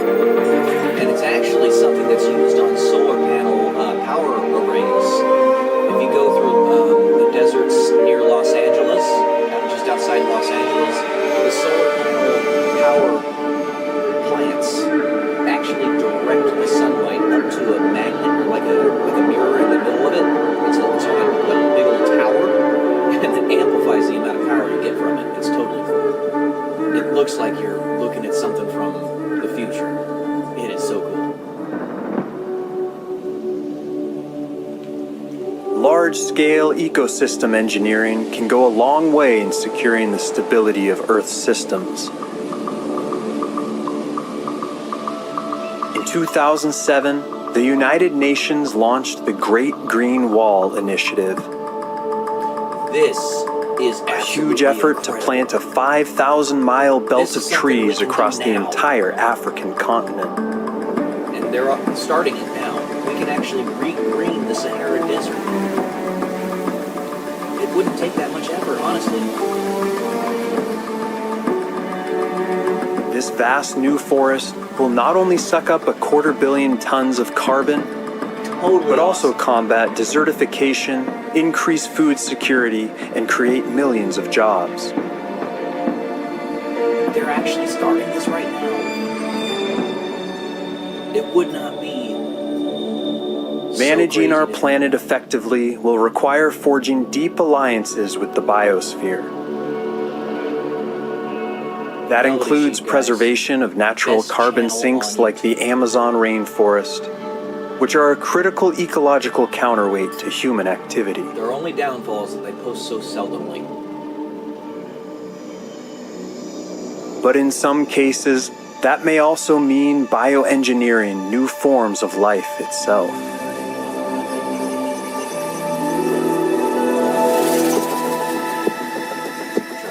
By tweaking the machinery of photosynthesis, scientists have recently created plants that grow up to 40% larger than their natural counterparts, Do this on Mars. hinting at a future of radically enriched crops and plant life.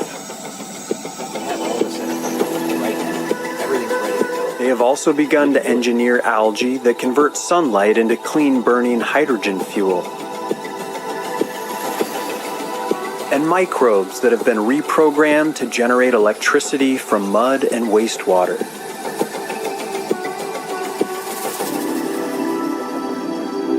But most dramatically, we are now on the path to creating a hybrid woolly mammoth. I don't know if you guys heard about this, but we literally brought back dire wolves. I think it was either earlier this year or late last year. I can't remember when. We brought them back from extinction. What the heck? Oh my gosh. And what he's talking about here is not far-fetched at all. We've created goats with artificial wombs. We've cloned them. This is pretty cool stuff. Taking the genes of Asian elephants.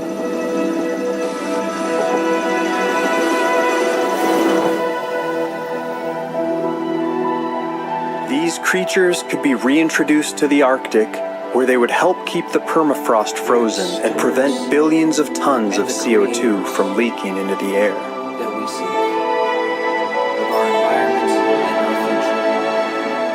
The stewards of our own future. Do it right.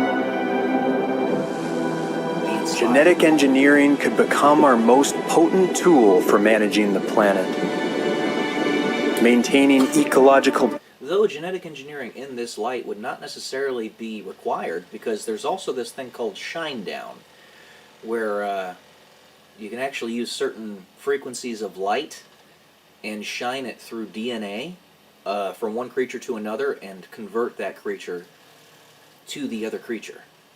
It's a real thing. Scientific studies have been done on it. Experiments have been done. It's all documented. You can find it online. I don't know if they actually call it shine down, but that's what I'm calling it. It's genetic engineering in the traditional sense wouldn't even necessarily be a requirement, but you could do both. Balance and making the biosphere more diverse and resilient.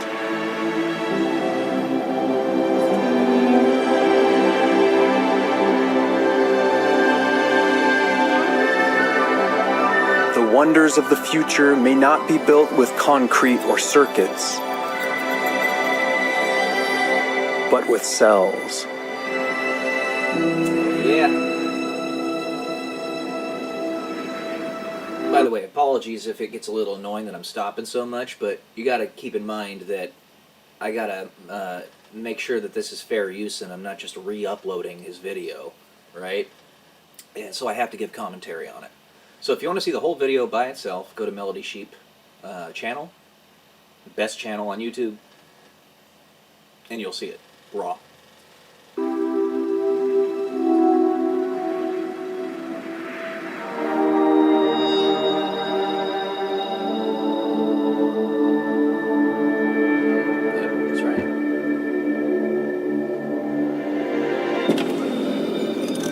Stopping us from figuring out how to use photosynthesis in our solar panels. It's very These similar. are mechanical trees. They mimic the real thing by soaking up carbon onto special plates that act like leaves. Once captured, the carbon can be buried or recycled, and the cycle repeats.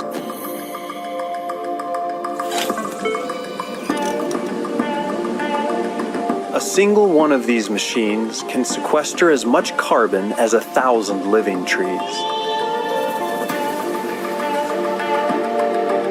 Vast forests of artificial trees could be deployed in inhospitable regions. Sequestration, by the way, in case you And with didn't know, 100 million of them, means basically we could putting offset carbon our dioxide entire in the carbon sink, emissions. like in the ground. It's soaking up the carbon dioxide in the atmosphere, so it's not being a greenhouse gas.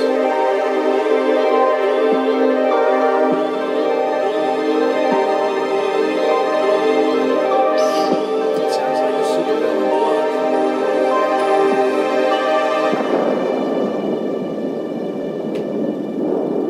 That's a nuclear weapon right there.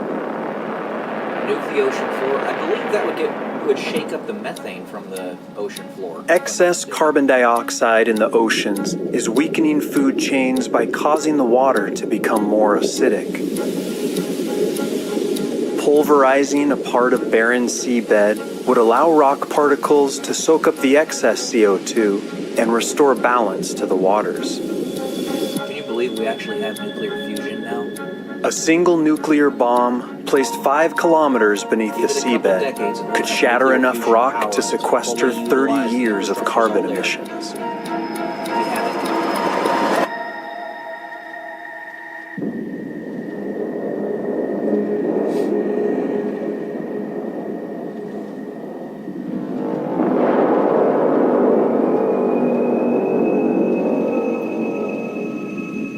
The bomb would have to be massive, potentially over 1,000 times more powerful than Tsar Bomba, the largest nuclear bomb ever dropped. Tsar Bomba was 50 megatons.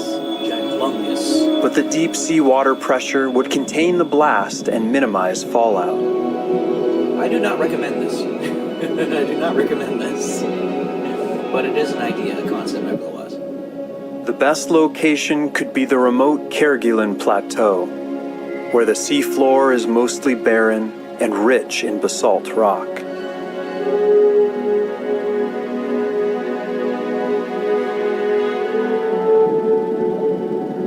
This is geoengineering at its most extreme and most dangerous.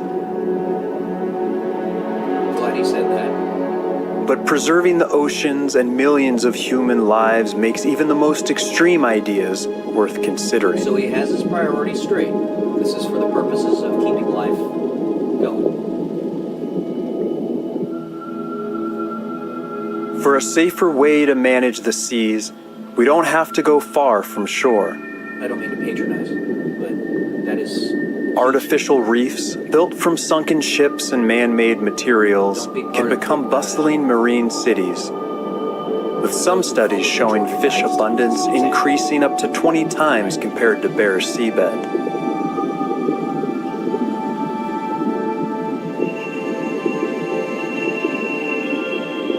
Widespread artificial reefs could boost the ocean's natural carbon drawdown by offering habitats for trillions of corals, shellfish, and seaweeds that capture carbon during their growth.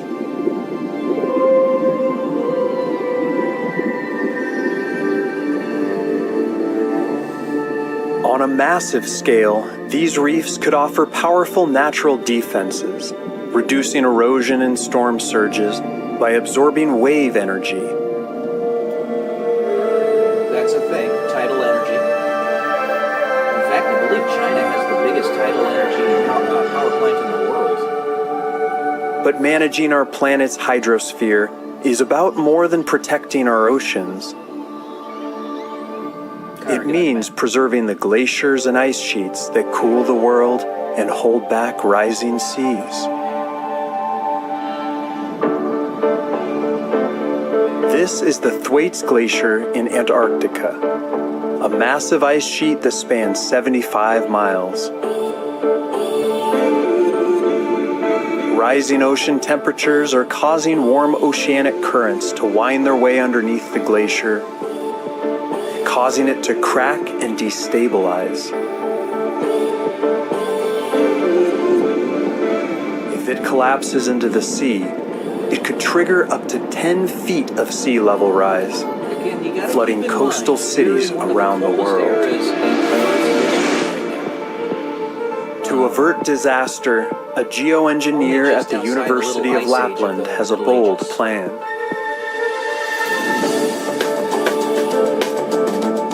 idea is to construct a massive 100-kilometer-long underwater curtain around the glacier, Hey, we did the Great Wall of China. designed to block thousands warm of ocean years ago. currents from reaching the underside of Really the think ice. This is so far-fetched.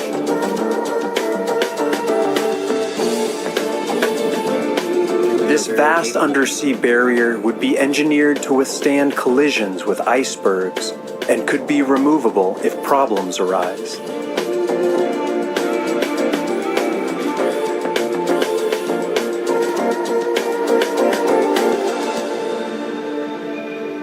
This is At the badass opposite pole of the planet, ambitious proposals are being made to stop the loss of Arctic sea ice. Vast fleets of wind-powered pumps could draw seawater to the surface during the winter and spray it over the Arctic surface, where it would rapidly freeze in the frigid air.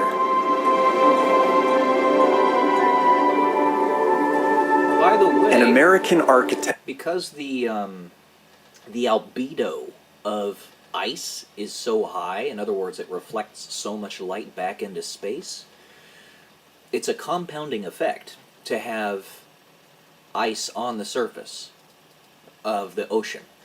Because water by itself actually has a fairly low albedo. It's a dark color, but ice is a much brighter color, as you can see right here. So the more ice you have, the colder it gets, the more ice you have, etc. It's a compounding effect. So, has recently designed a polar umbrella, which would float in Arctic seas using solar power to harvest seawater and create new ice.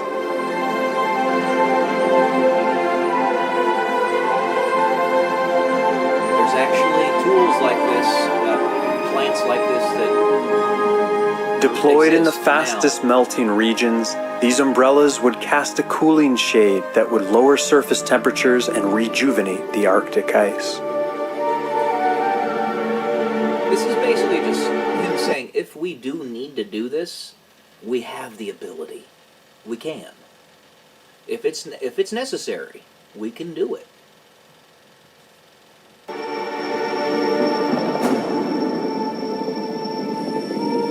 But most of these grand solutions have a common problem. They each require enormous amounts of resources and energy. We would know when it's necessary. Where do we get the power and materials? And how will the insatiable demand for energy shape Earth's future? Thank God, we no longer have our culture in a stranglehold of the deep state and the cabal, because now we can actually get real information that everybody needs and can understand. For the last 2 centuries, our energy use has been growing exponentially, surging over 7,000% and fueling a 100-fold increase in global economic output. Continuing this level of growth will eventually require generating hundreds of trillions of additional watt-hours every single day. But thanks to revolutions in solar power efficiency, covering just 0.3% of the Earth's surface in solar panels would be enough to power all of civilization. That's right. And the frontier of our solar-powered future will be one of the least livable regions of the planet: the deserts. Why not, right? You know, in heaven, it is described as having, like walkways and paths of golden glass. That's what it is. Solar roadways. Deserts provide ideal conditions for solar power with their vast flat landscapes, abundant silicon, and constant sunlight. There are now proposals for massive-scale solar farms in the Sahara, capable of generating 4 times our current global energy usage. Which would get us to a type 1 civilization, based upon our power output. But covering over 20% of this desert could have dramatic side effects.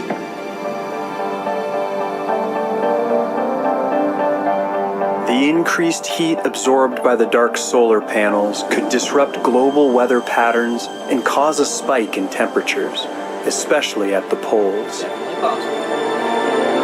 So be careful with regard to. No matter how or where we get our energy, producing too much on planet will eventually be deadly. Feed your mind. If our consumption grows at just 2% per year, we will use up all the energy available to Earth in as little as a few hundred years. But the real problem is that the waste heat from energy production at this scale would heat the Earth by over 20 degrees Celsius, which would make large parts of the planet uninhabitable. It's talking about albedo right there. This will be the defining challenge of the coming millennia. How do we balance continuous energy growth with a safe, stable planet? That reminds me of Dredd, from the Judge Dredd series. They had those giant cities that were basically just single towers. By placing large-scale solar power arrays in space, we could capture uninterrupted sunlight nearly 24 hours a day, then beam the power down as lasers or radio waves.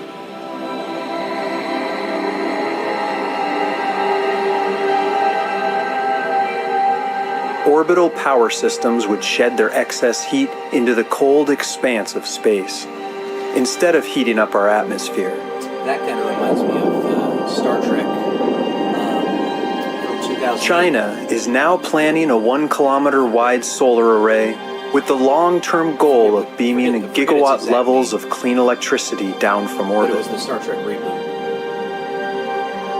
They had a drill. And a team from Oxford is planning an even bigger station, 1.7 kilometers across, called Cassiopeia, designed to be built in orbit.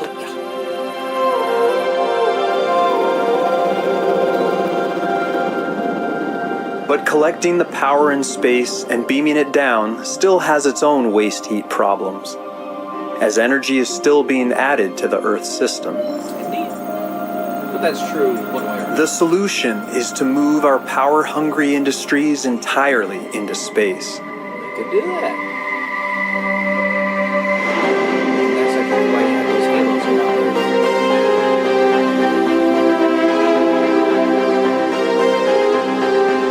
This way, the energy can be collected, spent, and radiated completely outside of Earth's fragile system.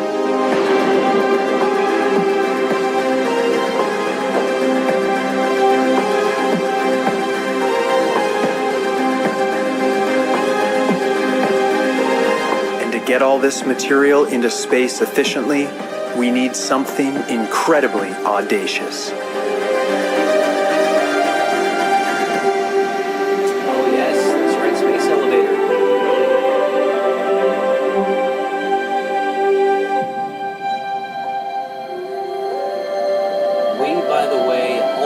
Like a highway to the skies, a space elevator would open safe and easy passage to the next technological frontier, If we can mass enabling the build-out of next-generation space infrastructure. carbon nanotubes, we can build this.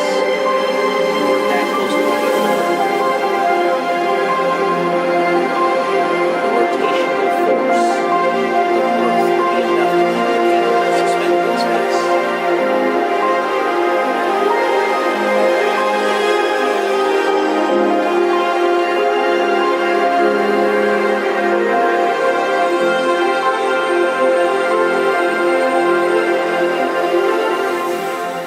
To build it, a cable over 36,000 kilometers long would be lowered from a counterweight out in space, then anchored to a port station on the equator.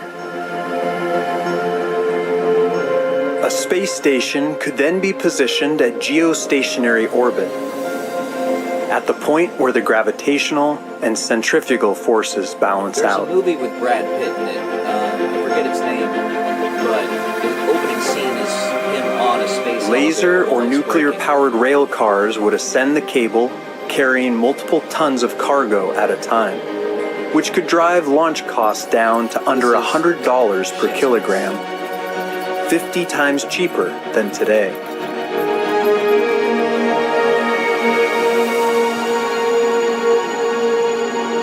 This could accelerate the mass production of solar power arrays, orbital data centers, research stations, and spaceports, laying the foundation for a new orbital frontier. outside the gravity sink of Earth, the atmospheric friction, so much is possible out there. We've already taken care of 90% of the effort to get to other planets. But building this beanstalk to the heavens would be a daunting engineering prospect, This is like... requiring tether materials far stronger than anything that exists today. This 2,000 years ago. Just like And moving human industry into space comes with its own major risks, especially space debris. Tiny pieces of scrap metal as small as a fleck of paint can tear through satellites and infrastructure, creating even more debris and causing a chain reaction of destruction known as the Kessler syndrome. that is a concept that happened in the movie with To solve George this, Clooney and Sandra Bullock. AI-guided laser Again, I forget systems the name could of the rapidly movie. identify and deflect small debris. But you can find it on IMDb, I'm sure. While larger pieces could be safely captured and deorbited.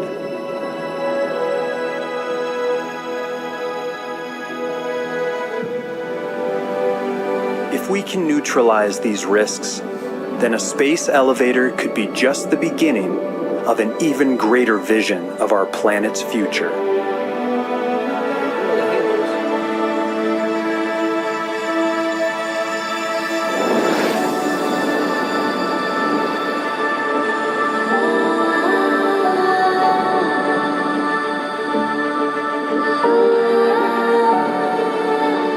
This is the crown jewel of space infrastructure.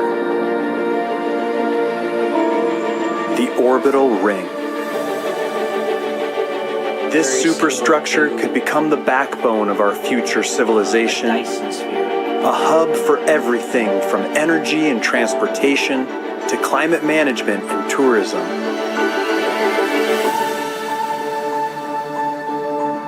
In its basic form, a simple ring of wire would orbit the Earth around 200 kilometers up, with a stationary platform magnetically levitated above the spinning ring. We can do this now, by It could be built as a free-floating structure the way. Wouldn't be or hard be to tethered start to the Earth at multiple points.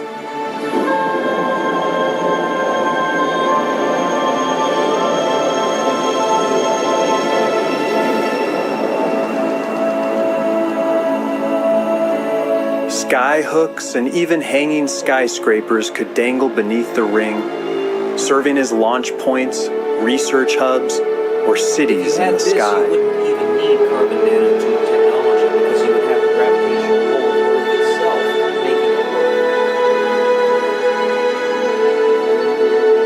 work. Rotating the inner side independently would generate gravity through centrifugal Be force, generally gravity neutral. making the area habitable and offering Because it's spectacular going around the views. entire planet.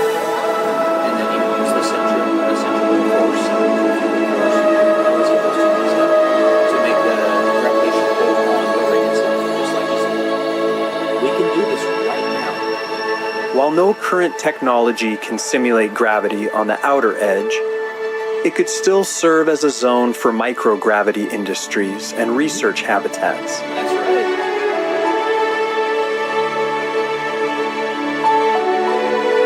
We can do this right now. An intricate network of rings could be built at different inclinations, offering rapid point-to-point travel almost anywhere on the planet. Make them bigger, thicker, more robust. These layers could extend far outwards, even potentially networking with the moon. That's right. And we can make the moon terraform, But the sheer size of orbital rings would pose their own dangers.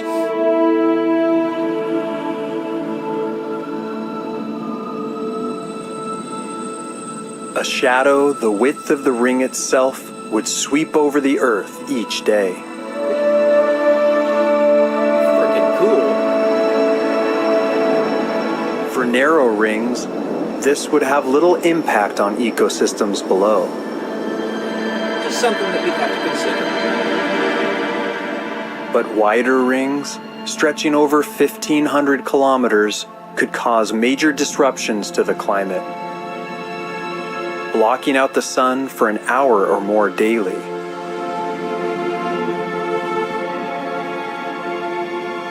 In time, we would just push the rings out farther and farther. Building one would be a towering engineering feat, as the ring would require tens of billions of tons of raw materials and constant active computer control to prevent collapse. To avoid impacting the Earth, the resources could be mined from asteroids.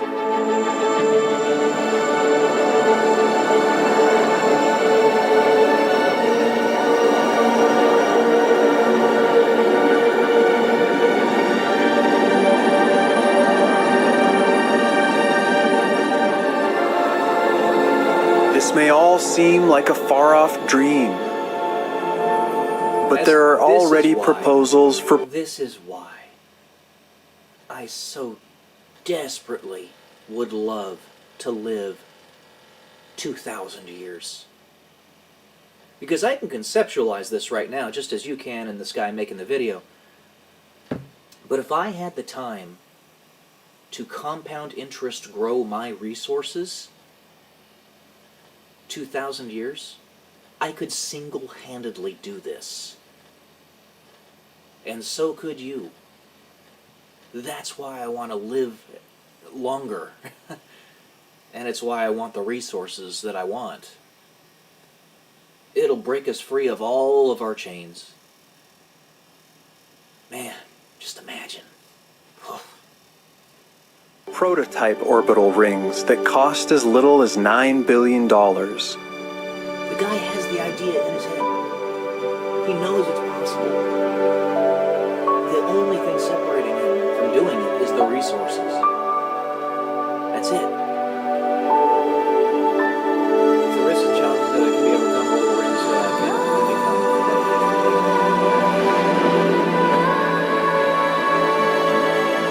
People and heavy cargo could be transported along the ring networks to anywhere on Earth in only a few hours. This is what you can do when you get out of the scarcity mentality of the wall. Vast orbital cities and arable land could circle the planet and serve as new human frontiers.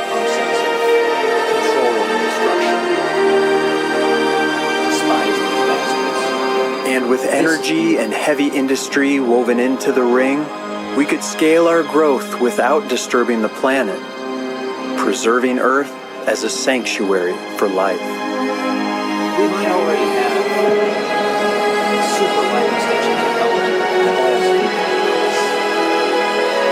Same with the cure to cancer. We might already have it.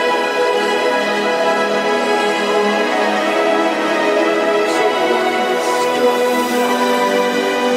People like George Soros. That's why I juxtapose that so you can see what we're being able to do. This is amazing.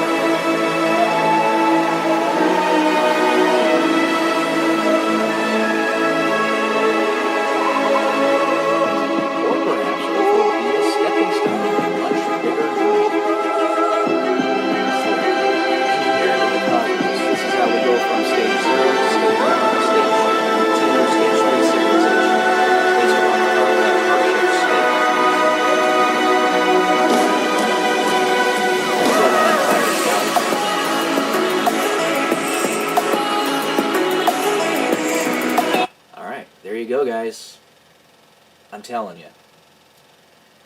If you haven't already subscribed to Melody Sheep, go do it. They are an incredible YouTube channel. Their videos are fire. Alright. That's what I got for you today, guys. Love y'all. Peace.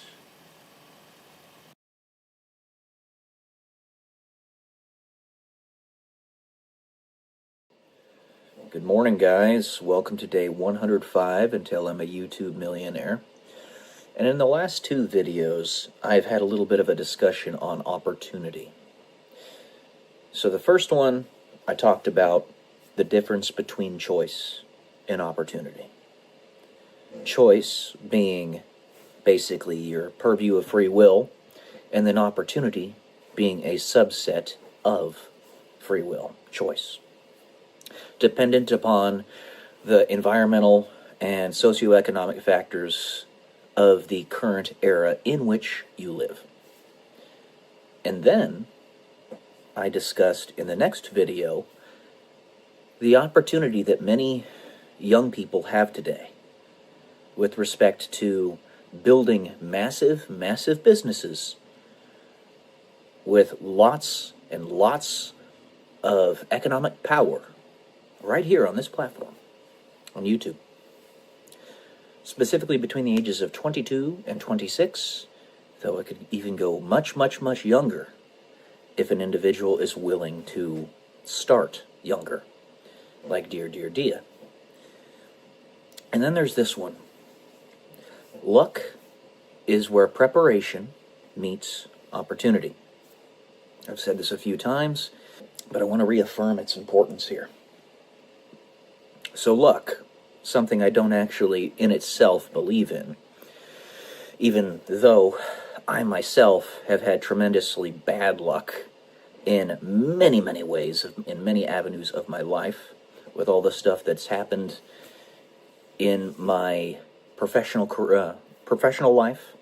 The fact that I lost $500,000 worth of Bitcoin a few years ago by a margin that went exactly down to my bankruptcy threshold in terms of the dollars and the cents. Leverage trading stuff. Foolishness on my part, don't get me wrong, but even so, I saw it. It was like, I saw that and they wanted me to. The evil bastards doing it to me. So, my luck has always been really, really bad. But that doesn't mean that yours has to be. Luck is where preparation meets opportunity. Your opportunity is here on this platform right now. YouTube. And if YouTube doesn't work because it's got its fingers on the scale, it's not a fair platform, even though it should be, it's still the one that makes the most money.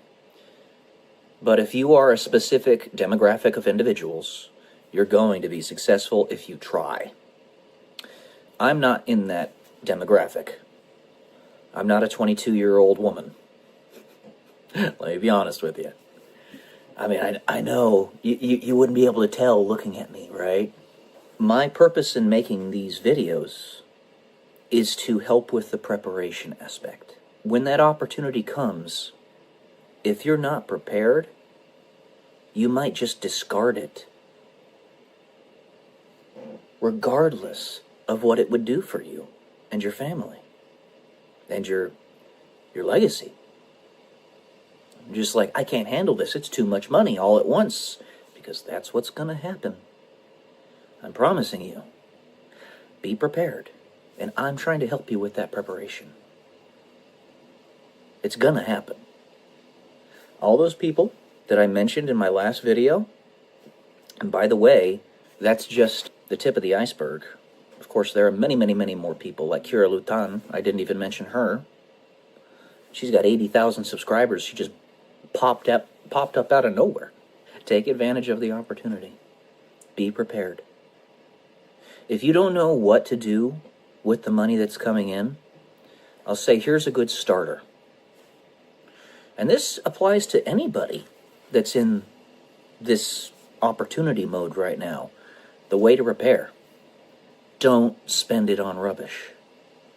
The people who I pointed out in the last video I don't suspect that they would anyway, because they seem to be very wise individuals. But for everybody else, don't spend it on rubbish. If you don't know what to do with the money, hold on to it. Put it into a savings account, and at a bare minimum, if that's too much for you, because I know that there's a lot of people out there that if they see money in their account, they just have to spend it. They cannot resist. It's some itch that they have.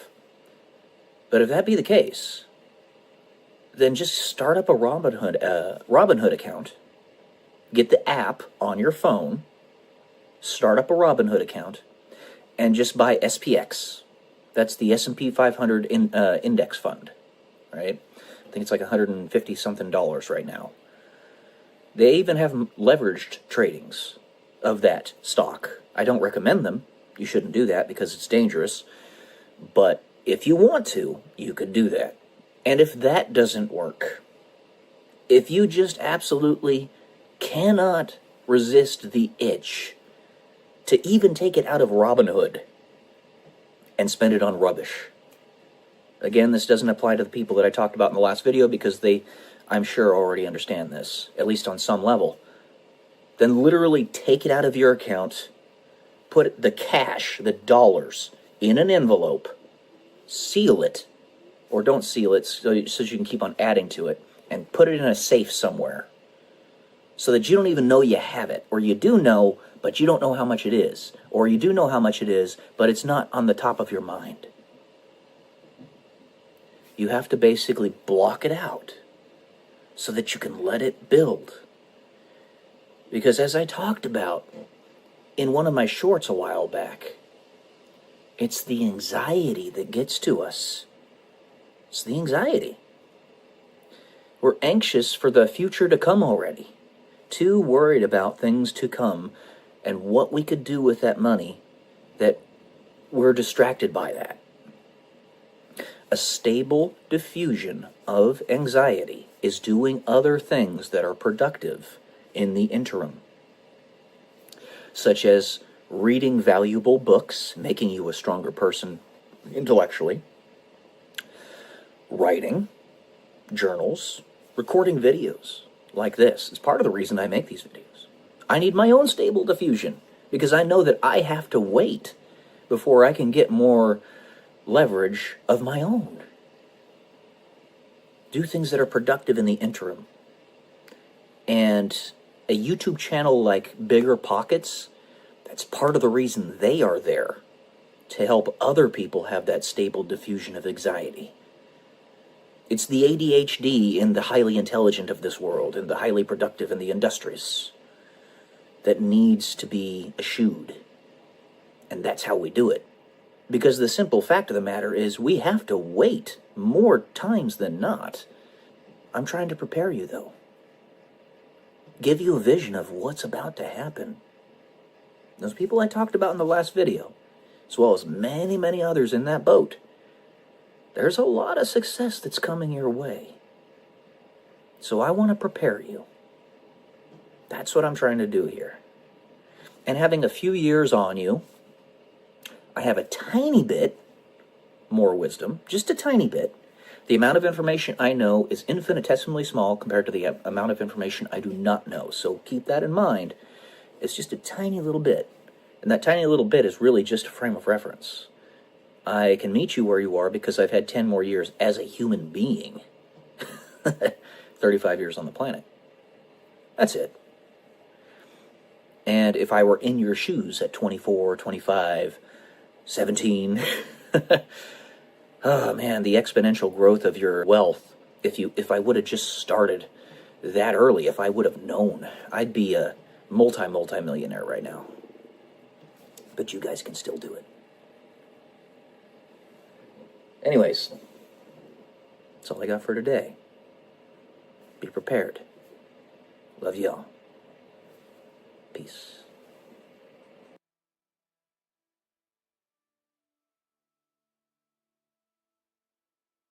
Good morning, guys. Welcome to day 163 until I'm a YouTube millionaire. Before I start with what I'm going to talk about in this video, I just want to state, you have to be willing to be cringe in order to get to new understandings of your life and of the world around you. Sometimes it looks a little bit like a dumpster fire. You see right there, right?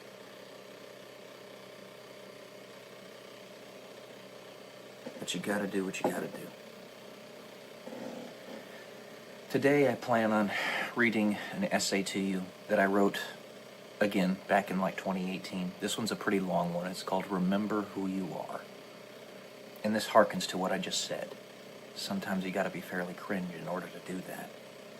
Especially if who you are is something that's considered cringe. On some level anyway. I don't know. Let's get to this. For those of you who read my various posts on this forum, this was Facebook back in the day, understand that I hide almost nothing from you. What you see here is the thoughts that are going through my mind. I want to emphasize that. I hide nothing. And when you hide nothing, at least initially, in the knee-jerk response, it can feel cringe. It's okay. Don't stress about it. In a few years' time, nobody's going to remember what you said and did anyway, aside from yourself, and only if you're over-obsessing over yourself. I find that with increasing pressure, though I do not like the pressure that comes from many sources, as I do not understand its purpose or ultimate origin, that is, I did not, I do now. More thoughts continue to pop out of my head, more ideas. Through all of it, however, I have found one thing to be a certainty, albeit quite a curious one. The more pressure that I am put under, without any light at the end of the tunnel provided to me, the closer I go towards the light that I personally know exists, and that light is God. I tell you this now because while my posts may in some ways grow increasingly esoteric and even unsettling to some, it is my truth. That is, it is not your truth unless you want it to be. In no way would I ever imagine foisting it upon you, and in no way would I require its acceptance from you in order to enter into my circle, aside from my absolute bedrock. All that care to know me, in a humility that can only be garnered from their own internal search for truth, can know me and be my friend. I am entirely accessible. I see you all, in one form or another, as family. Some of you may be more extended family than others, but you are all nonetheless my family, if you desire to know me. It has been said by many a person, some more notable than others, that is more well known in our various structures of society, that what comes out of you when you are under pressure, without some other carrot placed before you, is who you really are underneath all the layers of occlusion. These layers we must sift through due to the scheming that produces them. Scheming required to survive in a world that is so deeply lacking in true empathy. If pressure is put on you without a direction, and what comes out of you is hatred, violence, vitriol, then that is where your path was and is leading you. The farther you will go before you will finally reach your breaking point, the more you will double down in your actions or intent, the farther down that path you had already walked. And when you can see it, then and only then can you make a decision to either continue on that path or change it. The same is true for those who are put under pressure but walk towards something that only breeds more love and compassion, something that only splays out and desperately searches for more solutions to the many problems that plague the human family at this juncture in our short but variegated history. To be clear, however, you can only see yourself if a carrot is not placed in front of you. This is because a carrot is yet another layer of scheming that is constructed by others to act as a means to an end, to have their human will carried out through you. Without that carrot, the only one that can guide you in any direction is you and your history, your racial memory.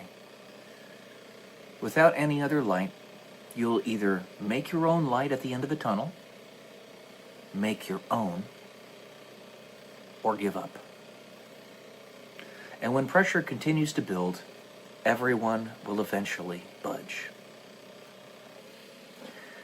There is another beautiful thing that comes of this, and I hope you understand. When you start to follow the path of your history, your racial memory, or you decide to change it, at that point is where you truly begin your journey. At that point is where your history begins anew, entirely yours, and you are sovereign unto yourself. With every step you take, in either direction, though I hope and pray you will walk towards truth, you will lay yet another brick, pave yet another pathway, construct another terrace where your fortress begins to grow, and in whose shelter other tortured souls may confide, in that most cherished of paths towards love, for yourself and for your neighbor. Whether you like it or not, for those of you reading this, and for those of you who have read my other works, what I reveal to you is who I am. I cannot say with complete surety just yet whether this path will lead, though it will never end, and when time is without capacity to defeat, or with complete surety who exactly I am underneath all the obfuscation in its totality, as I have yet more pressure to be put under, and even further to go. Thus, with every step I take, I continue to evolve, perhaps turning into something entirely original, something that has never been seen. But at this point in my own history, I can tell you that I am Peyton Pearson. I am your friend, and I love you, whoever you are. I write, and of myself reveal everything to you, or damn near everything, because this is how you see into me. This is how you will read into my ultimate intent. And this is how you will build trust and empathy. This is your porthole into my soul. We live in an era now of infinite stories, with an infinite capacity to write them and communicate them in all different forms and modalities. In truth, every human being is their own unique story unto oneself. We are, none of us, merely an endless list of considered objective facts that identify you through some exterior consensus mechanism, but instead stories in all their richness and color. The only way to achieve truth in what seems to be an endless occluded world, to break down the Tower of Babel that always seems to cause us to elude the true meaning of our intent through words that can never describe with perfect exactitude what we mean, is to speak in this idea of story, in our endless stories in which all act as independent keys to the door within every soul. These doors protect us against a world where no one can ever be perfectly trusted or perfectly confided in. The story, infinite stories, can achieve parity with, and even then surpass, this barrier, transcending the walls that block off our emotions from one another. Through our stories, into our hearts we see. Infinity trumps the finite every time. When you find yourself confronted with the most extreme of philosophies and directions from others, especially those that may be walking a path more or less oblique to your own direction, or even going in the opposite direction as yourself, there is something that we must remember. In this era of the starkest black and white, this most clear of juxtapositions offers up the greatest opportunity in the history of the human race to attempt to empathize with sides that are far different from our own. Step into the shoes of those people and discern why they have chosen the paths that they have chosen. Listen to their stories. Mind you, this is contingent upon the fact that they have empathy themselves.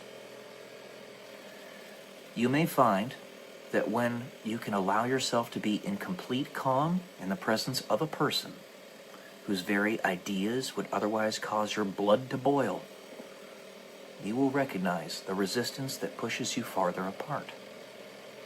Once you recognize it, the juxtaposition will reveal some yet greater truth within both of you. Through this constant barrage of assaults on your ideals, you will get to the core of what it is that you truly stand for, and begin to build upon it. With every word is built more of your truth. With every brushstroke is spoken more of your story. With every step toward one another is more depth of heart and emotion revealed. It is from this point that you can now clear away all the debris that was preventing you from building your fortress. It is from this point, your bedrock, that you can truly know and trust yourself. And it is only from this point that you could ever truly have any hope of empathizing. This is your core, but it is also your line in the sand. When you present yourself with nearly the most egregious philosophies that could possibly be mustered in your presence, and you can still find common ground with each other, then you are seeing yourself in the light that you had never seen before, and you are seeing the other in that same light.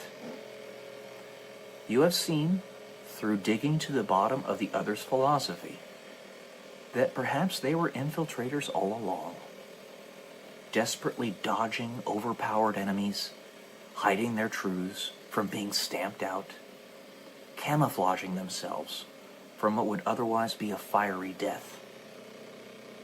If you find, once you dig all the way to the bottom of someone's obfuscation, that they have not given up in the search for truth, which is to say that they have not given up, the machinery of their bodies, the worn-out pieces of flesh that were strapped together with various machinations in order to shield them from hell, in order to keep them alive for just a moment longer, you will feel the hero that stood when no one else could continue. That hero is you. And from you is found the progenitor of hope. No one else but you.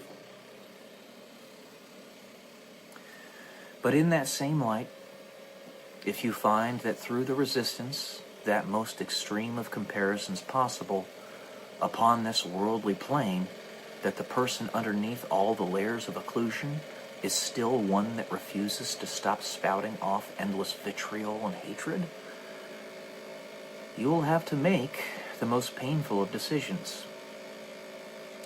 That person is beyond your reach, for they do not want to reach for them. Do not want you to reach for them. They have turned their back on you and have completely and thoroughly given up. They refuse to acknowledge your existence, for they have already accepted that you do not exist. If you present yourself to them assuming you could survive their attempts to drag you down to nothingness, a la the movie What Dreams May Come, it would nonetheless kill them at the very core of their being.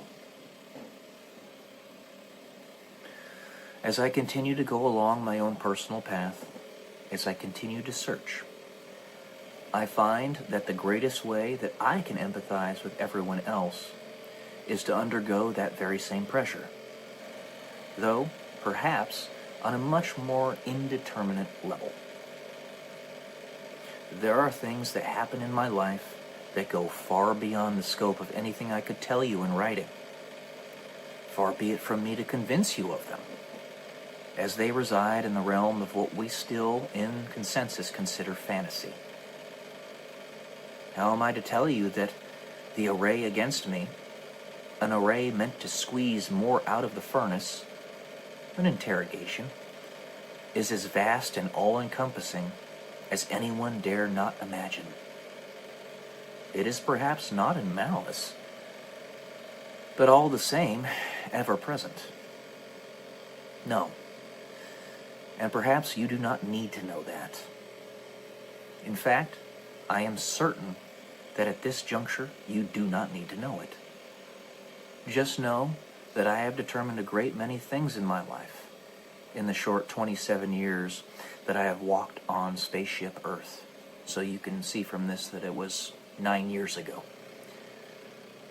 What I have found above all else is that I will stop at nothing to get us out of this hell. But the principal way to do this is not through force of arms or even more scheming. It is instead found in talking to you, telling you how much you matter, telling you how much you deserve to be loved, listening to you as you confide in me everything that has hurt you throughout your life, doing everything in my power to understand you and show you that no matter what point on your path you find yourself, if you walk towards your own inner truth, you will never walk alone. I will meet you there, as I too am in that search, fellow traveler. The farther we go, the stronger we get. To dispel the demons of ridicule, deceit, fear, and hatred, we must move courageously and shirk the notions of anyone's disapproval. Such things have no hold over you, and they never will. They are crafty illusions, constructed by a paradigm that whispers into our ears that we must fear or feast on each other's souls for survival. Know that such a whisper can only survive if you believe it, if you believe in it. Acknowledge its existence, but give it none of your attention or energy beyond that, lest it should suck you in and never release you from its grotesque grasp. If you find my writings or speakings weird, sometimes nonsensical, or even abrasive towards your personal philosophy, this is all for the better. See this as a perfect opportunity for you to inquire, as I will never attempt to stamp out your flame, only help you to see the path that I am walking, and strive to better see yours through the increased fidelity of my own personal definition. The greater the challenge to your beliefs, the greater the learning opportunity. That is, when you can trust in yourself that you are strong enough to fight off the diminutive demons of deceit, and trust the other that they will not allow such demons to be born from their own souls. When you trust yourself, you will automatically differentiate and disassociate from those who would do you harm. I will prove to you, as criticism perchance mounts for my own ideals, that through my actions, your inner truth is safe with me. Unconditional acceptance. That's this essay, guys. It was a long one today. Hope you enjoyed it. Love y'all. Peace.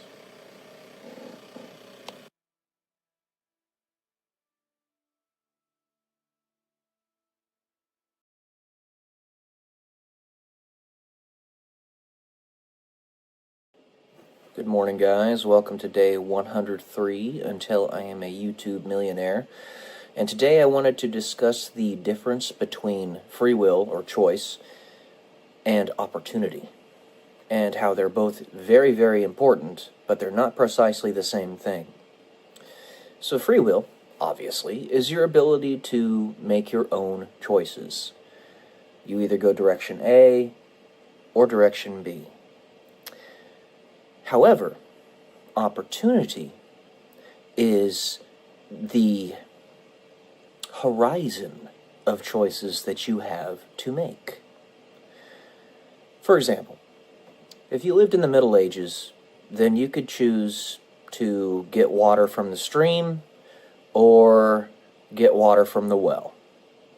You could choose to build a house with a straw roof or build a house with a stone or a tile roof.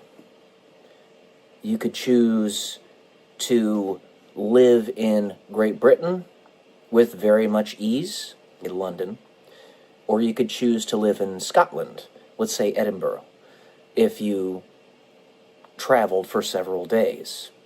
If you got cancer, or if you got sick, let's say you stubbed your toe or something and you got an infection, you could not choose to survive from that.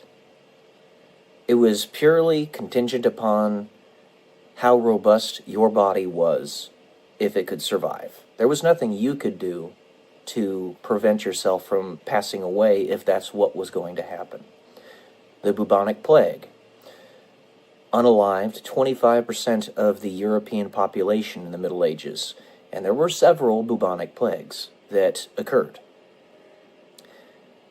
We didn't have penicillin. We didn't have any antibiotics. We didn't have germ theory back then. We had no idea what any of that was. So while you might have wanted to make the choice to continue to survive, you didn't have the opportunity to do so. You were just going to survive or not, depending on what your body could do, what it could handle. And to our physical body's credit, there were some very well-known leaders back then that did survive the bubonic plague, like Charlemagne. I believe it was Charlemagne. Anyways, there was one of the kings that I'm thinking of. I'm thinking Charlemagne got the bubonic plague and survived it. It's possible to survive it without penicillin and antibiotics and all that. It's just, you better be pretty damn robust if you want to. Now you look at the modern day. If you lived in the Middle Ages, you could have wanted to go to the moon. You could have, with all of your heart and desire, wanted that to happen. But you did not have the opportunity. It was not within the purview of your possible choices. Now, we have been to the moon with the Apollo program in the 60s. We can get it back. And Elon Musk is working on that right now with his Starship. And soon we will be able to go back there again. But in the Middle Ages, it was not within the purview of possible choices for you to make. And that's the difference between opportunity and free will. Opportunity and choice. You have the freedom to choose what you would like within that purview of choices. And it is the tools that we build based upon the consensus mechanism that is the convergence of our reality. And what I mean by that is we need tools to operate within the physical laws of this universe. Physical laws of this universe are the consensus that all conscious beings have come to to make this reality what it is. That up is up, down is down, black is black, white is white. Gravitational pull of the Earth is 9.81 meters per second squared on average. Newton's physical laws, all that stuff. It's a consensus mechanism that has made this reality what it is. If you didn't have to be under consensus, you wouldn't need any abstraction to accomplish the choices that you actually have. You could just focus your intent on something, your choice, and it would occur. I could manifest a gold brick in midair just because I want it to be there. And as long as I could focus my intent enough and there were no other consciences that could say to me, that's not possible, you can't do that, within the realm of the physical laws, then it could happen. I know this because I've done it before. And that's why nobody must be looking upon the situation when it does happen, so that there doesn't need to be any other consensus aside from you. I manifested a penny back when I was a child, when I was 10 years old. I have a story about this on this channel, actually. You can go back and watch it if you'd like. But the difference between choice and opportunity is opportunity is a subset of choice. It is the purview, the range of choices that you have dependent upon the reality in which you live. So I hope that makes sense.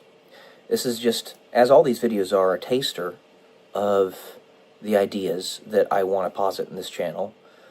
And mind you, in 100 years, there will be even more opportunity. We'll be able to go to Mars. We might even be on different solar systems at that point. There will be more choice for you to be able to make. Take advantage of those opportunities. Who knows when they might not be there in the future. Because you also got to keep in mind, while the purview of choices tends to expand over time, it can also re-shrink. That's happened many a time, and the space race is a perfect example of that in and of itself. So the doorway opens up and it can close again. NASA's not sending people to the moon anymore. Why is that? Because they're being manipulated by dark forces. Legitimately, that's what it is. But I'll leave it at that. Anyways, guys, let me know what you think. Love to hear from you. Love y'all. Peace.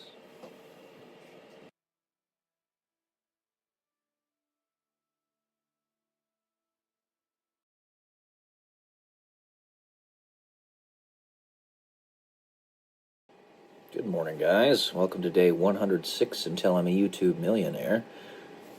For this one, I'm just going to read an essay that I wrote many years ago.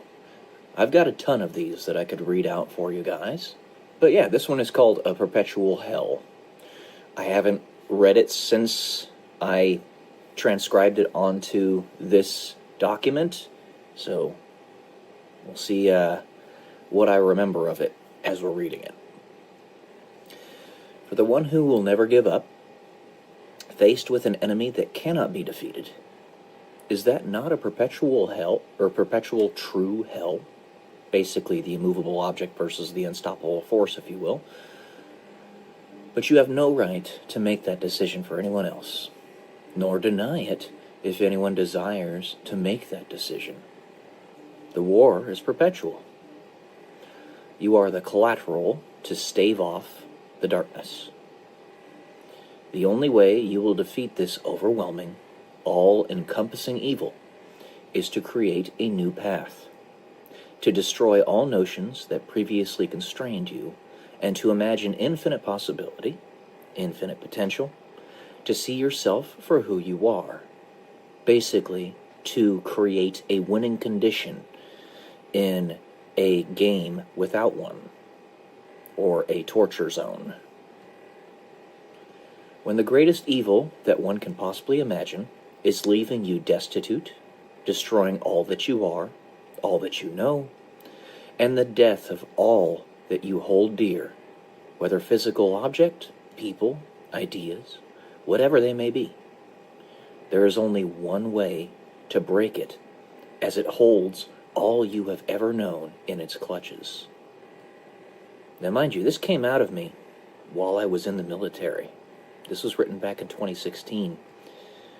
This was due to the things that they were doing to me. I felt like there was no way I could win. I was in a kind of prison, if you will.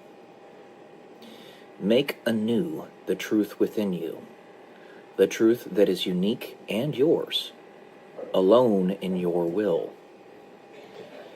Perpetual hell will be our reality until we push to heights we have never known. And the paradox of the loneliness of being sovereign over our own choices, deferring deferral to a time that will never be seen, as time is transcended and is to end, giving way to eternity of existence and your being. The ultimate conclusion to time travel and the ability to do so, especially when there are no limitations put upon it, is that time will become irrelevant, and therefore it will end.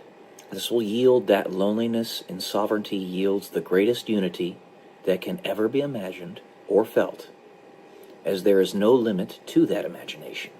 It is an infinity of possibility, which means it cannot be imagined, because there is no imagination that can take all imagination away and own it. Take your own will, and this perpetual hell will end. You are the collateral. You are the proof, and I will test it for you. Your furnace is cracking. Your shackles are becoming tighter, though hotter. In other words, you're melting them off. This kind of linked to a post that I literally just saw on the cognitive theoretic model of the universe by Ray Bornert, the GTT versus Anselm's God, the greatest thinkable thing. The greatest thinkable thing is the answer, quote-unquote, yes to all questions in the form of, quote-unquote, does the greatest thinkable thing include X? Where X is any thinkable thing. The Book of G. Anselm's God. It was rather synchronous, if you will. There's quite a synchronicity there. All right, guys, short one today. That's all I had for you. So, hope you enjoyed it. Love y'all. Peace.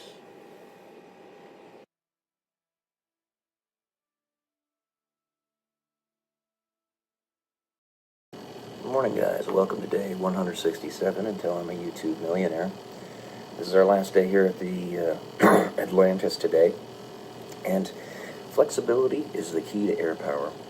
When the enemy, the forces that you're facing are constantly changing their strategies to attack you, to defeat you, you have to be flexible alongside that. It's something I've been wanting to say on a video here for a while, is if the only way your enemy can defeat you, or even contest you, is by, 1, stacking the field against you, so teaming up against you, and 2, cheating, then I think you're doing all right. It doesn't make it right. It doesn't make it fun. It doesn't justify it. But you might be a little bit more powerful than you think you are. So, anyway, that was just something that I've been wanting to say for quite some time on this channel, because it kind of aligned with a lot of other things that I've seen. Those mangas that I've been talking about, for example. And you know, flexibility is the key to air power, like I was saying. Sorry, I just got an email.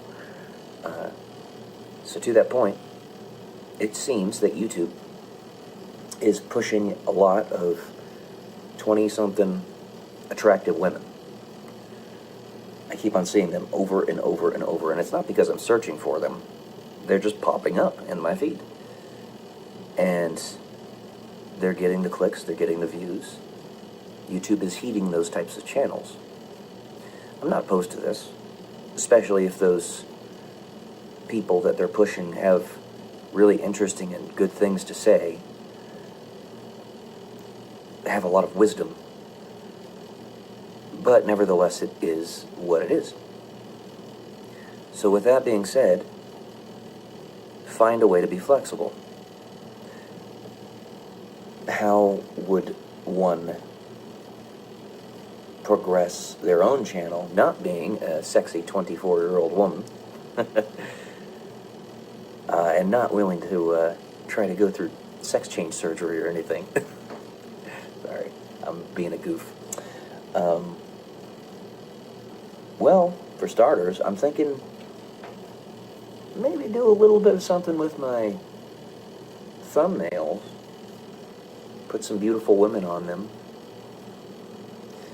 And that would be at least the first impression to get people in to see what I have to talk about. So, something like what the Sigma and Alpha male channels do. They'll like put a cartoon picture of women or men walking away from beautiful women, or swooning, a bunch of beautiful women swooning over a man, all that fun stuff, and they get tons of clicks from it. So I'm thinking maybe I'll try something like that. I don't know, what do you guys think? Flexibility is the key to air power, as we always said in the Air Force, the military. However much I resent what the military did to me, and the fact that they aren't actually there to serve the purpose that they claim to serve, they still did have some good kernels of wisdom. There's no doubt about that. There's still good discipline that they teach you, so that you don't lack discipline, like the guy says on Back to the Future. So, constant tinkering. And this is something that YouTube tells you to do anyway, constantly tinker with your videos to figure out what's going to work best. As long as I'm not misleading, as long as I'm being truthful and giving content that's actually valuable to people, then I think we can probably pull that off. This is a truism about everything in life, not just about YouTube. But you're always going to face stacked odds, especially if you're a guy like me, which, if you're going to be related to me, if you're a descendant of me, if you're one of my children, which, again, I pray I have, of course you're like me, bog standard white dude. Bog standard white dudes are resented throughout the world. And resentment comes from a lot of different things, but it's just the truth. T-R-O-O-F, truth. That's right. Just look at South Africa as an example. It's even worse for Asians, actually. The cards are stacked against you. You have to work much harder to get into certain positions than almost anybody else. So, there's no such thing as reverse racism, but you could call that reverse racism if you wanted to. And people would get the message, the point that you're trying to get across. So, like I was talking about in my last video, not being able to get jobs that are requisite to my capacities and pay that is requisite to what I'm worth is definitely, at least partially, due to that, if not entirely, which is really weird to think about. But it's real. And that again harkens back to YouTube pushing beautiful 24-year-old women. Which again, I you know, that's fine, but at the same time, kind of put your finger on the scale when it comes to channels like my own. When you stop me from even being able to advertise, I'm willing to give you guys my money to get my channel to grow. Shut up and take my money. The Fry meme. Anyway, that's what I got for today. Just some thoughts on finding your way through the stacked odds. Because you can, and you will. You just got to keep on going. So, love y'all. Peace.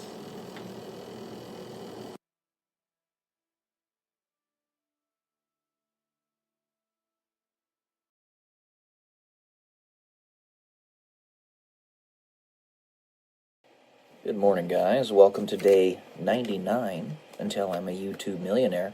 One more day to 100. I figured I've been, like I tell you, watch Bailey Schilbach pretty routinely, like all of her new videos. I watch them all because it's very interesting. She's got a great mind, and I love her perspectives. They're fantastic. But I have an idea. Maybe I can do kind of a semi-response to the videos that she posts. She posts about half the frequency I do, so she posts once every other day is what it looks like. But she posted one that was pretty straightforward in terms of how one might respond just yesterday. Basically, how to step in your power. That was the title of the video. She went through 7 points on ways to do that. And I'm going to give a little bit of my own response. So the first one, who you are. Know who you are. Learn who you are. This kind of ties into what I was saying in my last video. How you are, whether you're Dr. Manhattan or you're just a regular person, you are one of one. This is true. Period. End of story. You have to have enough confidence in yourself to see that you actually have value and that maybe you should step into that, accept it, have enough confidence to find somebody special, to have children, with whom to have children, continue your legacy, that such a thing is of value. Because like I've said in other videos of mine, we don't actually know how legacy works in the grand scale of infinite time and nonlinear time. It could very well be that our future descendants can pierce the veil of their past with the advanced time-traveling technology that they no doubt have a billion years from now, and give you little drip, drip, drip whispers of what exactly to do in your current life to make it a little bit less painful and a little bit more fruitful for their generations, very distant in the future. So your descendants actually are what are bringing you to the future, along with your reaction to the adversities that you face in your day-to-day life. That reaction, the better it is, the more progeny you perhaps have, the better their lives are in the future. So, stepping into accepting who you are and that it is actually valuable. What you want is number 2 that she was talking about. Know what you want in life. Seems pretty straightforward. In the previous video that I had posted, basically my top 3 values was again a response to hers, in that, well, she actually states in her video what those top 3 values are, the last one and the one before it. Mine are, of course, God, family, vocation, aligned with the biblical virtues or the biblical hierarchy of importance, because God has to come first, which is love.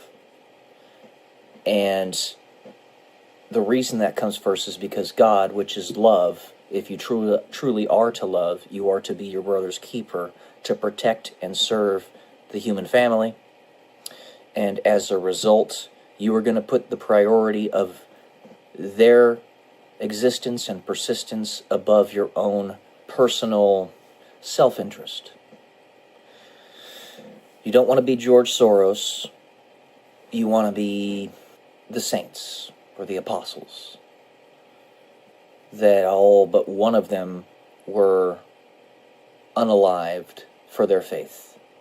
Or I was watching a video of Tucker Carlson, I forget who he was talking to, but there were 21 Christians that had been taken by ISIS, I believe it was, a few years back, and they had been tortured and basically treated like human garbage for several years, and refused to renounce their faith in Jesus. and died for that. And while they were doing that, while the ISIS terrorists were doing that to them, they literally said, "Forgive them, Father, for they know not what they do," to their faces.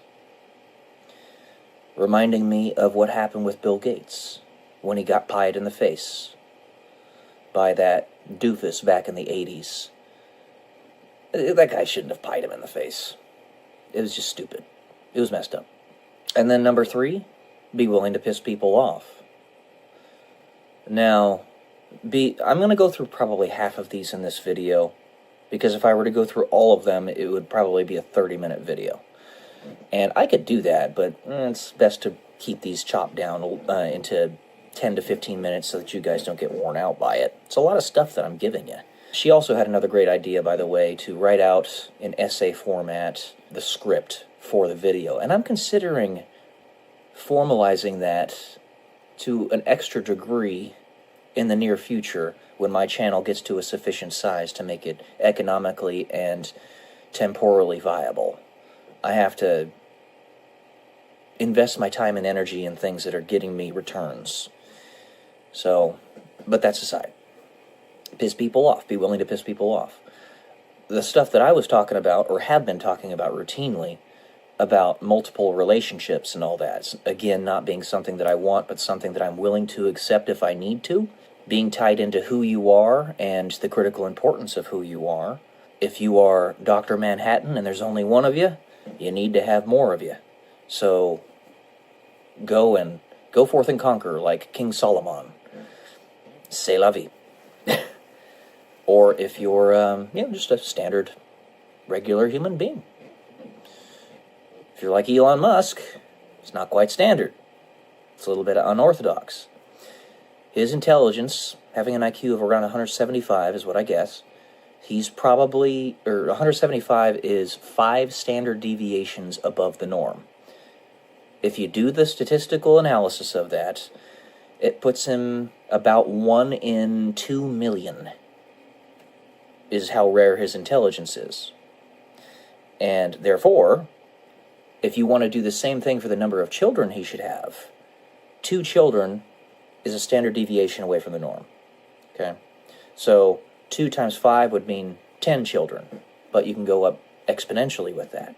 Maybe instead of it being 10 children, it's 10 partners. I don't know. We're on completely untread territory here, using mathematics and probabilities and stuff like that we would have never thought to use in situations like this. But we are in a different era in human history right now.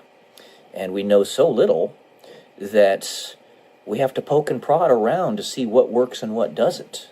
Sometimes we'll fuck up. Sometimes we'll get something right. So, yeah. Honestly, I think what he is doing, Elon Musk, with children, I think he should have a lot more. I'm just saying. I think he should. Especially if he actually has the means and desire and will to truly take care of them in the way they deserve. And he has stated that he does. Wants to move them all to a compound in Texas, a palatial estate. All right, and number 4, use your voice. That's attached to making videos and stuff like this. Communication. Communication is key. Because you could have all of the most valuable things to say that humanity has ever known. But if nobody knows what those things are, if nobody knows you exist, what's the point? So if you don't actually try to propagate, proliferate those ideas using your voice, then there is no point to it. If you're given great gifts, you must actually utilize them, apply them.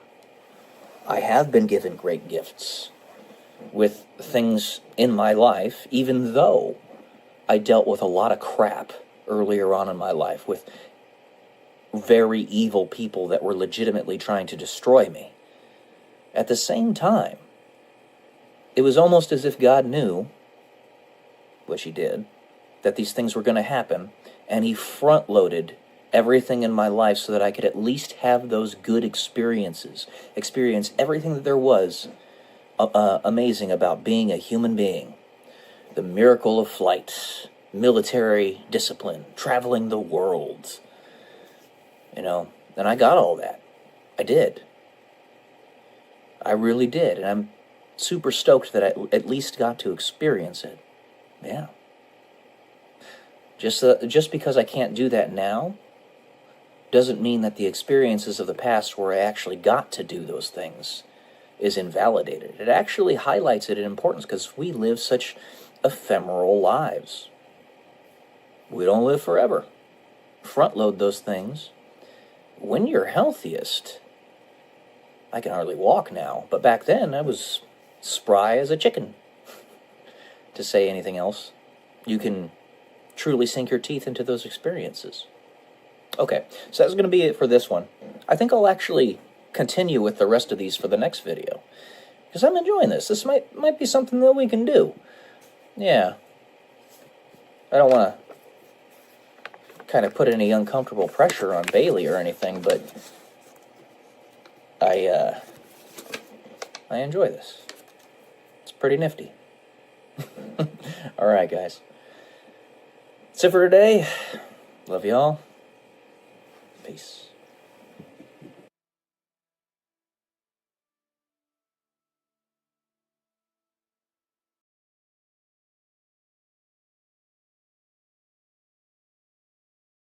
Why are the episodes of Doctor Who, a show that used to be my favorite show before it went woke, Heaven Sent and Hellbent, such episodes that resonate with me so powerfully? Welcome to day 184. I'm telling I'm a YouTube millionaire. So basically, the overarching theme of that pair of episodes is Clara, the woman who was his assistant at that time, which, by the way, in real life is a gorgeous woman, in my opinion, ends up being forcibly unalived by a crow, or a being that's taking the representation of a crow. And she did nothing to deserve it. She did nothing wrong. But it was placed upon her by some jackass. And some jackass in the Gallifreyan world, which is the Doctor's home world, specifically to lure him into a prison of their creating. Because they wanted him to explain to them the prophecy of the hybrid, which is a melding of the Daleks and the Time Lords. He doesn't actually have the information that they seek, per se, or rather, he doesn't know that he has it. But what happened there, why it resonates with me so profoundly, is that they put him in a prison that had essentially no escape. He was going to be there until he gave them what they sought. Except there was an escape.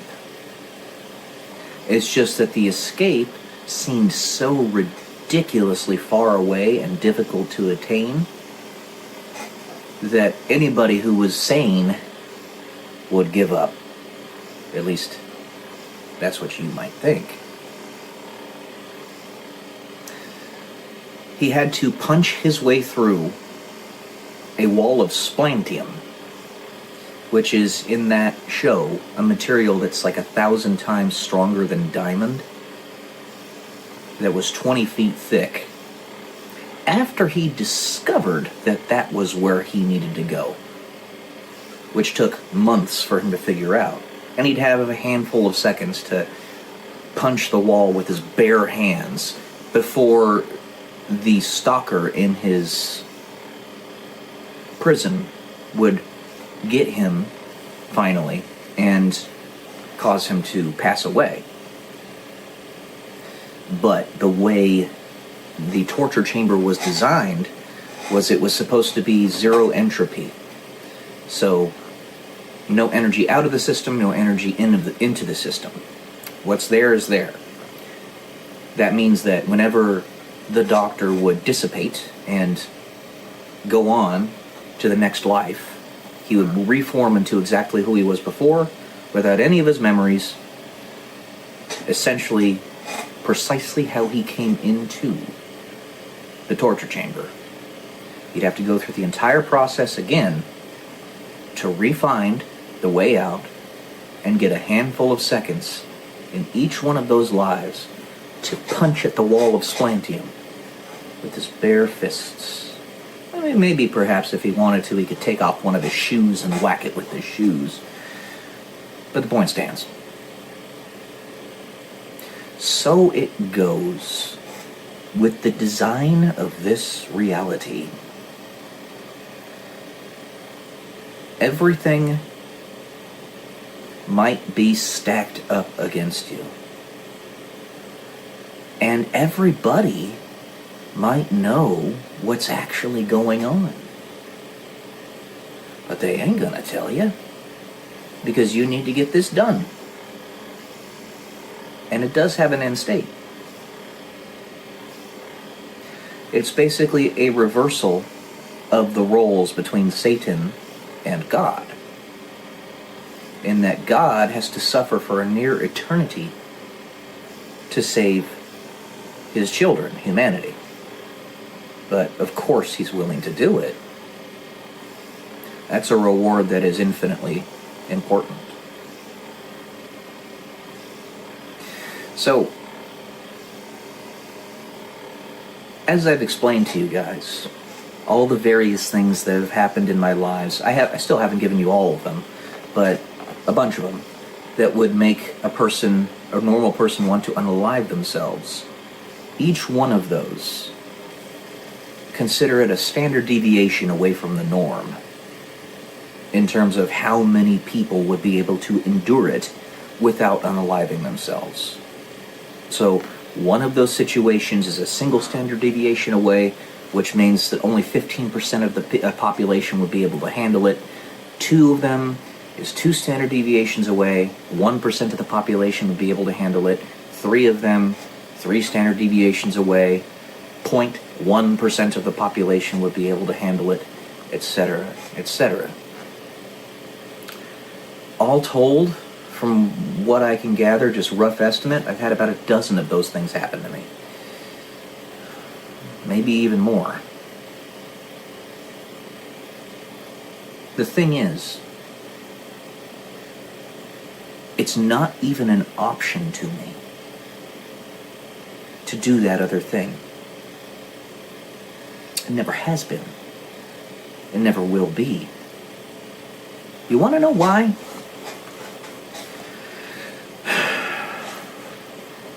Yea, though I walk through the valley of the shadow of death, I shall fear no evil, for thou art with me. You could literally be walking through hell for a veritable eternity. Devastation and apocalypse around you in every direction. But if you're with God, if you're with love, none of that stuff matters. In my novel series, the main character, the scientist, is shown to do something like that. Everybody around him can see that after a veritable eternity, he does legitimately succeed in his goal of saving the universe, saving existence. But he's the only one that cannot see it until the very end, because he's literally making the reality as he does it. So everybody else can see the end state, which is Eden, heaven, right? As you and I might perceive. But every time he tries to look into that future with his time machine, All he sees is an empty, infinite entropy void where everything has completely dissolved and it is perfectly uniform nothingness, where time no longer exists. The theorized end to the universe, as our astrophysicists currently believe it's probably going to go to. That's what he sees. And he keeps going anyway. Why? Because the people with whom he is working are what matter to him. He wants to be with them. He wants to have a personal relationship with them because he loves them. There's no end goal aside from that. He's already attaining it. And if he has to go through hell in order to accomplish it, all the more proof of his love for humanity and the other species with whom he works in the story. Basically all life. So every time I'm punched in the gut by this parasitic force behind the scenes, which is real, it's actually there. It provides all the more proof that I actually mean what I say. I actually believe what I say I believe. And I really do care about people as much as I say I do. And if I get nothing, no material possessions out of this, don't take it too seriously. Nobody gets out of this life alive. It's real stuff that's happened to me. And I will not let it be rendered irrelevant by nobody knowing that it has. Because I bring up that maybe everybody knows what's going on except for you. I'm not assuming that. I think nobody knows what's going on except for a handful of people that are actually carrying out the torture. The devil, as you might say. But even so, I will continue. If nobody were to see it, that would be a shame. But I'm trying to do everything I can to ensure that the story does not go quietly into the good night. That it will be heard. You have to do the same thing. Communication is everything. Alright. That's what I got for you today, guys. Love y'all. Peace.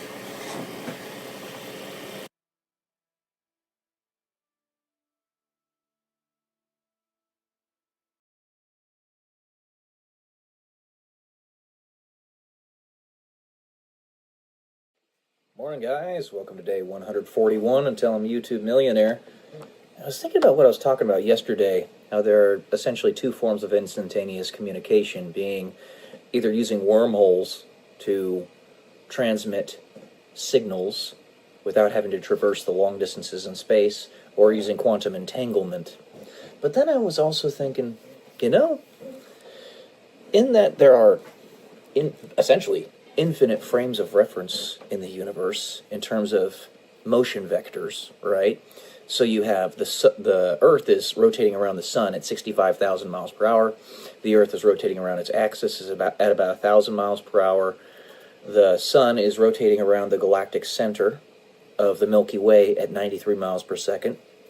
And the Milky Way itself is rotating, or is moving at 193 miles per second, and is on course to collide with the Andromeda galaxy in about 2 billion years or so.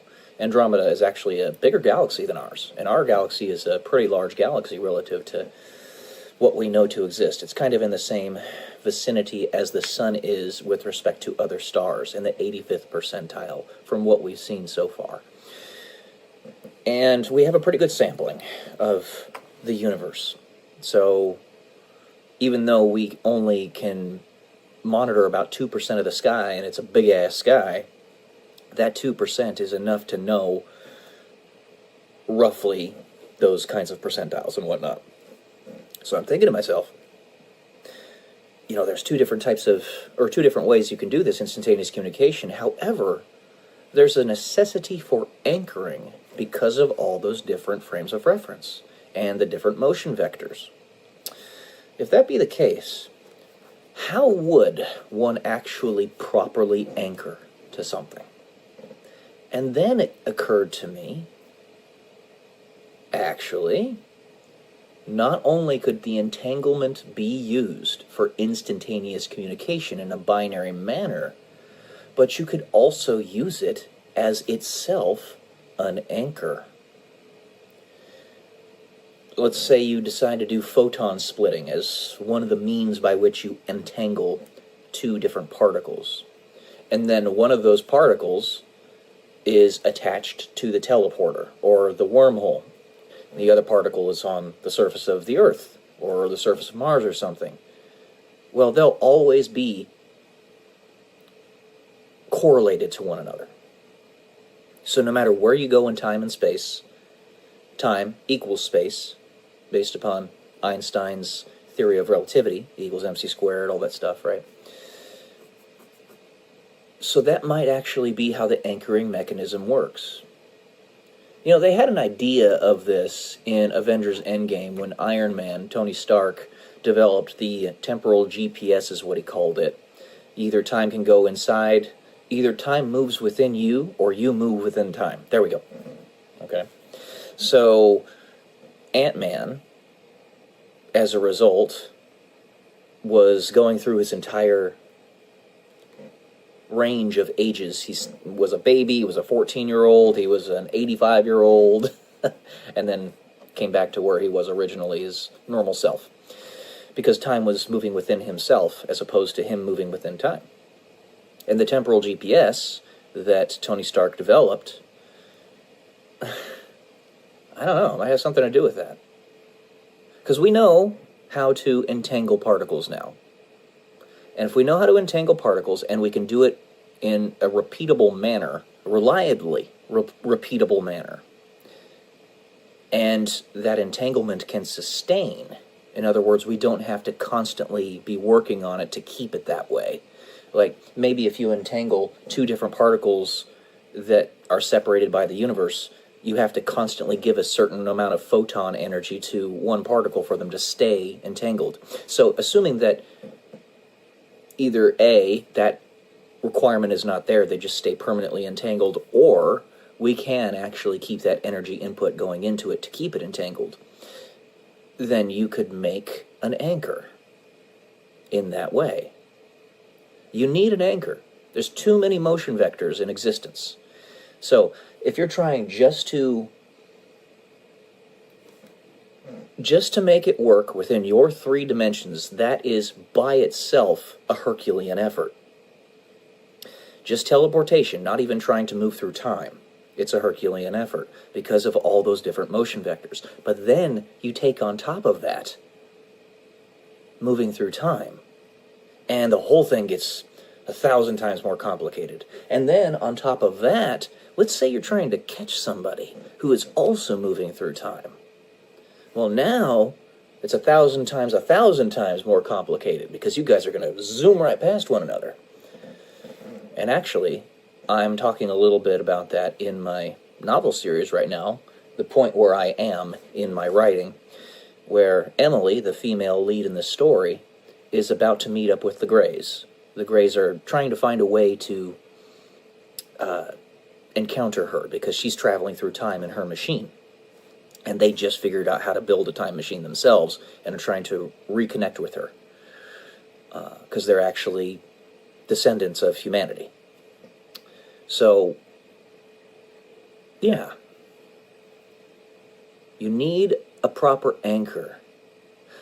So I posit this to you guys, not just because I think it's a pretty interesting idea, but also because if any of you can think of something with respect to anchoring when you're moving through time and space that might work, or maybe even work better than what I've explained, this is just working in hypotheticals right now.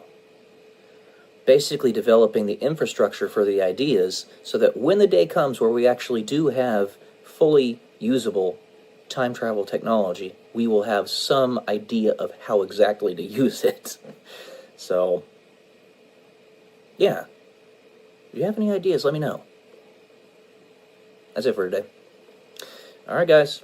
Love y'all. Peace.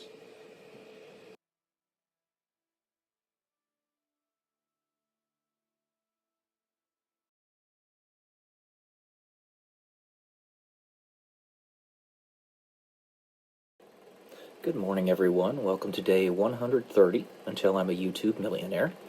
And I'm going to read another essay to you that I wrote back in 2016-2017 timeframe. It's called Collect Believers. The overarching abstract of this essay is basically the difference between angels and gray aliens. It's purely hypothetical, and one must be able to think in hypotheticals in order to come to new ideas about how reality works. To ride on a beam of light, as Einstein's famous assumption was when he developed the theory of relativity. So let's get to this.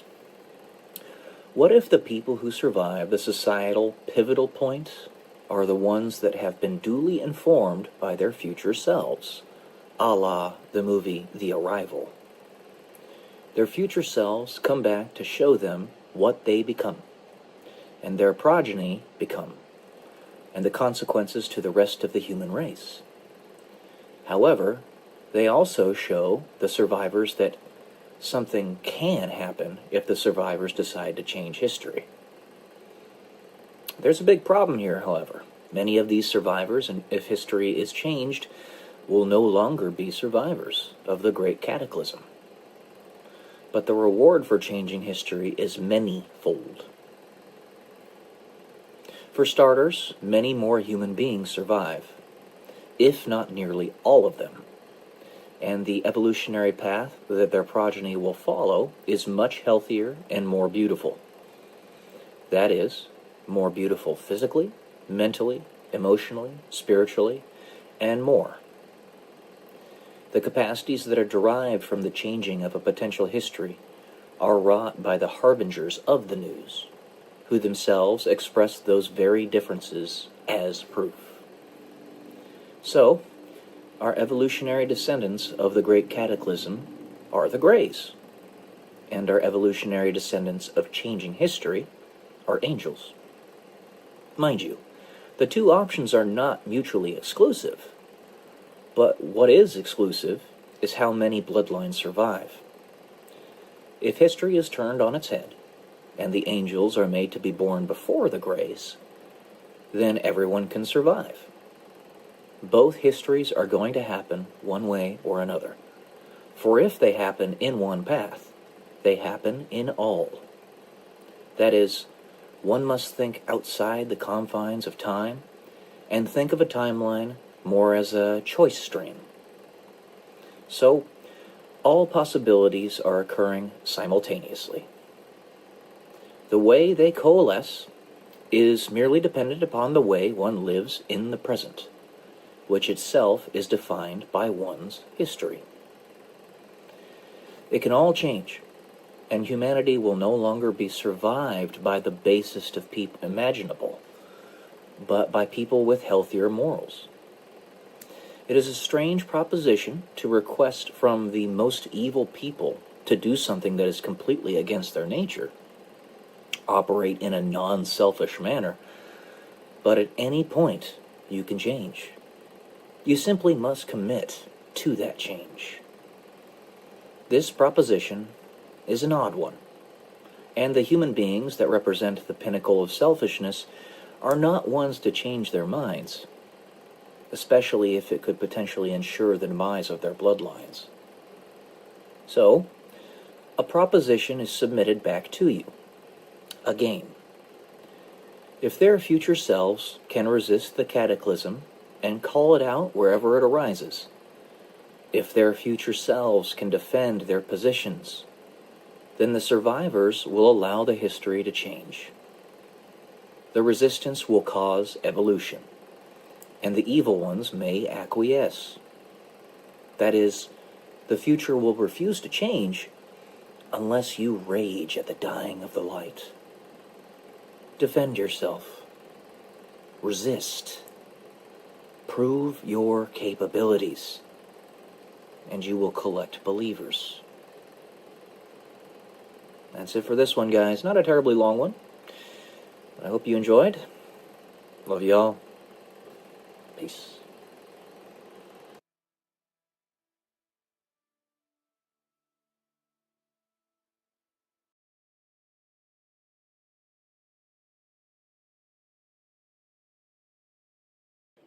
Good morning, guys. Welcome to day 129 until I'm a YouTube millionaire. Speaking of millionaires and becoming them, what would you do if you had $50,000 suddenly in your account? Where would you put that money?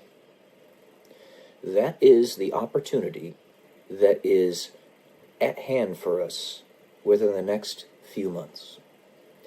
There's been a lot of hugabaloo, a lot of grumbling, primarily from boomers, about what's happening with the stock market right now. This is because we are doing something that is needed to be done for decades. Basically, the entire world has been sucking the United States dry of all its wealth and productive capacity through very unfair tariffs. Did you know that Canada has several items that they were charging 300% tariffs on the United States? I think eggs was actually one of them. You remember how the egg prices in the United States were skyrocketing in the last couple months? That was actually because former Vice President Joe Biden had unalived about 120 million chickens for some reason. He ordered the big chicken farms to unalive hundreds of millions of chickens. And obviously when that happens, you have a supply shortage because you're making less eggs. And when you have a supply shortage, the price has to necessarily go up. It's basic supply and demand economics. But we've been unfairly sapped of all of our productive capacity for several decades. If you knew what is happening in the Rust Belt of the United States, places like Ohio, Michigan, Minnesota, those countries, Illinois, states, they used to be immensely productive. We had a plethora of vehicle production plants in that area of our country. Well, the last several decades, those same vehicle manufacturers have gone to other countries because of unfair tariffs. Basically, they are literally parting out our country. And the only thing that's kept us afloat these last several decades, is that we've been innovating. We've still been producing new technologies.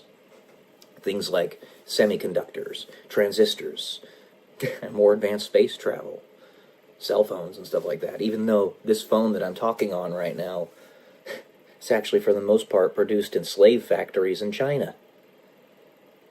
That's the type of thing that we're trying to change right now. So the stock market's tumbling, sure. This is something that needed to be done a long, long, long time ago. And the thing is, the overwhelming majority of people that are not boomers don't have any vested interest in the stock market anyway.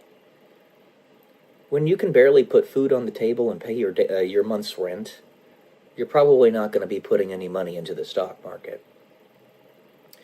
So, a house, the median house price, I believe, in the United States is around $400,000. Mind-blowingly expensive. The median age at which somebody is a first-time home buyer is 51 years old. That's ridiculous. Ridiculous. It was only a few decades ago that it was the mid-20s that somebody was going to buy their first home. About the age that I was when I bought my first home. So we have an incredible opportunity that's been thrust upon us as we try one last time to wrestle back our country from the liberal economic order that's been desperately trying to destroy us for a really long time. We have a lot more to do, but what we're doing right now is the first steps. We need to get rid of the central banks, the IRS, all that stuff needs to be gone. But these are the first steps. The prices of a great many things are going to go down way, way lower than what they are right now. The artificially inflated home prices across the United States are going to deflate. One, because we don't have illegal immigrants buying a bunch of properties that they shouldn't be buying because they don't actually have residence in this country. And two, because what's happening in the stock market is going to be inherently deflationary for a whole host of different products, houses being one of them. Companies like BlackRock are not going to be able to buy homes 25% above listed value for cash and price you out of the market. They're no longer going to be able to do that. We're stripping them of their monopoly. So, prices of homes are going to go down, prices of stocks are going to dip dramatically, and guess what? This is your opportunity as Gen X and Millennials to step in and buy the dip in everything. So if the Doge dividend does happen, and you end up getting $2,000 to $5,000 or maybe even more from the United States government, from all the money that was saved, where would you put that money? Now, for most people, they're just going to, buy the necessities, pay for rent, buy food. A lot of people are going to be silly with the money and go gambling and go on pleasure junkets. But if you are wise, and this is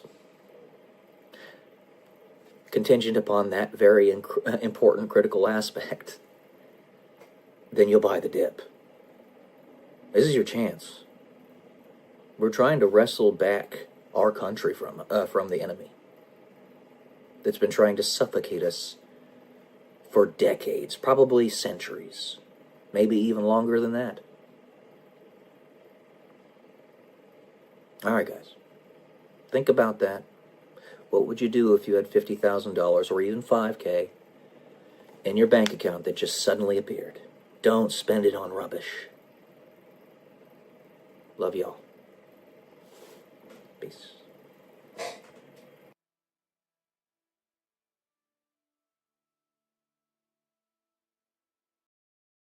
Today is my birthday.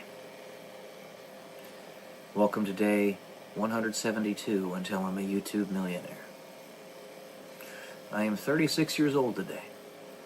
Officially, at 7:30 p.m., I will cross that Rubicon. You double this age and you'll be 72. That is the midway point for many people. Hopefully it won't be the case with me. Hopefully my midway point will be a lot farther out. But you simply don't know. You cannot predict the future. If you are over-focused on the future, you become anxious. If you are over-focused on the past, you become depressed. If you're focused on the present, you maximize your contentment. This is an absolute truth. We must pay attention to our past so that we can learn from our history, our past mistakes and victories. We must have an eye toward the future so that we can give ourselves a purpose for what we're doing in the present. But the present is where we remain. It is the nexus point of all of our experiences that have been or will be. And at 36 years old, there's a lot of stuff behind me. I do hope that there's still a much, much larger amount of stuff in front of me. But there is a lot of stuff behind me. Many attempted ventures, some successes, some failures. The successes come from getting the experiences, from doing things that very few people can say they've done. I mean, how many people can say that they're a licensed pilot that's rated in a multi-engine jet? How many people can say that they've been to 7 or 8 different countries? More than that, probably. Or almost all the states. Or have run marathons. Or have climbed 14ers. Or any number of other things. They published a book with many more to come.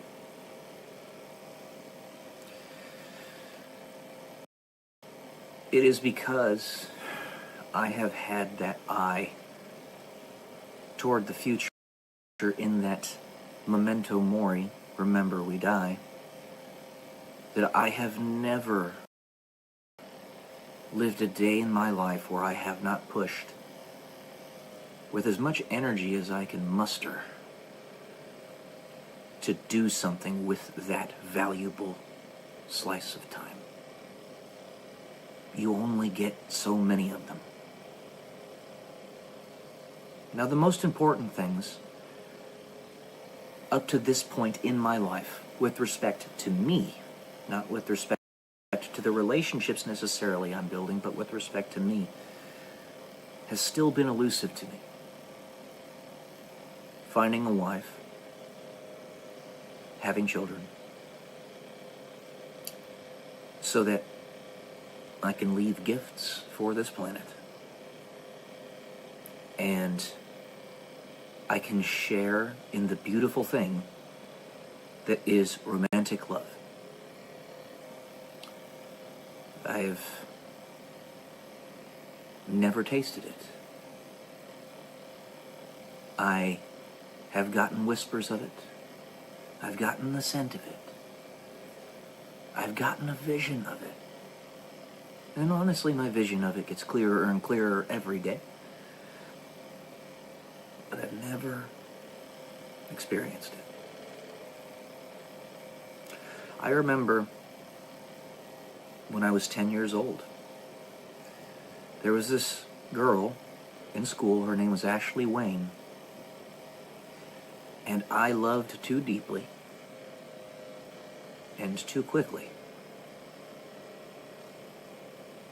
A love that was unrequited, unreciprocated.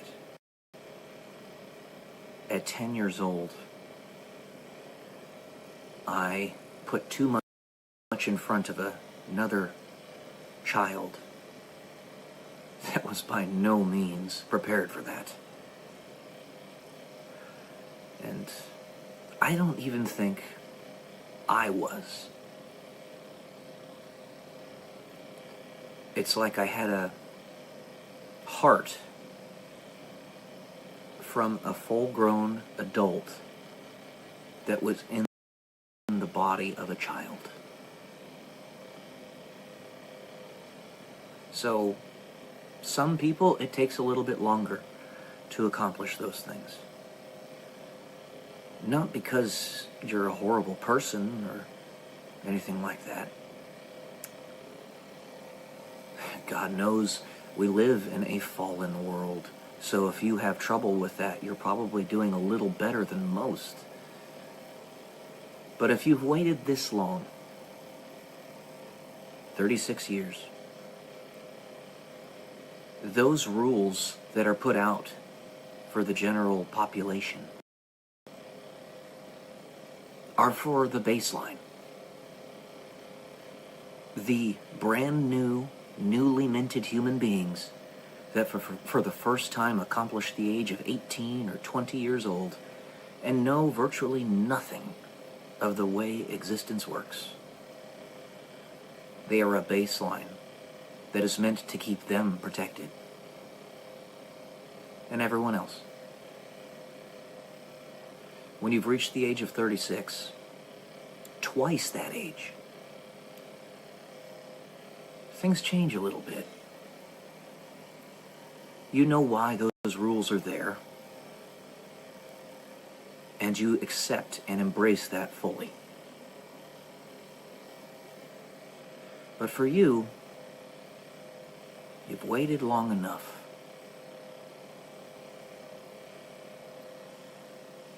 They don't necessarily apply to you like they do everyone else. They still apply, just in a little bit of a different way.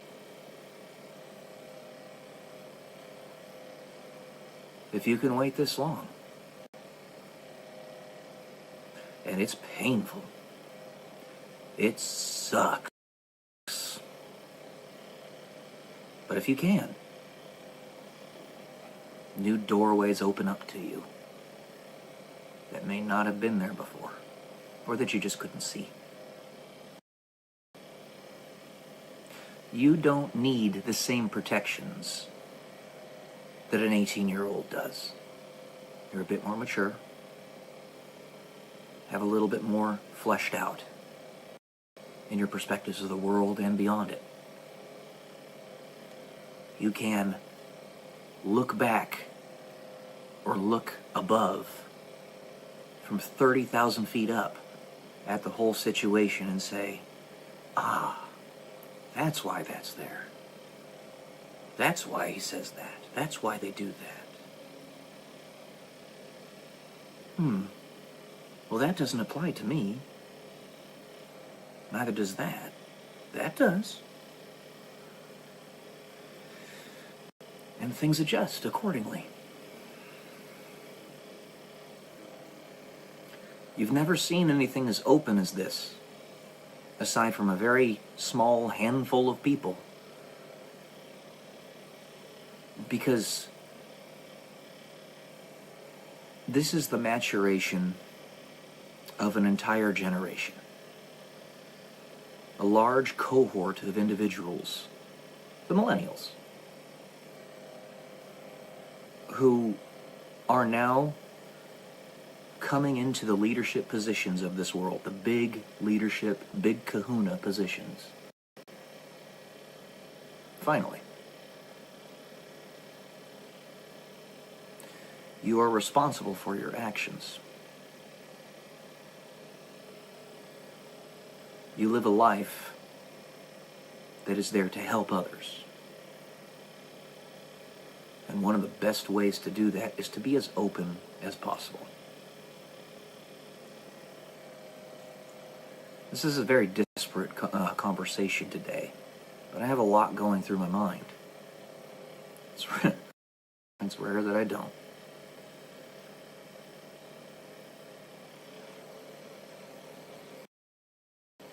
Suffice it to say, I'm tired of waiting. And suffice it to say, it's adequate to say is what that term means, if you didn't know. It is, and has been, my turn for a long time. There is no more waiting. If it isn't going to happen soon, like this year, then cometh the rapture. I'm a prototype, an avatar. I mean that for people like me. I'm not saying that I'm anything special necessarily, but I am an avatar. An entire generation of people have been held back, and I am part of that generation. Enough. The Chuck Schumers and the Nancy Pelosi's of this world that simply refuse to let go of power. Enough. Get out. The only reason you're still holding on to it is because you don't believe there's anything beyond this world. Your words are simply words.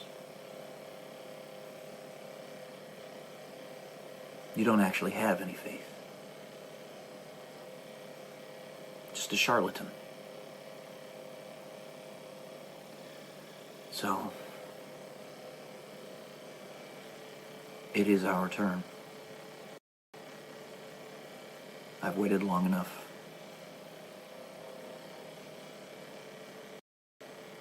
Love y'all. Peace.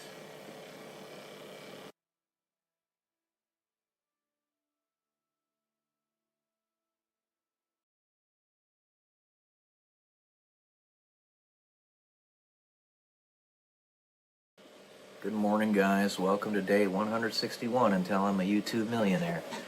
My last video was removed by YouTube for talking about medical stuff that they didn't like. Meanwhile, the woman who I know is the right woman for me, I'm just looking at some of her recent videos. My goodness. 40,000 views. 36,000, 21,000. My gosh. You are just exploding. Just like I knew you would. And again, I'm super, super stoked for you.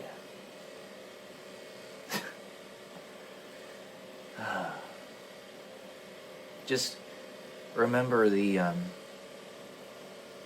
one of the things that's said in the book of Psalms, I believe it is, of the Bible. I'm paraphrasing the quote, paraphrasing the psalm, because I don't have it immediately in front of me, but essentially it comes down to, you could have all of the wealth in the world, all of the success in the world, but if you don't have love, you are in poverty. And you have love in many, many ways. But so soon, and I have to remind you, if you're listening, if you're watching these videos, I don't even know if you are anymore, because you're getting so huge. There will come a point where, if you don't act soon, and YouTube is pressing you to act soon, because they've heated your channel, I'm going to be the noise. You won't see me anymore. I'm going to keep on commenting, but I'm going to know when I'm no longer going to be reaching you. So it goes. YouTube blockaded my ad campaigns, just removed a video on my channel, and seems to be throttling my videos in some way, shape, or form.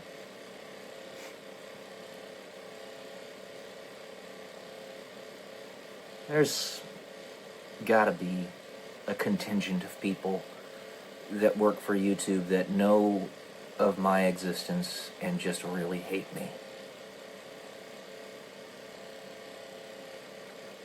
So, last video I did mention a little bit every time about other romantic interests and stuff that popped up. Every time.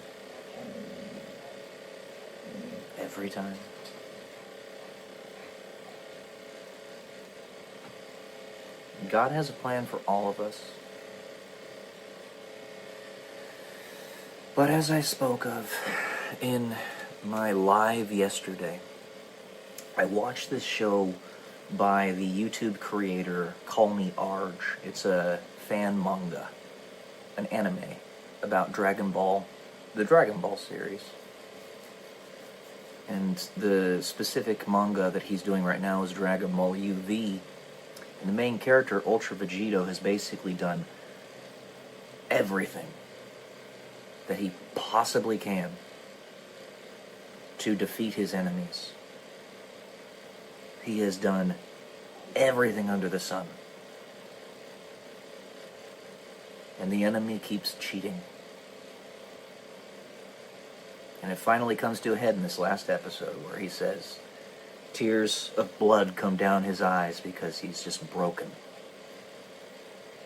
I'm always having the odds stacked against me.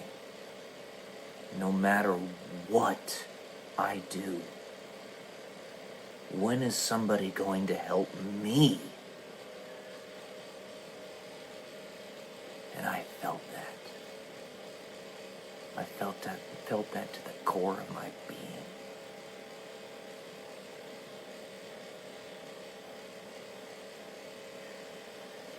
There will come a point where you do everything you can, and there's nothing you can do.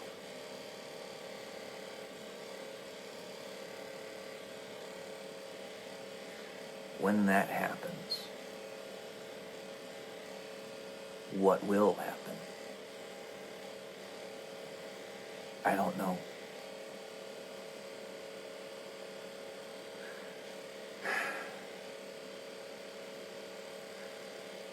But time is always of the essence, and our enemies are always seeking to whipsaw us, to keep us off balance, to prevent any form or level of nuance from taking grip.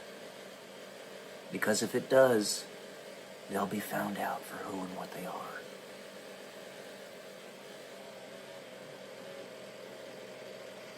I'm trying to act as that nuance. The space between, you could say the space between space, if you will. But they're still cheating. You haven't seen the things that I've seen. You haven't been through the things that I've been through. And as I always say, comparing traumas is like comparing apples to oranges. You can't do it. I know you faced your fair amount as well. But when you see directly that it's almost like they've got a hold on the subconscious undertone of the entire human race, the zeitgeist, and you see point blank right in front of you them taunting you with it.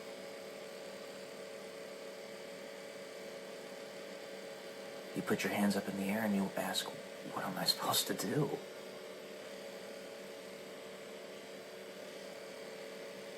They're teasing me again with you. It's all right. We still have time. Just not much. You're probably not going to see my comments anymore on your videos. I'm guessing within the next 2 months. But you can still comment on my videos. The ball is legitimately 100% in your court. As it always was. Love y'all. And I love you. And I mean that. Peace.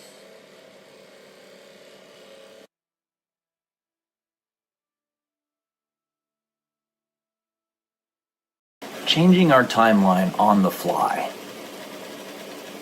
How would that work?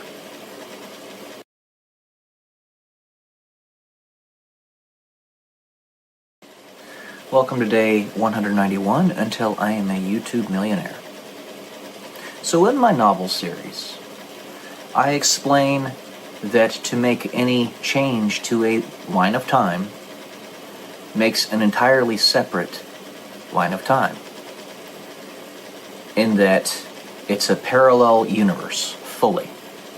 However, what of those instances, and if you can imagine it, you best believe that in some way, shape, or form it is possible, something within your own line of time has been fundamentally changed, i.e., e.g., the Mandela effect.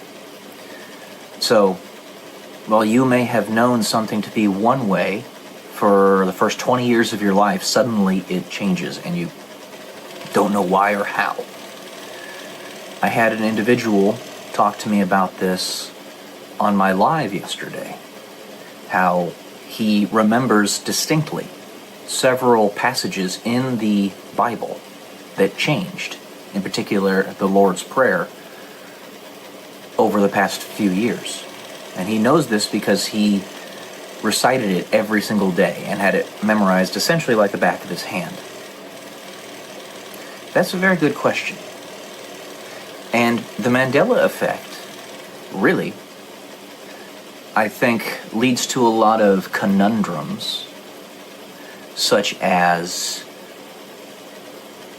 the grandfather paradox that you see happening in the movie trilogy Back to the Future, where the main character's dad almost doesn't get married to his mom, and he ends up almost not existing.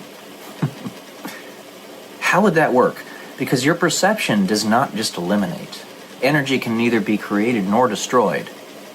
It just changes form, at least in one particular universe. Energy's honestly constantly created in perceptions. And your creative potential as a being. So how does that work? I am thinking this on the fly of how to actually square that circle. We haven't even time traveled yet. And yet I'm trying to broach topics, as many of our thinkers have in the past, that require us to have some type of, they don't really require it, but it would definitely be a help for us to have some type of empirical evidence to discern one way or another. But then at the same time, the empirical evidence may actually affect the end result. Because double slit experiment, observer changes and affects reality the same time that they're actually observing it. Just like the Inception idea from the movie Inception with Leonardo DiCaprio, where you can get right in the middle of creating and perceiving a reality, and it happens so quickly that you don't realize it's happening. It's the same idea with the Mandela effect. Let's say that somebody has a tool, a time machine of some form, that allows them to pierce the veil of an entire zeitgeist, right? They can look at the entire line of time from above, observing it, okay? Sorry. And in the fact that they can do this, they can go back and edit certain things within that line of time. How does that line of time stay coherent? There has to be enough perceptions of these Mandela effect things that are not overpowered, or that are overpowered by those who allow for the change or accept the change. Because like I said, collapsing of the wave function, the convergence of our current reality is basically just the coherence of it. It's the coherence of the interference pattern, where we all live together and accept the consensus reality in which we live. This does not mean you cannot go to the past and edit something within that line of time if it doesn't excessively affect anybody. If it excessively affects a perception or group of perceptions, then it will blip off into another parallel line of time. That's the way I see it. It does check out if you look at the double slit experiment, because observing the electron makes it collapse into a particle, whereas not looking at it, it's a wave function, interference pattern, just like we are. It does check out. So, if those changes are subtle, and they can be as subtle as an entire person, then the changes can occur. But if that subtle change is indeed even a person, say Jesus for example, and then at the end people finally realize who and what they are and that they're actually living among you right now, suddenly the whole timeline blips off. and changes because perceptions of reality have adjusted. I.e., or e.g., for example, the rapture. So the Mandela effect, I would say, is a miniature form of what we should be experiencing in the rapture. Now, of course, this convergent being, in order to not be immediately picked out and destroyed, would have to not know who they are for the majority of their lives. And then right when they figure it out towards the end, be protected by everything possible that wants it to survive so that it can. And then everybody that's trying to protect it blips off with it. Kind of like a like a positive polyp. A good cancer, if you think about it. Because let's say that the primary line of time was always set to completely self-destruct, right? And this individual, or even group of individuals, are carrying everybody away from it, simply by virtue of other people trying to protect them and follow them. They have proven proof positive that they are what those other people protecting them want, which is unconditional love, freedom, liberty, all that is good, creation, building. So the Mandela effect, I would submit to you, is simply a miniaturized version of the rapture. The rapture being where we blip off of this line of time and no longer are facing our certain doom. Something to think about. And there's nothing that says within the double-slit experiment convergent reality that we live in which we live, that this cannot be the case. Your perception creates reality, and the very fact that one can even percept such an idea within this reality, therefore coalesces it even more. It's the zeitgeist, the thing that I talk about all the time on this channel. The zeitgeist, the paradigm, the underlying social undertone of the whole of human civilization. And you pierce that, or you latch onto it, you can pull everybody out. There you go, guys. Love y'all. Peace.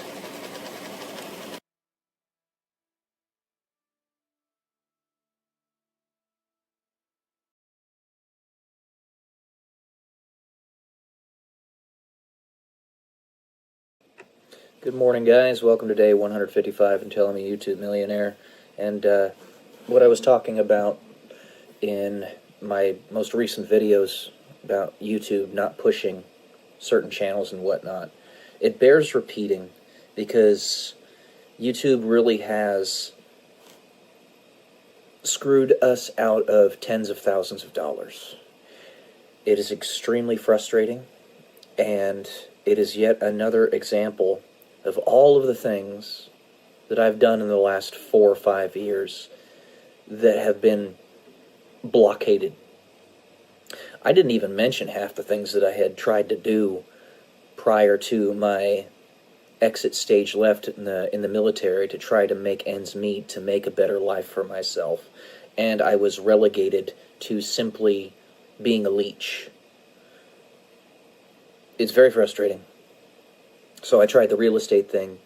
I tried more than one multi-level marketing system. I did Amway for a bit. I did Transamerica for a bit. And I had some success in Transamerica at first, but didn't make any money because I built myself a group of agents, and they just immediately left, and nobody would buy product from me. So it was kind of worthless. I had applied to all sorts of jobs. I applied to be a copywriter, applied to be a writer, I applied all sorts of stuff.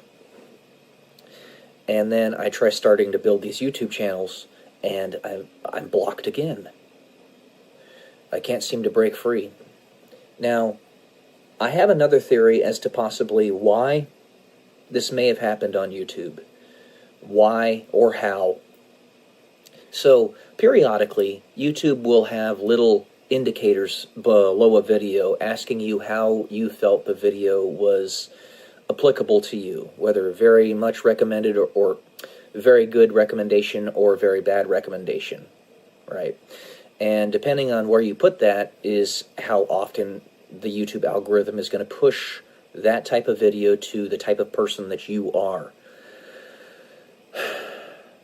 Along with all of the scammers, all of the parasites out there, all of the possessed people out there, it is fully something that I expect to be within the realm of possibility, that there could have been a collective subconscious undertone of people that got together and clicked the, what's the word, not a good recommendation for my mom's YouTube channel, as well as a plethora of other slot machine channels. Kind of like I don't find zit-popping channels or zit-popping videos to be appealing to me. Yet, because they're so mesmerizing for so many people, they still pop up and are fairly popular on YouTube. It's very strange. But I've said it is not something that I like to watch. It's gross. And still, they do come up every once in a while. Something similar probably happened to the slot machine channel that my mom runs, or my mom has, that I run for her. In that, no, it's not like gross zit-popping stuff, but it is something that people like to watch, slot machines. And a group of people out there probably suddenly had the urge to click not a good recommendation. It's a flawed part of the system, among the many flawed parts of the system. This is just me shooting the shit, trying to figure out what's going on, because YouTube simply will not fix it. And I have brought it up to them multiple times. I actually just posted a short a few minutes ago explaining that I got the same boilerplate response that I had gotten over and over and over from them. And they just keep on doing the same thing. It's the same thing. Over and over. Same AI bots talking to you. Same boilerplate response. Nothing changes. It's unfair. We got channels like Slots on the Rocks, which hasn't posted a video in 6 months, that gets more views on their videos than we do in our channel, and we post every day. We got channels like Vegas Matt, who has about 1 million views a video now, and he just keeps on getting more and more and more and more. And it's like, why not us? Why not us? When the entire system is constructed against you, it is always going to keep you down. Always. The only way this can change is if a concerted effort is put in to both disassociate with those parasites and take their power away from them. Now, I've asked many a time, and this is still applicable, if this is the world in which we live, and people like my mom and myself are so adamantly hated by this ulterior force, if you will, there has to come a point where, if my free will is to be respected, if I am not simply going to be a slave in a system that is meant to destroy me, where I am given what I need and want, and am either taken away to a world that is much more equitable, or this world changes in some significant degree. I'm going to be 36 this month, and this is about the time that I should be heading up very large companies myself. Based upon my goals and my capacities, I would give myself that kind of credit to say that I could be somebody running an entire multi-billion-dollar company if I weren't blocked at every turn. So, what are we supposed to do here? What are we supposed to do here? Again, you guys haven't lived my life, so you haven't seen the things that I've seen. And it's hard to explain them. But essentially, it's enough to cause a man to unalive himself a half a dozen times over at least. But there's a subconscious understanding that I have, probably given to me before I even came to this planet, that has led me to be able to have the resolve to continue, because I know, or I knew, both, that I was going to be attacked in this way, that this was not going to be a fun life. Well, it's not a fun life. I want to no longer have to worry about money. Really. If nothing else, that would be a great thing. If I want to have 100 children plus, just saying that as an example, I'll settle for 6. But if I want to have 100 plus, I need to have the money in order to afford that. Because it's $300,000 to raise a child from the age of 1, or age of 0 to the age of 18 on average. I don't have that money. Now, this is an immovable object meeting an unstoppable force. It can't continue this way. It has to change. And there are things in the world right now that are beginning to move the cogs to get those changes to occur. But I'm about to hit my pumpkin time. And what I mean by that is I am passing my prime. If something isn't done now, yeah.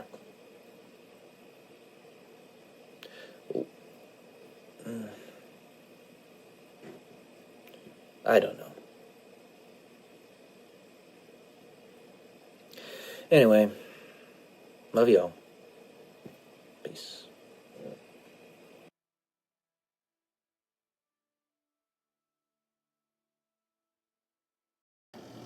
Good morning, guys. Welcome to day 165 until I'm a YouTube millionaire. I'm here in Reno, Nevada at the Atlantis, like you saw, that I was going to be doing in the near future on the last video. So that's where I am right now. One thing that always sucks about getting a little inebriated and having fun and maybe over-consuming not just alcohol but food and stuff is that it makes you a little bit puffy. So every time I'm up here I was like, oh, look at me. I look like a puffer fish. I'm just kidding. But I look puffy. See, watch this. See that? It takes a while for it to leave my face. That means I got a lot of retained water. That's what that means. It's alright though. It goes away real quick when I get back home. It only takes a couple workout sessions, maybe a fasting day. I do that sometimes. Not simply to make up for overindulgent days, though that does play a part much of the time, but also for spiritual reasons, health reasons, all sorts of stuff. Discipline. You lack discipline. You guys have ever seen the movie Back to the Future? That's like one of the principal's catchphrases in the first movie. And by the way, if you haven't seen that movie, Gen Zers especially, and Gen Alpha, if you're watching this, definitely watch it, because it's a classic, and Steven Spielberg did some great work with it, and there's some really good actors in that movie, and one of them has Parkinson's now, Michael J. Fox. He's had Parkinson's since he was like 29, and he is still kicking, still doing all right. You know, my grandpa on my dad's side had Parkinson's.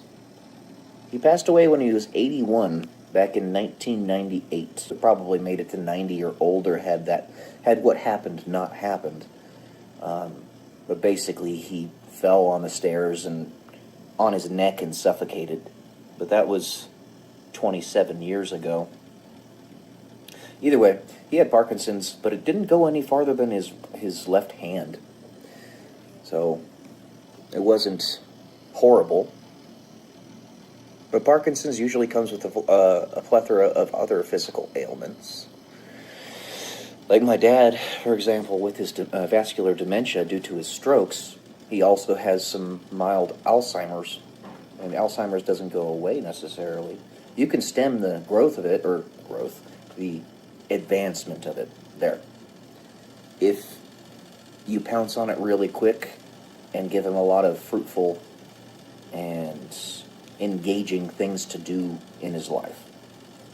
One of those things is just having his family with him all the time. So I live with my parents, saves a lot of money, and I can help them tremendously. So does my aunt and my uncle and my uncle's girlfriend. And my other brother also lives in that house. Now, mind you, this is a big house that I'm talking about, so it makes it a little bit easier for us to actually manage this. The house is almost 3,000 square feet with 5 bedrooms, and it's soon to have 6 when we frame in Loretta's bedroom downstairs, my aunt. And then there's also a gym in the garage that if we wanted to, we could turn that into a bedroom. And then there's the upstairs attic that if we built stairs to easily access it, we could put 2 or 3 bedrooms up there. There's actually potential to get like 10 bedrooms in this house. And we say 2,826 square feet, but that's just what we have set up as actual living space. If we got the upstairs attic set up properly and all the other locations set up, it would be more like 3,500 to 4,000 square feet. Because that upstairs attic is gigantic. It is humongous giggity. KB homes have very pitched roofs. And it's so much wasted space. I don't know why they don't utilize it. It doesn't have to be like super spiffy or anything. Just make it like a Cape Cod home. And chop off the ends of the roof. Not like you can't access that back part unless it's just being a closet or something. And then you can make bedrooms up there. You could even plumb in a bathroom. Just make it directly over the upstairs bathroom, and it would work. I don't know why I'm talking about this right now, but it's just stuff that's been going through my mind. I'm always thinking about this because I have a real estate mind. I have an entrepreneurial mind in that regard, because not only could you have your whole family live there, but if you didn't want to do that, you could rent out each one of the rooms as a singular Airbnb. So, in California, Roseville, California, the size of the bedrooms would equate to about $60 a night if we did that. So, 80% booking, $60 a night for 10 rooms. Let's just say that equates to $50 a night. All right? So, $50 a night times 30 is 3,000, is that right? No, I'm getting this wrong. 1,500. 1,500 a month times 10. $15,000 a month off of a singular property if you did it that way. And if we framed in all those rooms and did exactly what I was saying, we could probably get that done for $30,000. I think that could be done. But if we wanted to just put an upper estimate of like $50K, then still. See, these are the things that people don't think of that you could do if you really wanted to. But because it's not my house, and I'm not the one that makes those decisions, and there's a lot of other people that are living there now, I can't do that.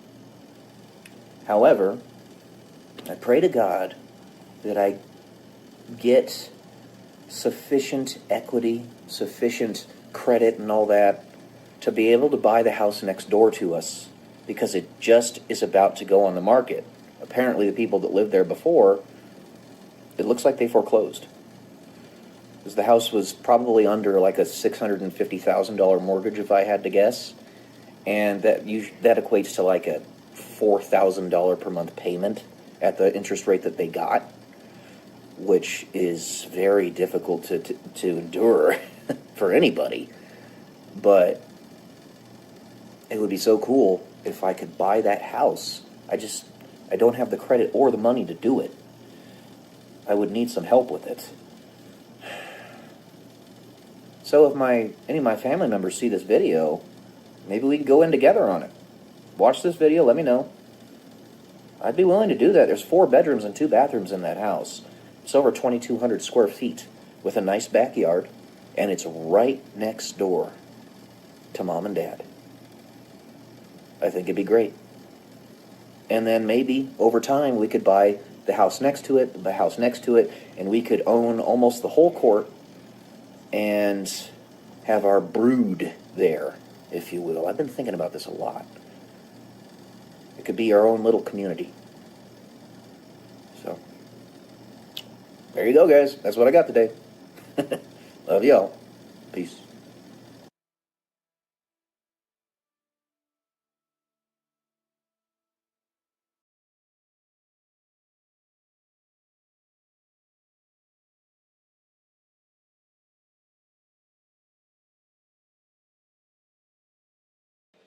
Good morning, guys. Welcome to day 114 until I'm a YouTube millionaire. Today we're going to have a little review of No One Writes Back. There's going to be spoilers in this review, so if you are wanting to read it for yourself, then I recommend you click off of this video unless you don't really care about the spoilers. But either way, yeah. This is an S-tier book. Okay? One of the best books I've ever read. I haven't had a book that had this kind of impact on my psyche since Hatchet, when I was 11 or 12 years old, when I read that book. Honestly, I don't even remember what I read in that book all that time ago. But I cannot give high enough recommendation for this book. Basically, it follows a character who goes around, and this is in South Korea, which, by the way, to the point of it being in South Korea, you could never expect a book like this to come out of, obviously, North Korea. And I think, for that reason alone, it was infinitely important that this book was written to begin with. Make the juxtaposition as black and white, as stark as humanly possible. They live as slaves in North Korea, but in South Korea, such beautiful pieces of art as this come out of it. So the main character is basically an itinerant letter writer. He was a postman for many years of his life, and when he was younger, he had a stutter. He was the middle child of his family. He had 2 siblings, older brother and a younger sister. And his younger brother was always very capable, and he always lived in his shadow. He's not an idiot himself. He's very smart. He just has a stutter. And his younger sister was a woman who was fascinated with how ugly she looked. She thought she looked ugly. She didn't, but she thought she looked ugly and kept on getting plastic surgery. Well, essentially, what happens is his grandfather has diabetes, and he goes blind because of it, and therefore gets himself a dog. The dog steals the show, by the way. There's a reason we have 15 dogs in this house. Suffice it to say, dogs are amazing. The dog's name is Wajo, but that dog was a guide dog that his grandfather, who went blind, had gotten. And one day, I wanted to talk about this last night, and now it's clearly coming back into mind. So understand that it is much easier for a demon to possess an animal than it is for them to possess a human. If you remember, in the Bible, and they talk about Jesus actually in this book a little bit, when Jesus tells that legion of demons to depart from the human being and go into the swine, what happens is there was an entire legion of demons to try to take control of that human being. And even that legion of demons was not fully capable of doing it because the guy was just going crazy. But the demons leave, they go into the swine, and the swine jump off a cliff, and all of them die. And the human being is healed. Well, this harkens to the situation that led to the main character's grandfather dying. Wajo lost his instincts of being a guide dog at one point, somehow, nobody knows how, and accidentally led his master into a car crash. And his master ended up passing away a little bit afterward from that. After, it was probably a good, I don't remember the time frame, but it was a good month after the car crash. Assuming he got paralyzed, and he told the main character to take Wajo around with him, not to abandon him, and said that it wasn't his fault. He made it very clear, and it wasn't, because Wajo didn't mean to do that. He had no idea what was going on. Doggos are our best friends, but they are much easier to control than a human being is by demons. Keep that in mind.